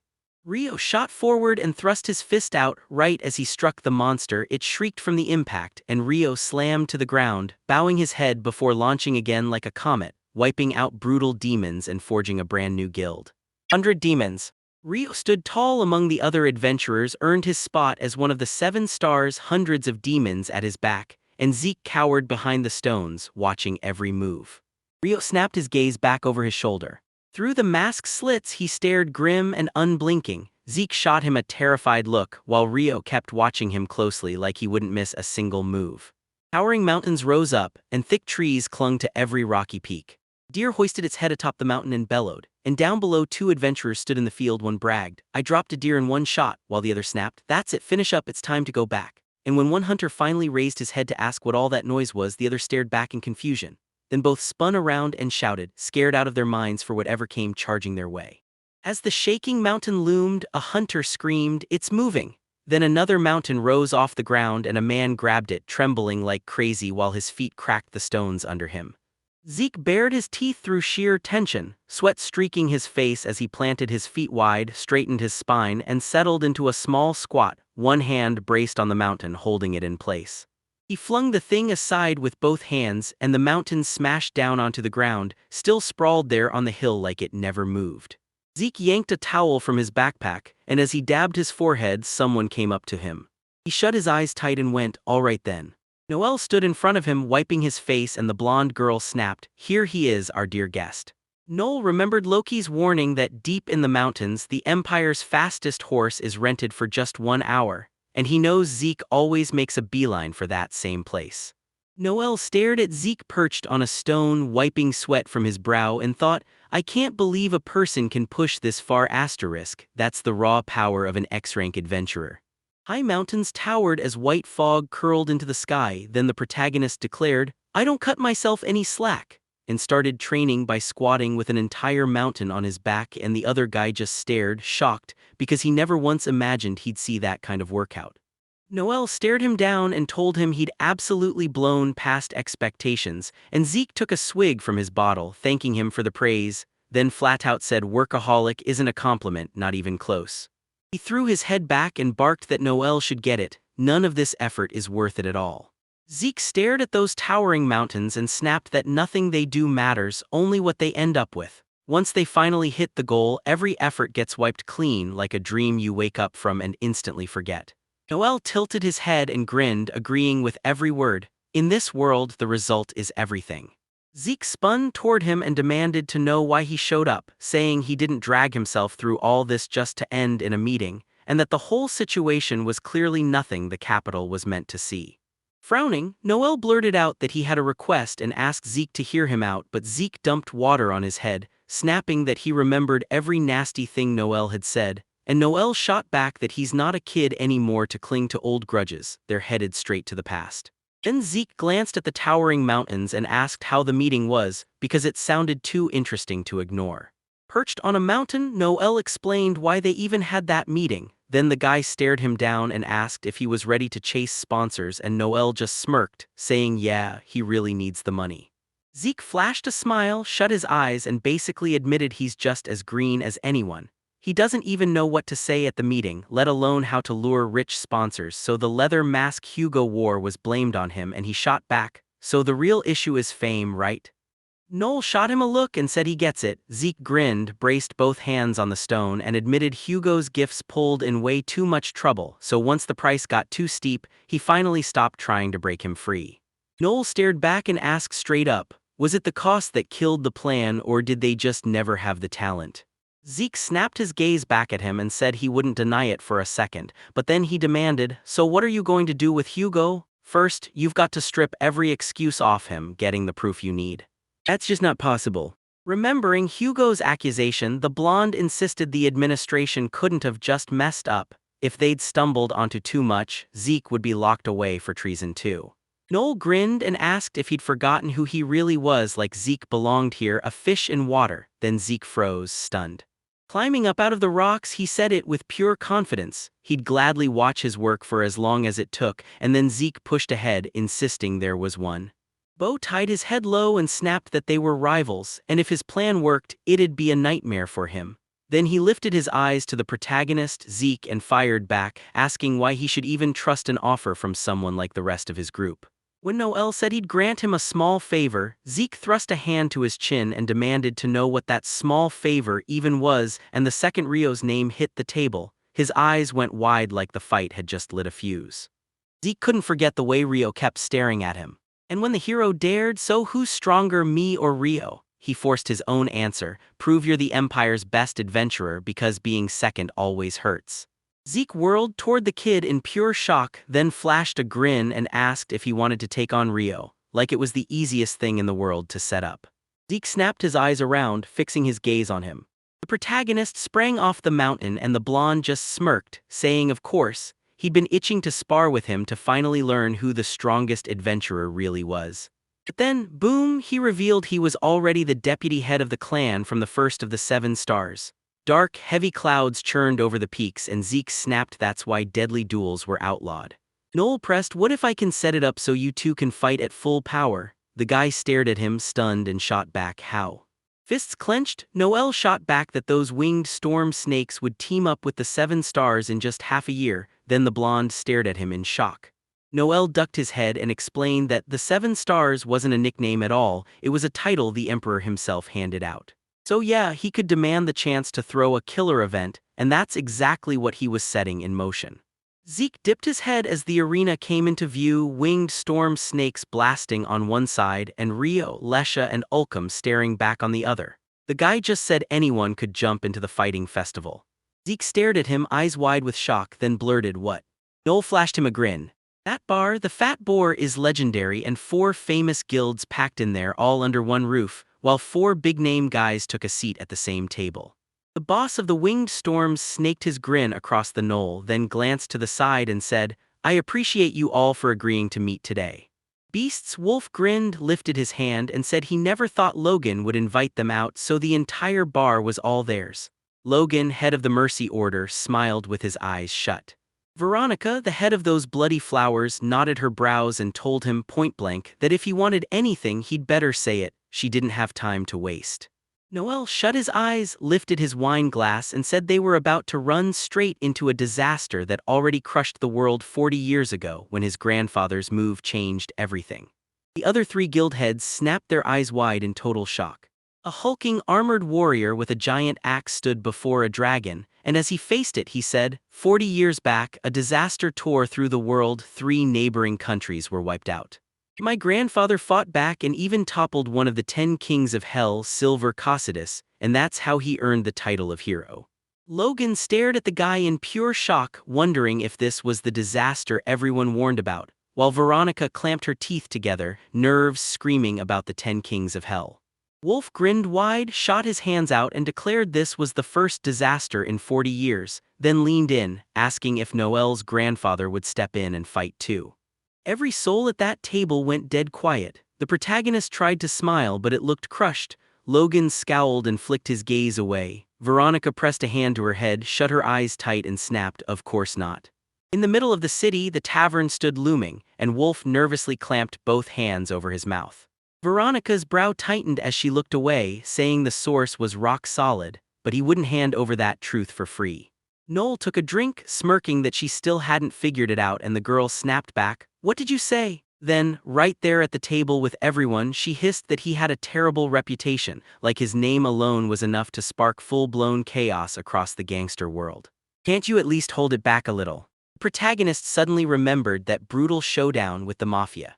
He flashed a smile and glanced around, basically daring her. Was she seriously that scared of a bunch of gangsters? Then he quickly apologized for the trouble. Veronica shot him an irritated glare and snapped back, asking if he actually had the nerve to laugh at her. Noel grinned, lifted his hands and admitted he was guilty. He wasn't trying to mock her. Then he added maybe she shouldn't take his words so seriously. In the glass, the three guild heads' reflections flickered as Noel leaned in and promised an apology, then said he'd spill a tiny secret. The man grinned, glanced away, and said he'd swallowed Leon into the Heavenly Knights and formed a new clan. Then he revealed the name, the Winged Storm Snakes. Veronica froze in stunned disbelief, while Logan's frown deepened into clenched teeth, furious at the fact they'd missed a guy this promising. Wolf's eyes snapped wide and he hissed under his breath, "It can't be." Leaning over the table, he planted his hand down and said people even whispered that he was the successor of the immortal. He had brute strength, crushed every test, and everyone knew those same rumors weren't wrong. They were promising adventurers. Noel stared at Wolf ahead, demanding answers. Did they blow the last mission? Why? His eyes dropped fast like he was scrambling for the right words.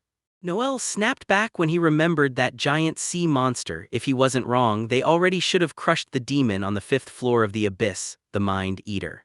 Wolf's eyes dropped fast when the guy snapped that somehow they failed. Then Noel leaned in and asked if it was just bad luck. Wolf's jaw tightened hard because the guy didn't stop there. He called Wolf a straight-up hypocrite for failing. The guy turned on Logan too, arms crossed, saying Veronica and Logan sailed through the tasks, so why didn't they push harder and aim for better? The man snapped his eyes shut and demanded to know what right Noel had to speak up, and Noel just grinned back. This was his concern because they were the top guild leaders in the empire, so they had every reason to demand an explanation and ask what the real problem was. The man scowled, irritated. Staring at Logan across the room, the protagonist leaned in and demanded to know why they were trapped here, stuck in the same place. Veronica dipped her chin at the guy and Logan snapped into a frown before dropping his eyes too, same for Wolf, who bowed his head as well. The protagonist flashed a grin, slumped against the table, and said it felt like the answer just wasn't coming. He shot up, stormed out, and snapped that the meeting was a total waste of time. "I'm really sorry," he said. Then the guy froze the second Veronica called his name. With a trembling smile, she stared at him, praised him for forging the clan, and told him how insanely happy she was for him. Noel stared at her, stunned, then said she'd say that once she was feeling better, and the three just stayed put at the table. Veronica clenched her teeth, snapping in irritation as she thought he should have just said thank you. She watched him read that paper, standing right behind him, and her jaw tightened as the memories slammed in, how he'd taken her job over and over like it was nothing. Noel just grinned, then lifted the task sheet in his hand. She spun to the two guys and demanded, "Do you remember what I said earlier?" Her brows nodded as she snapped that they had to build the strongest crew. Logan's face tightened, Wolf jerked up in shock, and suddenly it all clicked. Veronica had stood right there before Logan, promising that if they teamed up, they'd break through the deadlock at last. She pressed a hand to her chest, swearing that once they fused into one group, they'd forge their clan and climb even higher than before. All three crowded around the table as Wolf tossed out the idea that even the 10 kings of hell might not break them. Yet when it came to who truly gets to unite, friends or not, the real question hit hard. Who would rise higher in the hierarchy? He gritted his teeth, dropped his eyes, and snapped that none of this could be decided on the spot. It all had to be thought through carefully, and when Logan finally said, "Okay," his eyes went wide. The man frowned and snapped that he'd agreed to form a joint clan. Then the other guy stared at him in pure shock, demanding, "You serious?" Logan shut his eyes and told him the truth. After hearing Noel, he understood that if they didn't unite, they'd stand zero chance against the kings of hell. Veronica lifted her gaze and declared it the right move, and Wolf pushed for a final answer. Could he really handle this alone? "Let him think," they said, "because he has no other option." Logan stared at the guy, and even if he didn't agree with Veronica on everything, he couldn't deny it. She was right. Alone, he'd get nowhere, so to crank up his strength, he had no choice but to agree. He tightened his frown, glanced away, and thought, so it's only a matter of who ends up wearing the crown. Staring at Veronica, he couldn't shake the feeling it might be her, because she was already playing the game with a plan. Wolf's fist clenched so hard it trembled as he nodded. "I get it, I'll unite with you." Meanwhile, Logan wasn't ready to rush. He needed more intel, maybe even higher help. He jabbed a finger ahead and roared that the leader would decide the battle. Logan snapped back that until he knew the real details. The Union had to wait. He needed time to breathe and buy control. Logan stared at the guy in disbelief, and Veronica shot him a look with wide, shaking eyes. Wolf gritted his teeth and kept his gaze locked ahead while the man snapped, grinding his teeth and glaring at the guy like, "Seriously? What nonsense is this?" Wolf stared ahead, fidgeting and blushing hard, while Logan blinked like he couldn't believe his own thoughts. Did Wolf have muscles where a brain should be, or was his brain just totally busted? Veronica snapped her gaze back, shrugged, and told the strongest one to go ahead and lead their clan. Then she turned to Logan and asked, "Do you have any objections?" She lifted her eyes to the man who just called Wolf an idiot at a time like this, and when she saw Veronica's expression, she knew this was exactly part of her plan. The man stared at her, sure he couldn't miss this shot, while the girl suggested they handle it more civilized. Logan shook his head and said he didn't mind at all. She shot up from the chair, saying they were in, decision made. She'd prep the place and call them with the time. Veronica tightened her fist and shoved her hand forward, grinning while she tilted her head like she already knew they'd win. "You'll see what we can do," she said. Logan frowned, Wolf swallowed hard and pressed his lips together, and then all three slammed their fists together. Noel stared back in shock, and Zeke snapped, "What?" He stood right in front of the guy and told him he'd heard the 10 kings of hell were about to hit this world, so they needed a reason to prove they could stand up to them and that the emperor would totally swallow the deal. Noel and the others loomed by those towering mountains, and Noel swore that if the emperor himself issued the order, it was totally doable. Because he knew countless legendary seekers and adventurers would scramble to prove themselves, and the 7 stars would launch straight into the first echelon to clash with the kings of hell. Zeke's eyes went wide. He slapped a hand to his chin and then dropped his gaze like he just nailed it. "Yeah, you're right. In that arena, there were no rules that could cage their powers, not when it was a tournament the emperor himself approved. Anyone could step in and fight." The protagonist nodded, agreeing to the core of it, saying it was exactly that, and even if Zeke was still sharpening the plan in his head, everyone would win from it. Zeke was already sure he could set it up so he'd finally meet Rio. Then Zeke moved closer, tipped his head, and said it was interesting, but now that he knew why Noel mattered, he had to know the blonde's real reason. Blonde dropped his gaze, brow furrowed in a hard, uneasy frown. Noel grinned, lifted his eyes to him, and said it was simple. Once he had his help, organizing the tournament would fly. He narrowed his eyes, furrowed his brow, then snapped, "Hold on, can I even make Rio join this tournament?" Zeke grinned, lifted his hand, and declared himself a terrifying menace, someone who weaponizes other people's weaknesses for his own goals, while the protagonist shot forward, eyes locked on him like he was about to explode the truth. The blonde flashed a grin, shut his eyes, and promised he'd help, then said he could even use his name safely. Once they stepped into the 7 stars, he'd organize that tournament way faster. With his fist pressed to his chest, Noel grinned and shot back, "Perfect," then swore on his grandfather's name to keep the promise he'd been given, and he took off while Zeke just watched him. When he demanded that one answer, the protagonist snapped his gaze back. Then Zeke lifted his eyes and pressed the question hard. "So who do you think is stronger, me or Reese?" Noel stared at him, stunned. Then the guy kept talking about how these high mountains meant they were both X-rank adventurers, and Noel figured the toughest one must be the most experienced. Zeke ducked his head, burst out laughing, and asked if he could go ahead and kill him, while Noel just watched, all nerves. With his back to the guy, the blonde didn't even look up, he just said, flat out, that he knew Rio was the stronger one. Staring at the guy in pure confusion, Noel tried to get the words out, but before he could turn around, the guy shot back that if he truly wanted to know why he'd been itching to fight him so badly, it was simple. The wind ruffled Zeke's hair as he snapped back that he'd never forgive anyone who dared to outmatch him. Then a brutal gust whipped through the air and the guy launched skyward, soaring like a strike. Noel threw a hand over his face, lifted his chin, and said having a brutal rival wasn't a curse, it was a boost. And then, boom, a massive city sprawled before them. The capital's walls weren't just tall, they were a beast of fortress stone, and those high-walled buildings made it possible to slam the gates shut and hold the demon invasion at bay. He tightened a plate on the fortress wall, and you could feel the place humming with cutting-edge tech that demanded non-stop repairs. So specialists kept streaming in, crews hauled materials along the ground, residents pitched in by the castle walls, and all of it was branded as patriotism.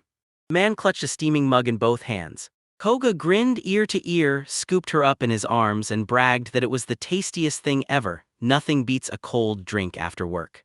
He slid into the table with Leon and told him Noel had cooked up that bizarre idea. Then Leon's mind drifted back to when the blonde protagonist claimed he had a job waiting for him, and he just knew Leon was about to love it. Koga squeezed his fists and snapped, saying they had to do volunteer work to clean up the clan's reputation. Then you can't help but wonder why it's even needed, because those rumors are popping up for one reason and he still doesn't get it that it's all because of him. Leon dipped his eyes and nodded. Honestly, it's a solid plan.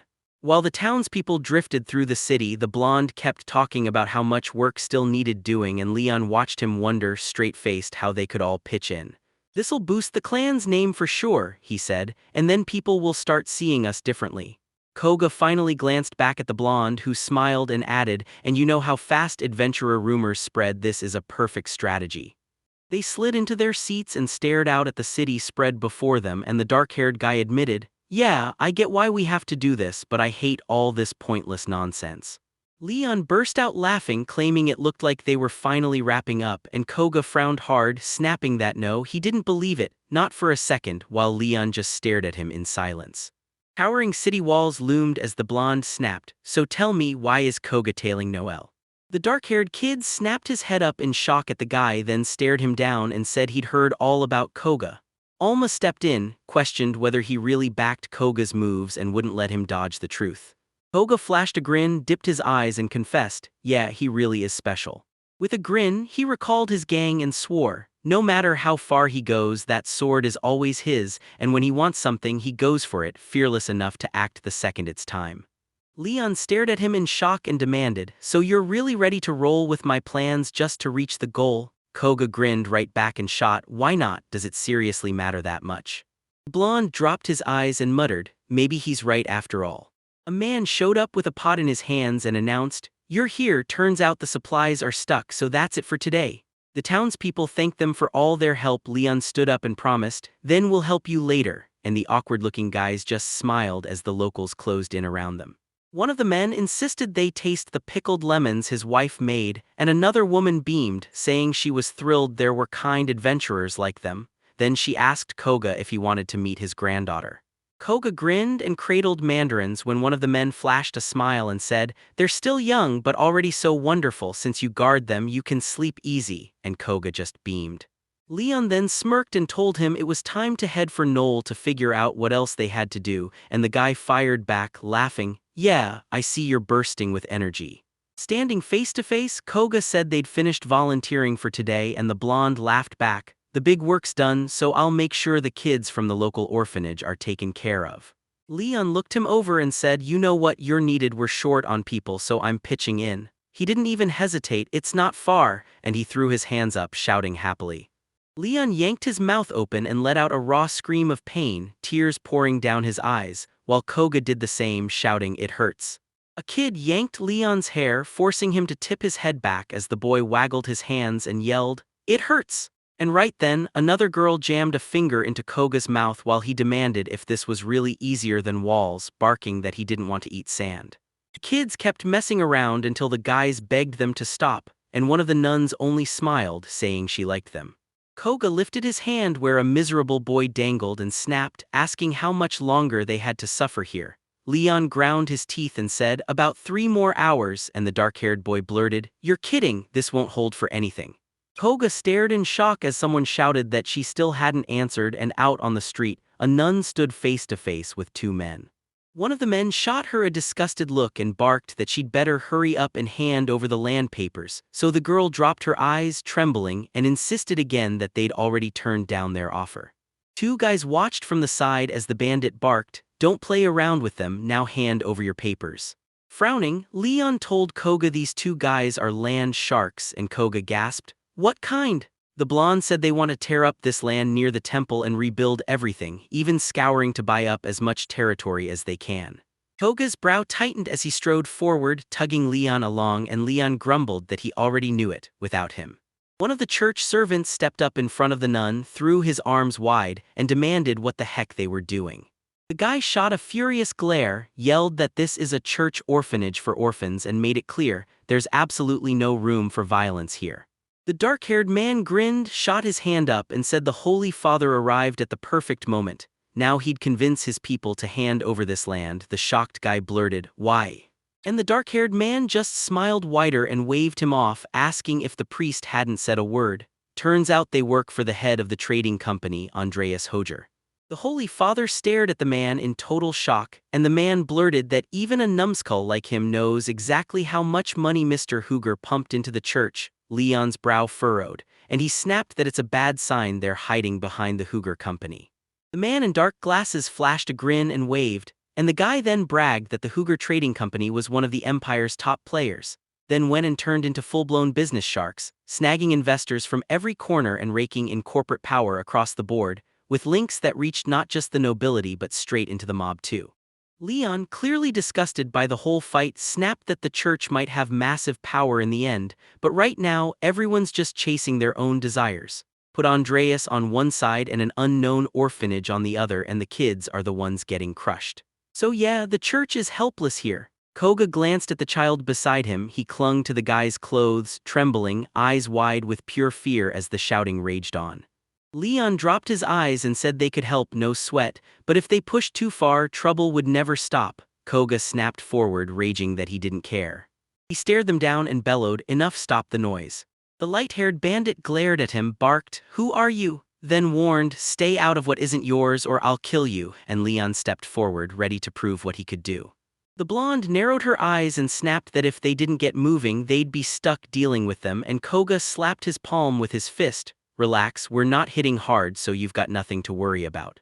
One bandit swung with clenched teeth, but the next guy panicked and barked at him to check their necklaces. Leon and Koga both snapped their brows together and stared. When they saw a pendant with a snake, one man yelled that it was a winged snake. "Are these really Snake Clan people?" Then it hit Leon like a flashback. Harold had told Noel that every clan carries its own name, and for a brief moment the amulets brand them as snakes. A light-haired bandit stumbled back, terrified, insisting, "This is bad." But the Snake Clan men just made Edgar go down, stone-cold calm, like it meant nothing at all. Then one of them snapped, finger out, "That's enough for today," and promised they'd regret crossing them. 2 guys stared as the bandits vanished into the night. Koga then snapped that ever since Noel, they're being treated like monsters. Leon shrugged and said at least it ended without a fight, and just as he turned back, someone thanked him. The Holy Father beamed, pressed a hand to his chest, and said he was grateful for their help. Then Leon turned and answered, "You're welcome," while Koga just grinned and said they'd be back again if they wanted, and that Leon could check in on them anytime for protection. The Holy Father beamed and said he truly appreciated their support, but then he gently shut it down. This was their mess to handle, and he wouldn't drag them into any more trouble. Grinning, he tipped his eyes down to the children and promised, "I'm not strong, but I'll do everything I can to keep these orphans safe." Leon smiled back like he got it, then warned, "So yeah, you'd better be careful." Kids were laughing and sprinting through the trees beside the church, while the sun sank toward the horizon. A girl beamed while clutching a plate of food, and a boy with a huge grin practically begged Koga and Leon, "Come eat with us." Koga clutched the plates as he trailed the boy through the kitchen, and the kid grinned so wide it lit the whole room, thanking him for helping out today, then insisted they could take dinner, straight up, as payment, because Koga's sure the children are gonna love sharing the same table with them. Leon snapped his head around in shock. Outside, the Holy Father was still straining to lift that tape. The guy flashed a smile, stepped up and volunteered to help, and Leon, shaken, said thanks on pure instinct. The broken table leg was still jutting from the ground like a problem waiting to explode. The Holy Father stared at Leon and declared the leg was ruined, so he wanted to repair it and invited Leon to the dinner. Then Leon asked, "Won't you come with us?" The priest only grinned and said he'd handle the table because he wanted to spend every second doing something useful. After all, he had a whole church to run. Leon smiled back and agreed, then asked if it was really not a hassle and started to leave the Holy Father behind. The blonde shot a surprised look over his shoulder, and when the guy called out, the Holy Father turned. Leon was right there and asked for just one more minute. He flashed a smile, pressed his hand to his chest and asked what was wrong. If Leon needed anything, he should just say it. Leon stared back in silence, but all he could see was Kime driving a dagger into him during the trial. Behind a tiny church, the Holy Father pressed, asking if it was all truly real and admitting even seekers suffer. Leon and the others stood in the courtyard. Then Leon blurted that he didn't know if he could ever fit into the new clan, wondering how he'd even make it work. The Holy Father just smiled, understood every doubt and snapped that he'd already chosen. No turning back, no time left for hesitation or regret. Leon bowed his head and agreed, saying the Holy Father was right. With his gaze tucked under heavy brows, the Holy Father smirked and told him to trust his choice. No doubt, no second thoughts, because hesitation never brings anything good. Leon shot his hands up as the guy claimed, "The more you doubt, the more people judge you, so don't hide it, show confidence in what you do." The Holy Father grinned and said, "It's real, serve only yourself and don't you forget it," and Leon stared at him, stunned. He crossed himself, beamed and thanked him, saying he already felt way better. Then he shut his eyes, stretched out his hand, declared he was glad to help and urged him to hurry off, dinner was waiting. Leon spun around, startled, and blurted out that he was running. Then the Holy Father kept his eyes on the guy as he vanished, smiling like he'd just witnessed something big. Tilting his head, he muttered that it was the curse of being unable to push forward on a path nobody else dared to walk. He flashed a smile, dropped his eyes and told them, "Bugs always get the short end of the stick." Then his aunt sat on the table and the Holy Father smashed it flat with his thumb. Over the church, a bright moon blazed in the sky. A man strode across the grass, grilling them about what they'd do, while a tall bandit trailed the second one and snapped that if they didn't secure the land rights, they'd be shamed to death, only for the other to admit he didn't want to go that far but said there was no choice. He clenched his teeth, snapped his gaze back, and yelled that they had to set the orphanage ablaze. Then the blonde froze in shock, asking if he was dead serious.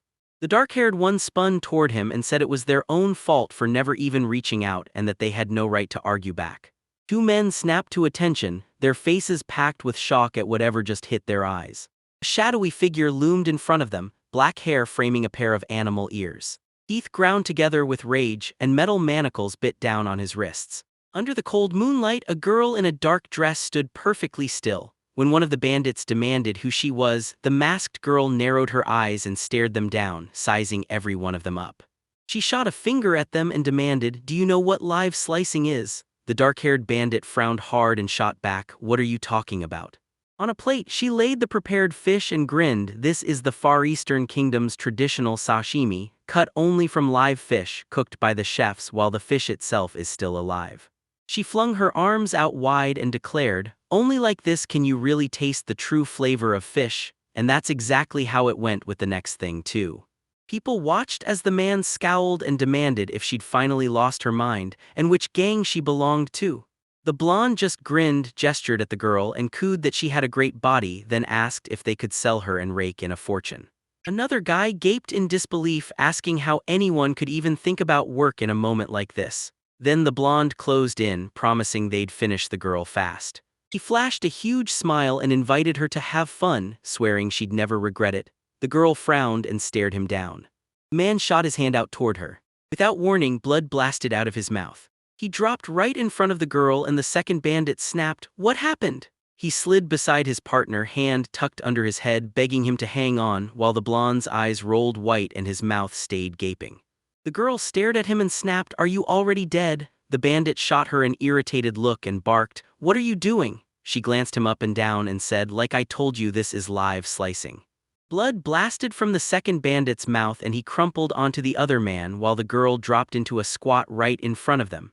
Staring at both, she snapped that their faces were so hideous you wouldn't even want to stay alive. When someone asked how they planned to work with corpses, the girl stared at the insect dropping out of the sky, lifting her chin as she demanded, straight-faced, did he really see everything? A tiny fly buzzed in the air and chirped back, nah, those adventurers didn't even spot a thing, and it made it clear he was talking about the priest's group. He remembered Leon and Koga facing the Holy Father, while the girl grinned and swore she could handle them any time, even telling them she'd wipe them out the moment she got free, unless they wanted to keep her entertained first. She sat on the ground as the insect snapped back that it wasn't worth blowing this up, and the girl shot back, not here, there's no room for that. She tilted her head and warned that skipping prep and scouting gets you nowhere, no need to panic because a real way to win would show up. She planted her palm on her knee, then rose to her feet as the girl on the ground heard him say he'd sure like to believe in Mariborgi. Glancing over her shoulder she demanded, so how's Edgar holding up? So the fly hovered in the sky and smirked, saying, not bad, I've got a body that's actually decent. While Mayor Burgie dropped her eyes, realizing she'd wasted all that worry because people like him aren't so easy to crack. The fly buzzed over two corpses, desperate for more answers, and then it offered, I can use these bodies. The girl nodded, telling him he could do whatever he wanted, and right then a dark tear ripped open in the air as tentacles slithered out. They tightened around two bodies sprawled on the ground. They slipped into that hole in space, and the fly suddenly snapped that it was time for him to go, then wished her a good rest. Mariborgi glanced back at him, telling the Lord of Flies to do the exact same. She stayed planted in the forest, then shot her hand toward the moon. Bright light poured down and lit up everything around her. With her eyes lifted, Mayor Burgie said time had already chewed through most of it, and only a sliver of it still remained. Noelle replayed her lying on the ground, arms stretched out in a helpless reach. Then blood slid down her mask and the girl couldn't stop asking why. Mayor Burgie snapped that she'd wipe out that lousy god, and Noelle even thought the city must have decided it was time to buy new clothes, because in 3 weeks they'd have an official meeting and they'd need proper outfits. Alma clenched her teeth and called a mannequin's outfit so cute, but Noelle told her to pick something that wasn't so revealing. He stood right in front of the girl in the clothing store while she groaned that her head already hurt, and the guy decided they should order a suit not just for him but for Alma too, because he was planning to take her. Noelle snapped at her to stop making a scene and pick something normal because this serious event meant they had to look decent and bring a proper companion. Yet every dress she chose barely covered intimate parts, and Alma shot him a disapproving look, calling out how he talked like they were already married, while he swore he'd rather die than marry someone like that. Then beside a mannequin in a dress he pointed and demanded, I'll take it, can you tailor it? The woman behind the counter nudged her glasses up and apologized, saying that dress was one of a kind and couldn't be changed, so with Noelle's companion's figure, it'd be smarter to grab a brand new one. Alma glanced back at her and Noelle dropped his eyes, hand on his chin, admitting that if they ordered a new dress they'd be stuck waiting a whole month, while the meeting was only 3 weeks away, no way it'd arrive in time. Then Alma behind Noelle's back snatched a mannequin in a swimsuit and swore, this one's my size. The shopkeeper grinned and said, take measurements and I can sew you a fresh dress fast. Noelle said, that'd be amazing, and the fitting room curtains slid shut. Noelle waited outside as the employee explained that the lingerie would tame her bust. Alma asked if it would even look good. Turns out the woman reassured her, don't worry. It'll only shrink you a little, you won't even notice. The fitting continued, and when the employee asked if it fit, Alma answered, it's a bit tight up top. The woman calmly said they might have to tighten it even more, so Alma just had to endure it. He stood frozen like he was about to scream, insisting it hurt and asking if they really had to do it, and the employee just apologized as she tightened it even more. The main character grinned, folded his arms and told her to go for it, while Alma snapped back, I can barely breathe.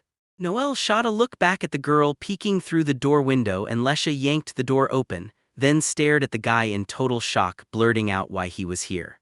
She slid up to him and he shot back that he was here on business, then asked what she was doing in his neck of the woods. Lesha whipped her head around the women's clothing store, stunned, and clapped a hand over her mouth as she blurted that she never imagined he'd be into something like this.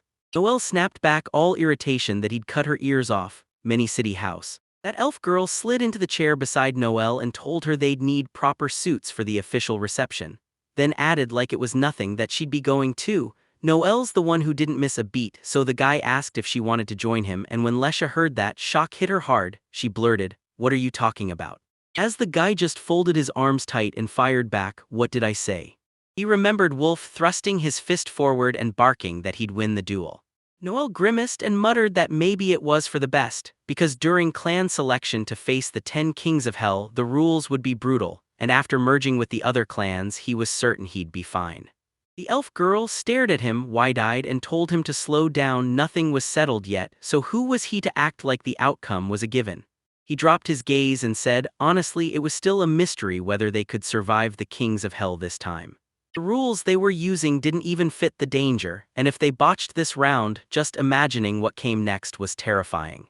Lesha snapped her eyes down when the guy told her to think over his offer, said she got where he was coming from, but now it all rode on Wolf, and she hated how fast things could shift. Everyone knew nothing would ever feel the same again. Veronica stared down at someone, lips pressed tight as she watched him, while Logan narrowed his eyes and looked straight ahead. Lesha gripped the windowsill and muttered that maybe the elves just hated change. Noel snapped back that they were no different, which is why only a handful could ever move forward. Staring out the glass, Lesha admitted he was right, then turned to the guy in shock because he said he understood her perfectly and still only let her remember how rare it really was.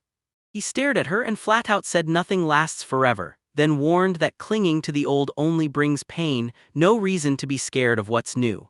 Lesha blinked in shock as the main character stressed that accepting change and reshaping yourself is the first big step on any adventurer's road. The girl grinned, stretched her hands out and asked if he was a preacher, like, was he trying to pull his older sister to his side with that kind of talk? Noel bowed his head and said it was only a friend's advice. Lesha stared, shocked, then smiled with narrowed eyes. As the worker tightened the fabric on Alma's chest, the elf girl said he sometimes seemed so kind, and the guy answered that he was kind all the time. Thinking back to that Heavenly Night contest, Lesha snapped, so what about them? He'd been brutal, right? Noel just smirked and said, I only did what had to be done to make my plan work. He flashed a grin, shut his eyes, and waved his hand like he'd just unlocked the next level, saying he used those guys to soar even higher. The girl stared at him in shock until he claimed they were from the same clan as Afia and asked if she'd speak to her for him. Lesha smiled, tipped her head, and snapped back that she wouldn't do that. After all, they were adventurers, he'd planned it, and she couldn't ignore the fact that they were the ones who fell for his trick. The main character folded his arms across his chest as the girl finally started talking. She stared at the guy, nerves on fire, and warned whoever did this would never escape the truth. He'd been used like a launchpad to someone else's success. No comforting the losers. If he was going to move forward, he had to prove it wasn't all for nothing. The main character flashed back to sitting with the dark-haired girl, then Wolf charged up to Veronica and Logan. Logan stared at him with a hard frown and the girl shot him a matching look. Noel grinned when the elf girl begged them not to treat Leon like that because yeah, they were comrades now. Then the guy pressed, asking if she was really preaching at him, and the girl just smiled and said it was only a friend's advice. Wolf stood in the arena facing two enemies, and when the main character glanced away and muttered that he'd know, the other guy snatched his sword in a tight grip. Then Wolf jabbed the blade forward, brow furrowed, and snapped, "All right, let's start the duel." Deep in a tiny forest, a perfectly round building loomed at the center like it was waiting for someone. Wolf gripped a dagger in his fist, ready for whatever came next. He aimed the weapon at Veronica and declared, "We're starting our duel right now." With a hard scowl, the guy declared the winner would step up as their group's leader, and the other adventurers leaned in, buzzing with excitement, while Wolf snapped that if anyone had complaints, they'd better keep quiet, because everyone in the room would see the fight. Even the toughest men couldn't help staring nervously. Other adventurers were there too, and among them stood Alchem. His brow knotted and he snapped his gaze upward. Logan spun around, fired questions at everyone, and snapped that Lesha still hadn't shown up. Then Wolf blurted in shock, "Where is she?" Closing her eyes, Veronica pressed her hand to her head and swore they'd wait, there was still time. Lesha slipped in with Alma and Noel, and the moment the door opened, she asked if they'd already started. Wolf stared at the main character, stunned, and demanded, "What are you doing here?" Alma and Lesha broke into smiles, hugged tight, and flashed thumbs up, while the elf girl grinned and said she'd found them on the way and brought them here. Veronica eyed the protagonist and declared, "You showed up just in time." The guy asked why he had to be the witness, and the girl tilted her head like it was obvious so that nobody could object. No just stared at her in shock. Then he stepped up in front of the girl, said he wouldn't object, and made it clear they'd use his presence to stop any more fights from breaking out. The trio slams their feet into the ground with thunderous force.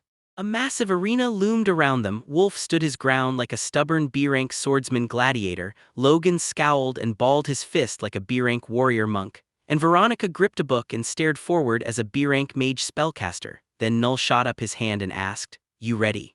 He fired a pistol and roared. A bright blue sky stretched overhead, and the wind hissed through the leaves like it was telling secrets. A lone leaf drifted down through the sky, then landed on the grass miles away from that round building. Wolf bared tiny fangs and bit down on his own lip hard. He shot a nervous glance ahead. Logan frowned right beside him, and Veronica tightened her expression as she held the. Standing by the fence, Alma snapped that they weren't going anywhere, and the protagonist near her shot back, "Why?" Then Rush grinned and told him they finally understood what they were dealing with, so the girl pressed, "In what way?" Three adventurers just stared on, lips tight, while Noelle said, "Duh, our main goal is to win that duel," then quickly added that once the merger was done, they'd still clear the prime spots. Two guys shot each other worried looks as the speaker calmly said, "Of course we're going for those spots." And just like that, the whole crowd stared at their fight, even if they'd called each other friends yesterday, because everybody wanted their share of the sunshine. Alma blurted in shock that they couldn't just win, they had to make everyone see what they were truly capable of. Noel snapped back that every adventurer here had to prove they didn't claw their way to the top for nothing, and that was pure charisma. He clenched his fist and declared that in battle you've got to show superior strength, something he just couldn't do. Staring at him, Alma said his real power was his brains and how fast he could adapt. Then the guy smirked, "Oh, really?" Thick white fog rolled in, and through the haze, a dark panel finally came into view. Alma turned and asked who did he think would win. Noel hummed under his breath as he stared ahead, still remembering the way Wolf pulled him into a tight hug with that huge, bright smile. He lifted his eyes and said he figured Veronica would win. Then Alma whipped around and shot back that Veronica stood with the lowest odds. The moment the book in Veronica's hands glowed, she blasted fiery birds forward, ripping fire magic through the air, and Wolf bared his teeth as the bird swept under his hand while Logan clenched up and dodged the strike. Folding his arms across his chest, the main character declared Veronica was a terrifyingly strong adventurer, the kind of power a woman like her shouldn't even be able to pull off. She'd already led a decent clan and mastered magic at an absurd level, the kind of mage that even matched his taste. Alma stared at him, stunned, and asked if she had as nasty a temper as Noelle, and he snapped that no, he meant she could flip this fight in her favor in seconds. And when the blazing bird finally slammed into Wolf, it hit hard as he blocked the blow. Alma stared in shock and blurted that the flame was unreal, like it had power to burn reality itself, while Noel just smirked and said, "Don't miss it, this is only the start." Now she was just toying with tricks, setting up something brutal, and her hellfire hit just as hard as even Leon's sacred blood.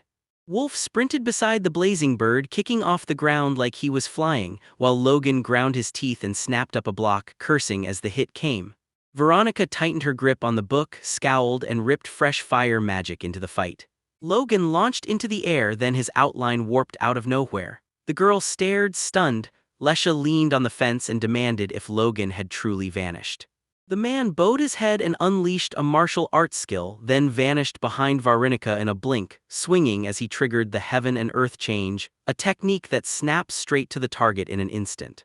The man scowled and snapped his palm forward, and Veronica jolted, eyes flying open in pure shock when his strike caught her right on the neck. She crumpled to the ground and the book hit the floor, then Logan snapped his hand forward and appeared beside her in a flash, right as a couple of stunned adventurers stared and shouted for Veronica. Alma clapped both hands over her face, groaning that the hit was so brutal she swore she wouldn't be able to stand again, and that mages are painfully easy to crack with raw force. She glanced sideways and muttered that even he slipped up sometimes. Noel stared back and said he couldn't play prophet, not after all. Then he turned to the arena. Veronica was down on the ground and the guy narrowed his eyes. He snapped his eyes to Alma and she gasped that Logan had now set his sights on Wolf, so Logan lunged, trying to land a hit, but Wolf dodged and shut down every swing. Logan clenched his teeth and drove forward with a punch, and the guy flashed a dagger right in front of him. As the two finally tore apart, the watching adventurers shot their hands into the sky and roared, "Only Wolf remains." As the fight raged on, the main character snapped that the sky and earth shift was an insanely brutal technique. Then Logan showed exactly why. He didn't wait for a chance to slip in clothes, he manufactured the moment himself. Logan lunged straight at the opponent just as the guy claimed he'd picked the perfect spot to strike. And the only way Logan could pull off something like that would take him over a month of brutal, exhausting training. Logan suddenly snatched Wolf by the throat. Teeth clenched tight, the man watched as the other guy drove a dagger in, then both of them hit the ground, staring each other down. One of the girls gasped, shocked that Wolf was still on his feet after that brutal strike.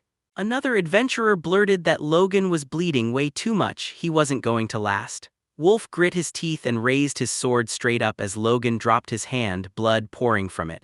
Lesha, who'd been watching, she snapped her eyes shut and screamed at Wolf to strike, and right then a few men shoved their hands up, yelling that Logan would handle it. Logan. Morgan slammed his fist into the ground, frowned hard, crouched low, and unleashed the golden demon skill, while Wolf sprang off the earth, charging in with two swords and calling the dance of blades. Out of nowhere, someone snapped to their feet and shouted for them. Wolf whipped around, stunned, while Logan's eyes shot up, shocked out of his mind. Noelle and Alma stared at the arena in shock, and Cam's eyes went wide as Lesha gasped too. Veronica stepped forward, brows furrowed, while the girl floated up in the air and fired off space magic, warping reality as she teleported. Her legs bent through space, and then she dropped in behind Logan, looming over him. The man snapped his head over his shoulder. Veronica's face twisted as she swore it was already too late. A torrent of magic slammed into him and he erupted in a scream. Alma stared in disbelief, blurting that he couldn't even block it, then demanded where Veronica got power this destructive. "Because she's a sorceress," Noelle said, watching the whole thing unfold. In normal form she'd be weak, but she went for a sacrifice ritual. The moment he explained it, it clicked. The girl offering something to that monstrous moth, the kind of sacrifice where you give up part of your own body.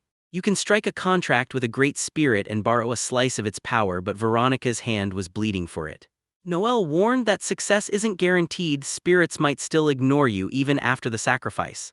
"That's why so few dare to use it," he finished, and then he added, right as Veronica stood over Logan crumpled on the ground. "You can call it gambling." Alma stared at the arena in shock and blurted out something about sacrificing a piece of your own body, while Wolf kept his sword up in front of him the moment Veronica ordered him to. She snapped her arm up and drove her fist forward to land the strike. He clenched his teeth and raised his sword, bracing himself, while a mage thrust his staff forward and fiery elements burst out. Because this world runs on the main elements, ruled by spirits, and sorcerers steal that spirit power to reshape what magic can do. Veronica shot forward and the protagonist realized it. After that sacrifice, she's got a real connection to the spirit, and that's exactly where all this power is coming from. The girl swung her fist to strike and the guy realized, yeah, it really means Veronica is the living embodiment of the spirit of flame. She smashed Wolf straight in the face, then snapped her palm out and carved a blade of magic, slamming it at him just as he blocked. And when she narrowed her eyes, she lunged forward again. Noelle even revealed she'd picked up regenerative power too, so now she's got a shot to win, but it's a massive gamble. Alma glanced aside and said this was exactly what would happen. He'd known she'd win all along, while the protagonist just watched the fight in silence. Veronica launched herself at Wolf and Wolf sprang back. Noelle realized that to tap the spirit's power, she'd must have traded her right eye, so she pinned her attention mostly to that side, but it still looked like she needed more time to adjust to the new eye. Noelle stared ahead and blurted, "So this is it?" Thinking all three were on equal footing, then Veronica blew past them and Logan crumpled onto the ground. One guy stared at the arena in stunned disbelief, while the other snapped his eyes shut with a sharp frown. Meanwhile, three girls were grinning like they couldn't wait to see the fight. Lesha watched the fight with her heart in her throat and yelled for Wolf. His foot was jammed into the ground. Wolf snapped to a halt, cutting off the lowering of his head. Frowning hard, he wiped at the blood running down his face and lifted his gaze. Alma whipped her gaze back as Noelle clenched his fist and demanded that she. He couldn't forget how Wolf burst out a sharp shout while he and the whole company just stared on, hanging on every word. Noelle knitted her brows and demanded that he win. Veronica shot her hands up, and blazing fire ignited above her as a giant fireball burst into existence. Dropping her eyes, the girl snapped that he should surrender already or Wolf would face Cole because there was no way he'd survive her attack. Wolf shot her a glare and told her to shut up, that she hadn't won yet, and when she scoffed that it was his choice, she raised her hand and launched forward. Veronica tore straight at Wolf, blasting fire magic that swallowed everything, and the guy angled his two swords. Lesha slumped on the fence in disbelief, staring at the blaze like, "You're really gonna stop that?" And Alma screamed for him not to because she swore he wouldn't make it. Noel knitted his brows and yelled at him not to quit. Then Wolf sprang off the ground and unleashed the swordsman's skill. With zero hesitation, he locked onto his target and unleashed the wolf's fang skill. A blazing beam ripped forward straight for Veronica. She froze in pure shock, then threw up her hand to block Wolf's strike. Right on the spot, he clashed his swords across her arm, flames roaring along the steel, and Veronica stared at those blades that slammed down to stop her burning attack. Alma stared in disbelief and blurted, "Wait, did you actually block it?" And Noel nodded, saying Wolf's fangs bite with an element that's the exact opposite of flame, so Veronica's fire doesn't scare him a bit. Flames snarled around the blade as Wolf yanked it free, and Veronica barely dodged when the man lunged straight for her. The girl snapped her head back in shock as Wolf spun around and swung his leg. For a split second she thought he was striking from some blind spot, then a kick slammed into her head. Wolf's face twisted as his teeth clenched, and Veronica jerked her head back hard, while Lesha and the other adventurers stared upward, stunned. Two men stared in stunned disbelief, while the girls shot their hands up to cover their faces. Wolf faced Veronica, and there she was crumpled on the ground. The guy jerked his mouth open, gasping hard like it burned, and Alma and Noel froze in shock, then he shut his eyes tight. He whipped his hand up and yelled that the battle was done, Wolf had won, and the other clan adventurers cheered as they rushed in to hug him. Alma froze in shock, You won?" While Noel just smiled, shut his eyes, and said like he warned, he can't predict the future. The girl snapped her gaze to the guy walking away, asking if he'd really go and congratulate Wolf. He shot back without even turning, saying the truth was simple. Where the winner stands, the losers get crushed too, so he figured it's better to leave them be for now. Alma broke into a smile and nodded, glancing back as they watched that guy clench his fists and swear that their real fight was coming next. Wolf flashed a grin and glanced off to the side. A towering giant of a building loomed over the city, and inside, bam, a massive, wide-open hall packed wall-to-wall with people. A chunky man grinned ear to ear, lifted his hands and demanded, "So this is what the head of the snakes really looks like?" Noel, sharp in his suit, and Alma, glowing in her dress, returned the smile. The Grin Man claimed he'd heard the four of them actually crushed the Phantom Wolf, and then he praised them for being freakishly strong even at their age. Noel bowed politely and thanked him for the hype. He slapped a hand to his chest, flashed a grin, and vowed he'd grow into a seeker worthy of his grandfather's legendary name. He stared at the man in shock, then blurted, "So you want to know about my grandpa?" And when he answered, his smile stretched huge, his cheeks flamed red, he sucked in a breath and let it out hard, saying his grandfather is hailed as the strongest hero who ever battled the immortal demon, like destiny itself is driving him toward legendary feats. Noel grinned and told him, "Sure, right now we're hunting for sponsors for our clan. If you're interested, let's hash out the deal privately, what do you think?" The man clasped the guy's hand and nodded, agreeing, then the guy grinned, "See you soon," and the man turned and walked off while Alma shut her eyes and smiled.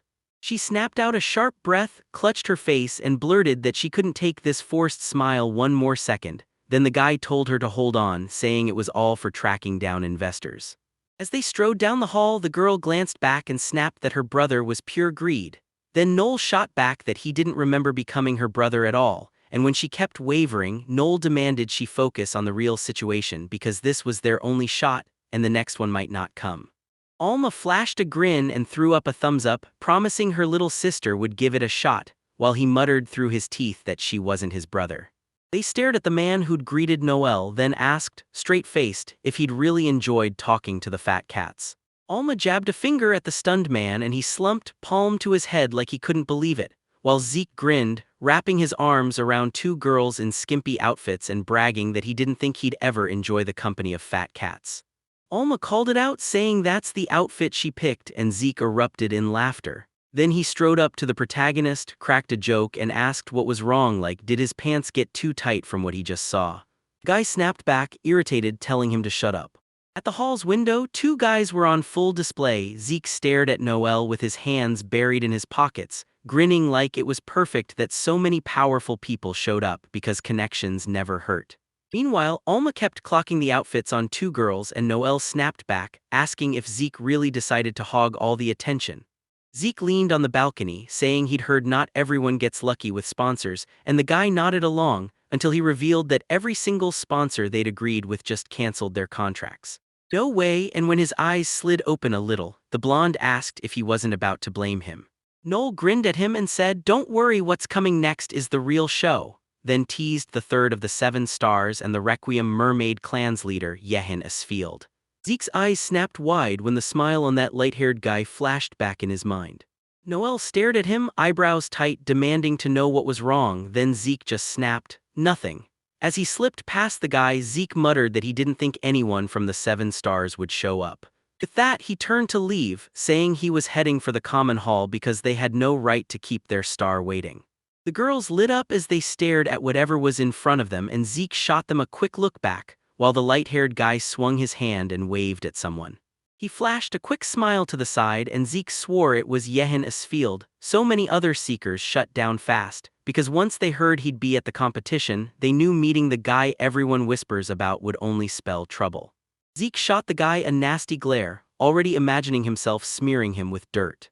Glancing back over his shoulder at the protagonist, he decided it was smarter to keep his eyes on Noelle for now. She was still going to stir up a ton of trouble. Alma and Noelle stared at him, confused, then snapped their gaze forward when someone else showed up and called out to them. A man in a light suit grinned and said he was thrilled to meet them. His name was Ralph Golding. The main character stared at the smiling man in shock, convinced he was the big shot running the air transport industry, and somehow the very director of the Devil Research Institute, a legend everyone in high society whispered about. Alma and Noelle bowed to him and he grinned like, "Meeting you is a huge honor." Then he gestured to the girl and said she was his daughter, Bernadette.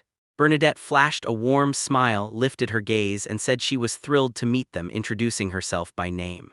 Noelle bowed to her, shut his eyes, and told her he was just as happy to meet her too. Then the girl stared in silence and the guy blinked, shocked when he asked if something was on his face. Clutching her hands to her chest, Bernadette snapped back that it was nothing like that at all, then stared the guy down and said she'd heard tons about him from her father, only to be shocked he was so young. Noelle blinked at her, stunned, while Ralph grinned and waved a hand like, "Yeah, I'm a big fan of Noelle." Then he leaned in and asked if Noelle used to be involved in winemaking and how he ended up among the seekers. He smirked and said that whole thing was old news because with no cash and no crew, he'd only started it for kicks, and now he was locked in, fully focused on the seekers' work. Warm lights flickered in the city houses as Ralph leaned in, asked if he'd been 14 back then, and apologized for losing everything in the Abyss catastrophe, because with the world like that, running a small business is basically impossible. Guy just thanked him for his sympathy. Bernadette kept her eyes on the man as her father asked him if he wanted to launch a new business, and promised full support if he said yes. Noelle and the man struck up a conversation and Bernadette flashed a warm smile, head tilted, eyes narrowed, while Alma stared in shock thinking, is this woman actually interested in Noelle? She slapped her hands to her cheeks, heart racing, thinking, no way this jerk actually likes her. The thought sickened her and she was ready to snatch him away because this couldn't be allowed.